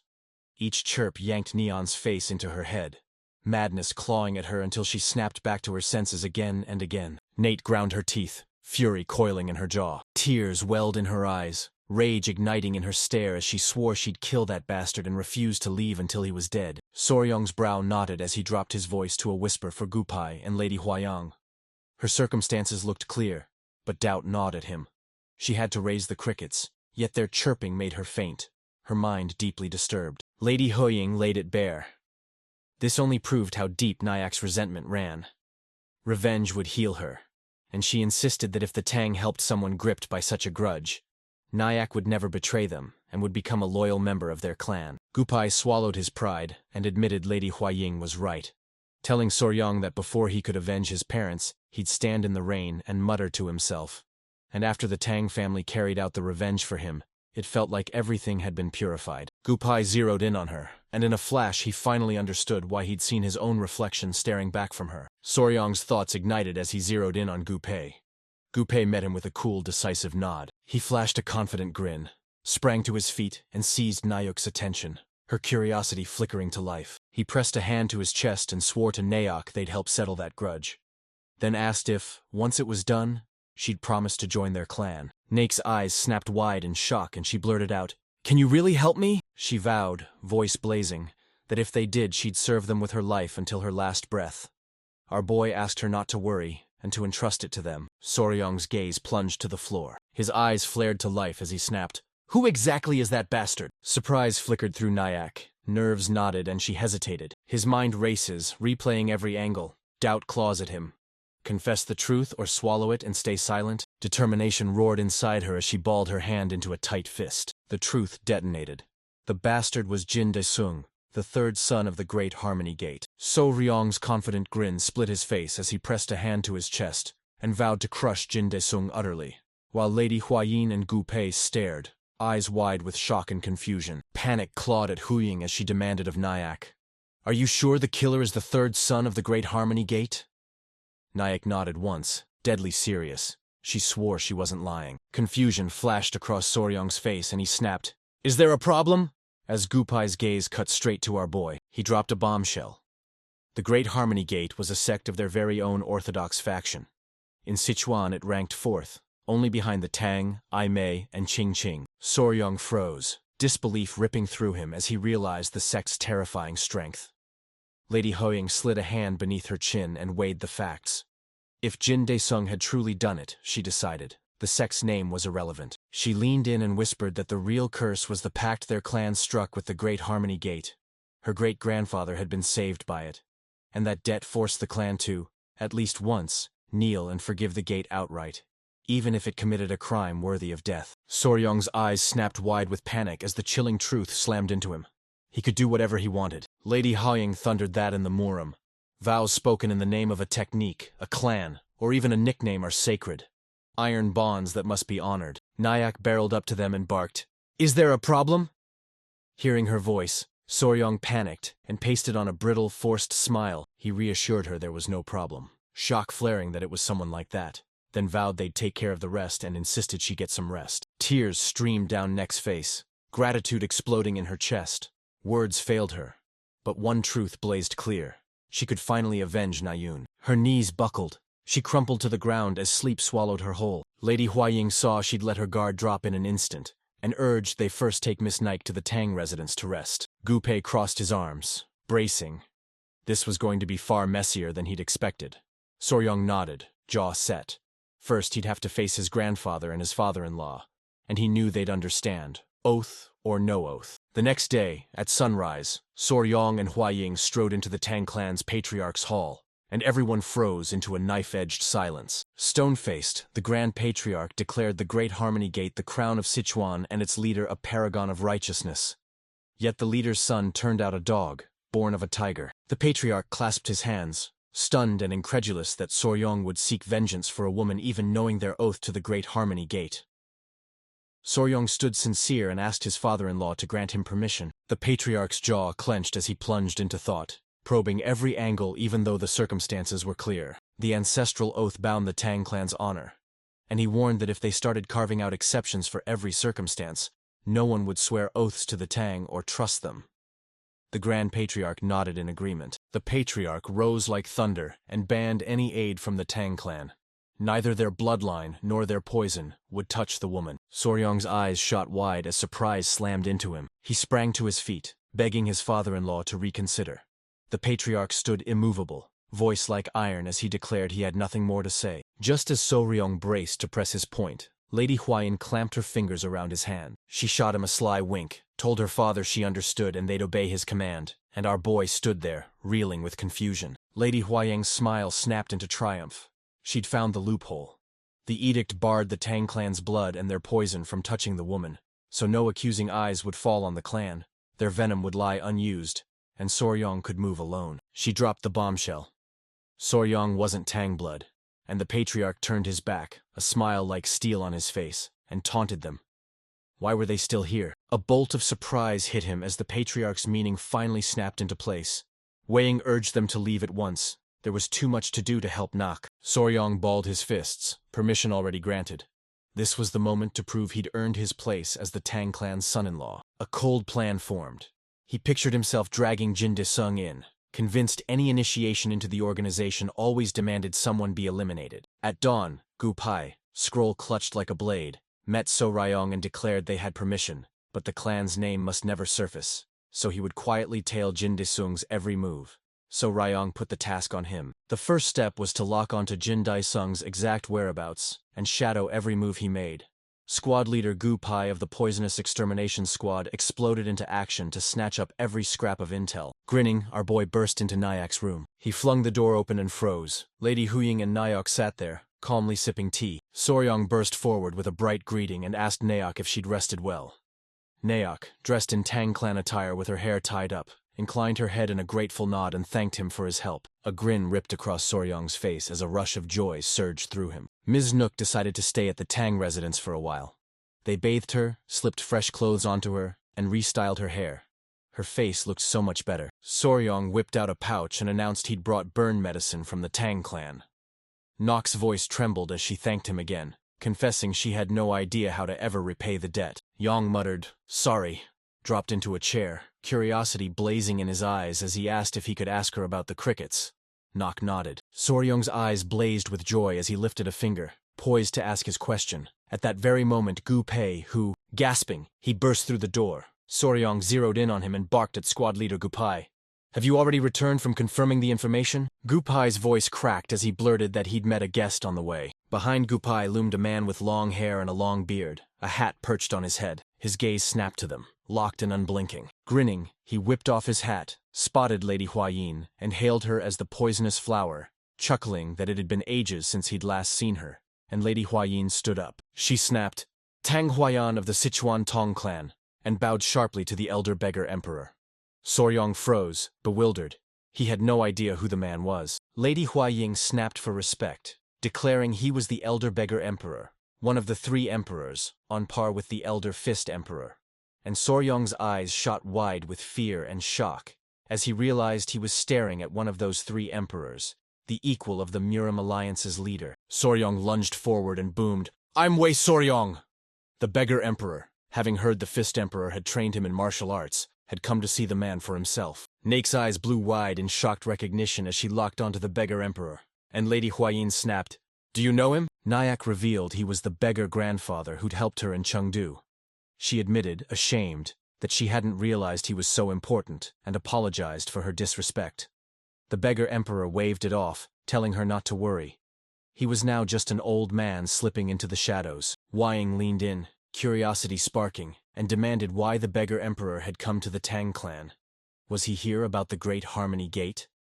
The beggar emperor laughed, couldn't hide it, and confessed that she, the poisonous flower, was razor-sharp as ever. Panic tore through Lady Huayin. She was convinced he'd come to shut down NAC. The beggar emperor pressed his hand to his chin, wrestling with how to stop her now that he knew the girl's plight.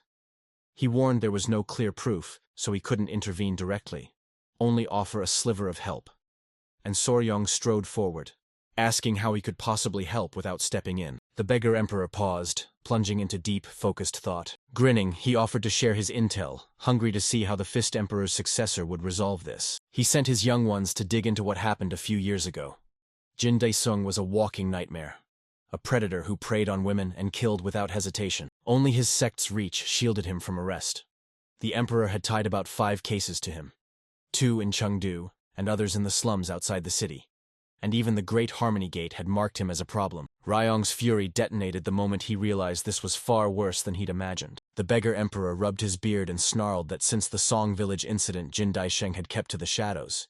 He never went out except to hit the gambling house every 3 days, so he'd told Nike to use poison. Soryong coughed, mind sharpening as he decided the gambling house was the only place to handle him.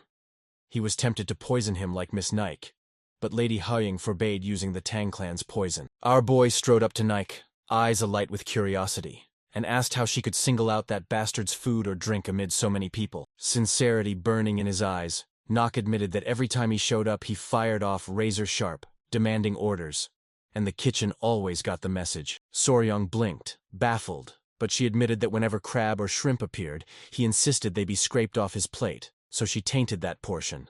Not with real poison, but with something to provoke a reaction. And the beggar emperor remembered the man saying a rash had broken out all over him after 1 bite. Everything clicked. Soryong realized Guy was fatally allergic to crustaceans. Our boy's mind snapped to crab and shrimp, fixated on the protein coursing through them.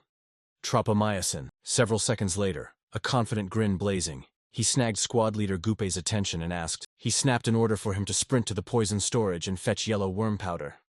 Gupei gaped, baffled by the sudden request. All eyes snapped to the yellow worm powder as Soryong erupted into a wicked laugh, yanking every stare toward him, while no one could guess the scheme simmering behind his grin. Soryong lifted one finger, grinned, and proclaimed he'd kill that guy with a brilliant plan. Arms crossed, Soryong conjured a worm in his mind and christened the operation Savory Death. He pinpointed the exact root cause of Jin Daichong's shellfish allergy, tropomyosin, the muscle protein. Tropomyosin showed up in most animals, but unlike the vertebrate version, 90% identical to the human one, the invertebrate form barely matched human tropomyosin, and that mismatch sparked the allergy. Tropomyosin flooded mealworms, present in far greater amounts than in crustaceans like shrimp or crabs. While our boy was distracted, Gu flung the door open, strode in with a bag in hand and announced he'd brought the mealworms as requested. Soryong sprang into action, firing up the stove as Lady Huaying and Gu watched in silence. He pulled out the mealworms, plunged them into rolling water, then tossed them into a blazing wok for a quick, crisp stir-fry. Soryong whipped up a mouth-watering dish and set it on the table. Grinning, he shoved the plate forward and dared everyone to try this stir-fried mealworm. Naki, the beggar emperor, and Lady Huaying stared at the dish, contempt twisting their faces and horror flaring as they wondered if he really expected them to eat it. Soryong nodded, grinning, insisting the dish was mouth-wateringly delicious.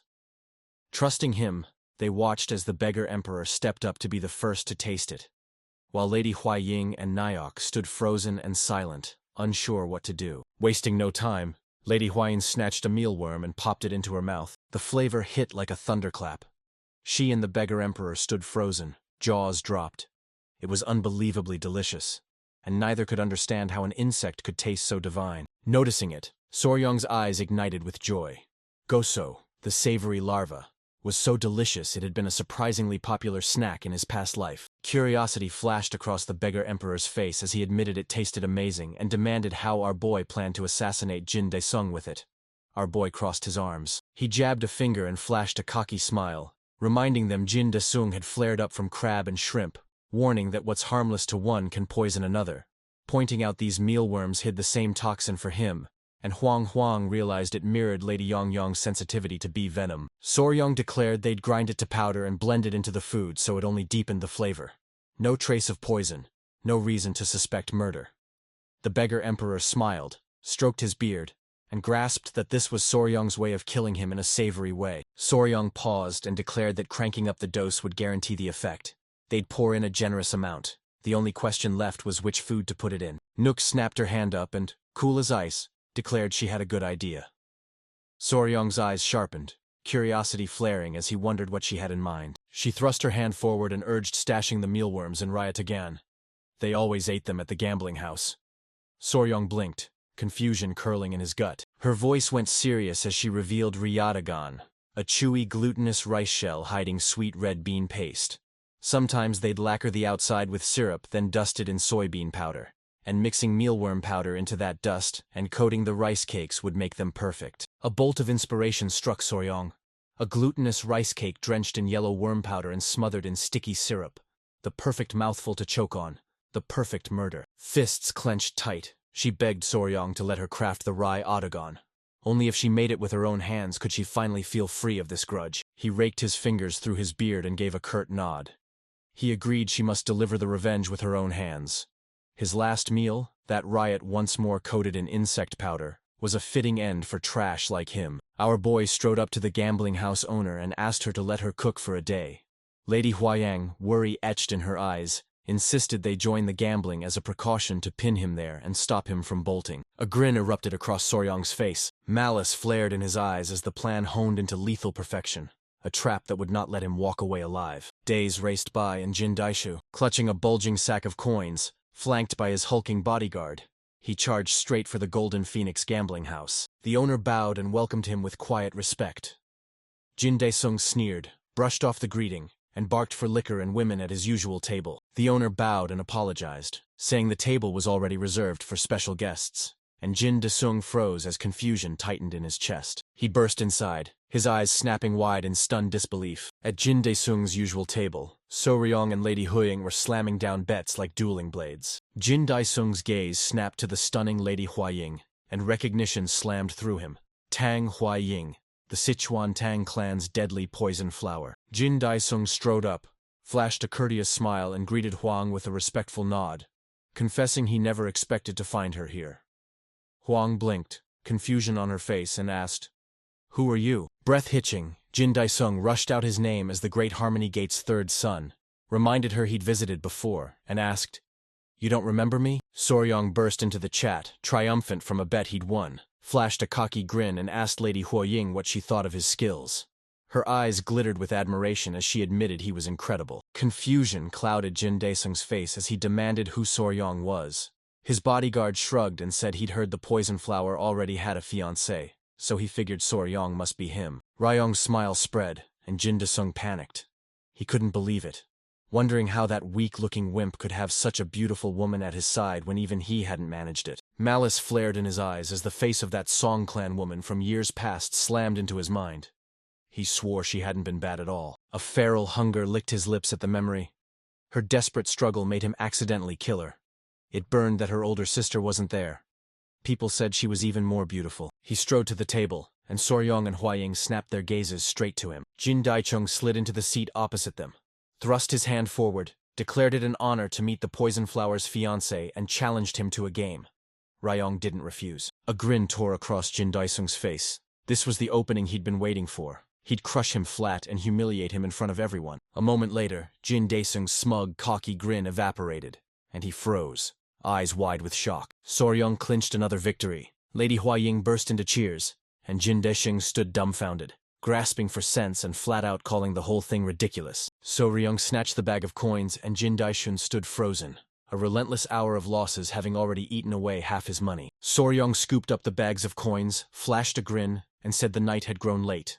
He had to go. Soryong and the others walked away, and Jin Daesung, fury flaring, ground his teeth, balled his hands into tight fists, and cursed the crushing humiliation. He exhaled, forced his breath steady, shrugged it off as a bad streak, then commanded the servant to bring him something to eat, hunger clawing at him after the tension. His ears snapped to a rowdy table of men devouring their meals, and one of them declared the Ryotagon divine, way better than the ones sold in the market. Curiosity sparking, he spun to the servant and asked if it could really be that delicious.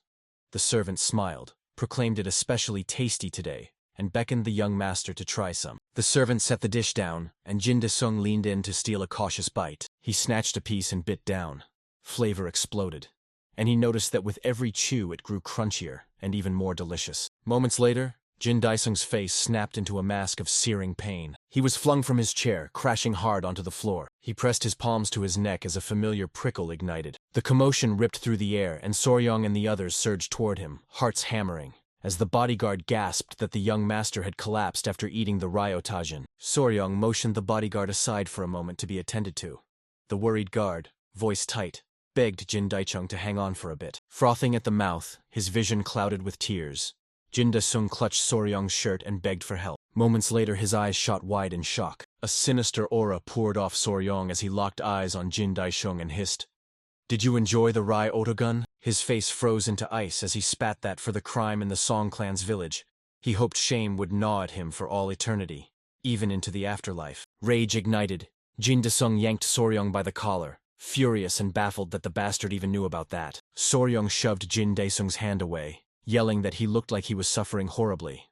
Jin Daesung erupted into screams, and Soryong warned that if the patient kept struggling, he'd lose the ability to channel his internal energy, and ordered the others to pin him down. Everyone exploded into action, diving in to help, and a hand shot out and clamped onto Jin Daisheng, who felt the air clamp down, each breath a battle as he slowly began to choke. That delicious taste lingered on his tongue, searing itself into his final memory as life slipped away. The next day, Soryong and Lady Huying stood before the elderly couple who had cared for Nok. The old man bowed his head and begged them to look after the child.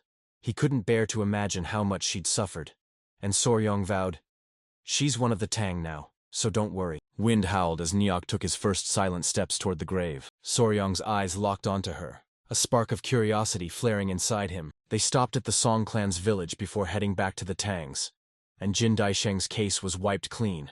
The poisoning probe that should have followed was snuffed out because his own family had already cast him off and buried the scandal. Tears flooded the rims of Nyx's eyes, trembling on the brink. She pressed her palms against her sister's grave, pouring every ounce of grief into the cold earth. Tears ripped down her cheeks as fear nagged that she'd waited too long.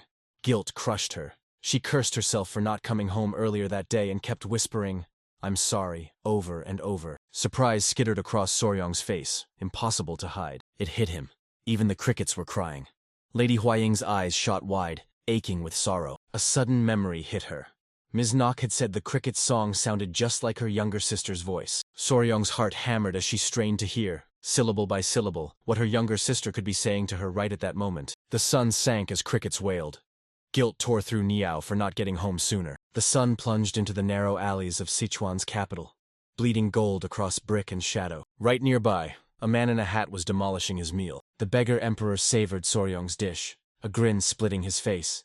It looked rough, but every bite burst with rich, irresistible flavor. To him, Soryong's plan, a savory, razor-edged revenge, hammered home that our boy was one hell of an interesting guy, while two people watched the beggar emperor in dead silence. His eyes locked on it, and his face snapped into a hard, serious mask. Fist clenched, he roared for them to come out, snarling that anyone hiding like that could only be a thief. They froze as realization slammed into them.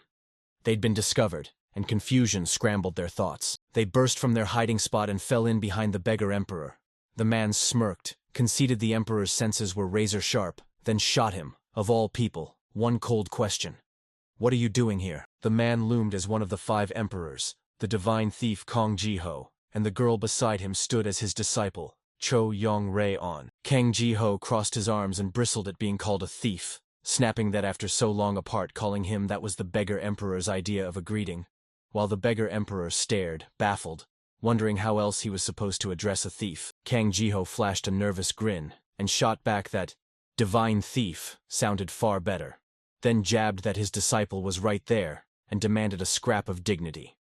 Yong Ryan bowed respectfully to the emperor, which left him baffled. Dealing with that bastard alone was already a nightmare, and now a disciple only promised more trouble. Curiosity flaring in his eyes, the beggar emperor demanded to know what had brought them to Sichuan. Kang Ji-ho's smile faltered. He swallowed hard and confessed he had something to ask. He tore across the central plains, hunting the unrivaled master of silkworm lore. Kang Ji-ho jabbed a finger at his wrist and revealed his sacred heavenly silks had snapped.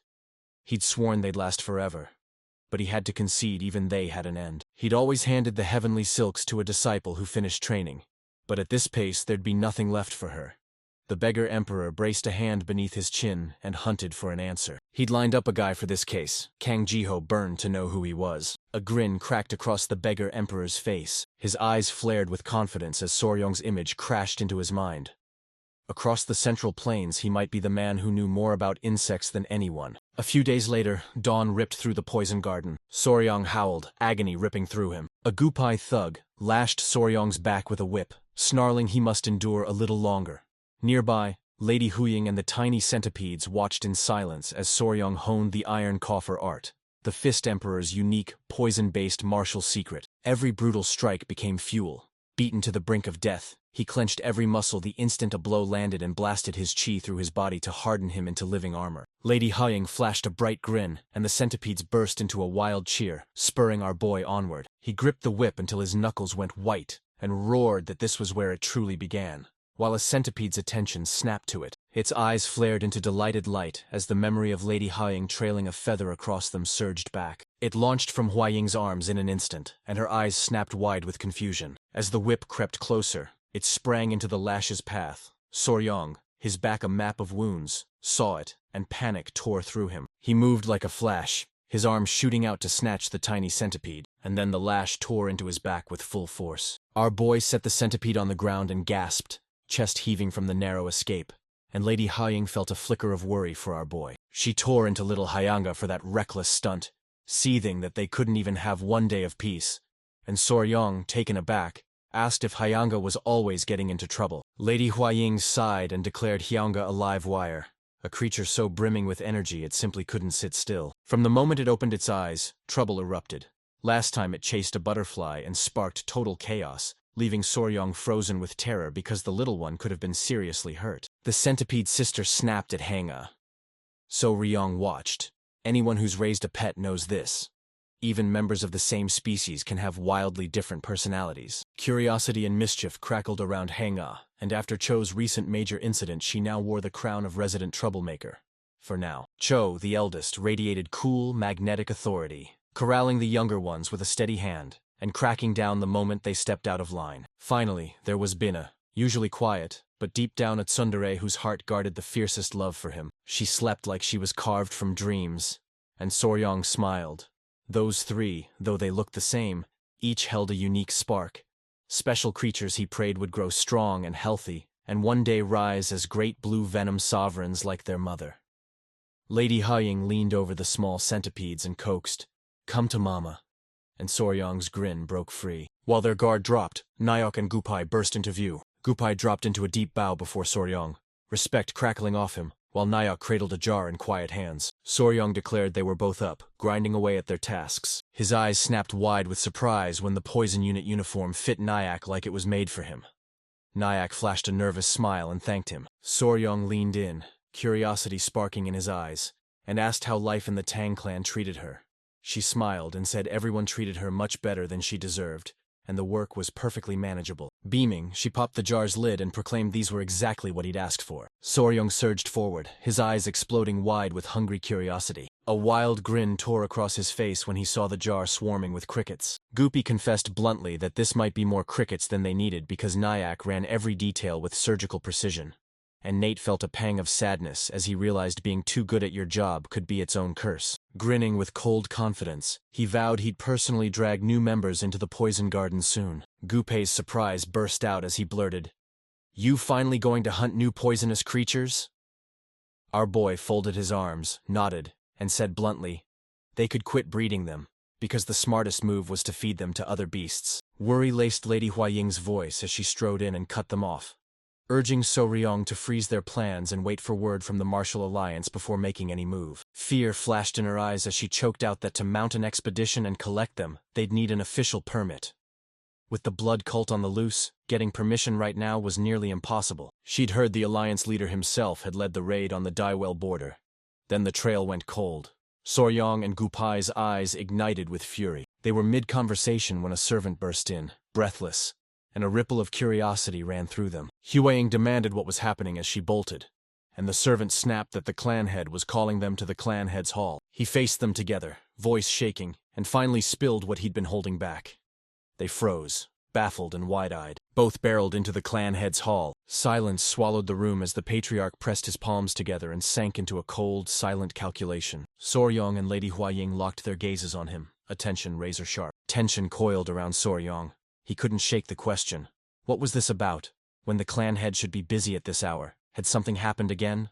His father-in-law's crooked smile felt like a cold warning. The patriarch laughed, chose his words, and told his son-in-law he'd brought the exact news Soryong had been dying to hear. He shot his hands forward and drew a scroll into his palms. A grin split his face as he jabbed a finger at it and shouted they'd finally heard from the Martial Alliance. The expedition was a roaring success. Soryong and Huaying burst into bright, astonished smiles. The patriarch barked that the Alliance leader had stormed a Daywell border village and obliterated the blood cult's stronghold. Half the cult were slaughtered or dragged off, and the rest fled screaming toward Daywell. Both exploded with excitement, adrenaline spiking as they realized exactly what this meant. They erupted into a jubilant dance as the patriarch declared they could finally hunt the poisonous creatures they'd been craving, granting his blessing to form an expedition. Soryong's eyes sparkled as they slapped a hand to their forehead and groaned. Why hadn't they planned a destination in advance? The patriarch straightened, pressed his palms together, and gravely declared he had a place to recommend. Soryong spun around, curiosity blazing in his eyes. The patriarch's gaze snapped to Soryong. This place was the perfect staging ground for the Tang Clan Poison Division's first expedition, a land teeming with countless poisonous creatures, every shadow hiding a deadly strike. Right at the entrance, beasts lurked whose power rivaled the ones who hailed from the Golden Phoenix class, a venom-soaked Eden where deadly beasts thrived. That ruthless haven was Yunnan. Several days later, he burst onto the far southwestern edge of the Central Plains, right beneath Sichuan. We plunged into Yunnan's tropical jungle, and deep in the Islao Mountains a valley yawned open, the Poison Ravine. Here, beasts' cries shredded the silence long before a single human voice dared to speak. Towering alien spires shot up like a petrified forest. Bizarre creatures swarmed every shadow, and to him, it was paradise on earth. Soryong sprawled on his bed among his dozing centipedes and lizards, giddy and buzzing with impatience to discover what creatures prowled this place. Snatching up a centipede, Soryong barked for them to hang on a moment. He vowed he'd return with a swarm of new friends. Days blurred together, and before long, dawn crashed over the world. Command handpicked a handful of operatives from the Poison Division to assemble the expedition. They thrust the Poison Garden into Lady Nyack's hands and officially crowned her vice-captain of the division so she could issue direct orders while the team was away.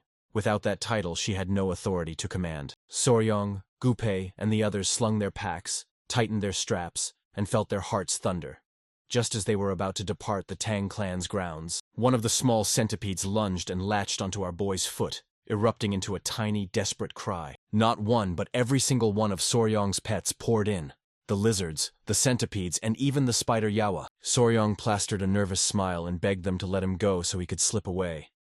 They snapped into low growls, determined not to let him leave. Soryong pleaded for their trust, saying he was only leaving to fetch more friends, and vowed they had nothing to fear.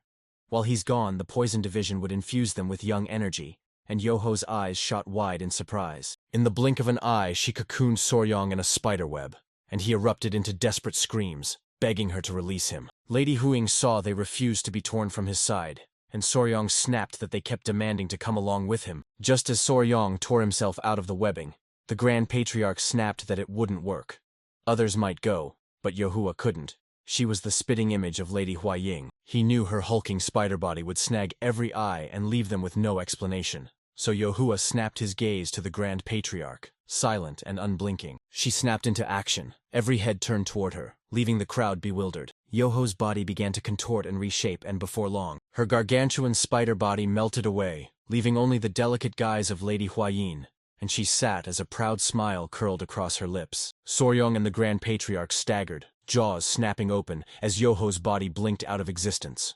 Disbelief hit them like a blow, and Soryong's chest clenched with raw despair as he scrambled for any sign of his pet's beautiful body. Soryong closed the distance and trailed his fingers across Yo's silk-smooth spider skin. Lady Huaying blinked, baffled. The Grand Patriarch caught on.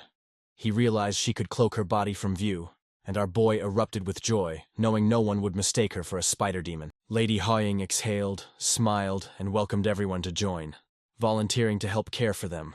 Ryong's grin immediately bloomed. Lady Huaying stormed up to them, eyes blazing, and snapped that since they'd ignored their father and thrown a tantrum, they'd have to obey for the entire trip. Soryong charged forward, and with a single swift motion, lizards perched on his shoulders. He thrust his hand into the air, flashed a grin, declared they were ready to leave, and the Poison Division's first journey exploded into motion. They pulled up to the outskirts of Mount Emma in Sichuan province and were confronted by a long, snaking line. Confusion flashed across Soryong's face as he demanded why the line was so long, and Gupai snapped that it was a checkpoint set up ever since the blood cult appeared. Sometimes those inspections sprang up right in the middle of the road. He'd heard they were brutal to get through, and panic clawed at him as he wondered if they'd be all right. A worker's eyes locked onto them the moment she spotted the Honorable Elder Mandong Shingon, and disbelief slammed into her. Members of the Tang clan were there too. The Grand Patriarch flashed a kind, disarming smile, announced they were bound for Yunnan, and asked her to grant them passage. A grin split her face as she gave the green light. They may proceed. Relief slammed into Soryong.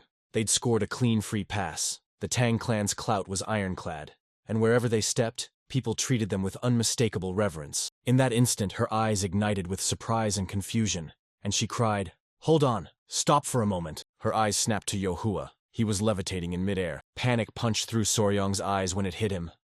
Her body had become invisible, so it only looked like Yoho was floating. To everyone's surprise, the woman gaped, convinced it was the sky-leaping void technique.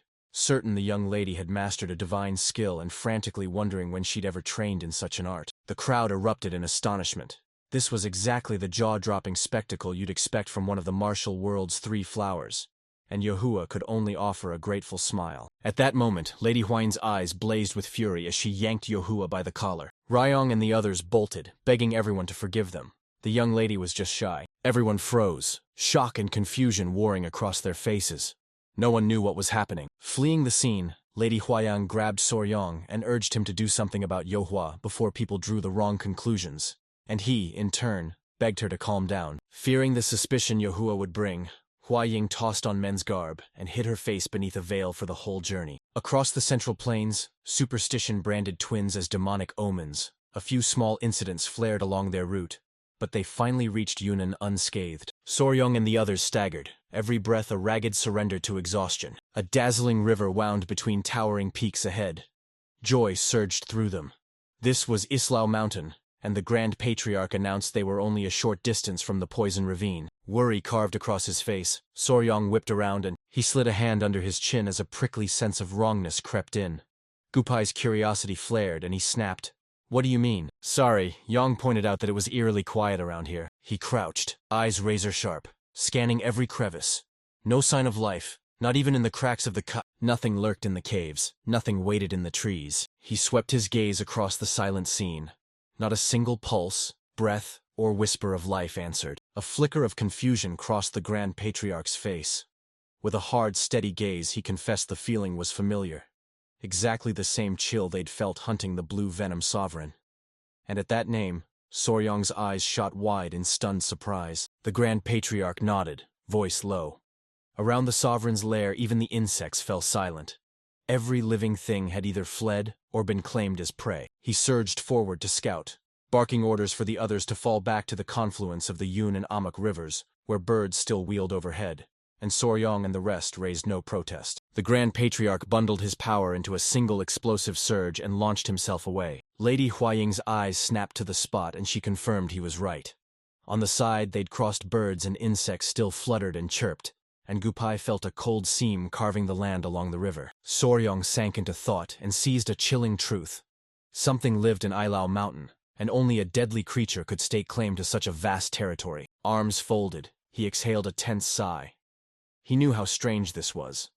Lady Huaying tilted her head, curiosity bright in her eyes, and asked what he meant. Soryong turned and explained that for a beast to claim that entire stretch as its lair, it would have to be colossal, on the scale of the blue venom sovereign. Soryong's chest tightened as he scanned beyond the river and along the path deep into Ailao. No signs, no tracks, nothing. How could it hunt or find prey if there was nothing there? He squeezed his eyes shut, certain its estimated size was enormous, and this terrain couldn't possibly sustain prey. The whole thing felt wrong. Gupe coughed in agreement, and they clung to the hope the Grand Patriarch would uncover the truth. Moments later, the Grand Patriarch and his men strode back, and Soryong's gaze snapped to them, curiosity flaring up inside him. The Grand Patriarch's voice went cold. This was a catastrophe. Even at the entrance of Islao Mountain, he'd found nothing, and Soryong and the others froze in stunned disbelief. With a confident smile, the Grand Patriarch declared the poison ravine most likely unchanged, ordered a halt as the sun teetered on the horizon, and said they'd search again tomorrow. Soryong thought he was right. Rage boiled in his veins, and they swore they wouldn't return empty-handed. Whatever it was, they'd seize it at any cost. Night crashed in, and they slammed a bonfire to life, flames ripping through the dark as they cooked their meal. Soryong crouched, fingers dancing through writhing centipedes, when Lady Huaying glided up with a steaming plate of food. She urged Soryong to eat, then shooed the pets away, ordering them to let their father rest and follow her. Soryong thanked her. She caught Soryong poring over the map, flashed a smile, and asked what he was doing. He was scanning the vast expanse, certain the creature's lair lurked dead center. While they were talking, one of the centipedes snapped its gaze to a dragonfly darting nearby. They plunged in, not a single second wasted. It sprang up and savagely mauled it, while Soryong and Lady Huaying stood frozen, stunned and utterly bewildered. Soryong snapped at Hyanga. You scared me. Don't jump like that. Lady Huaying watched it pounce on a dragonfly mid-air. Soryong chalked it up to the river's swarms, but a moment earlier there hadn't been a single one. His eyes snapped wide as his focus locked onto the dragonflies streaking behind him. Soryong cut straight to action, snapping at the Grand Patriarch to sprint back to the spots they'd already scouted, and tally how many dragonflies now thronged the air. The Grand Patriarch whirled, baffled, demanding an explanation, and Soryong shot back that creatures on land could vanish into hiding, while dragonflies cut through the sky and roamed wherever they pleased. He admitted that if any threat had shown up, they'd have bolted and vanished for a while. The instant the threat vanished, they'd flood back. He braced a hand beneath his chin, a confident smirk flashing, and ruled out territory as the reason they hadn't seen any creatures. Deeper in the forest, skulls and gnawed bones littered the ground, the picked clean, ripped-to-pieces remains of animals. Before they even set foot here, a merciless force had already ripped across the land. Soryong and the others surged forward. The Grand Patriarch barked a warning. The land ahead was a dense, tangled jungle. Stay razor-sharp, wild beasts could spring from the underbrush at any moment. Soryong flashed an excited smile and nodded. Curiosity ignited in Ryong's eyes as he realized they had to sprint after whatever was streaking ahead before it slipped away. The Grand Patriarch's worry tightened his features as he asked if this was too much for our boy. And Soryong, baffled, spun to him and shot back that it wasn't hard at all. He'd handle it. A grin cracked his face. The guy who usually complained non-stop clenched his jaw and refused to give up until they caught it. Right then, a strange sound ripped through the air and every head snapped up. Making them curious, Gupai warned the noise sounded like bamboo thrashing in the wind. Impossible. There shouldn't be any bamboo forest up ahead. Two clan members lunged like coiled springs, bellowing that a jagged cliff yawned ahead, Watch your step! Something lurked down below. Soryong and Gu-pei snapped into panic, fear coiling in their guts. A sheer cliff towered before them, and at its base hundreds of bizarre creatures writhed in a living mass. The Grand Patriarch leaned in, saw they were red ants, and panic surged. Dread clawed at him as he wondered if those tightly clustered insects were demonic ants. Gu-pei froze, words ripped from his throat. By their monstrous size they were no ordinary demonic ants, and the Grand Patriarch swallowed hard, confessing he'd never seen anything like them in the Tang clan records. He whirled to Soryong and demanded, "Do you know what those are?" Soryong hesitated, mind racing. He'd never seen them this huge, but he was nearly certain they were army demonic ants. At those words, the Grand Patriarch's eyes snapped wide, surprise and curiosity blazing in his gaze. Army ants, found in Africa and America, thunder across the land in massive swarms. Most ants forge fortress-like nests and anchor themselves to a quiet, homebound existence. But army ants, when food runs scarce, they surge in massive swarms. Migrating is one tactic. Their march sweeps forward like a conquering army, earning them the name army ant. They were pure savagery. Provoke them, and they'd tear you apart, leaving nothing, not even bones.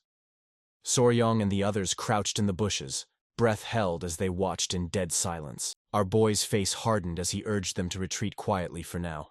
Then, at that very instant, a man snapped a twig underfoot. Our boy and Gu-pei froze, eyes wide. They knew things had just gone very wrong. Soryong's and the man's faces snapped into masks of terror. They whipped around and found the ants staring at them. Tiny faces locked in an unnerving, unblinking gaze. They all froze, terror pinning them to the spot. Moments later, the ants surged toward them, sweat plastered to their faces. Soryong and the others bolted, sprinting for their lives. Several minutes bled away as dusk crashed over the horizon. Soryong and the others sprinted with everything they had, stunned. The ants were far faster than they'd imagined. On the path, a tiny deer hunched over, ravenously ripping at leaves the moment we laid eyes on it. A swarm of ants descended on the small deer, hungrily devouring it as fear flared in Soryong's eyes. A cold jolt hit him. Demonic ants hunt by sensing vibrations, and if they kept moving like this, the swarm would mark them as prey. The Grand Patriarch, worry carved into his face, asked him, "What should we do?" Something yanked Soryong's gaze. A bolt of inspiration hit him.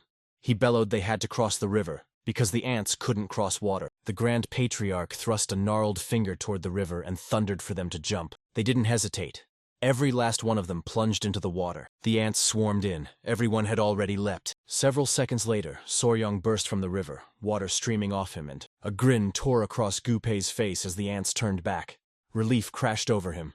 They'd survived. The ants scattered. They clambered from the river, and he sneezed. The scare slammed into him. It had been far too close, 1 foot already in the grave. Soryong crumpled to the ground, gasping, and rasped to his centipede Cheya.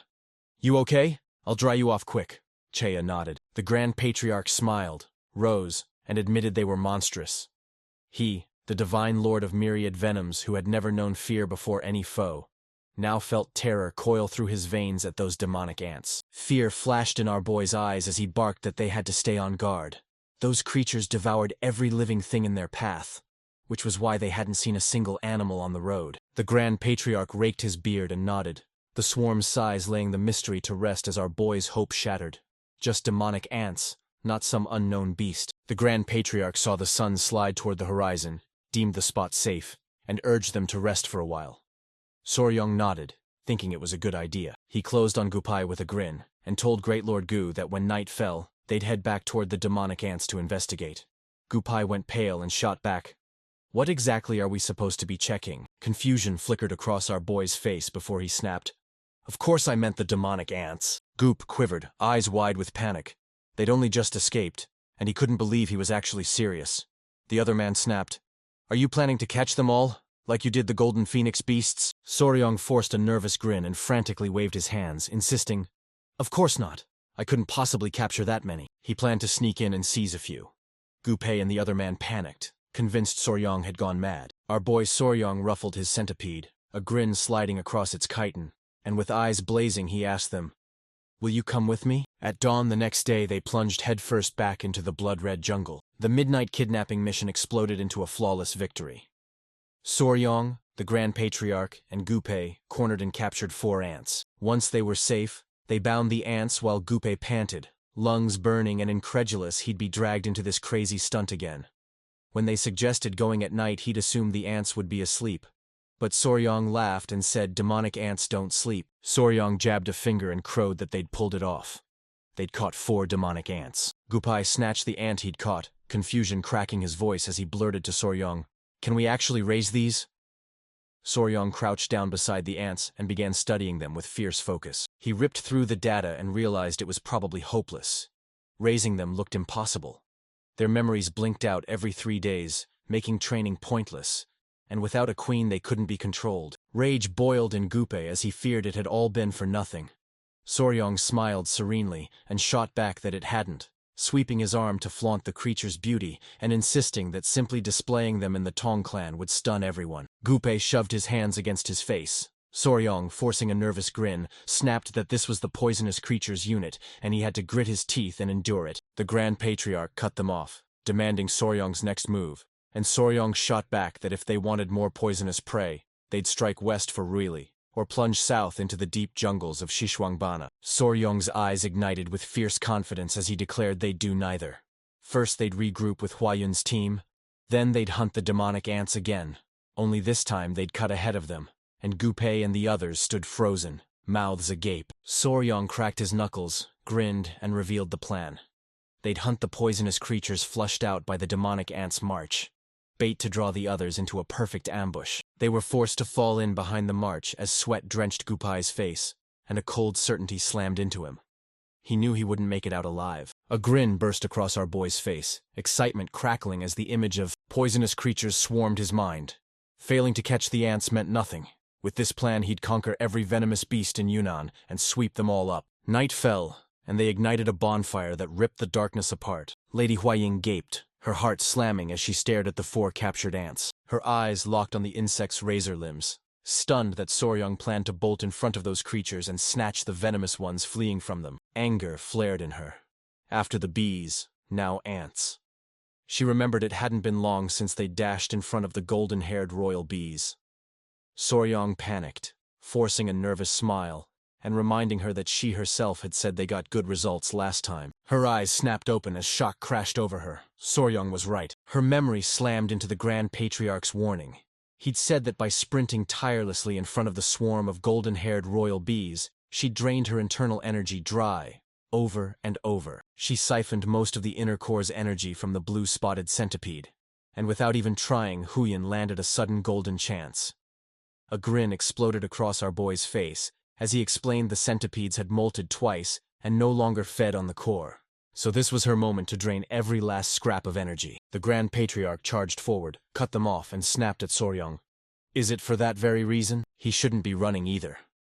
Huayin's confident gaze locked on as she nodded and announced that Soryong had also consumed the elixir of the golden-haired royal bees, so he must absorb its energy too. Sweat drenched Soryong's face and confusion twisted his features as he begged the Grand Patriarch to scoop him up and bolt, insisting his qigong was too weak. Roaring with laughter, the Grand Patriarch told him he'd watched him run like lightning today and called it a golden opportunity. Soryong ground his teeth as rage boiled up in his chest. In a heartbeat, Lady Huayang snatched our boy's hand. She smiled and asked, "Will you run with me tomorrow?" Ryong froze, words knotting in his throat. Huaying exhaled a long, heavy sigh, and her eyes flashed as she leaned in and whispered that this was his punishment for trying to get his way. A grotesque, satisfied curl twisting her face like someone who'd just eaten powdered yellow worms. The next day, the ants surged forward, launching a relentless chase. They unleashed a wild boar into the forest, sparking a massive roundup of venomous creatures. Moments later, a living tide of ants slammed into the boar, swarming over it and tearing it apart as they feasted. Not far away, Lady Huang, Soryong, and Gu Pei sprinted flat out. Our boy barked a warning. The hunting unit swarmed at the vanguard of the legionary ants, snapping at anything that crossed their path. Huyang nodded. Soryong's eyes flared with confidence, and a grin cracked across his face as he laid out the plan. They were about 60 jong from the ants, and the moment the swarm started to move, they slammed the gap down to under 30 jong and held it steady as they sprinted. Whenever venomous creatures sprang up, they snatched them and hurled them to the main squad sprinting beside them. They crammed them into a cage and marooned it on the far riverbank, just beyond the ants' reach. The deadly race erupted anew, The plan worked as venomous creatures panicked and bolted from the ants. A thrilled grin split Soryong's face as he lunged forward and snatched one of the snakes. His eyes burned with determination as the Valley of Venom lived up to its name. Venomous creatures of every kind poured out, and he swore he'd catch every last one. The hunt raged on for another hour or two. The venomous creatures stacked up effortlessly, and Soryong, Gu Pei, and Lady Huaying bolted from the ants, each hauling several writhing venomous creatures. Soryong snatched the writhing snake and hurled it into the hands of the man clutching a wooden box. The man shoved the snake into the box, worry carved into his face as he asked our boy if he was feeling okay. And our boy snapped back an energetic, "Yes." He couldn't get tired because venomous creatures were waiting for him. Huaying warned our boy that a massive serpent lurked up ahead. Soryong's eyes bulged as shock slammed into him. He locked his gaze on the snake coiled in the tree, a genuine Burmese python. The Burmese python ranked among the world's 5 biggest snakes and stood tallest of them all. A massive yet oddly adorable beast that radiated calm and was shockingly easy to raise. Gu Pei's face tightened with confusion as he asked if the snake wasn't venomous. Soryong just grinned, nodded, and admitted it was dangerous, yet he had to catch it. Gu Pei freaked out, snapping that he'd already said the exact same thing when the whip scorpion showed up, and again when the giant toad did. At this rate, he wondered why they didn't just catch everything that appeared. Excitement ignited in his eyes as a confident smile curled at his lips. He skidded to a stop, spun back and vowed he'd nab the snake too. Lady Huaying snapped for him to wait. Ants were already too close. Flashing a grin that crackled with excitement, our boy vowed, "Don't worry, I'll be right back." Soryong lunged at the hulking Burmese python and snatched it into his grip. He looped it around his neck, ants swarming his heels, that grin refusing to fade. He wouldn't let such a beautiful creature become ant food, so he sprinted for safety. Soryong's luck ran out when he tripped on a branch and went sprawling. He smashed face first into the ground right in front of the ants, hurling Lady Huaying and Gu Pei into panic. They knew this spelled disaster. Soryong spun. Terror shot through his eyes as he realized the ants were right on his heels. Fear swallowed Soryong whole. He froze stone still as a furious swarm of ants lunged for him. A rough hand clamped down on Soryong's collar. It was Yahello. She lashed her spider web to a tree branch, clamped our boy tight, and yanked him up, ripping him out of the ant's jaws, and Soryong stood frozen in shock, unable to believe she had saved him. A black wave of ants surged so thick it whipped the air into a blizzard. Yahello yelled for our boy to hold on, and tears welled in his eyes. Relief washed over Lady Huaying and Gu Pei. Lady Huaying beamed at Yahello, praised her flawless work, and urged her to whisk Soryong to safety. A black tide of ants surged across the land, devouring every creature and ripping trees from the earth. A heartbeat later, Yahello released his grip, and Soryong slammed into the ground. Gasping for breath, he doubled over as Yahello charged at him with fury blazing, and Huaying sighed, ordering Yahello to give Soryong a ruthless scolding. Fury burned in her eyes as she swore he'd never be allowed near the ants again, and all our boy could do was apologize. Then a collar spun from spider silk snapped tight around his neck. Confusion clouded Soryong as he begged Yahello to untie him, only for her and Lady Huaying's lips to curl into wicked smiles. Right then, Gu Pei burst onto the scene. They caught Soryong on all fours like a dog, a sight that left the leader dumbfounded. Lady Huaying snapped, "What happened with the ants?" Gu Pei crowed that luck had them stop just over the hill, and as the sun slipped away, he called for a short break. Ryong kept his head down, cheeks blazing with embarrassment. Lady Huaying agreed and ordered them to wait there for the main group trailing behind. When at that exact moment something behind the trees snapped into motion and curiosity flared in her eyes. Moments later, a spear screamed through the air and slammed into the ground beside Soryong, and panic exploded through the crowd because no one knew what was happening. A wave of spear-bearing men burst from the bushes. They barked, "Don't move," and proclaimed this ground beast palace territory, roaring for the intruders to state their names. Confusion clouded Goop's gaze as he ripped his dagger free, while across from him Lady Huaying stepped forward, urging them to calm down and revealing they were from the Tang clan of Sichuan. The truth hit. They hailed from the Tang clan of Sichuan. A spear-wielding man burst from the undergrowth, a fierce, bright-eyed wolf at his side, and asked them how the Tang clan had come to the depths of the Yunnan jungle. His gaze locked onto something. Grim resolve hardened his eyes as the leader's stare drilled into the silk collar Yahello had crafted for Soryong. Panic twisted Soryong's face as he frantically waved his hands, pleading it wasn't what it looked like. The leader ground his teeth as a crackling, blinding power began to surge from his body. He gripped his spear until his knuckles went white, his eyes erupting into a furious glow as he thundered, "What the hell are you doing in the land of the Beast Palace?" His name, Hugh Rang. a battle-hardened warrior sworn to the Southern Beast Palace. During a scouting mission, a strange noise shattered the silence. He tracked it down and found them. Claimed as the Beast Palace's domain, this valley roared under its title, the Valley of the Wild Beasts. Hu Krang stormed up to them and declared this was why they couldn't enter the territory. So Ryong simply smiled, nodded, and said they'd withdraw. His eyes snapped wide as a memory slammed into him. So Ryong leaned in and told the great warrior Hu Krang that before they withdrew, he had something crucial to reveal. And Hu Krang spun around, curiosity burning, demanding to know what it was. With a nervous smile, our boy swallowed hard and dared to ask if he could climb this hill with him for a moment. Hu Krang didn't refuse. He bolted up the hill our boy had mentioned. Reaching the summit, his eyes flew open, shock and raw fear crashing through him as he stared, unable to believe the impossible sight before him. Far off, a writhing mountain of ants loomed. Soryong snapped that they were legionary ants, and the strange sound Hu Krang had heard was them, sweeping across the land like a living storm. He owned up. He believed the Beast Palace lay right in the ants' path, and warned that a long, narrow valley of the wild beasts would turn it into a deadly trap. Sweat beaded on Hu Krang's brow as panic surged. If this was true, disaster would erupt. His gaze hardened into steel as he vowed to return to the Beast Palace, brief the Palace Lord, and summon the Tang clan to accompany him so they could lay bare every detail about the legionary ants. While Nike romped with Rang's wolf, Lady Huayang flashed a radiant smile and vowed they'd gladly do it. Soryong's gaze pinned to the ants, fear flaring in his eyes, and he barked for everyone to sprint to the Beast Palace at once. Night was already falling and the ants were settling down to sleep. They lay eerily still.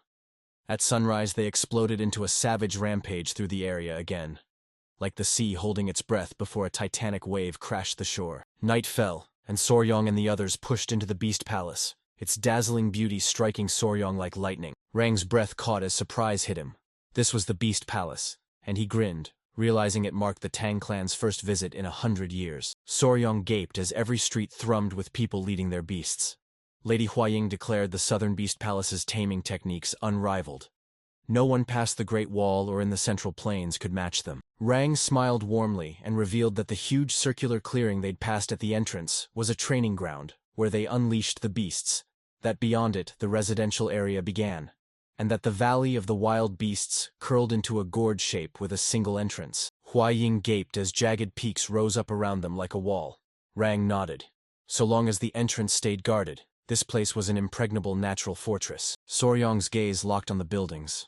They loomed like a fortress, but he realized that if the entrance was sealed, they'd be nothing more than rats trapped in a cage. At the entrance, Rang's face went steel as he announced the Tang clan from Sichuan had arrived, and the palace lord nodded, granting them passage into the halls. They stepped inside, and every eye snapped wide, deadly seriousness burning in their gazes. Soryong's gaze snapped to 3 figures, each flanked by a sleek black leopard. Tension crackled in the air as the white-haired man with scars on his face began to... He raked his hand through the beast's mane, stepped forward and declared, "I am Myang Ho, Lord of the Beast Palace." Clasping his fist in his palm, Soryong dipped his head before him in a show of respect and declared, "I am Wei Soryong of the Tang clan of Sichuan." And Lady Huying stepped forward to give her name. Myang Ho's voice hardened as he worked out they'd come all the way to Yunnan to hunt venomous creatures. He said his warriors had already briefed him and conceded the Tang clan of Sichuan knew far more about poisons and venomous creatures than they did. Rage twisted his features. He let out a short, cold sigh and demanded what the legionary ants were and how they'd gotten here. Soryong and the other gaped, eyes wide with stunned confusion. He shut his eyes, nodded, and unleashed a rapid-fire retelling of everything that had happened so far. He shouted that the legionary ants were a living apocalypse, capable of raising everything, and warned them to evacuate the people at once. Their reaction blindsided him. Nothing like what he'd expected. A suffocating aura burst from Myang Ho, his eyes burning with fury as he snarled at the simple suggestion to evacuate. He dragged his fingers through his beard and demanded, "Are you telling me to abandon the home my family has guarded for over 300 years, just out of fear of some ants?" The brown-haired woman pressed a hand to her chest, eyes blazing, and snapped at the palace lord not to listen to this outsider from the Central Plains, assuring him that if he gave her 500 flying wolves, she'd personally annihilate every last one. Her eyes blazed with confidence as she zeroed in on our boy and spat that, even if they came in droves, they posed no real threat. Outsiders from the Central Plains always blew things out of proportion. Our boy slammed his hand into a tight fist, knuckles whitening, a raw vow that he wasn't exaggerating. Soryong snapped, If by 500 flying wolves you mean 500 wolves, the legionary ants will devour every last one of them in an instant. The woman exploded with fury. She couldn't believe Soryong had just said that. Nerves prickled through Lady Huaying as she lashed out at Soryong, tearing into him for his brazen rudeness. Soryong strode up and warned her these were not ordinary ants and would wreak terrible damage. It would be a real tragedy if the animals were hurt or killed. She erupted, snapping, "What the hell does an outsider from the Central Plains know?"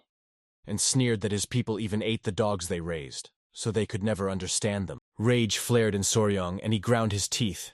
Her judging them just for raising animals differently crossed every line. A titanic surge of energy burst from the boy, hurling Lady Huaying and Gu Pai into panic. He could endure almost anything, but anyone who doubted his love for his pets would set his fury alight. He clenched his jaw, steeled himself, and unleashed everything he'd been hiding. He shot his hand forward and barked for his pets to come out. 3 centipedes writhed free from his clothes. Nick revealed her true form, her spider body skittering into view, and then the lizards burst out too. Every gaze locked onto them. Eyes snapped wide in disbelief, shock crashing over everyone. Soryong flashed a proud grin and paraded his beasts, and the crowd went mute as centipedes and lizards revealed themselves. It hit them. The woman wasn't a twin. Soryong, fingers gliding over his venomous centipedes, shot them a confident glare and snapped that her words stung. Those were his companions, and it crushed him when they fell sick or got hurt. He grasped it instantly. The woman stood paralyzed with shock, unable to believe someone like Soryong could marshal so many beasts. The old man, his beast a squawking parrot, gaped and spluttered, "You mean companions are venomous creatures stuck with me for life?" The old man with a cat scoffed, "Even in their beast palace where animals are cherished, nobody calls them companions." Yang Ho's furious scowl evaporated as a grin tore across his face. He exploded into laughter and cried, "This is truly extraordinary." He laughed, saying it struck him as odd that a woman had the young warrior on a leash. If the leash holder was this tamer and her companion, that meant they saw each other as owners. Soryong panicked, sweat beading on his brow as he realized it was all a misunderstanding. A hush fell over the elders and their faces went stone. If the young warrior called those creatures his companions, it proved how fiercely he loved them, and seeing his advice came from that same heart, they refused to ignore it. Manhwa conceded, "Certain our boy was right. Buildings can be rebuilt, but people and beasts won't come back." Soryong and Lady Huaying flashed cheerful smiles, stunned that Soryong's plan had worked. He planted his palm on the table. Manhwa sprang to his feet and roared for everyone to assemble in the Beast Palace's main courtyard and brace for evacuation. Hours after Manhwa barked the command, everyone surged into the main courtyard of the Beast Palace. Manhwa, the person next to Rang, barreled up to Soryong and thanked him. He pressed a hand to his shoulder, smiled, and apologized that he couldn't see him off or compensate him properly because the situation was urgent. Ryong brushed it off, saying it was nothing. He'd only done what any person should do. Regret flashed across her face as she apologized to the young warrior for yesterday, admitting she'd underestimated how serious he was and had been wrong to judge him. Our boy just waved it off and told Miss Seal Pio not to worry. The fierce woman wasn't just a palace elder. She was the palace lord's daughter, and her gaze pinned a centipede as awe flared. Beasts at her side were nothing, but bending insects and venomous creatures to trail him like this was a whole new caliber of power. She let her fingers dance across the tiny centipede perched on Soryong's head, and, eyes bright, asked the young warrior if his little brood might ever have offspring.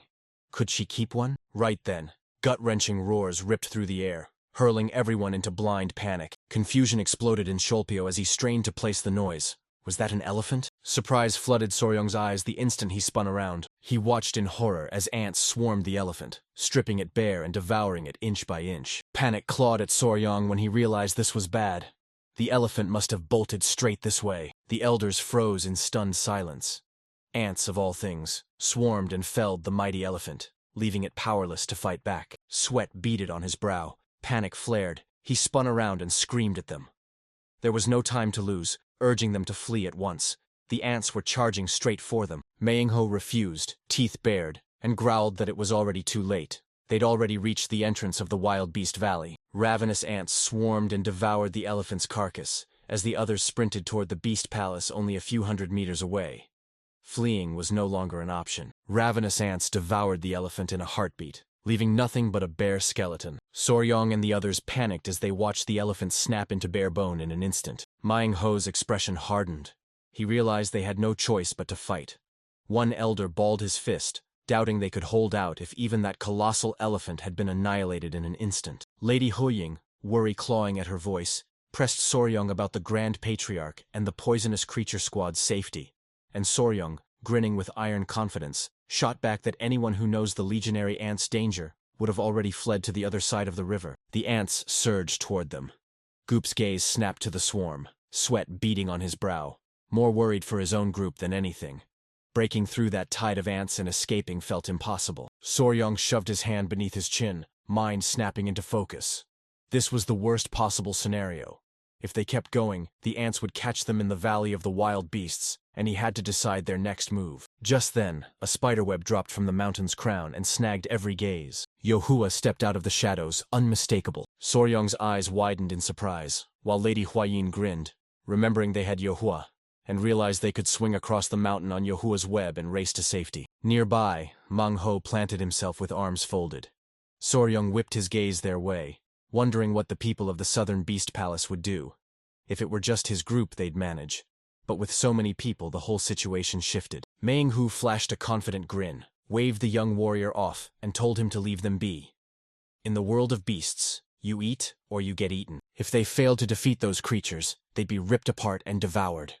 Soryong and Lady Huying gaped in stunned disbelief. He curled his hand into a rock-hard fist, eyes blazing with iron resolve. He couldn't abandon them like this. They loved animals just like he did. He laser-focused, jaw clenching. There had to be a way to save them all. And as Spicy Faber the burden slammed him, he had to think. Soryong plunged into the legionary ants' world, picking apart their habits and migration routes with surgical focus. His eyes ignited with joy. He flashed a grin and blurted that he'd hatched an idea. Manhwa and the others froze for a beat, puzzlement flickering in their eyes. Eyes shut and curiosity painted on his face, Soryong listened as the palace lord asked if there was any way to repel the horde of ants. He nodded, calm and certain, but warned they'd have to suffer a little to make it happen. Hand pressed to his chin, a grin cracking across his face. He leaned forward and asked if he would like to hear it. The next day, the ants had swarmed the elephant into nothing, digesting every last scrap. Driven by hunger, they surged toward the Valley of Wild Beasts to hunt for food. With a plan honed through the night, they snapped into formation and waited in the grassland's heart for them. From the sidelines, Lady Huying clamped her eyes shut and pressed her hands together, begging fate to spare everyone from harm. Everyone hefted their weapons, tension crackling as Soryong's eyes turned to steel, and he barked at Manhwa, and Hyuk rang to get ready. Manhwa bellowed, ordering the Beast Palace disciples to stand unmoving like a mountain and never break formation. They stood ready to lay down their lives to protect their home. Ants surged toward them as Soryong locked his gaze, daring the swarm to inch closer. The instant the ants plunged into the slick liquid soaking the blades of grass, our boy roared the order for everyone to hurl their torches. Hugh answered by flinging his flaming torch. It slammed into the liquid dead center the instant it touched the surface. Flames screamed up, and in a heartbeat several ants found themselves pinned inside a roaring ring of fire. Soryong roared with triumph. The plan had worked and the hunting group was now cut off. Eyes blazing with iron resolve, Soryong sprinted at the ants, roaring that their formation had collapsed and ordering the water buffaloes to charge. And the warriors and the water buffaloes thundered in behind him, charged head first and tore into the isolated ants. They slammed their sharp spears into the ants, slaughtering the swarm and annihilating everyone in the hunting group, holding the line so the young warrior could break through to the main body. Manhwa's daughter shot a bright, "Good luck," at our boy, and an anxious Soryong barked at them to be careful. Don't get hurt. While the warriors clashed with the ants, Soryong tore through their ranks and reached the main body. Minutes crawled by and nothing stirred. Spotting that, the boy froze, his mind igniting into a whirl of questions. Moments later, he contorted his face into mocking grimaces, jeering at the ants and roaring to those damn creatures that he was there. His plan landed perfectly, sending the ants into a furious frenzy. Soryong exploded into motion, sprinting as a furious swarm of ants thundered after him. Sholpio and the others had already crushed the isolated ants. Her gaze locked on our boy as doubt gnawed at her. She wasn't sure the young warrior's plan would hold, and her father said they'd have to wait and see. Soryong sprinted like his life depended on it, lungs burning and grin fierce. He knew the plan was flawless because they were tailing him, so he kept looping around the grassland. In a heartbeat, our boy's foot found the oil and he skidded, going sprawling across the floor. His eyes snapped wide. Terror slammed into him as the cold truth hit. This was bad. The ants surged like a furious tide, swarming and pouncing as Soryong's heart lurched. He realized with a jolt he'd stepped right into the slick oil they'd spilled earlier. A black rain of ants crashed down onto Soryong. He snapped his eyes shut and braced for the worst. Hook's frantic ring shredded the silence as he blurted that the ants had swarmed and trapped Soryong. Lady Huaying and Gupei froze, shock slamming into them as fear flooded their eyes. An avalanche of ants crashed onto Soryong, their razor bites shredding his skin as he screamed in raw agony. Soryong refused to back down and bellowed for Yohua. She sprang into action the instant his call sliced the air. She catapulted a shimmering web straight towards Soryong. Our boy lunged and snatched it. She yanked him back with desperate strength, ripping him from the ants' clutches before they could devour him. Gupei and Lady Huayang exploded with relief when they saw him alive and showered Yohua with praise. Soryong sank onto the rocks and started panting, fighting to drag breath into his burning lungs. He tore at his clothes and saw an ant still clinging and trying to bite him. Only a couple of scratches burned his skin, and relief flooded him, glad he'd learned the lesson. Soryong's body hardened into solid iron. He unleashed the iron coffin technique and crushed the ant clinging to his clothes. Yohua and the centipede erupted in fury and raked Soryong with scolding.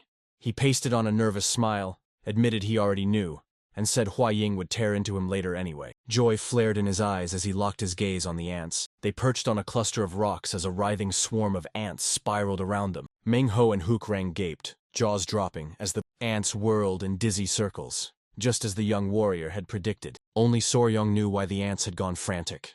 Their path had been cut off. It hit him. The ants were virtually blind, their every step dictated by the pheromone trail the lead ant had left. When the hunting or advance group suddenly vanished, the worker ants, programmed to obey only forward cues, collapsed into a writhing tangle and lost all sense of direction. After the Beast Palace warriors tore the hunting party apart, the ants spiraled into a maddening loop, chasing each other until they collapsed and died. His eyes widened and a grin crept across his face as he declared, "This is the death spiral, the ant mill." Joy ignited in CLPO's eyes as she spun to her father. Mengho crossed his arms, nodded, and gave his daughter the green light to tell everyone this instant. Soryong grinned and swept the centipede into her hand, while tears, equal parts relief and white-hot fury, burned in Soryong's and Yoho's eyes. Lady Huaying and Gupei erupted into matching unstoppable grins. Relief surged through our boy. Everything had fallen into place, and that little warrior had stopped the Beast Palace from being destroyed. 3 days had burned since Soryong trapped the legionary ants in the ant mill. Before the Beast Palace, a massive swarm of insects churned like a living storm. They marched on, trapped in cruel, self-destructive circles, each step sapping their strength. The colony unraveled as ants keeled over one by one from sheer exhaustion, while the Beast Palace warriors prowled among the fallen. Soryong crushed the last of the feeble creatures beneath his foot. Mengho, Lord of the Beast Palace, stood beside him and asked if the long ordeal was finally over. And Soryong gave a shaky, hesitant, yes. Grateful, Mengho leaned in and asked what Soryong wanted him to do, and Soryong stunned everyone with a strange request. Scour the dying swarm for the queen ant. He smiled and said he wanted to try to raise her, pleading for their help just this one time. Excitement surged through Soryong. The memory of him as a kid, snatching and raising ants as perfect pets, roared back, and he vowed not to let this rare chance slip away. Ryong barked a new mission to everyone, Hukrang, Gupei, and Lady Huaying, to find the ant with the biggest abdomen. Hukrang shouted he understood and sprinted off to lead the search. A Beast Palace warrior bellowed Soryong's name, snapping for him to rush over at once. Soryong darted over, astonishment wide on his face and hope burning in his chest. He stumbled onto a grisly scene. A monstrous, blood-red ant lay collapsed on the dirt, ringed by the crushed bodies of dozens of other ants. The giant insect's eyes blazed a menacing red, a spear already embedded in its head, and it still thrashed, very much alive. The group pressed in, stunned, fingers jabbing as ants devoured one another, while a giant ant loomed at the center, and Lady Huaying asked, "Could this be the queen?" Yong's face flickered with alarm as he snapped, "It's the queen!" But a cold, gnawing doubt clutched him. This whole scene felt wrong. Soryong's gut clenched at the sight. His insect knowledge warned him a newly crowned queen might eat her own eggs to survive and kickstart a colony. By the time the colony swelled into a thriving force, the queen never again fed on her own brood. He knew this. Ants don't register their dead until about 3 days later, when the corpses begin to emit a distinct chemical signal that finally tells the colony they're gone. Horror slammed into him. The queen was devouring her own young while they still lived, a monstrous violation of nature. Just as the thought hit him, Lady Huaying's voice sliced through the air, snapping him upright and barking for him to inspect the queen's head up close. His eyes snapped wide as something gleamed where the warrior's spear had been. A golden needle, pulsing with faint energy, impaled deep in the creature's forehead. Curiosity burned in Soryong as he crept toward the dying monster. Lady Huayang snapped, "Be careful!" His focus burned on the strange object. He thrust his hand out and clamped it with a vice-like grip. He wrenched the golden needle free from the queen's head. Black ichor erupted from the wound as the giant ant unleashed one final agonized scream and crumpled into a lifeless heap. Shock pinned Soryong to the spot as he gaped. The queen lay dead. Clutching the strange needle, he whirled to Lady Huaying and asked if she recognized it. She studied it with a slow, thoughtful glance, and said that while the Tang clan also, among the golden needles used, this one screamed danger. Oddly long and misshapen. When Soryong leaned in, he saw its hollow core and knew it had been used to inject a drug or poison into the queen. A voice ripped through the silence, calling out to Soryong and Lady Huaying. The Grand Patriarch thundered toward them with his men at his heels, and his grandchildren exhaled in pure relief. The elder revealed he'd tracked down the Beast Palace warriors during his search, and been told every brutal detail, then asked Soryong if he was all right. Soryong smirked, saying his iron coffin technique left him with only a few scratches. Manhwa stormed up to the Grand Patriarch and confirmed the man was an elder of the Tang clan. He pulled off something incredible, and he and every warrior of the Beast Palace dropped to their knees and bowed deeply, soaked in gratitude. Ma Yinghu thundered that his people owed the Tang clan a monumental debt for their aid, sending the Grand Patriarch into a fluster as he scrambled and begged them to rise, while Lady Huaying quietly marveled.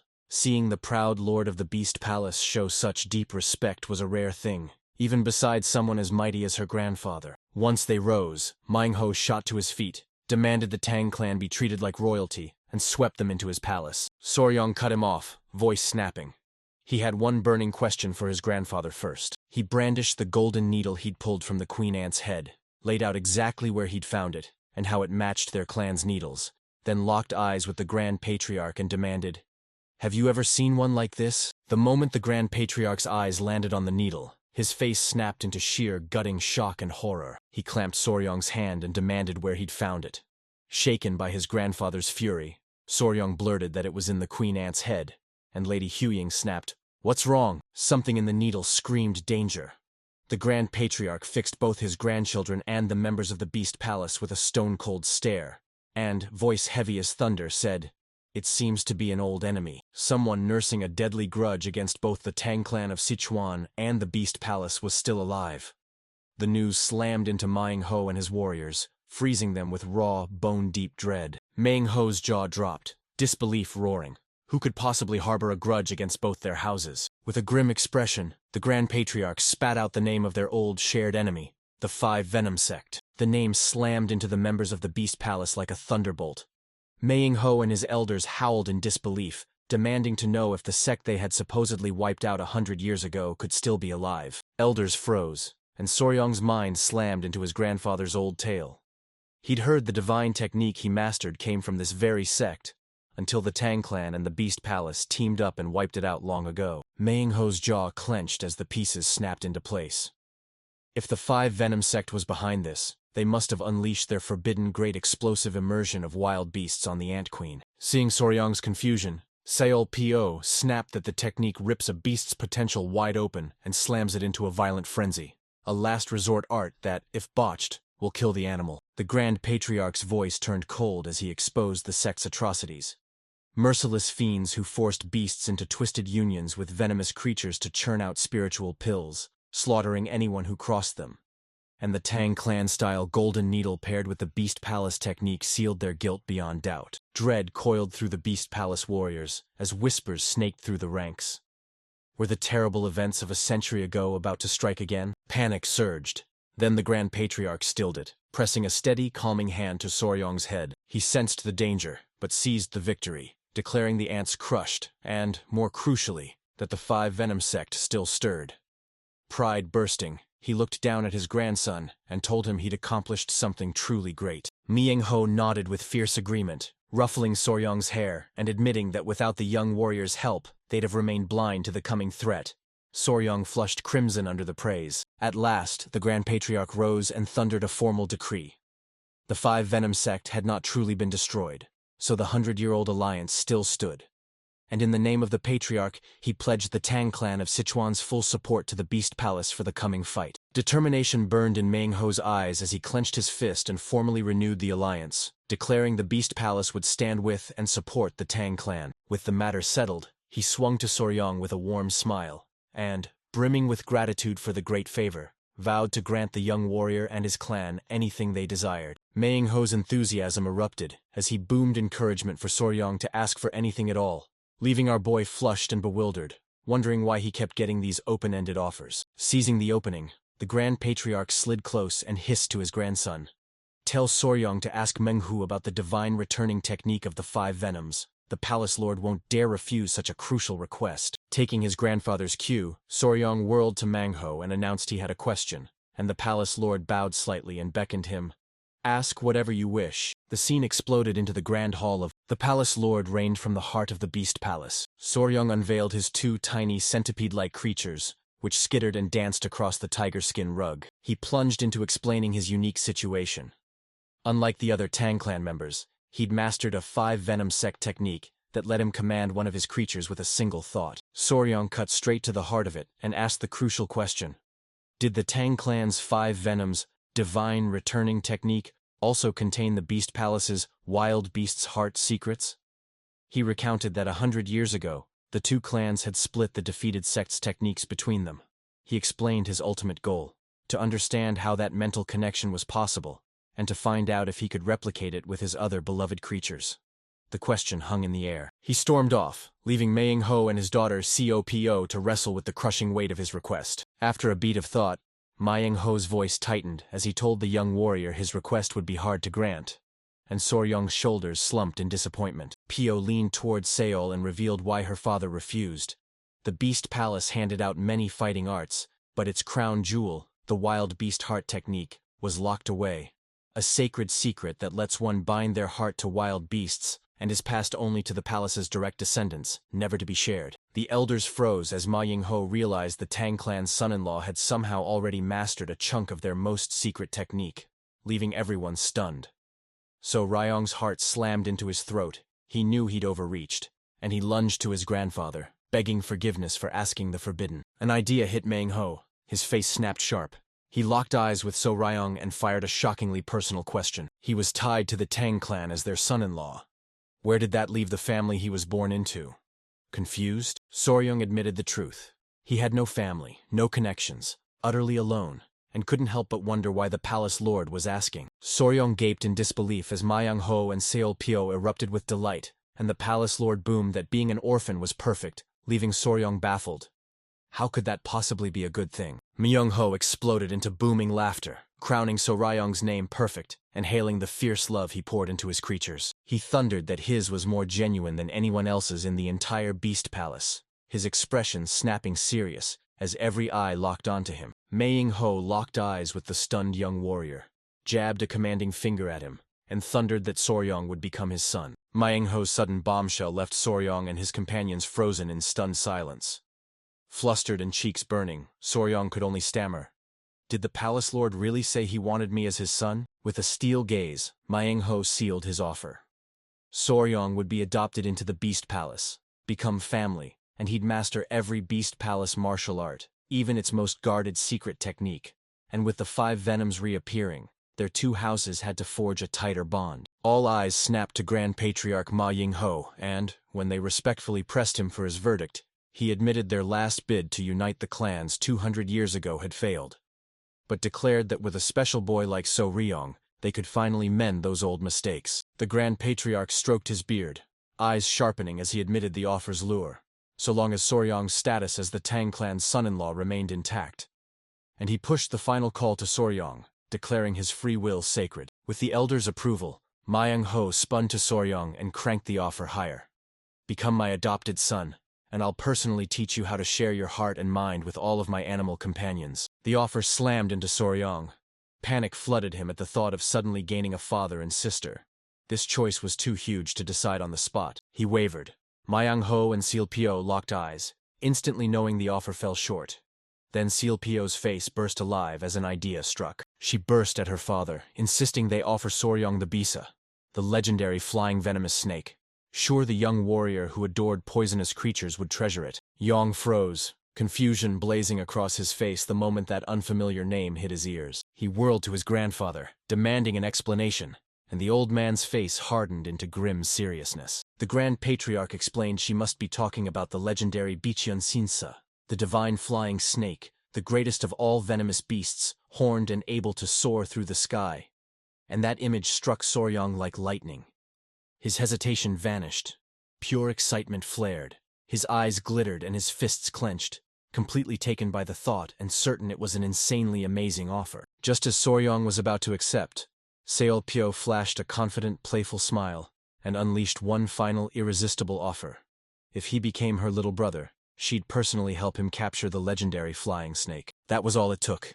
Every doubt in Soryong shattered, and he plunged into a deep, formal bow to greet his new family. They cried, "Father," to Mangho and older sister, to Seolpyo, and the palace lord roared with joyous laughter as he swept the boy into his arms, welcoming him as his new son. Lady Huang and her companion from the Tang clan stood, baffled, as the hall erupted into roaring celebration. After a lightning-fast, jubilant decision, they held a formal adoption ceremony that sealed Soryong's place in the Southern Beast Palace. Late that night, curled in his new, impossibly comfy bed, Soryong grinned at how utterly strange his situation had become. He'd been certain he'd taken in a menagerie in a past life. Never imagined he'd be the one adopted. Warmth swelled in him. The Beast Palace people, with their fierce love for animals, proved just as genuinely good as his Tang clan family. His peaceful thoughts shattered the moment his bedroom door was flung wide open. He froze. Seolpyo, his new sister, stood framed in the doorway, and a very flustered Lady Huying appeared, both of them clad only in nightgowns, throwing him into a frantic scramble before he could figure out what was happening. Seol and Pyo flashed matching grins and tossed out, "We're family now.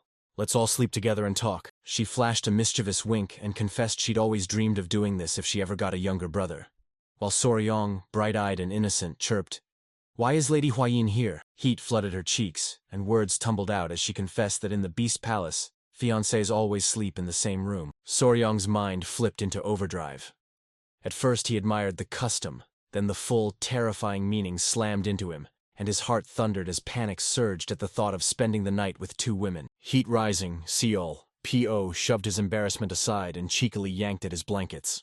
Lady Huying hovering hesitantly at his side, he hurled himself into bed, trapping the mortified Soryong between them as a silent scream clawed at his throat, while Seolpyo beamed and cheerfully suggested they start by talking about his venomous pets. Perched on a nearby table, his small creatures gaped in stunned confusion as their master was swept under by the roaring tide of his new family. The next day, Soryong strode shoulder to shoulder with his new father and sister outside the palace. Sleep had fled him.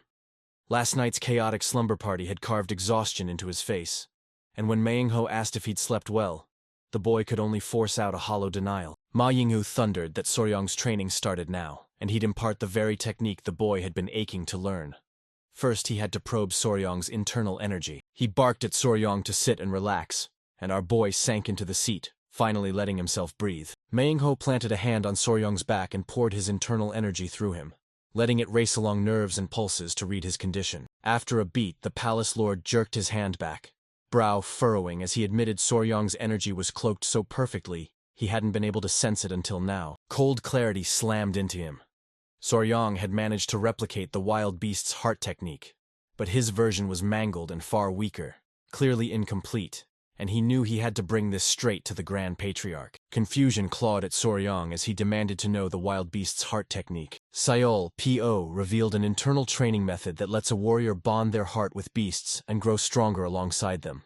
Soryong was stunned. Manhwa grinned and announced it, lets the user feel a beast's heartbeat and issue precise commands.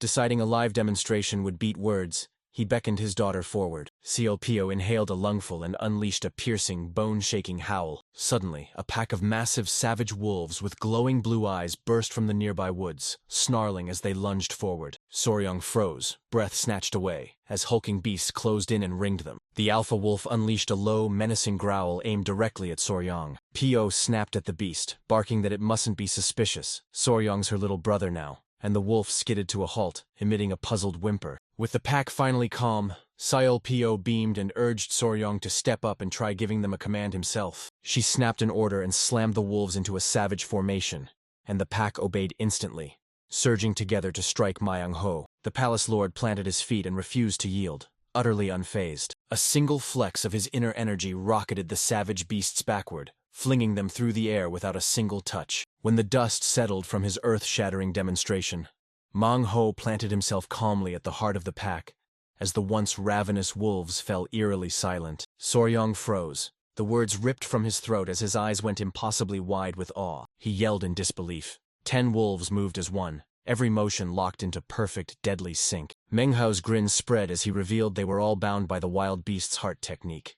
Boasting the art fused its user with the beasts themselves. He taught that a warrior could snatch a beast's fangs and claws and wield them as his own, that once mastered the technique could bend hundreds, even thousands of beasts to his will. But he warned that greed would make that power deadly. The display convinced Soryong instantly. He clenched his fists, face alight, and roared that the technique was the absolute best. He snapped to his knees and folded into a crisp, formal bow. He implored his new father and sister to teach him the wild beast's heart technique, desperation cracking his voice. Mang-Ho's grin split his face. He roared with laughter, told his new son to rise and sit, and vowed to teach him the technique. Soryong's chest swelled as he thanked him. Mang-Ho reached out and planted his hand on Soryong's back once more. A blinding, roaring torrent of power ripped from the palace lord into his newborn son as he poured his knowledge into it. Mang-Ho slammed his focus into the moment. As he taught Soryong the wild beast's heart technique, he'd also fine-tuned the boy's 5 venoms returning origin technique. He scanned Soryong's body and saw poison had been ravaging every fiber. The Beast Palace's core art was never forged to withstand that relentless strain. As he pushed the process forward, Mang-Ho growled that the wild beast's heart technique wasn't built to fight poison. It was forged to latch onto something primal, like a creature's blood. The news slammed into Soryong. Mang-Ho revealed it only took a single drop of blood, even spit. And that was why Soryong could command his centipede-like creature with his mind. The bond began the moment it bit him.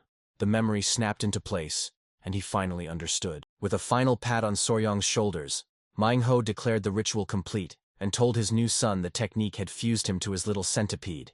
He would now feel its heartbeat and every flicker of emotion. Soryong slammed his eyes shut, cradled the tiny creature to his chest, and a warm, golden tide of energy swept over him. Stunned, shock tore through him. He felt it in his bones now. A tidal surge of pure, unconditional love from his companion crashed over him, cradling him like a cherished newborn. Tears carved rivers down his cheeks as he crushed the creature to his chest. And Mang-Ho watched with a satisfied smirk, declaring, "This is the power of the complete wild beast's heart technique." Hungry for more, Mang-Ho snapped at Soryong to hand over the rest of his tiny creatures, so he could repeat the process and bind them one by one. Soryong tensed, convinced they'd snap at him. But Mang-Ho just smiled and said he'd be fine. He could conjure a protective aura on a dime. The next step demanded a method so bizarre it shattered every expectation Soryong ever had. Mang-Ho barked, "Drop to the ground and open your mouth." Before the bewildered boy could even react, Mang-Ho hoisted the 2 creatures over his face and barked, "Each of you, spit into your master's mouth." He revealed Soryong had drilled the technique until he could feel each spit slam against him and sink into his body. Horrified, Soryong lunged to protest. Too late. The 2 creatures loomed over him, slobber pouring from their maws and drenching him. Spit slid down his chin and Soryong recoiled, disgust surging through him as he realized the situation had turned downright strange. At the Beast Palace training grounds, Soryong steeled himself to train his 3 small, rabbit-eared centipede creatures. His new sister Saol Pio and Lady Huayang watched as he sent a sharp signal, and his companions sprang into motion. He barked the command to lock into the centipede chain formation, a daring new technique he was still developing. 3 creatures lunged at the wooden training post, but a brutal strike never landed. They latched on, fingertips grazing it as if afraid to wake it. From afar, Seol Pio and Lady Huayang were swept away, squealing that the little creatures were unbearably adorable. Horror slammed into Soryong. This wasn't the terrifying effect he'd wanted. He pictured the wolves launching their assault, majestic, lethal, utterly awe-inspiring, while his own creatures only came off as cute. He scrambled to coach them, barking that their attacks needed to land with more flair. Seeing their sad faces, Soryong's panic ignited and he barreled over, pouring out reassurances and showering them with praise for a job well done. He cradled them to his chest, stifling his impatience. Under a year old, they had to grow at their own pace, so he steeled himself and threw them back into training. 2 weeks had roared past since Soryong officially inherited the beast heart art and bound himself to his centipedes. The new technique mirrored his original, so he mastered it in a heartbeat and plunged into forging unbreakable bonds with his companions. Yang couldn't stomach that vile spit-in-mouth ritual. He sealed the bond by having every creature latch onto his pinky and suck. Later, as they walked, Soryong jabbed Seolpyo with a question. Had she heard anything from the flying heavenly divine master? Seolpyo shot back that the warriors had gone to check a place 3 days' travel away. They'd probably hear back soon, and Ryong snapped a sharp nod. He understood and agreed. Soryong planted himself beside CLPO and Lady Huaying. Gupei barreled toward them, lungs burning, shouting for young Master Soryong that he carried a message from the Grand Patriarch. Startled, Soryong blurted, "What's going on?" Gupei hesitated for a heartbeat, then burst out the thrilling news. At long last the sky's elusive emissary was uncovered, and the news struck Soryong and Lady Huaying like a thunderclap, excitement exploding through them. Soryong's face cracked into a determined grin. He knew the moment he'd been waiting for had finally arrived. He roared, "We're going to my grandfather right now!" They burst into the Beast Palace guest hall, where the Grand Patriarch stood, eyes locked on his men as they feverishly readied various materials. Soryong, flanked by Gupei and Lady Huaying, thundered over to him, and the Grand Patriarch wrapped his grandson in a warm greeting and asked how his training was going. Soryong declared he was throwing himself into it with everything he had. Soryong, desperate to steer the conversation, shot out that he'd heard the heavenly flying emissary had been found. The Grand Patriarch confirmed it, eyes alight, saying he had personally watched them brew a special Realgar mixture using the Tang clan's secret formula. He snapped that they needed it to capture the creature. They'd located the beast but couldn't strike yet. Its venom was judged weaker than the 10 great poisons, but they couldn't afford to be careless. The Grand Patriarch's expression softened into a rare smile as he told Soryong he'd caught something fascinating and wanted him to see it. Jabbed a finger at a massive clay pot, and watched Soryong's curiosity explode as he tried to guess what lay inside. The Grand Patriarch pushed the pot forward. Soryong and Lady Huaying leaned in, their eyes snapping wide with stunned disbelief. At the bottom hunkered a bizarre spider, its hard, flat abdomen gleaming like a fancy gold coin. Soryong shouted, "It's a money coin spider!" And the Grand Patriarch's knowing smile sealed it. They christened it for an abdomen that glinted like a gold coin. The Chinese hourglass spider. A type of trapdoor spider. A wild grin split Soryong's face. He was certain he'd finally stumbled on a species so rare he'd never found in his past life. Bursting with joy, he clasped the Grand Patriarch's hands and thanked him for the incredible gift. The Grand Patriarch beamed, thrilled to see his grandson so happy. Gift laid at his feet, the Grand Patriarch snapped the talk back to the mission. All that remained was to pick a secure stronghold to lock away the heavenly flying emissary once they captured it. Soryong snapped, "Snakes wriggle through the tiniest cracks, so my clan usually kept them bound tight in special sacks." The Grand Patriarch's face went stone cold. He feared their usual methods would fail, and grimly warned the creature was a spirit-grade venomous beast that could shred through most containers, leaving Soryong silent, brow knotted, and lost in thought. The Grand Patriarch whipped his gaze to his grandson and asked if he had any good idea for a container, and Soryong was blindsided, stammering as his grandfather reminded him he was their expert. Soryong racked his brain, stumbled, and barreled into a clan member clutching the pot with the new spider. The man yelped in pain. The same clan member screamed in alarm, blasting the warning at Soryong.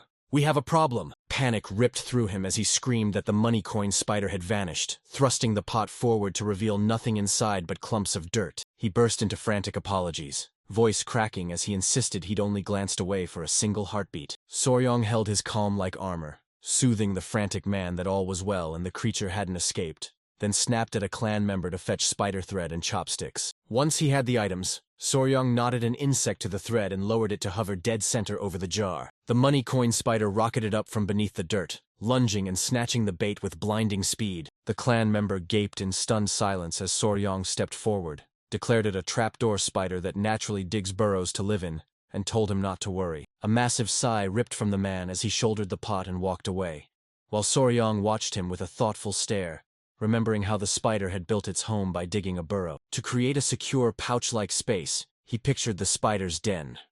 Then a lightning bolt of inspiration hit. A custom pouch molded to that exact shape was the perfect solution. His eyes shot wide as he balled his fist in pure excitement and shouted, "I've figured it out!" A spark of genius struck Soryong, and he bolted to the only one who could pull it off. His companion, Yahello, a spider curled asleep in her web. He roared her name, yanking her from sleep the instant he'd grabbed her attention. Soryong brandished a tiny cloth pouch and dared Yahello, now towering in her massive spider form, to create the same thing, only much, much bigger. The plan hinged on Yoa's spider silk, a jaw-dropping fiber 20 times tougher than steel ounce for ounce. Yoha, a spirit beast, spun a thread of terrifying power that had already torn through an army of ants and stood as the highest-grade fiber in existence. Simple but brilliant. Braid that nearly unbreakable thread into a gargantuan pouch and trap the spirit beast inside. Yohoa leapt into the challenge and in minutes unveiled a massive, exquisitely woven white pouch spun from her silk. Soryong stared, utterly amazed. He snatched up the finished pouch, eyes blazing as he cried, "Amazing! Exactly what we needed!" Yohua chirped, pride beaming from her. Everyone gaped as Gupai lunged and slashed the pouch with his dagger.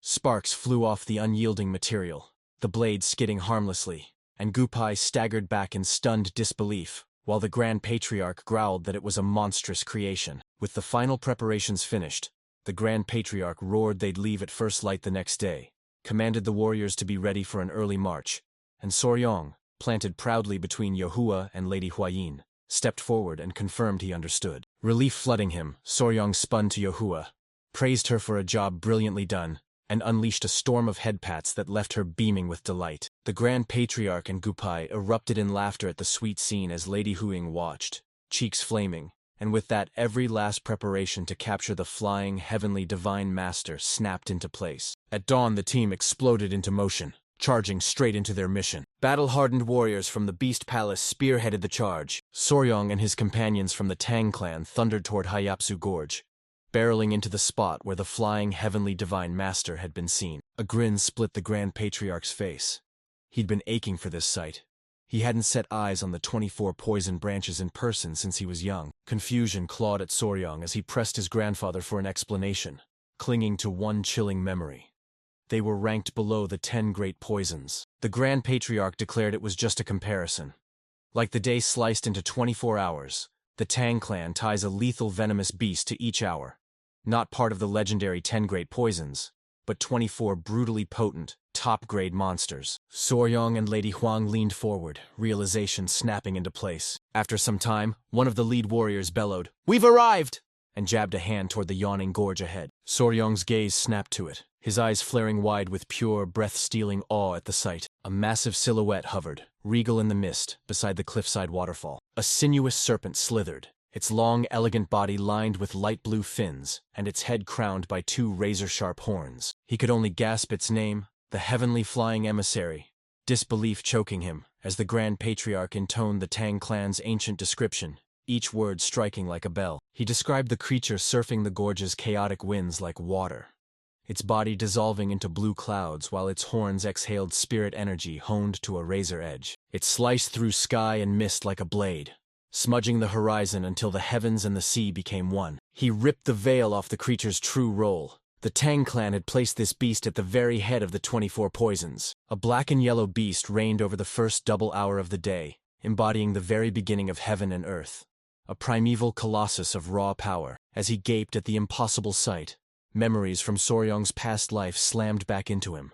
Flying snakes had existed on Earth, a secret almost no one knew. He recalled a live stream he'd hosted as his online persona, Spicy Faber, where he erupted on camera as he revealed to his 1 million subscribers he unveiled a shimmering green chrysopelia, and viewers erupted, demanding to know how the snake could fly. He ripped through the science.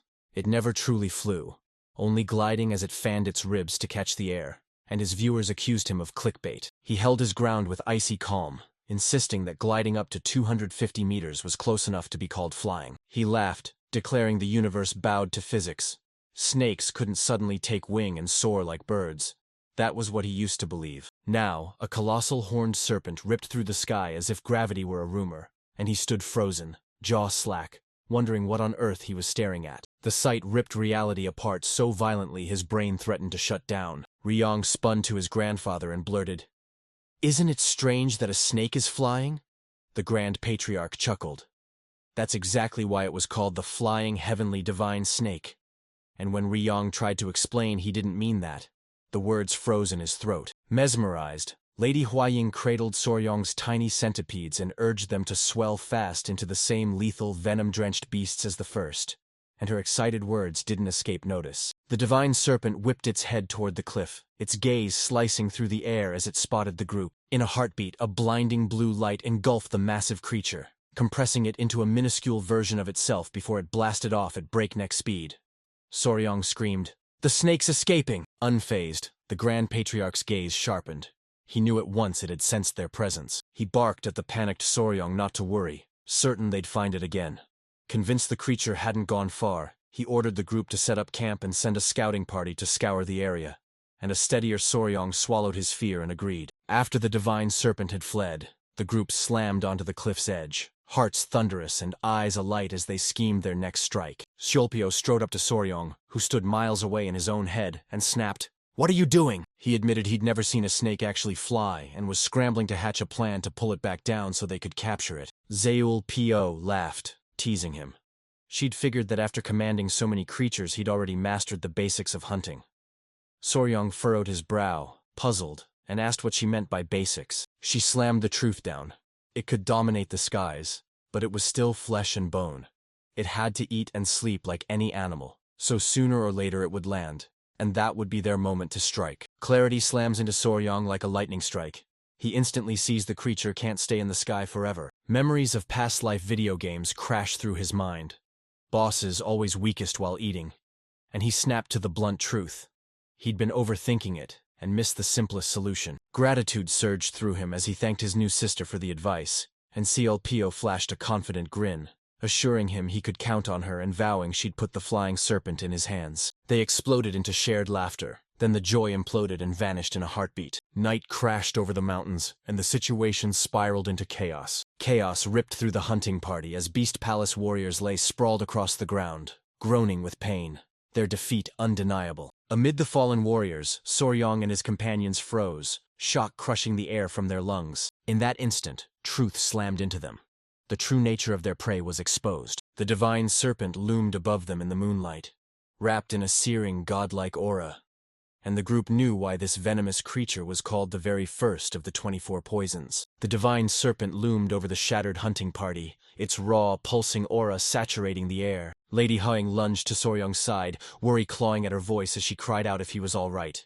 He trembled, then forced a steady reply that he was fine. The serpent's glowing eyes bored into them, an unapologetic display of its terrifying power. Soryong's thoughts ripped through the last 3 days since they'd pitched camp to watch the creature. Their scouts uncovered 2 hard truths. First, it descended from the sky every 3 days to feast on one particular species of fish.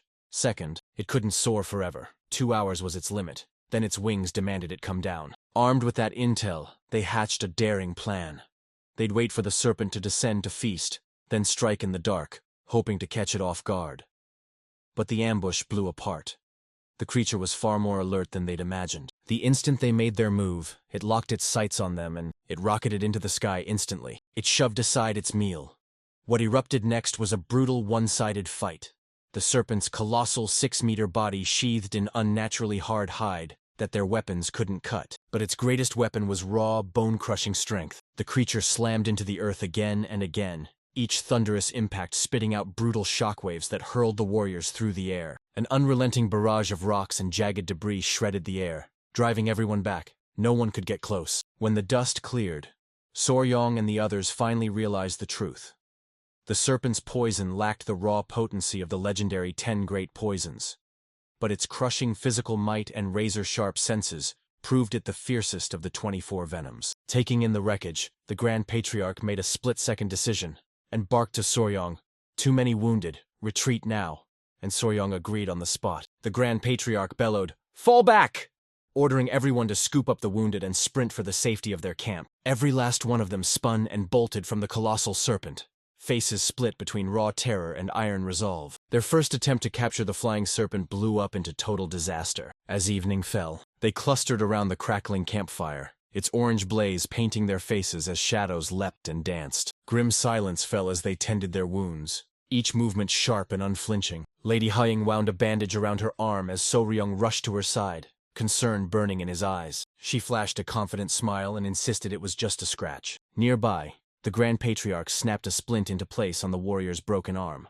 The soldier apologized, and the Grand Patriarch shouldered the blame for the failure. Standing beside the worried Xiolpio, The Grand Patriarch admitted he'd gravely underestimated the creature's true power, scolding their carelessness and warning that if even a low-ranked beast hit this hard, they'd been fools to treat the top-ranked one any less fearsome. He spun to Soryong and snapped, "What do we do now?"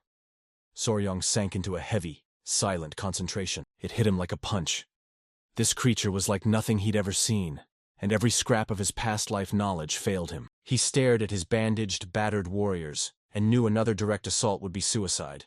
They couldn't afford to lose their best fighters trying to capture a single creature. The Grand Patriarch pictured the whole situation being far easier if the serpent couldn't fly, when a lightning memory blasted through his mind, and he blurted that he'd just remembered something crucial. The Grand Patriarch boomed that he'd cracked how the divine serpent managed to fly, and Soryong snapped to attention. He proclaimed his theory.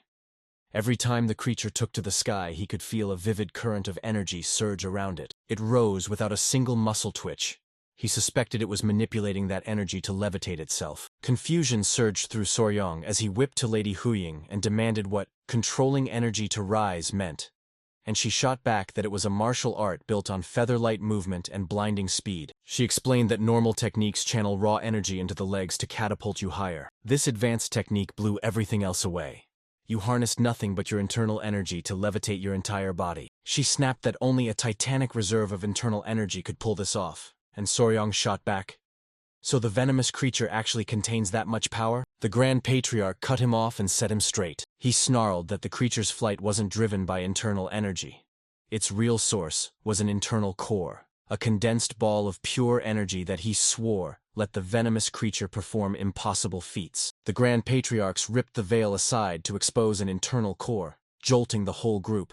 Gupai and CLPO froze, demanding the elder admit if it was truly possible. Soryong's mind snapped to the internal core he'd taken from the azure-spotted centipede, a potent medicine that could skyrocket a person's martial arts skills. The realization struck like lightning, igniting fierce excitement. Gupai roared that it only made capturing the creature more urgent, and Siolpio answered with an eager whoop. The Grand Patriarch boomed that Lady Huayang had shattered a breakthrough after devouring a lower-ranked beast's core, and he dared to guess that swallowing the core of a flying heavenly divine serpent would catapult her into an even greater realm of power. He warned her martial arts would sharpen instantly, but laid down a grim condition. If their goal was the creature's internal core, capturing it alive would be nearly impossible, and the mere thought of killing such a beautiful beast hardened Soryong's face. Lady Huayang zeroed in on his sudden change and snapped, "What's wrong?" Conviction flared in Soryong as he declared killing the serpent unthinkable and vowed they'd capture it alive. He demanded it be done alive. The rest of the group stared, shock written on their faces at the iron in his decision. Siolpio fired the first question at him, demanding why he'd throw away an opportunity like this, and reminding him this was the pulsing heart of a legendary flying serpent. Soryong barked a laugh and declared his stance. Internal energy is precious, but can be forged over time through relentless training. So slaughtering a unique, powerful, venomous creature just to grab a shortcut felt wrong. A living venomous beast was worth more than any internal core it held. The Grand Patriarch beamed, warmth crinkling his eyes as he hailed his grandson's reverence for life. He accepted Soryong's decision, then leaned in, voice cutting through the room. "So, what's our plan now?" Peering down at his three small centipede companions snoozing peacefully, Soryong's eyes snapped alive as he announced, "I do, in fact, have an idea." A cocky, almost impish grin ripped across his face as he sealed a wordless oath to the divine serpent. He'd snatch it in a heartbeat, and not a single scratch would mar its beautiful body. Guided by Soryong's daring new plan, the group exploded into action and launched the operation. They spotted the divine serpent as it slithered down to the glassy river to drink. From the shadows, Soryong snatched a rock and hurled it to clatter at the creature's feet. A sudden clatter ripped the silence. The serpent unleashed a vicious hiss and snapped its head around, hunting the sound's source. Soryong's eyes sharpened, and he launched into a surgical scientific analysis. He knew snakes sense the world in three distinct ways. First, a bone in its skull latches onto sound waves and tremors, sensing every tiny vibration. The second organ deciphers every scent the forked tongue snatches from the air. The third is a pit organ bristling with heat-sensitive cells that lock onto the body heat of its prey. Clarity slammed into Soryong.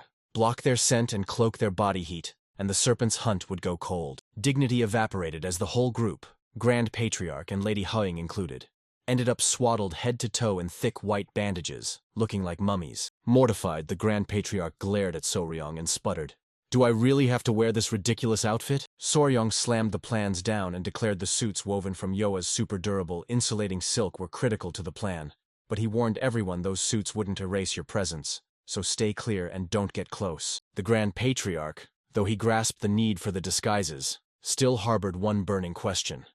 He spun to Soryong and demanded how those suits would let them snare the serpent without wounding it. Soryong grinned and laid out the whole plan, opening with his sister's Sailpo's advice, reminding them that even a divine beast is flesh and blood, it still has to eat and sleep. And that fact became the foundation of his scheme. He laid out the next move. They'd tail the serpent for days, pummeling it with stones every time it tried to land to eat or rest, denying it any food or respite. A simple, savage plan that left the Grand Patriarch and Lady Huying speechless. Soryong declared his audacious plan like a verdict. Suits woven from Yoa's silk would cloak them from the serpent, so the creature couldn't find them to strike. He resolved to relentlessly starve and sleep-deprive it, sure that even the mightiest of the 24 venoms would eventually buckle and collapse under hunger and exhaustion. He owned up that it would wear them down too, then banked on their endurance. The others answered with a chorus of groans. They unleashed a relentless campaign of harassment. 6 merciless days dragged by. Just as the hunting party's resolve began to crack, they found the divine serpent, gaunt and spent, slithering down to a small spring to gulp a desperate drink. A lookout warrior's eyes snapped onto it, and he roared for everyone to hurl their stones. The serpent erupted in a ragged, weary roar, its massive body shuddering with bone-deep fatigue. It lunged for the sky, every wing beat sluggish as if pushing through mud. The creature reeled, exhaustion smearing its vision into a spinning haze. At last its body betrayed it. Hunger and exhaustion dragged the divine serpent down. It blacked out, plummeted from the sky and slammed into the earth as the warriors below roared in victory, their quarry finally down. And just like that, the operation hit its mark. Warriors surged in with a giant pouch of Yoa's silk, cinched the unconscious beast inside, and snared the flying heavenly divine serpent completely intact. Not a single scratch. They seized the prize without a single warrior harmed. Soryong locked onto it, pride flaring, and dubbed his brilliant tactic the Heaven and Earthnet Pursuit. The entire group exploded into triumphant roars, celebrating their hard-won victory as the serpent lay safely contained. They hoisted the massive white pouch onto the creaking wooden cart and set off on the long trek back. As they traveled, the Grand Patriarch planted himself beside Sailpo, eyes locked on the cart, sighed, and spat that the one wretched creature had dragged them through endless trouble. Curiosity burning, Soryong shot a question at his grandfather. Had he checked the serpent's inner core? The Grand Patriarch nodded and announced the core was small, but packed with crushingly dense energy, the equivalent of 120 years of dedicated internal energy training. A jaw-dropping treasure. The Grand Patriarch's verdict that the internal core matched 120 years of power slammed into Lady Huaying. Her jaw dropped and she blurted, 120 years? The core's immense value flipped her in an instant. She spun to Soryong with Sailpo practically buzzing at her side, and begged him to let them take the core, insisting it wasn't just 5 or 10 years of power, but a staggering 120 detonated into him. She leaned in, reminding him he was still young, and that with such a titanic surge of internal energy, he could master any martial art, then admitted his love for venomous creatures, but insisted this was a once-in-a-lifetime chance. The Grand Patriarch's voice thundered, an internal core that potent would remold the body and unleash colossal power. With it, he said, Soryong might even surpass the legendary 10 great poisons and ascend to a higher plane of existence. Soryong stilled, eyes narrowing as he chewed on their words. He couldn't deny it. The thought of surpassing the 10 great poisons ignited a fierce hunger inside him. His thoughts slammed back to the creature. The flying, heavenly divine serpent, an impossibly rare, breathtaking beauty. And the idea of killing it made his whole body rebel. He couldn't do it. Sensing his hesitation, Sailpo and Lady Huaying surged forward, their voices urgent and pleading as they demanded he decide this instant. Pressure roaring in his ears, Soryong pleaded, "Give me a moment to think." Boom! A sudden, violent interruption ripped their debate to shreds. The massive wooden cart hauling the serpent convulsed, then ripped free from the ground. Horrified gasps erupted as Soryong stared, shock slamming into him when he realized the creature inside must have woken. White-knuckled on the rope, the warriors grappled the thrashing pouch, stunned to find the creature still bursting with a shocking reserve of energy. The serpent unleashed a furious, strangled roar from the suffocating silk prison that bound it. The Grand Patriarch scanned the chaos with a grim stare, and realized the serpent pulsed with fierce energy. Not the gaunt, starved creature you'd expect after days without food. Soryong sighed, warned snakes are brutal survivors, able to go a month without food, and the Grand Patriarch slammed it as a grave problem.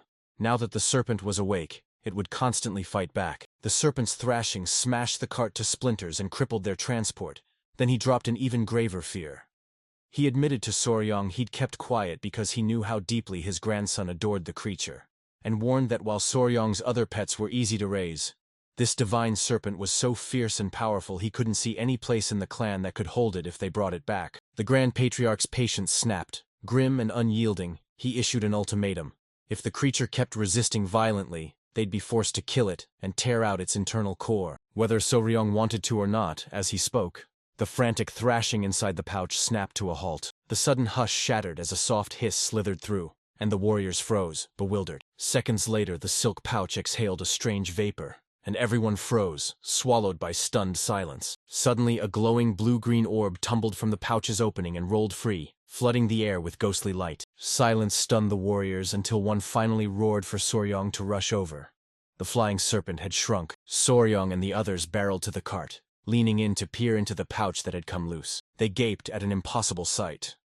The once massive, majestic serpent had shrunk into a tiny, chibi-like creature, its oversized, tear-filled eyes pleading and utterly harmless. The transformation shattered Soryong. Relief never came. He crumpled to his knees, wrenching out a raw cry as he mourned his magnificent flying serpent, now stripped down to a mere pet. The Grand Patriarch watched, instantly understood, and explained the creature must have sacrificed its inner core to survive.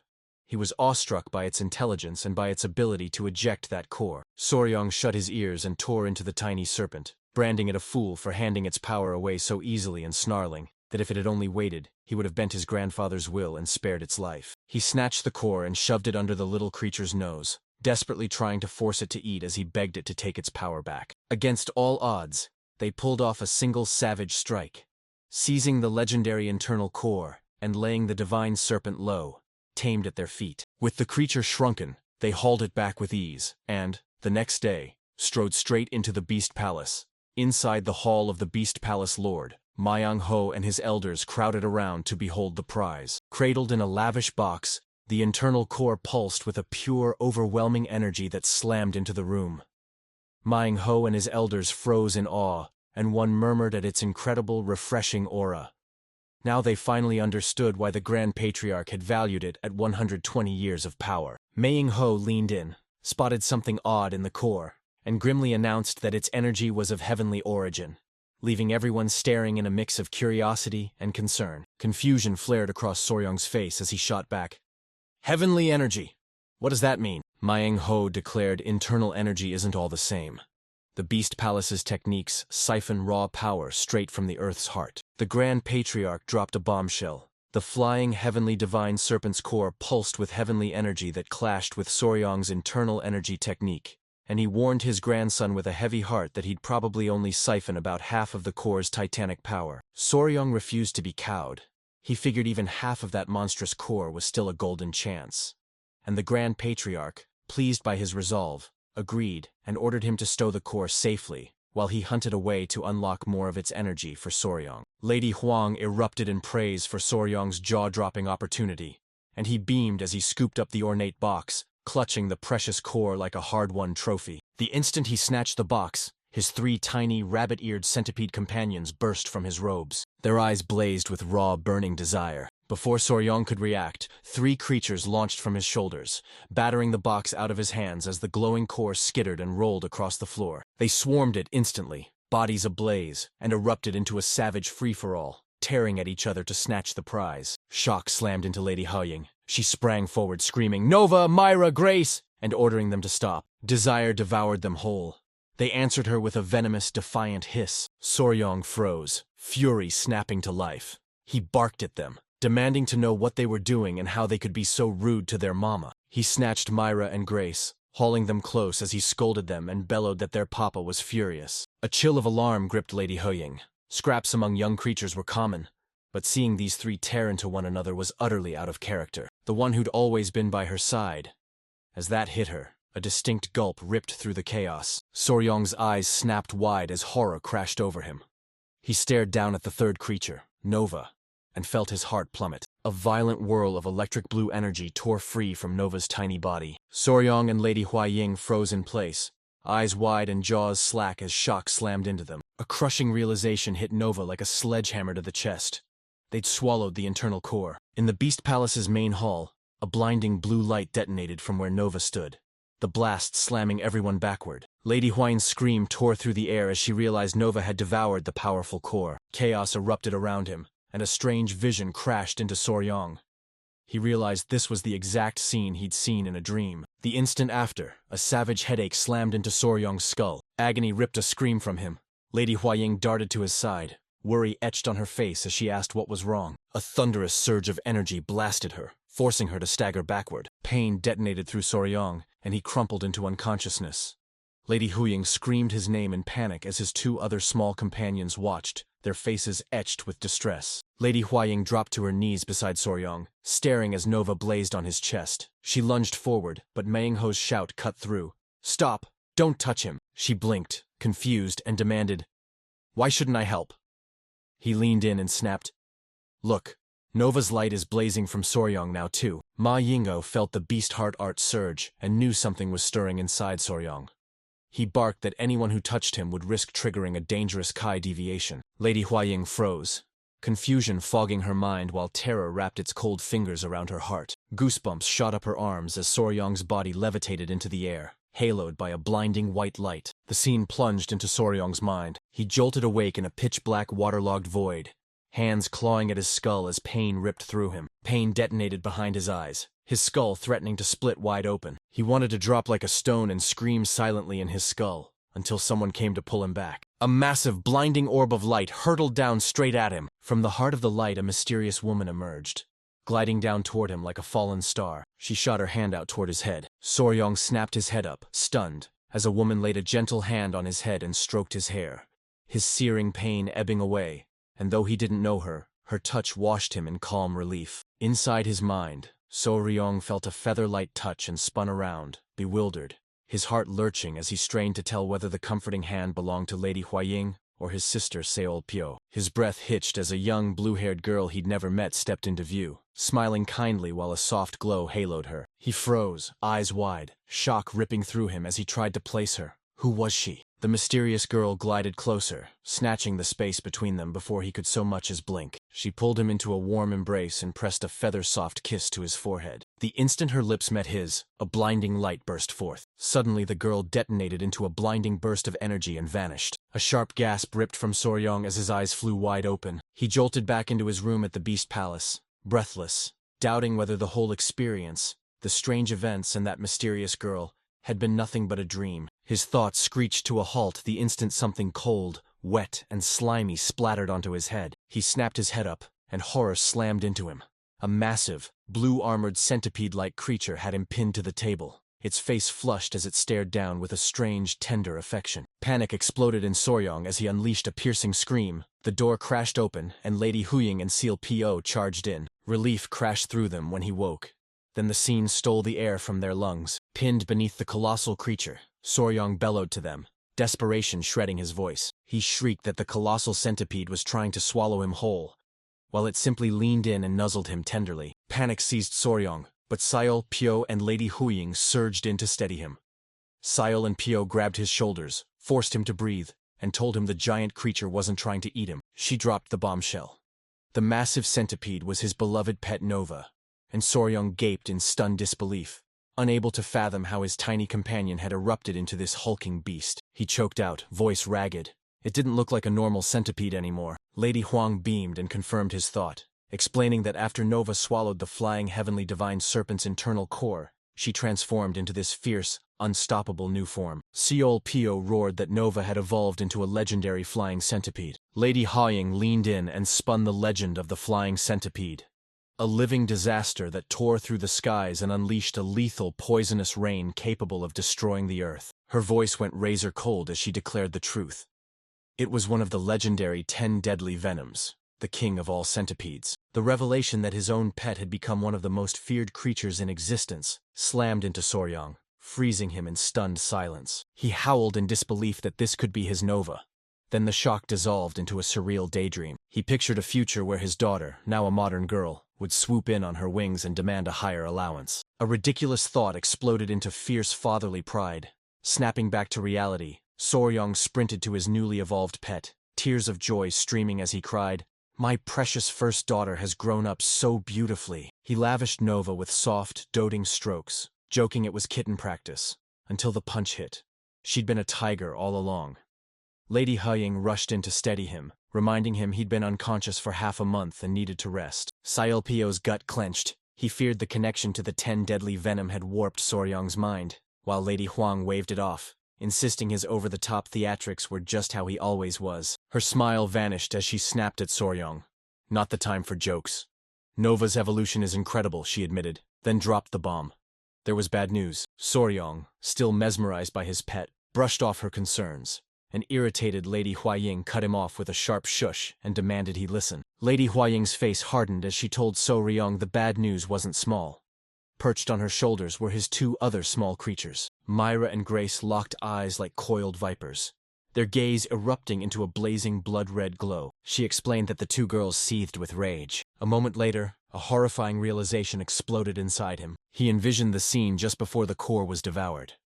Nova jabbed a finger at the 2 creatures and proclaimed the rule of their competition. The centipede that crushed its rival swallowed the core and erupted into a far deadlier form. A comical vision hit.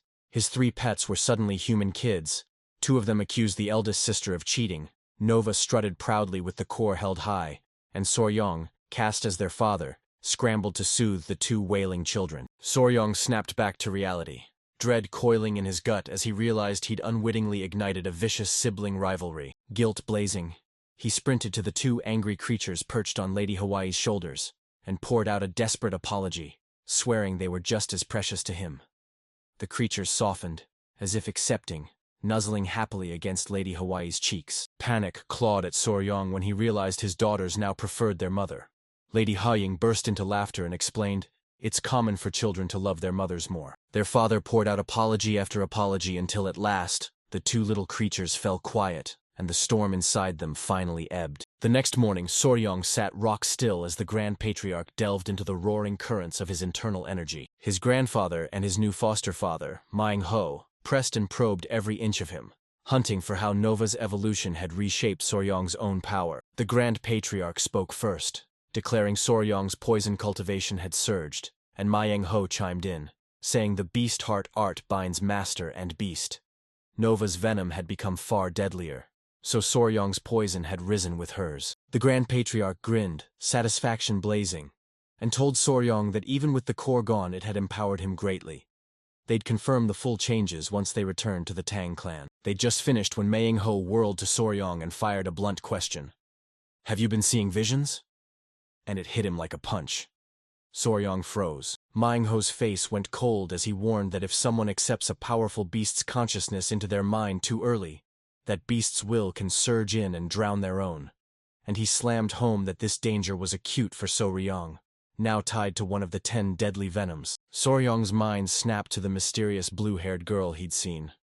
For a moment he feared she meant his mind was being taken over. Then he shoved that fear aside.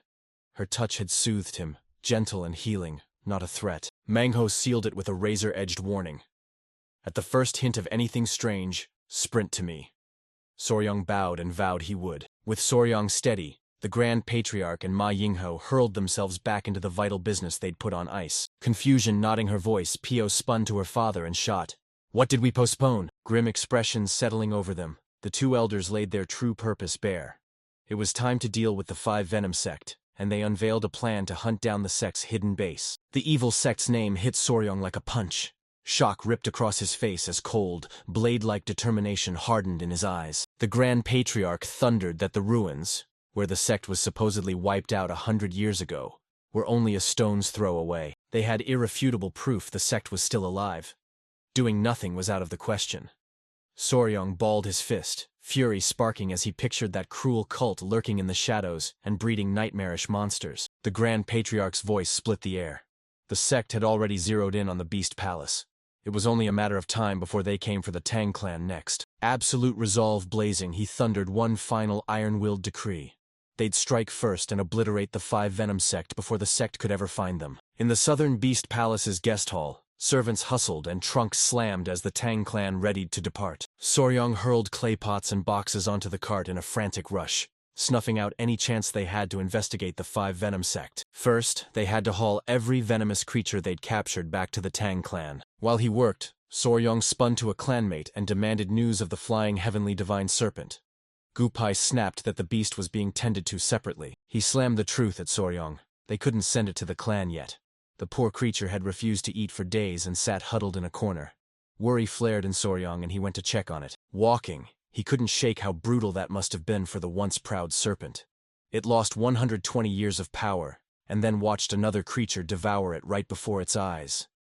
He glanced at his newly evolved, cheerful pet Nova, pictured the sad, shrunken divine serpent, and felt a raw surge of sympathy. Soryong burst into the room, a colossal Nova blazing behind him, and a small divine serpent sat confined in a wooden cage. He crept forward, voice gentle as he asked if it was all right.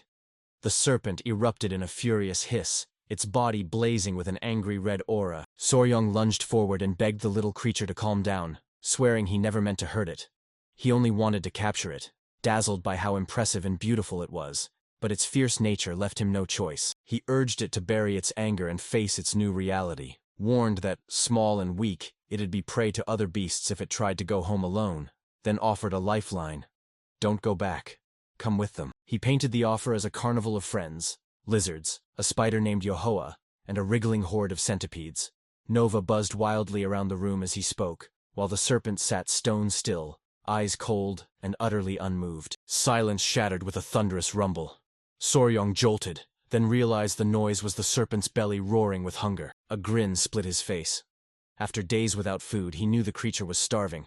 So he ripped a fire carp from his bag, thrust it forward, and told the serpent to eat and think about his offer. The proud serpent snapped its head away with a furious hiss, rejecting the offered food, and Soryong's mind raced, desperate to find a way to reach the stubborn creature. The serpent's eyes snapped open, locking onto movement behind Soryong. Nova loomed massive and menacing, glaring down with ice-hot eyes, and the divine serpent's furious roar choked into a terrified hiss as its anger collapsed into pure fear. Panic seized the little serpent. It snatched the fire carp and gobbled it ravenously.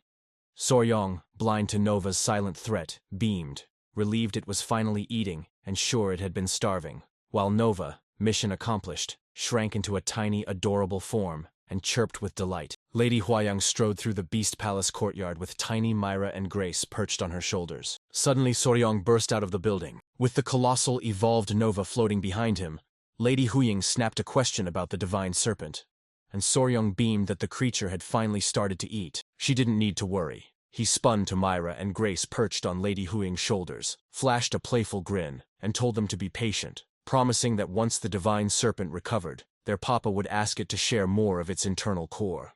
The two little creatures erupted into excited chirps. Pity stabbed Soryong, then a ridiculous daydream of him as a frazzled modern dad flashed through his head, and with a sheepish, silent apology to the divine serpent, he begged it to hang on a little longer for his family's peace. Right then, the Grand Patriarch bellowed Soryong's name from across the courtyard. The elder strode forward and boomed that they had finished every last preparation for the investigation into the 5 Venom sect. With everything in place, the search could now begin. The Grand Patriarch demanded, "Are you sure you're ready?" Reminding Soryong he'd only just woken from a half-month-long coma. Soryong flashed a calm, steely smile and swore he was fine. Eyes blazing with iron resolve, Soryong swore he'd go. As the Southern Beast Palace's adopted son and the Tang clan's son-in-law, any enemy of both houses was his enemy, and he wouldn't miss a mission this vital. The Grand Patriarch barked a pleased laugh, pride flaring at his grandson's loyalty. But he sensed Soryong hid another motive. The investigation was the perfect chance to hunt rare, deadly venomous creatures. Decision sealed, the Grand Patriarch unveiled the plan. At dawn, they'd march to Mount Manhwa, the last place the 5 venoms were seen, to scour it for clues, confident they'd still find traces of the sect. His fist snapped shut, eyes blazing with iron resolve. Finally, he roared that the time had come to settle the 100-year-old debt they owed the evil sect. A few days later, the search erupted into motion. High above the peaks of Mount Manhwa, Soryong rode atop Nova, his colossal flying centipede. By the second day, their search had turned up nothing, and Soryong felt the cold truth. After 100 years, finding any exact trace was near impossible. The Beast Palace's ancient records were maddeningly vague. One cold sentence that the sect had been exterminated on Mount Manhwa, and even after scouring the entire mountain from Nova's skies, he found no trace. As the sun sank behind the horizon, Soryong expelled a ragged, weary sigh, dreading that yet another day would close empty-handed. Just as Soryong turned to leave, Nova skidded to a halt and burst into excited chirps, and a stunned Soryong asked what was wrong. He tracked Nova's gaze and gasped as a vast flock of creatures tore through the orange sky, black silhouettes racing across the sinking sun. Nova's wide-eyed curiosity yanked his gaze, and the fluttering shapes suddenly clicked into place. Bats. He jabbed a finger at the fluttering shape and declared, "That's a bat. A flying rat." Guessing it was his companion's first time seeing one. As the sun bled into the horizon, Soryong pivoted and raced back to camp. He hit the ground and barreled over to his foster father Manhwa, who barked, "Find anything?" Ryong shook his head. Empty-handed, he'd only seen a flock of bats streaking north. A tiny detail hit Manhwa like a thunderclap. His eyes flew wide and he shouted they had to head north at once, and a startled Soryong asked why. Manhwa pointed out that a flock of bats wheeling together meant they were flying straight to a vast cave, and he suspected that cave might hide the 5 Venom sect. Grasping that vital lead, Manhwa barked at Soryong to guide them toward where the bats had flown and vowed the warriors would follow him. Soryong's agreement was instant. He snapped a nod and the entire group surged forward. After several hours slogging through a jungle that thickened and fought to block us, we locked onto the northern mountain range and followed its ragged spine. They finally reached their destination. Before them rose a colossal cliff, its sheer face stabbing into the clouds and vanishing into the sky. The rock wall towered so huge it left everyone slack-jawed.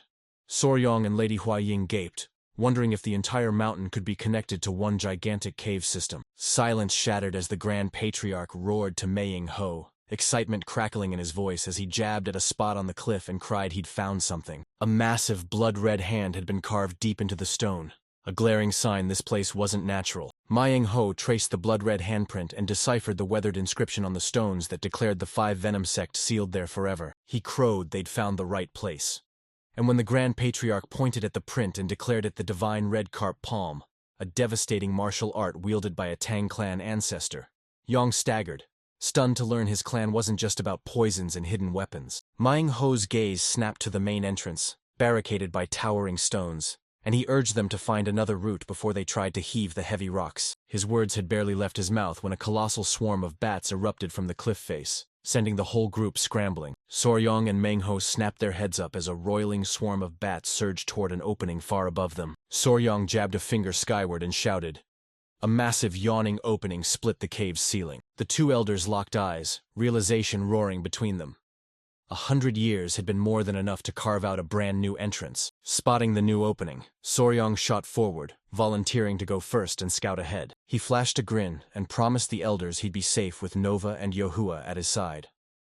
Lady Huiying and CLPO exchanged relieved nods.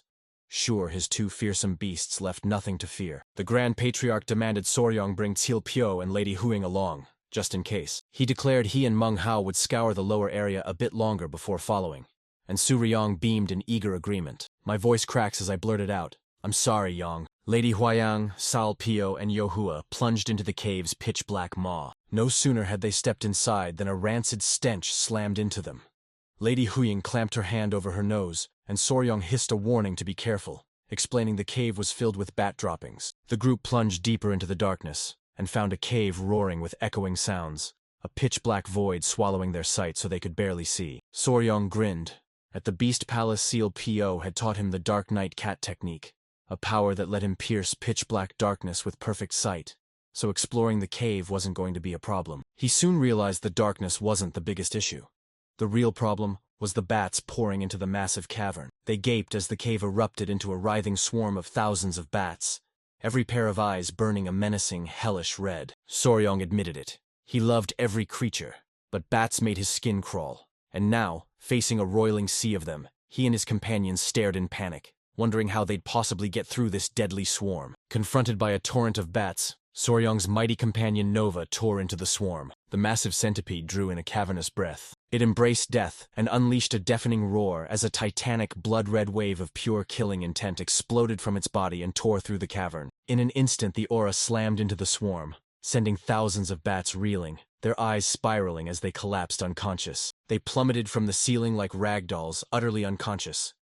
And Seolpyo's eyes sparkled with amazement as she declared, "Just what I'd expect from one of the 10 deadly venoms." Soryong roared with exhilaration as the incredible display of power hurled him back to the Conqueror's hockey from the comics of his past life. He barreled over to Nova, ruffling and patting her as he poured out praise, shouting that she was an amazing daughter. That display of power ignited a white-hot rivalry burning on Lady Huaying's shoulders. Myra and Grace flared into a blood-red aura to prove they could unleash their killing intent too. Emotion crashed over Soryong, tears of fatherly pride streaming down his face as he thundered that every one of his daughters was incredible. Seolpyo roared in triumph. Then his eyes snapped to something in the now-cleared path ahead. She screamed, "Soryong, look!" yanking his gaze to the scene. He chased her gaze, and deep inside the cave a faint, pulsing red light beckoned from the darkness. As the group closed in, their eyes locked on the light's source.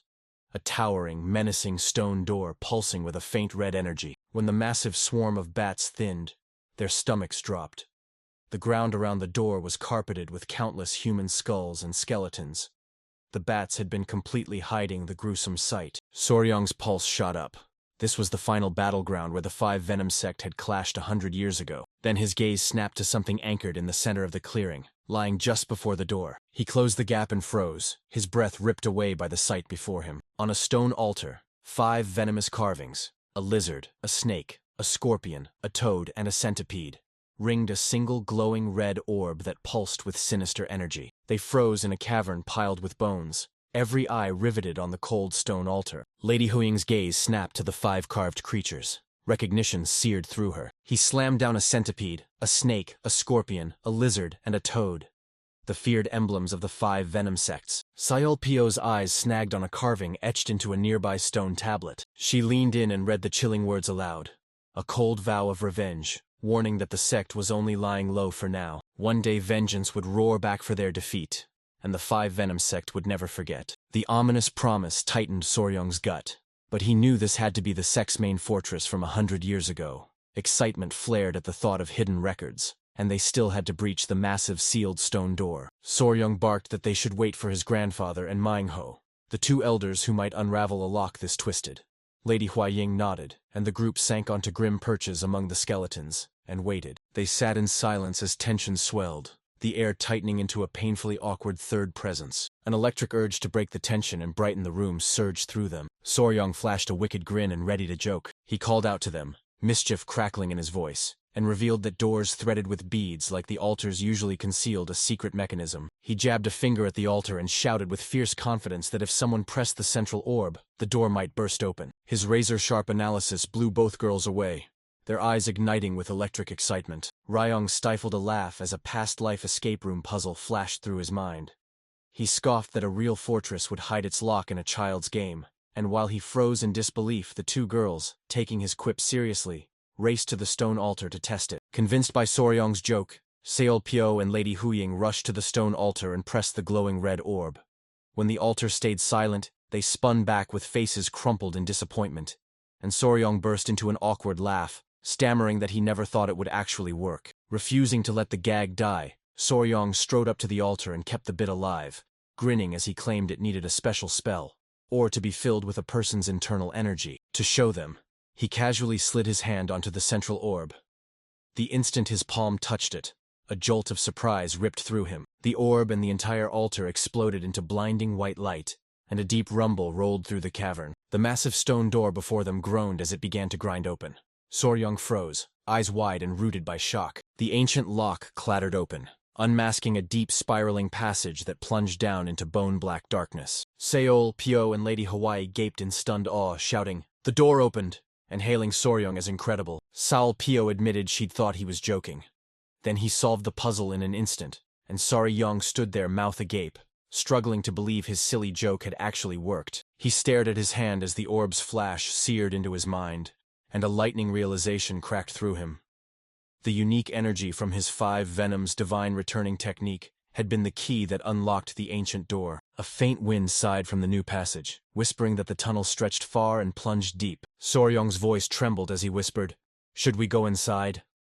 Lady Huang's eyes snapped wide, a fierce grin splitting her face as excitement crackled off her. She whistled at the lock, bragging it would stun even her own Tang clan. She practically lunged forward, itching to peer inside. Soryong noted to himself that Lady Huaying harbored an unexpected hunger for mechanics. Excitement blasted Soryong's hesitation away. He agreed to explore a little, pulse spiking as the mission snapped into a full-blown treasure hunt. Before stepping in, he carved a quick note into the stone tablet at the entrance, telling his grandfather and Maying Hono they'd gone inside. After tucking the message away, Soryong roared that it was time to storm the 100-year-old stronghold of the 5 Venom sect. Lady Huaying lit a lantern, its fierce glow slicing the darkness and steering them onward. The group crept into the pitch-black passage, hearts hammering as they braced to pry open secrets sealed away for a century. The moment the group plunged into the dark passage, a grinding roar erupted behind them. Soryong whipped around in horror just in time to watch a massive stone door slam shut, sealing them inside. CLPO bellowed that they were trapped. Lady Huang, lantern clutched, pointed out it was fortunate Soryong had left a note for the elders.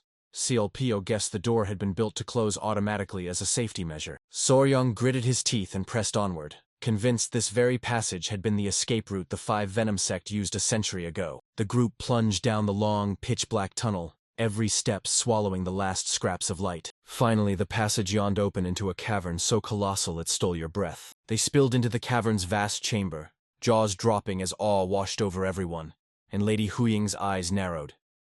Had this place once been a training ground? Sayol Pyo zeroed in on the cavern walls, pocked with entrances to many smaller caves. Her gaze sliced the gloom and snagged on cryptic script etched into a cave wall. She beckoned Lady Huying to edge the lantern closer. As light slammed into the wall, Soryong's eyes snapped wide, shock ripping through him. Lady Huying's eyes latched onto the script and she gasped in disbelief, declaring it the lost final chapter of the 5 Venom's divine returning technique, the very martial art Soryong had been practicing. So Seol Pyo snapped at Soryong, demanding to know what it said. Lady Huaying began to read the text aloud, her voice thick with horror as the words revealed the final, grisly step to master the technique. At the 11th level, a student must sever the heads of the 5 venomous creatures they raised and drink their blood. The passage slammed with a sinister image of a masked figure performing the ritual. A cruel demand that left both Soryong and Huaying reeling with shock and disgust. The ritual's cruelty detonated Soryong's fury. Ordered to butcher the very creatures he'd cared for, he clenched his fist and roared that the sect were nothing but inhuman bastards. Rage cracked through him as he whirled to Huaying and snarled, "Give me your lantern!" He snatched the candle from inside, pressed its flame to the wall, and watched the vial's writing hiss, blister, and melt into smoke. He thundered that the vile atrocity had to be wiped out, snarling that anyone who harmed the creatures they'd raised and drank their blood was unforgivable. And Sayal and Pio watched with proud smiles, endorsing her new brother's unshakable sense of right and wrong. Resolve hardening into steel, Soryong bellowed that they must scour the entire area to find and destroy any other records like this, vowing they'd comb every cave in the cavern, and his companions, fired by the same resolve, agreed at once. Hours slipped away as the team methodically scoured the maze of tiny caves, and after probing what looked like old living quarters, they regrouped in the central chamber. Lady Huaying announced they'd found vast chambers, but every single thing inside lay smashed or blackened, and Ryan concluded the attacking clans had torched everything when they raised the sect 100 years ago. Standing in the newly opened long passage, Lady Huaying's voice cut through the hush. This cave felt wrong. Its glass-smooth surfaces and impossibly precise structure couldn't have been born of nature. Soryong agreed, admitting it was unmistakably different from the other caves. He paused, eyes narrowing as a strange, prickly familiarity crept over him. As if he'd seen a cave just like it before, a memory from his past life slammed into him. This tunnel mirrored the Kuchai tunnels in Vietnam, the exact place he'd once visited on a trip. He flashed back to the guide's booming explanation. The military dug these tunnels because the clay and limestone mix set solid the instant it touched air, turning the ground into perfect tunneling rock. Soryong stitched the clues together and told the others he was sure the 5 Venom sect had carved the tunnels themselves, meaning the caves could run far deeper and twistier than they'd imagined, so they had to be deadly careful. CLPO just scoffed, unshaken. Sure no man-made tunnel could stretch that long. Buzzing with energy, she jabbed a finger down the passage and roared that they'd already come this far, so they had to forge ahead a little farther. Her confidence evaporated as the group pressed onward, trudging deeper into a tunnel that refused to end. Soon, even the normally unstoppable CLPO was gasping for air, forced to admit her ancestors were right. The 5 Venom sect's members were utterly insane. Soryong crumpled to his hands and knees, every last ounce of strength gone, as Huayang peered ahead, heart pounding, wondering how much farther they could keep going. After what felt like forever, Colpo finally burst out. "How long have we been walking?" Soryong, crumpled on the floor, rasped that it had been more than 2 days and decreed they needed to rest. Just as he said it, the quiet tunnel exploded with a thunderous rumble. Nova's and Yoho's stomachs roaring with raw hunger. Reality hit like a freight train. Sail, P.O. plunged into panic, sure they'd never escape. "Sorry." Yang forced a steady voice, told them not to worry, and promised a mouth-watering meal the moment they were free. Just as the exhausted, starving group teetered on the brink of giving up, a ghostly, unfamiliar scent cut through the air. Colpo inhaled sharply and asked what that scent was, her razor-sharp senses zeroing in on a mouth-watering aroma deeper in the tunnel. A moment later, her eyes blazed with hunger.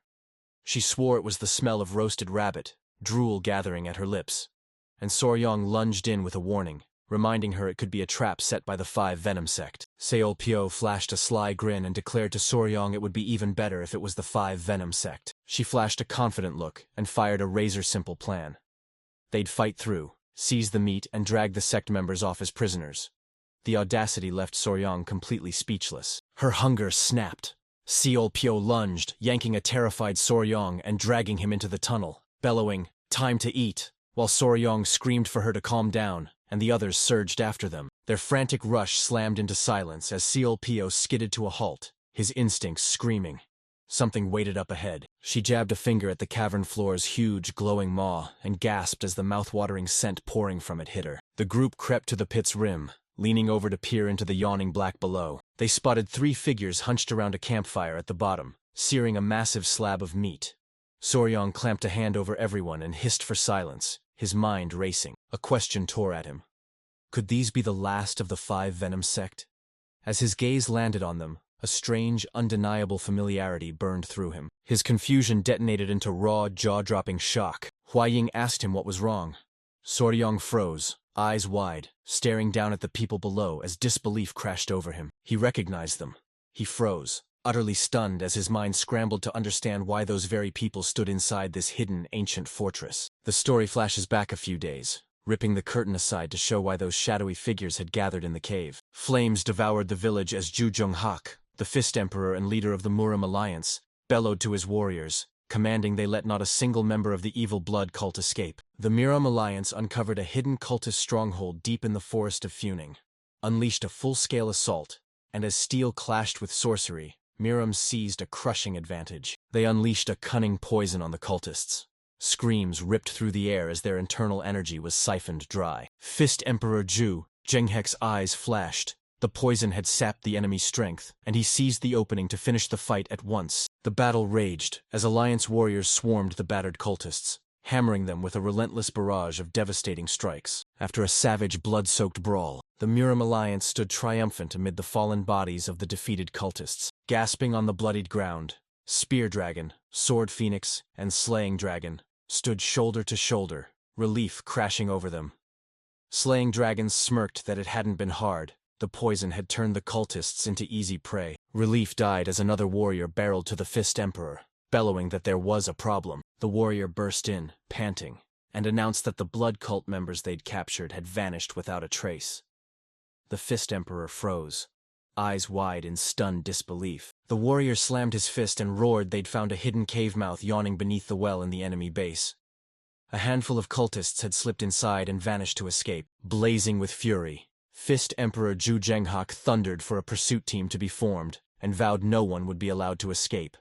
And Spear Dragon, Slaying Dragon, and Sword Phoenix sprang to obey. They launched the chase at once, diving into a pitch-black maze of narrow caves where a chaotic, deadly brawl raged for 3 relentless days as they hunted the fleeing cultists through claustrophobic tunnels. After a desperate struggle, the pursuit team burst out from the cave's far side. They tumbled into a breathtaking, unfamiliar forest, and the truth slammed into them.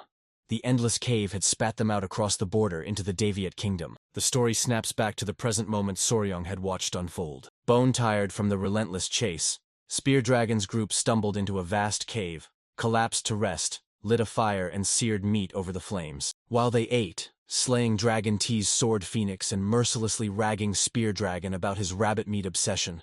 She sighed, complaining that at this rate she would end up smelling like a rabbit. She snapped, "Why can't you find some fruit for a change?" And her words ignited a white-hot fury in Spear Dragon. Rage boiled in his chest as he jabbed a finger at his two companions and roared, "What did you do to help find food?"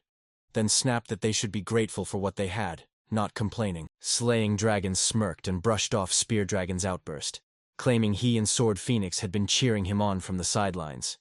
And Spear Dragon's fury flared even higher. Rage exploded from him as he rattled off every task he shouldered alone: hunting, washing clothes, starting fires, and even tracking, and demanded to know how his two companions were helping at all. With a carefree laugh, Slaying Dragon boasted that the Peng clan taught them only martial arts and nothing else, and Sword Phoenix let out a weary sigh, admitting that in her Gencheng sect the other disciples always handled such tasks for her. Crushed by their excuses, the weary Spear Dragon threw in the towel and quit the argument. Spear Dragon's eyes snapped skyward, every muscle tensing as he sensed something looming above them. The trio's heads snapped up in raw shock as Soryong's giant glowing centipede pet Nova loomed over their camp, staring down at them. Spear Dragon staggered as the colossal beast loomed into view, then snapped his spear up to shield himself. A familiar voice rang down from above with a single casual, "Hello."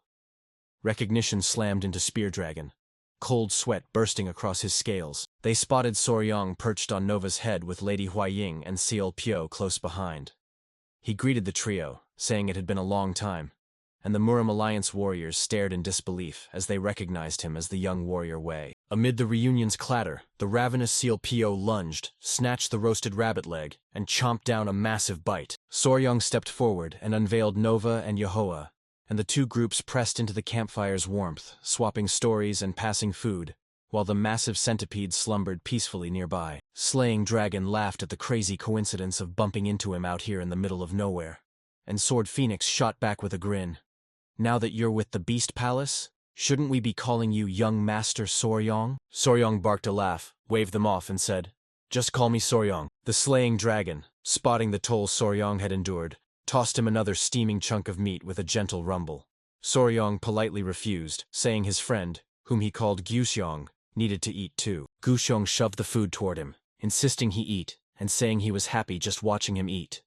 And Ryong wondered why this man he'd met only a couple of times was being so kind to him. It boiled down to this: Gaius Yong of the Peng clan, Yong's elder brother, learned So Ryong had once saved his sister, and bursting with gratitude, proclaimed himself her older brother. So Ryong 8 stared at Guxiong's calm mask, and knew the same intense personality that drove the Pen clan patriarch burned inside him. As they sat around the fire, Sword Phoenix shot Soryong a razor-quick question.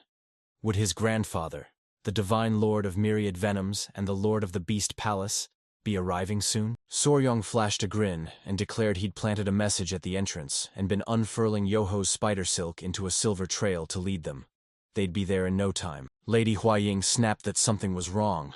They should have arrived ages ago, and Soryong's blood ran cold as he realized she was right. 2 days had already passed since they entered the cave. He snapped, "Any vibrations on your web?" Yochua shook her head. No one had touched the silk trail. Soryong's concern tightened into alarm. Enough time had passed for the main group to catch up, and when Yohua's web went cold and felt empty, he feared his grandfather and Maying Ho might not have even made it into the passage. Seol Pyo snapped that the elders should have closed the gap long before they reached the cave's end, and she suspected they'd never even seen the notes Soryong left. A jolt of clarity rocked Soryong. He insisted the door's mechanism was the culprit, remembering it only opened when he funneled his own unique internal energy into the altar. The inscription of the 5 venoms returning technique screamed the lock's secret. It would only yield to an energy signature bound to the 5 venoms. Lady Huaying shot back, "But the Grand Patriarch knows that technique too." Soryong agreed with a rueful nod and explained that his grandfather's internal energy wasn't fundamentally based on that method like his was, so it probably wouldn't activate the door. With the elders stranded behind, Seol and Pyo spin to Soryong and demand the next move: retreat to the mountain annual or charge straight for the Beast Palace. Soryong wavered as time bled away and they couldn't wait there forever. Then a bold plan ignited in him. He urged them to join Spear Dragon's group, warning that with the blood cult members still on the loose, traveling alone would be courting death. Joining forces would let them bolster the Miriam Alliance warriors and pry loose clues about the 5 Venom sect. Lady Hying agreed instantly, her eyes flashing with fierce resolve. Spear Dragon snapped that his crew was also planning to head to the rendezvous to link with the main forces, and he agreed both groups should travel together until then. With a grand, chest-thumping flourish, Peng Gaosheng thundered that he alone would personally see Soryong and his companions safely to the Central Plains. His bombastic vow earned bored eye rolls from Spear Dragon and Sword Phoenix behind him. Decision sealed, the two groups locked onto Spear Dragon's team and tailed them straight to their meeting point. Rested, they surged into the dawn, shoulder to shoulder. They finally burst from the dark cave into blinding sunlight. Seol Pio slammed a hand over her eyes, shouting she'd been away from the sun so long its light felt like fire in her sight. The newly formed group clustered at the cave's mouth as Spear Dragon trudged up to Soryong. Exhaustion burned into every line of his face. He hurled the question like a lifeline, just in case Soryong could hunt and find water. Soryong beamed and proclaimed that he and his companions, whom he called Sila Nui and Huayan, were an unstoppable force. Relief flooded Spear Dragon as he leaned in and whispered a sharp plea for help, railing that his companions were useless and had dumped every task onto him. Soryong agreed to help. He whirled to Yahello and chirped eagerly, "Can you find any food nearby?" Yahello shot forward like a bolt, a living blur swallowed by the forest. Before Soryong and Spear Dragon could even react, she flashed back into sight, hoisting a massive deer wrapped tight in her silk web as they gaped, stunned by her lightning speed. Salpio's eyes lit up as he exclaimed that Yoha had hauled in a monster. Then he sprang into action and seized the catch himself. She barked that the innards would spoil in hours, so they had to clean, roast, and cure the meat right away to carry it with them. A nearby girl chimed in, calling her Sail Un. Spear Dragon's jaw dropped as he blurted in disbelief. Did CLPO not only know how to hunt but also how to cure meat? She shrugged and said it was obvious knowledge for anyone who lives in the jungle. She tossed out another survival tip like it was gospel. Never drink straight from a river. One dead animal upstream can taint the water and wreck your stomach. And Spear Dragon stood there, blown away by her practical wisdom. As his sister dazzled everyone, pride swelled in Soryong, and he couldn't help laughing, picturing Seol Pyo as a wildly popular survival vlogger in modern times. Later, a trembling Spear Dragon crept up to Soryong again, swallowed hard, and stammered, "May I ask you a question?" A tiny quiver shook them as heat flooded their cheeks, painting them crimson. He swallowed hard and whispered the question that mattered most. "Does CLPO have a boyfriend?" The question slammed into Soryong, pinning him speechless, while Spear Dragon drifted into a daydream, utterly captivated by CLPO's brilliant mind and breathtaking beauty. He clutched his chest as if struck by pain, a sudden tidal surge of emotion crashing over him. Soryong stood paralyzed as the warrior's composure exploded, and raw emotion ripped through him. Hearts and flowers exploded around Spear Dragon as infatuation swallowed him whole. Soryong gaped, stunned that this guy had fallen head over heels in the blink of an eye. After their encounter, the group surged onward and pushed through a punishing 12-hour march toward the meeting point. Seol Pio snapped to a stop and blasted a sharp, unmistakable whistle. Startled, Soryong snapped at his sister. "What are you doing?"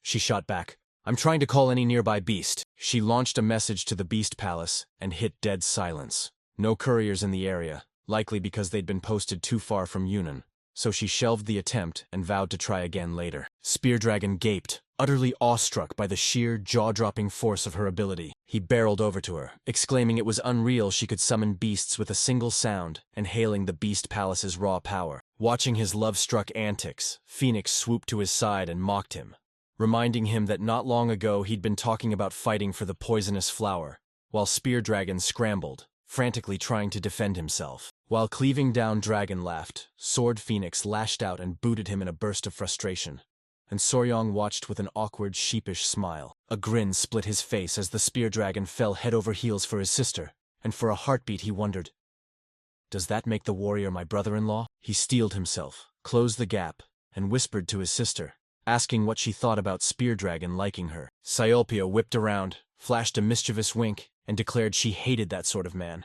She preferred men like Soryong, and the unexpected compliment sent panic roaring through him. Sholpio hurried to assure him she was only kidding, then smirked and blurted that she was sure Sword Phoenix was the one who liked Spear Dragon. The scene snapped back to Spear Dragon, baring his soul and begging for belief as the skeptical Sword Phoenix watched him with cold, unblinking doubt. Lady Hying, overhearing the talk, chimed in that she'd been thinking the same, and admitted she'd been dodging Spear Dragon because she could sense Sword Phoenix liked him. The two women spun to stare at the clueless pair, and Sword Phoenix snorted that Spear Dragon was hopelessly dense. The revelation slammed into Soryong like a freight train.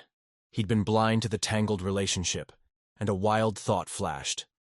Was this what people called feminine intuition? Sayol, P.O. chuckled, shot a sly grin, and declared that if she had to choose, she actually preferred men like Gu Xiong. Soryong froze and demanded why she'd choose him. She laughed and said Gu Xiong had a hulking, powerful body, but a delicate, gentle face, like an adorable panda bear. And Soryong went utterly speechless. Sayol P.O. spun to her brother, challenge flashing in her eyes. Wasn't that a surprise? Beside whispering Lady Huaying, a flustered Soryong could only nod along with his fiancée. Laughter died on their lips as the group surged onward. They pushed through Yunnan's dense forest when a strange pink wind leapt up, flinging petals through the trees. After a long walk that stretched time itself, it dragged on until the sun sank, and the group pressed onward. Gu Xiong roared that they were almost there, jabbed a finger at the looming hill and declared the abandoned cave in its flank the Muram Alliance's meeting point, while Soryong's senses went cold. He couldn't sense a soul in the area. Spear Dragon spat it was no accident, a deliberate move to dodge the blood cult, which meant their allies were almost certainly lying in wait nearby. As they closed in, Sayolpeo snapped a grave order at Soryong. Signal Nova, circling high above to stay aloft until called. A bewildered Soryong shot back. Why? She snapped that even a supposedly safe meeting point might already be known to the blood cult, so she demanded one simple precaution. Soryong insisted they move as one. Nova's looming presence would send enemies scattering. Seol, P.O. countered coolly that there was no need to unleash all their strength at once. She pressed a brutal survival rule into him. Always hide roughly 30% of your true power in Muram. Ryong's jaw clenched as he understood and accepted her lesson. He ordered Yoho to guard Seol, Pio, and Hawaii if danger struck, assured her he'd be fine handling Nova and Reserve, and Yoho snapped into a determined pose. As the group neared the meeting point, a figure burst from the bushes, roaring, "Spear Dragon!" Spear Dragon and his companions slammed to a halt, eyes wide as they spotted him inside. They snapped to attention, bowed low, and instantly hailed him as the vice leader. Spear Dragon's face lit up as he whooped, "Elder Swift Traveler!" thrilled to see him. The elder gave a curt nod, then admitted he didn't recognize the strangers at their side. Ryong blinked, thrown by the nickname, and Lady Huaying let loose the truth. He was the vice leader of the Muram Alliance's secret intelligence group. She declared he'd earned the name Swift Traveler because his movement techniques were blindingly fast. Spotting the youngsters from the Beast Palace and the Tang clan, the elder beckoned them onward and vowed they'd finish the talk as they marched to the meeting point. The elder plunged the group deeper into the woods. They marched on as he pressed Spear Dragon about the other scouting groups, pointing out Spear Dragon's team was the only one to check in. He snapped, "Did you see any blood cult members?" Spear Dragon shook its head. No, they hadn't. The elder bristled at the oddity and snapped that the chase after the defeated cultists was dragging on far too long. Soryong froze as an eerie silence swallowed the area. His gut told him the blood cult was watching them from somewhere. A jolt of alarm slammed into the fleet-footed traveler. His eyes snapped wide as he sensed danger closing in. In a flash, he snapped two short, baton-like weapons into his hands. Confusion splintered the Soryong's voice as he snapped, "What's happening?" While the elder's gaze, razor-sharp, stayed fixed on something far off. Movement flickered. His eyes snapped to it, and he knew at once the blood cult was striking. An army of masked, black-clad cultists exploded from the trees and charged like a living storm, and the elder's eyes snapped wide as he realized they had him utterly surrounded. Cold certainty slammed into him. The enemy had pinpointed their location and ambushed them. Soryong barked in disbelief. "Impossible! I sensed no one." As the elder Swift Traveler went stone-faced and declared the ambush had begun the moment Soryong's group arrived, proof they'd been led straight into a trap. The elder whipped to Sword Phoenix, thrusting a massive scroll into her hands and ordering her to deliver it to the Alliance leader. It was a map marking the blood cult's estimated hideout. Sword Phoenix, confusion raw in his voice, demanded why she'd been chosen. He vowed he and his men would stay behind and fight to buy her time. He roared that the younger generation were the Murim's future, that they must not be left to die here, and ordered them to leave immediately. Sword Phoenix froze, hesitation clawing at her throat, and Spear Dragon planted a firm, steady hand on her shoulder. He snapped to the elder's command, raised his hand to send everyone on their way, and vowed to the old warrior they'd meet again at the Muram Alliance. The elder flashed a small, confident smile and pivoted to confront the enemy. He bellowed, rallying his men and daring them to spill blood as he spearheaded the charge, while the elder and his men held the line. The younger ones spun and sprinted away as Gu Xiong roared for them to hurry. shouting for everyone to stick together and follow his lead. Soryong and Lady Huaying locked eyes, dipped their heads, and nodded together. Agreement sealed. They tailed Guixiang south, a cunning gambit.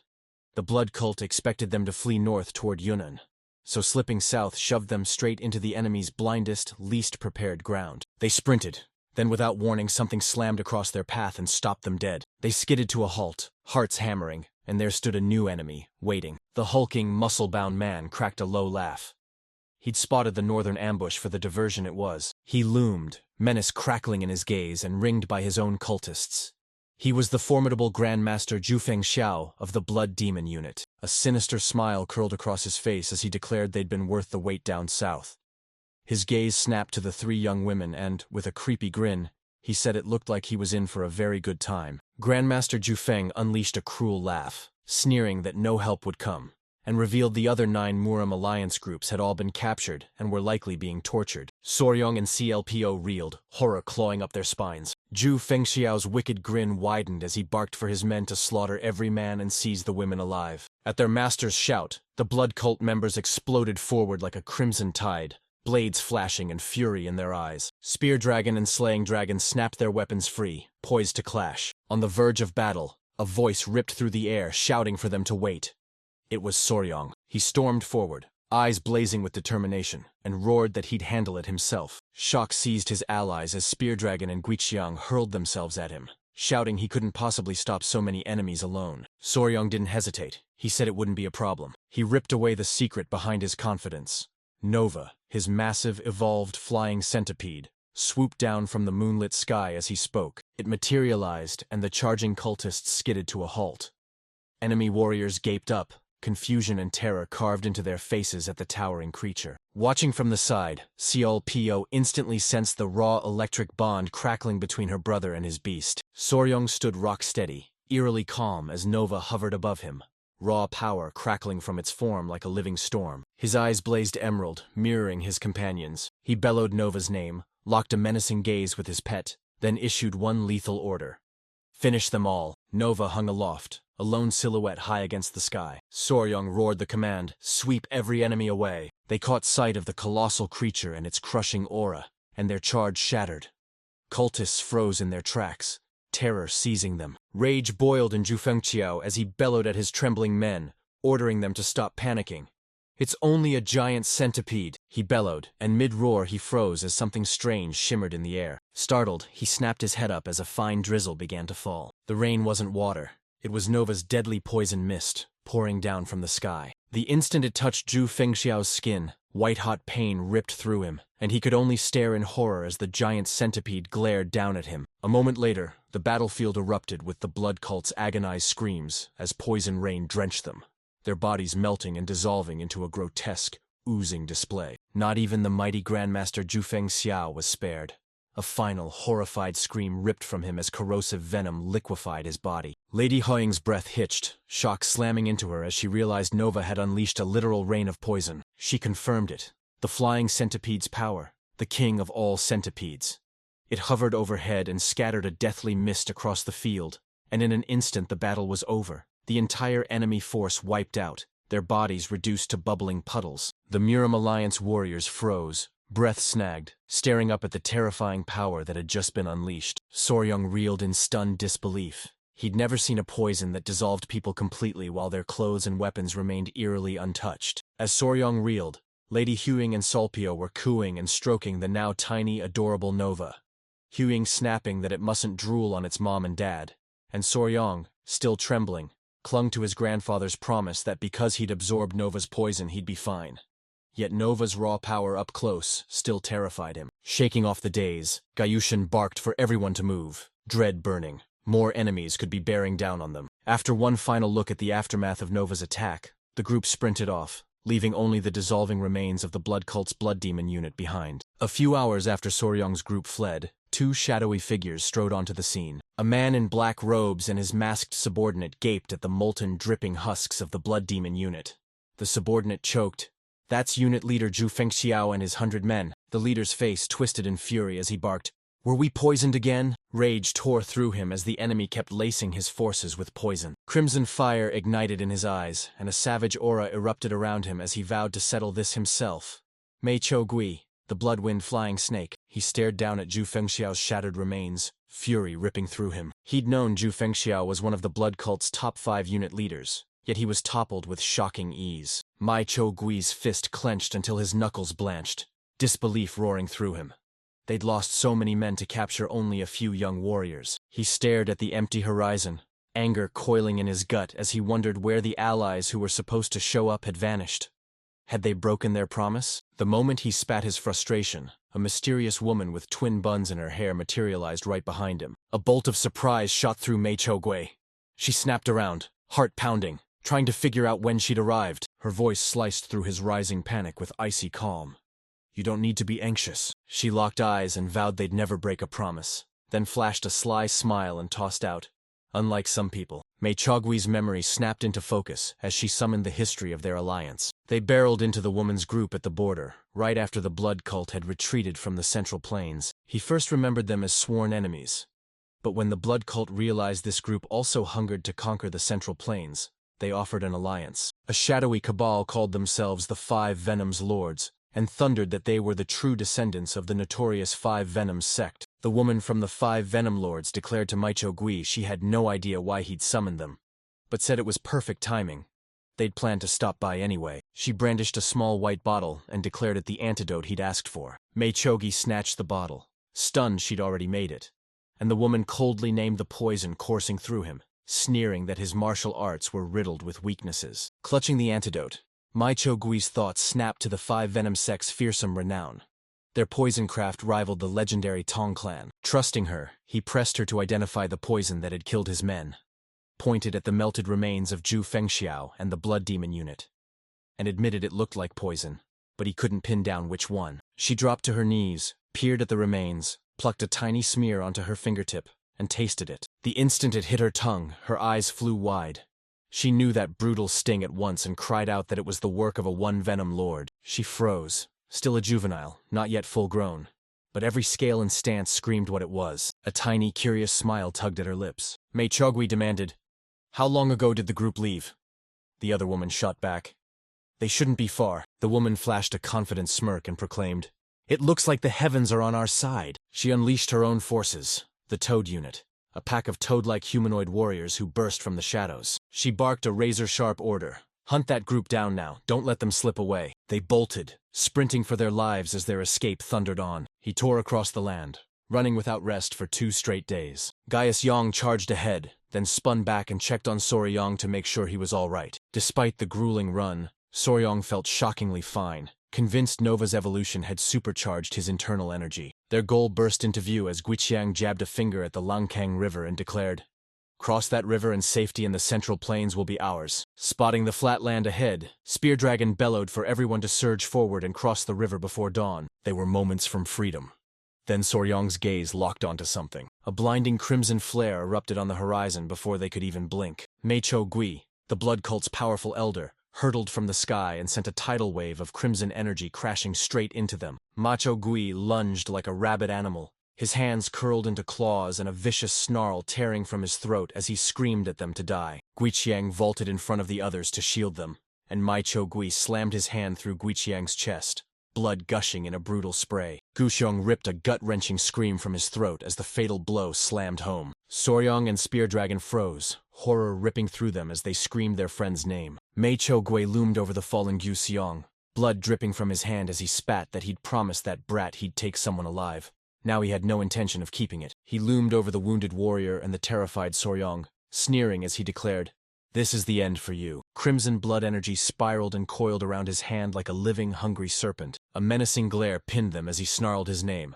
Mei Cho Gui, the blood-wind flying snake, elder of the blood cult, and vowed he'd handle them personally. Above the fallen slaying dragon, blood cult elder Mei Cho Gui summoned a churning crimson vortex into his waiting palms. Soryong and Spear Dragon froze, shock crashing through them as a powerful elder of the blood cult stood before them. Mei Cho Gui sneered, oddly impressed they'd made it this far. Then, eyes flashing a vicious glare, snapped that their escape was over. When his friend fell, Rage detonated inside Spear Dragon and he blasted forward, the first to react. He slammed his foot into the earth, drawing raw energy into his core, then unleashed a furious onslaught at Mechogui. As the two warriors clashed, Soryong roared at his giant centipede nova, begging her for another poison rain. The massive creature could only answer with a frail, weary hiss, utterly spent from the last battle. With their ace weapon useless, Sialpeo clenched their jaw and snarled they'd have to charge the elder head-on. Lady Huying declared she was Sialpeo, sent Sword Phoenix into the fight, and ordered Soryong to tend the wounded slaying dragon. He agreed instantly. Mechogui smirked cruelly, eyes locked on the promising young talents, burning to see what they'd do. Rage crackled through them as Sword Phoenix, Sialpeo, and Lady Huying coiled, ready to strike. They channeled every ounce of energy into one roaring surge, then locked together and surge at the elder, a razor-focused, synchronized assault that slams into him. Meichogi sneered at their all-out charge, taunting them as fools, then condensed a pulsating orb of blood energy and unleashed the blood wheel 10,000 breaks, a crimson cataclysm that swallowed the battlefield. The elder unleashed a cataclysmic blast that hurled Spear Dragon, Sword Phoenix, Sialpeo, and Lady Huying backward, their screams ripping through the air as his immense power crushed them. Unwilling to back down, Lady Huayang roared that all their efforts hadn't been in vain. She hurled a poison kunai with every ounce of strength, the blade burying itself in Meichogui's chest. Seeing the hit land, Spear Dragon roared in triumph, certain the poison flower would soon cripple the elder's internal energy. Their hope died in an instant as Mechogui fixed his gaze on the kunai jutting from his shoulder and unleashed a cold, sinister laugh. He snatched the weapon, sneering at the foolish brats who thought their poison could fool him again. He ripped the kunai free, flashing a cocky grin. He'd already downed an antidote, so their poison couldn't touch him. The revelation of an antidote slammed into Lady Huying and Spear Dragon, freezing them mid-breath as terror flooded their veins. Even so, Ryong staggered back, stunned as this shocking twist slammed into him. A red aura crackled around Meichogui as she vowed to unleash a pain so savage they'd beg for death. He braced to strike, and that smug grin ripped into a brutal wince of pain. Black blood gushed from his mouth as he clawed at his face, agony ripping through him. Horror ripped through him as he staggered back, screaming that even his own blood refused to obey him. Panic slammed into him as the chilling thought hit. Could this be the work of a different poison? He roared, "Why can't I use my internal energy now, even with the antidote?" Poison slammed into us and we reeled, Meichog staggering, as Soryong sank to his knees beside the dragon, unconscious yet still a deadly slayer. He planted his feet and faced the enraged elder, taunting him about the antidote with a confident smirk as he proclaimed the heavens were on their side. Rage coiled in Meichogui, and bewilderment sharpened her tone as she demanded to know how this was possible. Soryong's lips curled into a slow, deliberate smile. He ripped the veil off a simple, brilliant truth. Lady Huying's poison wasn't the one the antidote targeted. Hours earlier, while the group was still on the move, Soryong ignited his plan. Panic slammed into Spear Dragon as they hoisted an empty bottle into the air. He explained they'd totally run out of the poison they'd been using against the blood cult, and slaying dragon had burned through his supply too. Soryong's ears snapped to the words. An electric idea ignited in his mind. He declared he couldn't procure the original poison, but he could forge a deadly facsimile. The revelation slammed into slaying dragon, leaving him speechless. Lady Huying beamed and dropped the bomb. Soryong had made all the poison they were using, and the revelation left Spear Dragon and Slaying Dragon stunned. They asked Soryong point blank if it was true. He grinned, savoring the knowledge that the Mirim Alliance had kept his identity as their poison supplier secret. Soryong flashed a confident grin and vowed he'd concoct the poison himself if they needed it. He barked to Yoa, his spider companion, demanding, "Did you bring the item I asked for?" She thrust a massive hardened mud sphere into his hands while the warriors gaped, baffled. Soryong ripped the strange ball open, laying bare the secret tucked inside. He slammed it into the ground with a brutal crack. The others cried out, convinced he'd lost his mind. Soryong's voice stayed ice calm as he urged them to lean in and take a closer look. They gaped at the ground, strewn with stunned bees. When Spear Dragon snapped, "That's a doobie hive!" Panic ripped through the warriors. But Soryong's calm cut through the chaos as he reassured them he'd shaken the hive to stun them. He barked a bizarre command, squeezed the bees' abdomens until their venom spilled out, and Spear Dragon stood dumbstruck. Soryong snatched one of the stunned insects with his chopsticks and declared it a type of wasp. He remembered finding a massive wasp nest and thrusting it at Yoa, eyes alight as he declared its venom the perfect source for a new poison. Back in the present, Soryong ripped into the science of his plan. Wasp venom bristles with enzymes that tear blood cells apart. The poison mirrored the snake venom the blood cult's antidote targeted. Different in detail but identical in deadly purpose. so the antidote collapsed. He sneered at the stunned macho guy. His improvised poison wasn't as potent, but it would still scramble his internal energy. Outsmarted by a boy, Mei Chogui exploded, roaring that he would kill him. Spear Dragon and Sword Phoenix seized the opening and surged forward, roaring to land the killing blow. Their thunderous combined attack slammed into the poisoned elder. He spewed coal-black blood, then crumpled to the ground, defeated. The enemy lay vanquished. Relief crashed through the group. Sword Phoenix flung himself at Spear Dragon in a giddy, crushing hug, and Spear Dragon sighed that the fight had shaved years off his life. The celebration died mid-cheer when a memory of his fallen friend slammed into him, and he tore back to the slain dragon to check on him. Lady Haoying slammed her fingers onto his acupoints, cutting off the bleeding and assuring him his organs looked intact. But the wound was still grave, so she snapped for them to move at once. Just as they were about to leave, Soryong's centipede Nova snapped rigid and unleashed a sharp, worried chitter. Ryong snapped, "What's wrong?" as Nova stared, eyes burning into the dark forest. A heartbeat later, a brutal force ripped through the air, splintering a nearby tree as a new figure closed the distance. A mysterious woman with twin buns tore through the sky, astride a colossal, menacing wasp. She loomed over Mechogui's body, sneering, pathetic, and scoffing that his trashy martial arts had inevitably led to his death. Yang and Lady Huaying stood rooted, jaws slack and eyes locked, desperate to know who this powerful newcomer was. She glared down at the group, cold contempt lacing her voice as she snapped she'd have to reconsider her alliance with the blood cult if their techniques were so easily defeated by poison. Her voice cut like ice as she snapped an order to her giant wasp, calling it Flower. She barked the order to seize Soryong and his companions, and the giant wasp immediately unleashed a deafening sonic blast that smashed into the group. The blast slammed into them with crushing force. Sea Ulpio and Sword Phoenix screamed, clutching their ears as agony ripped through them. The sonic onslaught hammered her senses as Lady Hawaiian clutched her head and howled that she recognized the giant bee. She roared a warning, unleashing a pulse of internal energy to shield their ears. One blast of that sound could rip through their ki and choke off their blood flow, freezing them mid-step. Perched high, she smirked, eyes flashing as she declared it.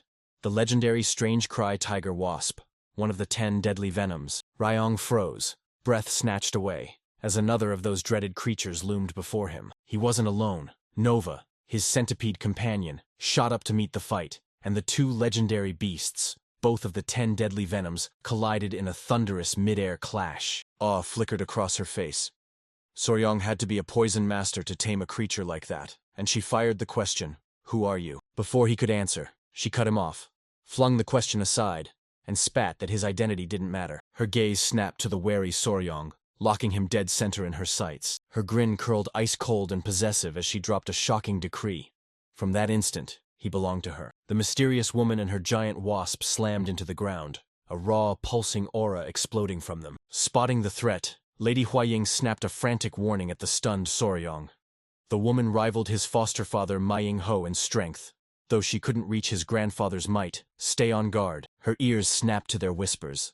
A sly, jealous grin curled on her lips and her eyes blazed with menace. She roared with confidence and commanded her giant wasp to swoop down and snatch them all. Refusing to back down, Soryong barked to Nova, "Rocket into the sky and teach that wasp a lesson." Two venomous creatures swooped into sight, a winged centipede streaking like a blade through the air and a colossal wasp, its stinger quivering with venom. They rocketed toward each other across the sky, wings slashing the wind as fierce chirps and electric buzzes tore the air. They slammed together mid-air in a savage collision, and the wasp's raw power overwhelmed the younger centipede. Nova was hurled backward, a pained cry ripping from her, and Soryong screamed her name, panic piercing his voice. Blood ran cold as he spotted giant hornets, centipedes' natural predators, and his young Nova was hopelessly outmatched. Seeing his pet in danger, Soryong snapped into action and bellowed for backup, summoning Yoho the spider to burst out and save Nova. In an instant, Yahuwah launched from the treetops as a towering spider, fangs bared, plunging straight into the fray. She rocketed through the air and lashed out a thick web that slammed into the giant wasp's wing, wrapping it into knots and shredding its momentum. The distraction hit dead on. Nova ripped free, and Soryong exploded with cheers, praising Yoa's flawless timing. A second titanic beast tore into the scene and left the woman of the 5 venom lords stone still. She stared at Yoha, and seeing the creature's human face on a spider's body, reeled that the young man had tamed 2 impossibly rare monsters. As the giant beasts battled overhead, Spear Dragon roared a decisive order. Soryong, Lady Huying, and Seal Pyo, Take the wounded slaying dragon and run.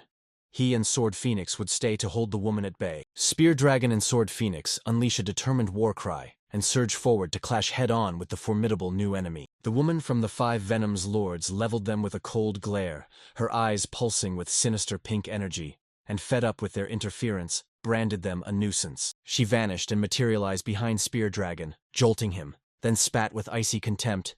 Flies should stay quiet. Before the terrified warrior could even register her speed, she coiled and unleashed a deadly claw strike at him. With danger barreling in, Sword Phoenix shrieked, ripping out a desperate cry. "Spear Dragon!" She hurled herself in front of him, taking the woman's blow squarely and crumpling under its full force. The impact slammed her backward. She coughed up blood as a Spear Dragon, horror blazing in its eyes, fixed its stare on her and shouted, "Jambong!" Disbelief ripped through him as she crumpled to the ground, and he screamed, "Why would you do that?" With the last of her strength, the fallen Sword Phoenix spat. He was an idiot. Panic and grief tore through Spear Dragon as he let out a soul-shredding scream. His emotional outburst tore his defenses apart, and a woman from the 5 Venom Lords materialized behind him, driving a savage strike into the nape of his neck. Spear Dragon hit the earth, knocked out, and she snapped, "Sleep!" her voice a blade of ice. From a distance, Soryong watched in horror as both his allies collapsed in a heartbeat, howling their names like a broken war cry as despair consumed him. After crushing every last resistance, she swung her menacing gaze to him, a possessive smile curling as she thrust out a hand and demanded he stop struggling and come to her. Ryong froze as her possessive declaration slammed into him, but he wasn't alone. Reinforcements surged to his side. Before he could react, Lady Huying and Seal Pio shot before him with fierce resolve. Lady Huying demanded, "How dare you speak to my fiancé like that?"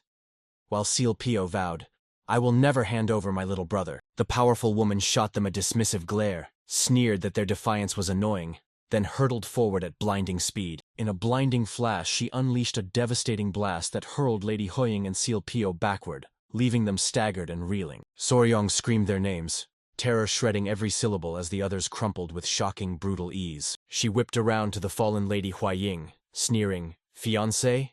like it meant nothing. Then with cold, cruel relish declared the title would vanish any moment as she descended to deliver the final blow. Her strike hung a heartbeat from impact, when 2 tiny blue, lizard-like creatures exploded out of a spiral of icy snowflakes, hurling crackling energy that slammed into and stopped her attack. Her breath hitched as they exploded into view. 2 creatures unleashed a glacial, bone-chilling aura and planted themselves like living shields in front of Lady Huying. Soryong's eyes locked on his companions and he roared their names, relief exploding from his chest. Siola and Binga, the 2 creatures, screamed and shoved the woman backward. She touched down like a dancer, curiosity and suspicion coiling in her gaze as she rattled off the beasts Soryong commanded. The first Venom Lord Nova, Yohua the human-faced spider, and now a 4th Venom Lord. So many legendary creatures it felt unreal, and she demanded his true identity again. Responding, Soryong lunged forward as a fierce, crackling emerald aura erupted from his body. Silence slammed into her as his immense power poured off him. His eyes flared like coals, and voice crackling with conviction, he ripped the silence and thundered, "I'm the son of the Beast Palace, the Tang clan's sole son-in-law. I am Soryong." Moonlight turned the battlefield into a stage of steel. Silence crackled as Soryong's companions squared up against the woman and her lethal wasp. Soryong's thunderous declaration slammed into her, her wide-eyed surprise snapping hard into a furious scowl. Rage tore through her as she demanded what he meant by swearing allegiance to both the Tang clan and the Beast Palace, snarling if he planned to unleash the same horror from 100 years ago, when those 2 houses destroyed her sect. Her words slammed into Soryong. He stared at her, realization igniting.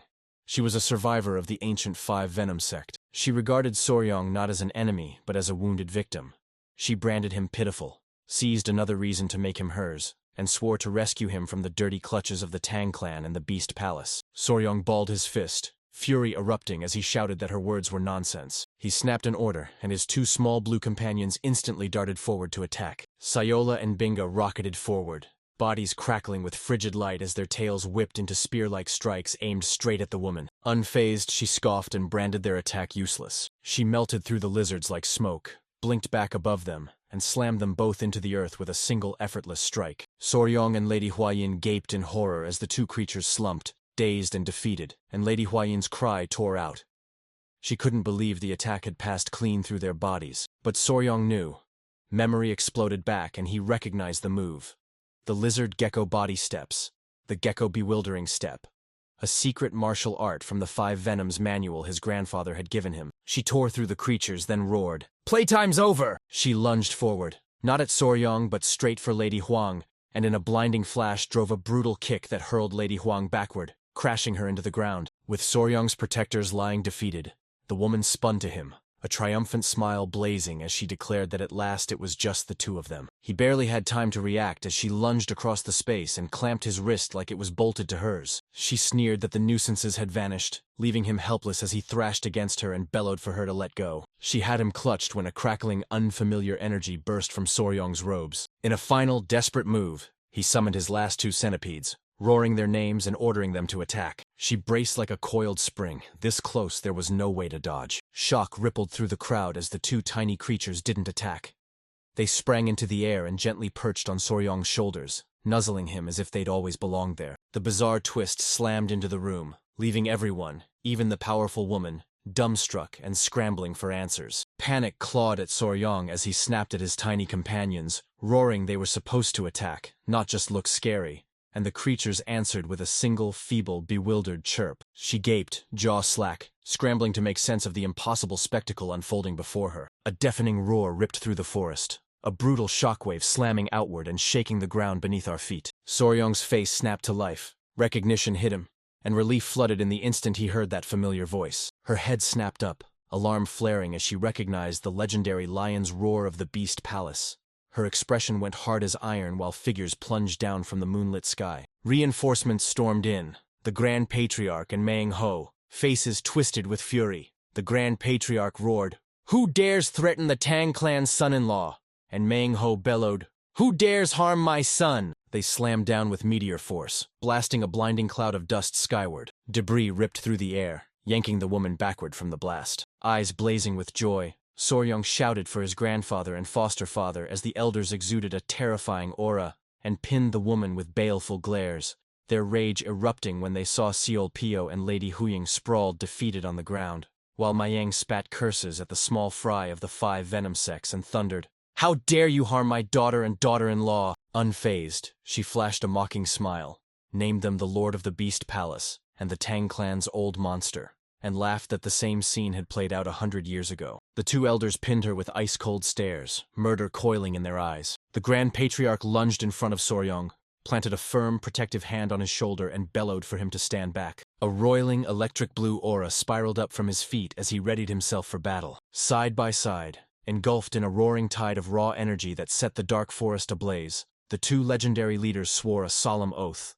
Today they would finally end the 100-year grudge. The Grand Patriarch and Manhwa coiled for battle as their auras roared to life into titanic storms, and the 5 Venom sect woman watched, her face frozen in a strange, unreadable mask. Bewilderment seized her as she cried out, "Where's my Toad Squadron?" Manhwa sneered. "You mean those masked fighters? Those little bastards aren't even a proper warm-up." A nervous laugh ripped from her as their true power crashed down. They were monsters, and she knew she couldn't fight them both at once. Outmatched, she pulled back and summoned her giant wasp gong. It swooped down, fresh from its battle with Nova. She declared she was leaving, looked back at Soryong, urged him not to lose heart, and swore she'd return for him. Rage exploded in Manhwa as he screamed for her to stay, but the Grand Patriarch hauled him back and barked that their only priority was tending the wounded. She leapt onto her wasp, a sinister smile curling her lips as she declared, "I'm Cheong Yu," and vowed with icy certainty she'd make Soryong hers someday. She barked one final command, shot into the night, and Soryong, stunned, could only whisper her name. With the threat crushed, the Grand Patriarch seized command and barked for his men to haul the wounded to the Beast Palace at once, demanding absolute haste, no delays allowed. As the warriors surged forward, Soryong kept his eyes locked on the retreating figure. She shot skyward, and his eyes locked onto something strange. He caught a glimpse of a slender shape in the back of their heads, squinted, and the blur snapped into a gleaming golden needle. Soryong's breath stopped the moment he spotted the golden needle. It was the exact twin of the Ant Queen's. As his allies lugged the wounded away, he tracked her retreat with every nerve locked on the fight, the moment Cheong Yu seared into his memory. After the battle, his grandfather and foster father burst through the chaos, rescued the group, and dragged them into the safety of the Beast Palace. Their escape exacted a brutal price. Slaying Dragon staggered, clutching a deep wound in his side, Sword Phoenix fared worse, his internal organs grievously damaged. Spear Dragon's neck was fractured. Lady Huying and CLPO were left badly bruised with internal injuries. By the end, every companion lay pinned to their beds. Soryong alone walked away unharmed. Grief slammed into him over his friend's injuries, and a darker dread gnawed at the edges of his mind. Worry consumed him for his pet Nova. The tiger wasp had ripped 2 of her legs away during the fight. He and Lady Huaying rushed to the recovering centipede. Lady Huaying's face twisted with worry over Nova's suffering, as Soryong sank to his knees and stroked her head, asking if she was all right. He knew Nova would regrow her limbs when she molted, but as her father he couldn't stand idly by. He charged into action to speed her recovery. Nova needed rich, nourishing food to hasten her molt. As he schemed, his gaze locked on a cage cradling the shrunken divine serpent. Boredom dripped off the serpent as it unfurled a slow, world-weary sigh. As Soryong's gaze landed on it, it snapped to attention and cried out for him. Bewildered, he spun toward the cage, desperate to decipher its plea. The divine serpent lashed its tongue out, bearing a tiny, pulsing orb. Soryong's eyes shot open. He knew at once it was an internal core. Overjoyed, Soryong snatched the internal core. Awestruck, the serpent would sacrifice its power for Nova, as the proud beast huffed and slithered away, while Soryong thanked it and vowed to use the core immediately. He barreled to Nova's side, thrust the glowing orb into her hands and barked, "Eat it! It'll heal you!" The moment Nova swallowed the core, she detonated into a blazing blue light, as the core's energy ignited her molting process exactly as hoped. Cold dread slammed into him. A molting centipede's new shell lay soft and defenseless. The memory of Seal nearly dying from a botched molt burned in his mind, and he vowed to watch Nova like a hawk. He snapped an order to Yohoa, his spider, to guard Nova while he raced to fashion a safe haven for the night. Yohoa chirped her acceptance. Cutting through the Beast Palace's shadowed halls, Soryong's mind snapped to his other small companions. Beyond Nova, worry clenched around Myra and Grace. He pictured them unleashing killing intent at Ocheong-yu, and Ocheong-yu just ignored it. Humiliation slammed into the proud creatures when they realized they'd been tricked, and rage exploded inside them. After the battle, they bolted to his grandfather, sobbing and refusing to come out, while Soryong's camp, adept at handling venomous beasts, stood helpless, unable to soothe a wounded heart. He shot off to check on his other friends still recovering. He flung open the door and burst into the room where Lady Huaying and Seal Pio rested, and they sprang up to welcome him. When asked how they were, Seal Pio, reclining with her 2 blue lizards, shrugged and insisted her internal injuries weren't bad, and Lady Huaying added she was recovering well, though a stubborn ringing still throbbed in her ears. Lady Huaying leaned in and asked about Nova's condition, and Ryung grinned. "She's already regenerating her lost legs." He revealed the divine serpent had planted an inner core in them, a core that ignited Nova's fierce molt, and relief crashed over Lady Huaying. She clutched at her chest and admitted she'd been so consumed with worry over Nova's injury that she hadn't even felt her own wounds. Was this what being a mother felt like? Resolve ignited in Lady Huaying. She balled her fists as a fiery aura roared around her, and she vowed to Soryong she'd become stronger. She felt she'd be a failed mother if she couldn't protect their girls. Soryong's voice dropped as he named his other fear, Myra and Grace, and warned the women the beasts were snapping back because their killing intent was a hollow, ineffective bluff. Lady Huying's face hardened. This was serious. The creatures were hurt. Ryong swallowed and admitted he'd only calmed them before by promising an internal core, and now had no idea how to soothe them. He asked his sister, Seal Pio, for ideas, and she offered that sinking her teeth into meat always cheered her up, though she wasn't sure it would help this time. A servant girl at the door yanked their conversation to a halt. She declared she'd visit one of the ladies. They hadn't even drawn a breath when the visitor stormed through the door. Spear Dragon pressed his weight against the doorframe, chest heaving, panic ripping through every jagged breath. Lady Huaying exploded, ripping into him for barging into a lady's bedroom. Even his love for CLPO couldn't save him. Panic flaring, Spear Dragon sputtered a desperate denial. This wasn't why he'd come. He barreled in, breathless, saying he'd raced over for Soryong. Soryong jabbed a finger at his chest, baffled, wondering why. Gasps ripped through the crowd as Spear Dragon crumpled to his knees before Soryong. Head bowed, he implored Soryong for help, his voice cracking with raw desperation. They froze, eyes wide, as the proud warrior begged for aid. Soryong barked at him to stand, reminding him of his injury. Still kneeling, Spear Dragon cried out that his plea was for Sword Phoenix. Shock slammed into Soryong and worry clawed at his throat as he snapped, "What happened to her?"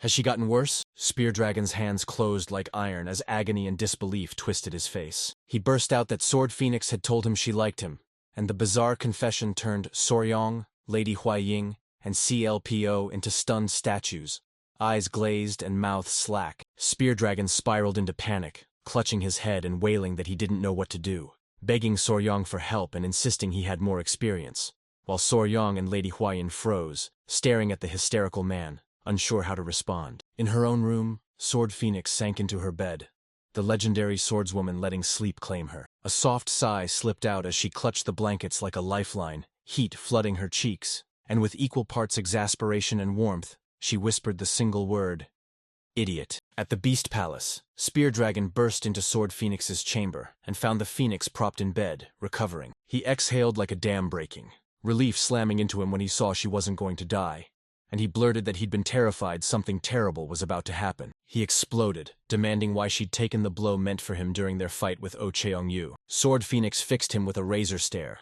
holding it for a single heartbeat. Then a voice snapped, "Why would you think she did it?" And a baffled Spear Dragon guessed it had to be because they were comrades on a secret mission. When he blurted out that clueless answer, she flung a wooden pillow that nailed him square in the face. Knocked off balance by the strike, Sword Phoenix snarled, "You idiot!" Their cheeks flamed crimson and words snagged in their throat. Utterly flustered and blushing, she bellowed the truth, raw and desperate. She couldn't bear to watch the person she liked die. Her confession slammed into the Spear Dragon, leaving him reeling as he jabbed a trembling finger at his chest and gasped, "Me?" Embarrassment snapped into white-hot rage as Sword Phoenix screamed she should have let him die and barked for him to get out of her room. Later, Soryong hung on every word until the story hit him like a punch, his face snapping into stunned disbelief. He shoved the question at the miserable Spear Dragon. "Was I really kicked out?" And the warrior's cold nod confirmed it. Lady Huaying's glare cut through him as she spat pathetic, and insisted Sword Phoenix should have thrown a dagger to kill him, and Seal Pyo sneered that the dagger should have been poisoned too. With his sister and fiancé beside him, Soryong locked eyes with the distraught Spear Dragon, and demanded to know what help he needed. He'd already received the confession, so the next step had to be clear. Panic clawed at Spear Dragon. He stammered that no woman had ever confessed to him, and he had no idea how to respond.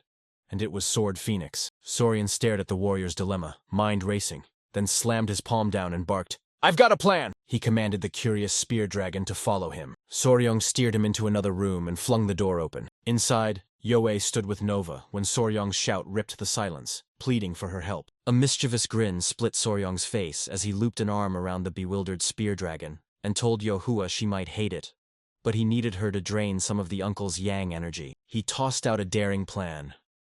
Yoho can morph into the exact woman a man finds most beautiful once she siphons his yang energy. If she siphoned Spear Dragons by sucking his finger, they'd see who he truly liked. Spear Dragon thrust a single finger forward, and Yohua ravenously siphoned its raw energy into himself. His jaw dropped as a golden light whipped around her and she burst into a blushing, smiling Sword Phoenix. Soryong watched, just as he'd expected. She erupted into the Sword Phoenix, confirming Spear Dragon liked her back. The truth struck Spear Dragon like a thunderbolt, freezing him, unable to believe it mirrored his own true heart. Soryong jabbed his friend and urged him to answer her confession this instant. His words jolted Spear Dragon out of his stupor. He gasped a grateful thank you and bolted, bellowing Sword Phoenix, as Soryong watched him vanish and chuckled. This was the third time he'd saved Spear Dragon. Moments later, panic surged through him as he realized far graver problems loomed. After untangling his friend's messy love life, Soryong snapped his focus back to his companions. His pet Nova slept peacefully, fresh and renewed after molting. So he shot off to his grandfather's to fetch the other two creatures, Myra and Grace. He spun to leave and froze.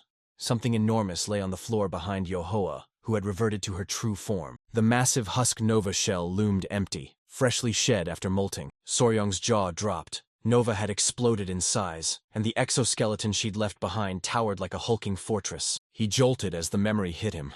CLPO had said sinking her teeth into good meat always made her feel better. A mischievous plan detonated in his head, and he cracked a wide, wicked grin. His heart leapt as he snatched up the enormous nutrient-packed husk and clutched it like treasure. He knew the insect's molted shell hid a secret bounty, bursting with protein, calcium, and a trove of minerals. They tear into their own shed husks, reclaiming every scrap of energy the molt stole from them. Soryong realized the core had forced Nova to molt.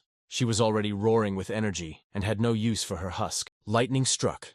The husk might still hold leftover core energy, and he could siphon it into Myra and Grace to revive them and supercharge their growth. Plan sealed. He called Yahello and ordered her to hack the husk into small, bite-sized pieces. In the Grand Patriarch's room, calm shattered as Soryong's other pets, Myra and Grace, tore the place apart. The Grand Patriarch roared as the two creatures sent his prized inkstone tumbling, shattering it into glittering shards. He barked at the two brats to freeze. They just chirped like sparrows and darted around, so he snarled he'd send them straight back to Soryong if they didn't stop. Soryong peered into his grandfather's room, grinning as the powerful elder writhed, undone by two pint-sized troublemakers. He roared his arrival, and the Grand Patriarch exhaled in relief, hailing Soryong's perfect timing and ordering him to drive the chaotic creatures away. The old man grumbled that the two wouldn't sit still, and that looking after them drained him more than years of martial arts training, while Soryong forced out an awkward laugh. He spotted Myra and Grace crouched behind his grandfather's leg, shooting daggers with their eyes and stewing over the sting of their earlier humiliation. Seeing their spirits sag, Soryong grinned and announced he'd brought the special snack he'd promised them. The internal core. The mention of food hooked them instantly.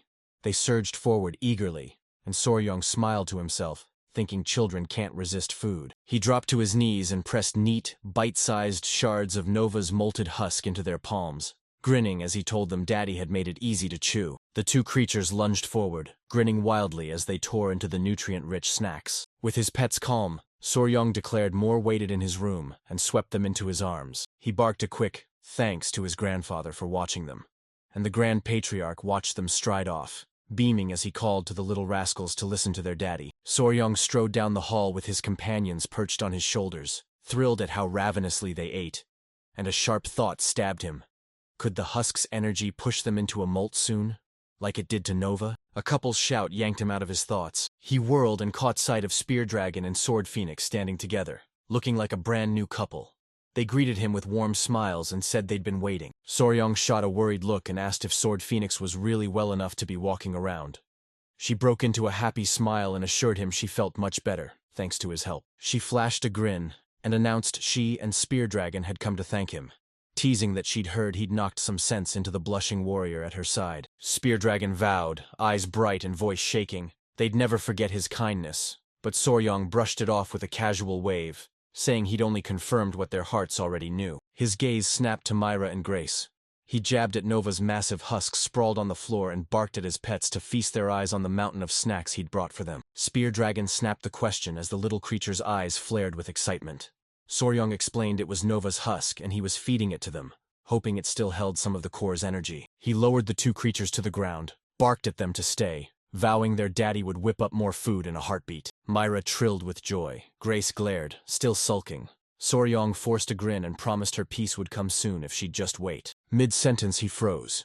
His words vanished as his eyes landed on something horribly wrong. Strange energy erupted from Grace's small body, roaring and pulsing like a living storm. A moment later, the little creature let out a blood-curdling shriek as searing pain tore through it, and its body erupted in a blinding red light, sending everyone reeling. Soryong froze, confusion twisting his face as Grace collapsed into uncontrollable sobs, and he shouted her name, concern ripping through his voice. She'd turned into a human girl, and he gaped, heart pounding. Why was his pet acting like that? The room gaped as Grace crumpled to the floor, wailing, a faint red aura curling around her. The Spear Dragon stared, bewilderment roaring in its eyes as it demanded why Grace was acting like this, and Soryong could only choke out, "I don't know." He could tell the tiny creature was wounded and seething about something. The men stood stunned, Sword Phoenix watching with a cool, calculating thought burning behind his eyes. She whipped around to Soryong and snapped that he was way less sensitive than she'd believed. As a girl, Grace treated Nova's husk like a shabby hand-me-down, never a gift. No wonder frustration burned in her. A memory hit Sword Phoenix. A childhood crammed with older sisters, always in faded hand-me-downs while she burned for something new. The explanation slammed into Soryong. Horror washed over him as he realized Grace must think he'd favored Nova by giving her a mere hand-me-down. He stared, baffled. Why wasn't Myra upset? Sword Phoenix grinned and pointed out the easygoing creature was overjoyed to be given a treat. Soryong exhaled as a storm of feelings slammed into him.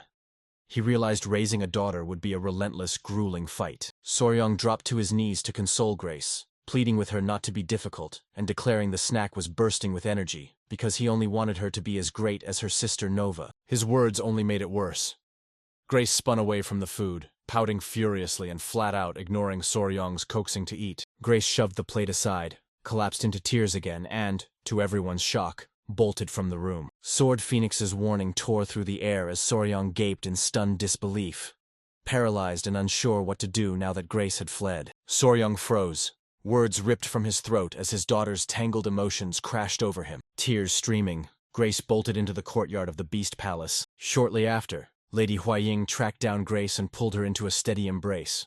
Calm had settled, but sorrow still clouded her eyes. She told the others that Grace had bolted to her, feeling displaced and overflowing with bottled-up emotions. She asked about Soryong, and Spear Dragon blurted he'd frozen instantly, shock pinning him motionless. Smiling, Lady Huaying strode forward to console Grace herself. Soryong was hopelessly out of his depth, she warned, eyes blazing, that father-daughter fights don't bend to quick fixes. Cornered and running out of options, Soryong hatched a wild, last-ditch gambit. He sidled up to the shrunken divine serpent, cheeks burning, and blurted out a desperate plea. Could it spare one more internal core? The serpent unleashed a furious roar and a searing blast of energy, slamming Soryong into an instant apology as he yanked his question back. Crushed, Soryong confessed to the serpent that he'd asked only because Grace's rage had driven him to desperation. Disdain coiled in its chest. The serpent snorted and buffed the cage bars until they gleamed. Soryong stared into the cage as empathy struck him hard. The serpent, stripped of its core twice, had every right to rage instead of grace. Yet he caught a glimpse of a kinder nature than he'd imagined. That new perspective shoved him forward, forcing the question from his lips. Had the serpent reached its decision? He revealed his offer to join them, admitting he'd grown fiercely fond of it. He owned up to their rough start, swore he'd care for it, formally asked it to join their family, and to his shock the serpent sighed slowly and nodded in agreement. Soryong roared with joy and vowed they'd all get along. Knowing the new family member couldn't be caged, he cradled the tiny serpent and slid it free. Yohua and Nova, under the watch of a calm presence, looked on as Soryong grinned and swept his newest companion into their care. Clutching the tiny wriggling thing, he knew it needed a real name. Flying Heavenly Divine Serpent was just a ridiculous mouthful. The title screamed sky. He slammed Cheon into its name, pictured its gender, and landed on Ilchin as the perfect name for a boy. Unable to name it without knowing its gender, Soryong impulsively yanked the serpent up by the tail to inspect it, and the poor creature flushed crimson, hissing in mortified embarrassment. The serpent exploded into a furious roar and lashed its tail across Soryong's face, hurling him through the air. The attack slammed through the quiet, yanking Lady Huaying and Soryong's other pets into a frantic scramble. Soryong lay crumpled on the ground as the serpent towered over him, its scales ablaze crimson with rage, while it unleashed a bone-shaking roar. When Soryong saw the creature's tear-streaked, flushed face, the truth slammed into him and he choked out, "You're a girl?" He crashed to his knees, pouring out frantic apologies and pleading that he'd been certain it was a boy. He roared that a girl like her deserved a much prettier name. He locked onto her emerald mane, christened her Yondu, the Hanja for that hue, and asked what she thought. The serpent stilled, and hope flared in Soryong as he read its sudden silence for approval. He whooped with delight, crowning her Yondu, and the newly named serpent let out a timid hiss and blushed as Soryong's hand gently stroked her. Soryong's plan to pull Jaehyun in snapped into focus. He lunged to fuse them, then froze. Cheon Yondu was a mouthful on his tongue. He doubled down on the full name, convinced strange names granted long life, and christened the serpent Chan Yondu. The next day, the Beast Palace thrummed as a meeting convened. Slaying Dragon dropped to one knee and apologized for the trouble. The Grand Patriarch waved him off, booming that protecting an ally was his duty. Spear Dragon's group lay bloodied and broken, so Soryong, Saeol, Pyo, and Lady Huying snatched up the Elder's information and sprinted for the Murim alliance. They had to blow the whistle on the Blood Cult's new alliance with the 5 Venom sect, unveil an antidote to the tiger-striped snake's venom, and point to their enemy, O Cheong-yu, as the forces arrayed against them swelled. Seizing the moment, they declared the Beast Palace a formal member of the Murim alliance, and Sail P.O. marched with them as her clan's representative. Plan sealed, Soryong's group snapped into action and readied to move out. They pressed out fierce goodbyes to Maying Ho and the others staying behind. Soryong flung a sharp salute at Slaying Dragon, and Maying Ho sent them off with a heartfelt wish for a safe journey. Soryong, Lady Huaying, Saol Pyo, and the Grand Patriarch stormed out of the Beast Palace. They had one aim in 2 parts: steel themselves for the inevitable war with the Blood Cult, and brew a lethal new poison to strike down the rising threat. Bound for the Murim alliance, They pulled a sharp detour to the Tang clan's home first. Soryong and his companions swept into their destination before anyone could blink. Siolpio's jaw dropped as he gaped at the Sichuan Tang clan's massive, sprawling estate. Soryong watched his sister from the Yunnan jungles gape as if she'd stumbled into a city for the first time. And Siolpio's breath caught when he realized the entire mountain belonged to their clan. The Grand Patriarch swept Siolpio into a warm welcome and proclaimed, "After the hospitality they'd received, consider this home yours." And Siolpio bowed deeply, thanking him for his kindness. Their cheerful arrival slammed to a stop as Lady Huayang's stunned gasp tore through the air. Panic ripped through her as she screamed Soryong's name. Something terrible had happened, she blurted, eyes wild and breath ragged. That Grace, who'd been with her only moments before, had vanished. Soryong and his grandfather swept their gazes over the scene, baffled, hunting for any trace of where the little creature had vanished. A horrifying thought slammed into Soryong's mind. Dread slammed into him. He feared his upset daughter had run away from home, and that fear was confirmed when a furious, graceful figure bolted alone into the wilderness. 4 hours after Bina bolted, the search plunged deeper into the moonlit forest as a frantic Soryong, Lady Huaying and Siolpio screamed her name, their worried cries ricocheting through the trees. Soryong's other companions, Nova and Yehoa, leapt into the hunt, racing through the woods and combing every shadow for the tiny, trembling creature. Panic clawed at Soryong as he called out where that little rascal could have gone, forcing a nervous laugh and joking that she must already be plunging into a rebellious phase. When their aimless search slammed into a dead end, Siolpio snapped that Soryong must unleash the beast heart art and hurl his mind to Bina. Soryong nodded, heart pounding, because it was their only hope. He snapped his eyes shut and zeroed in, vibrant green energy whipping up around him as he thrust his mind outward. He tore out his heart in a plea to his pet, confessing he was wrong and begging her to come back, warning the outside was dangerous and teeming with ruthless snake catchers. Soryong's eyes snapped open as shock slammed into him. Huaying lunged to his side, concern blazing in her eyes as she asked, "What's wrong?" She lunged with the question, "Did you receive a response?" And the Soryong, sweat beading on his brow, choked out that he had. He blurted the unbelievable news, and Bina snapped back, vowing she wouldn't return until she was bigger and prettier than her big sister Nova. The demand slammed into Lady Huayin, pinning her in stunned silence, while Nova, told she'd caused the problem, let out a terrified cry. At that same moment, high up near the summit of the Tang clan's mountain, Bina barreled into action on a mission all her own. The tiny creature quivered with fierce resolve as she clawed up the steep, rocky cliff face. She froze on the ledge, peering into the stomach-dropping abyss yawning beneath her. She craved their praise, picturing Soryong and Lady Huang doting on her, calling her pretty and their youngest cutie. The warm image pulled tears to her eyes and forged her resolve into steel. A determined squeak burst from her as she hoisted herself higher. Her tiny foot betrayed her, skidding on a loose rock. Her grip gave out and she began to plummet. They careened, out of control, down the mountain's steep flank. She plunged into the cave, landing with a soft thud in the very heart of a nest of startled snakes. Bruised and trembling from the fall, Bina unleashed a raw, piercing wail. The snakes, already stunned by her sudden drop, recoiled in terror at the sound. Hissing in panic, the snakes bolted deeper into the cave to escape the noisy intruder, leaving a bewildered Bina alone as they vanished, and wondered why they'd run. Exploring the cave, Bina froze as her eyes snagged on something impossibly strange. Deeper inside, a sinister dark energy surged, its menacing purple tendrils spiraling through the black. Dark energy slithered into her, curling through her veins like ice. Fear racked her body, her eyes snapping wide in stunned disbelief. The next morning the sun erupted over the Tang clan estate, blasting the night away. Bone-deep exhaustion clung to Soryong, Siolpio, and their companions as they staggered back at dawn. Their all-night hunt for Bina had found nothing. Siolpio squeezed the disheartened Soryong's shoulder and insisted, "Bina may be young, but she's the daughter of a powerful blue venom sovereign and can take care of herself." Soryong only sighed, unconvinced. In an instant, everyone in Pio snapped their heads skyward as something tore through the clouds toward them. A tight swarm of fluffy, rabbit-eared bees, led by a larger queen bee wearing a tiny crown, dove straight down on them. Pio froze. He recognized them at once. The rare, golden-haired royal bees.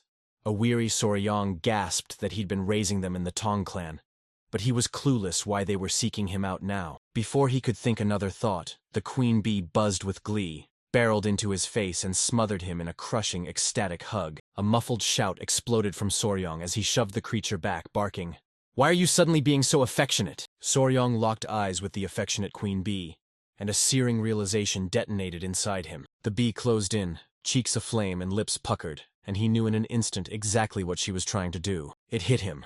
This was trophallaxis, the ritual social insects like bees and ants use to pass food mouth to mouth, a vital language and an unmistakable seal of trust. Soryong guessed the queen bee saw how drained he was and was sliding honey his way.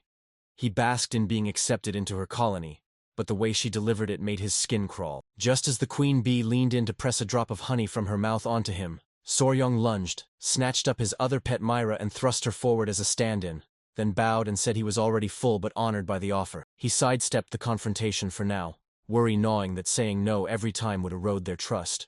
He wanted to register the bees with his beast heart art to actually speak to them, but the rejected queen bee's furious buzz snapped him back to the danger. Already bound to 3 spirit-grade titans, he knew grabbing a 4th without leveling up would trigger a dangerous key deviation. His thoughts snapped as the Grand Patriarch, his grandfather, barreled toward him with Lady Huying, worry carved into his face. The elder roared why he hadn't been told the moment Bina ran off, panic clawing at him as he pictured the little one out in the middle of the night, trembling with fear.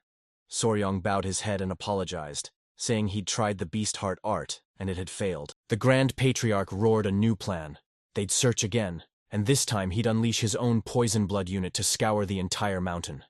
Soryong gratefully thanked his grandfather for the incredible help. That ignited a full-scale, clan-wide manhunt. For 3 brutal days, the Grand Patriarch's elite poison blood unit tore across the mountain, overturning every stone while golden-haired royal bees scoured the skies, and still not a single trace of the missing creature. During the search, Soryong relentlessly unleashed the beast heart art, funneling every ounce of energy to reach out and grab Bina. Sayol, P.O. barked. Do you feel any response? The Soryong, frustration searing through him, could only admit there was still nothing. Sayol P.O.'s jaw dropped. This felt utterly wrong. She declared beasts can't hide their true feelings like humans can. So any bond forged through the beast heart art should always spark a reaction. Fear roared in Soryong's chest as panic clawed at him. Was Bina set upon by one of the mountain's other wild beasts? Sayol P.O. cut through his panic, snapping that if anything terrible had happened, he'd have felt it like a lightning strike. Their bond would have driven a savage jolt straight into his heart, the instant the other was in danger. She knew the only explanation for the absolute silence was that Bina had plunged into a sleep so deep, it swallowed every whisper. And Soryong had to agree. His pet slept like a boulder. Just then, the Grand Patriarch and Lady Huaying strode up, demanding an update. Soryong could only bow his head and confess he'd failed. He had nothing new to offer. The Grand Patriarch's face hardened as he snapped that Bina was still missing. But they couldn't waste another second. So he entrusted the search to his warriors, and commanded the main group to ready themselves for the crucial mission to the Martial Alliance. He told Soryong he understood his pain, but duty screamed louder. They had to engineer a new poison to counter the blood cult's antidote, and that hard reminder slammed Soryong back into reality. Soryong leaned in and told his grandfather he'd already prepared. One especially useful venomous specimen they'd netted in Yunnan was already stashed in the clan's poison garden. He chirped that the clan's specialists must have already begun siphoning its venom. They'd have to, since wringing large quantities from his bees was nearly impossible. Worry laced his voice as he admitted the new creature was a real handful to control. And the Grand Patriarch's gaze snapped to him, eyes alight with interest. Soryong forced out an awkward hollow laugh, then clammed up and offered no more details. Far from their conversation, a darker threat seethed inside the poison garden. A shadowy facility carved straight into the cliff's face. Inside, several Tang clan members scrambled backward in terror from a huge cauldron hissing with steam. The pot exploded, spewing blood-red energy that whipped itself into a raging storm. The men quaked as they watched the venomous beast they were processing, one of the deadliest in existence, unleash raw power that sculpted the rising red fumes into a nightmarish demonic face.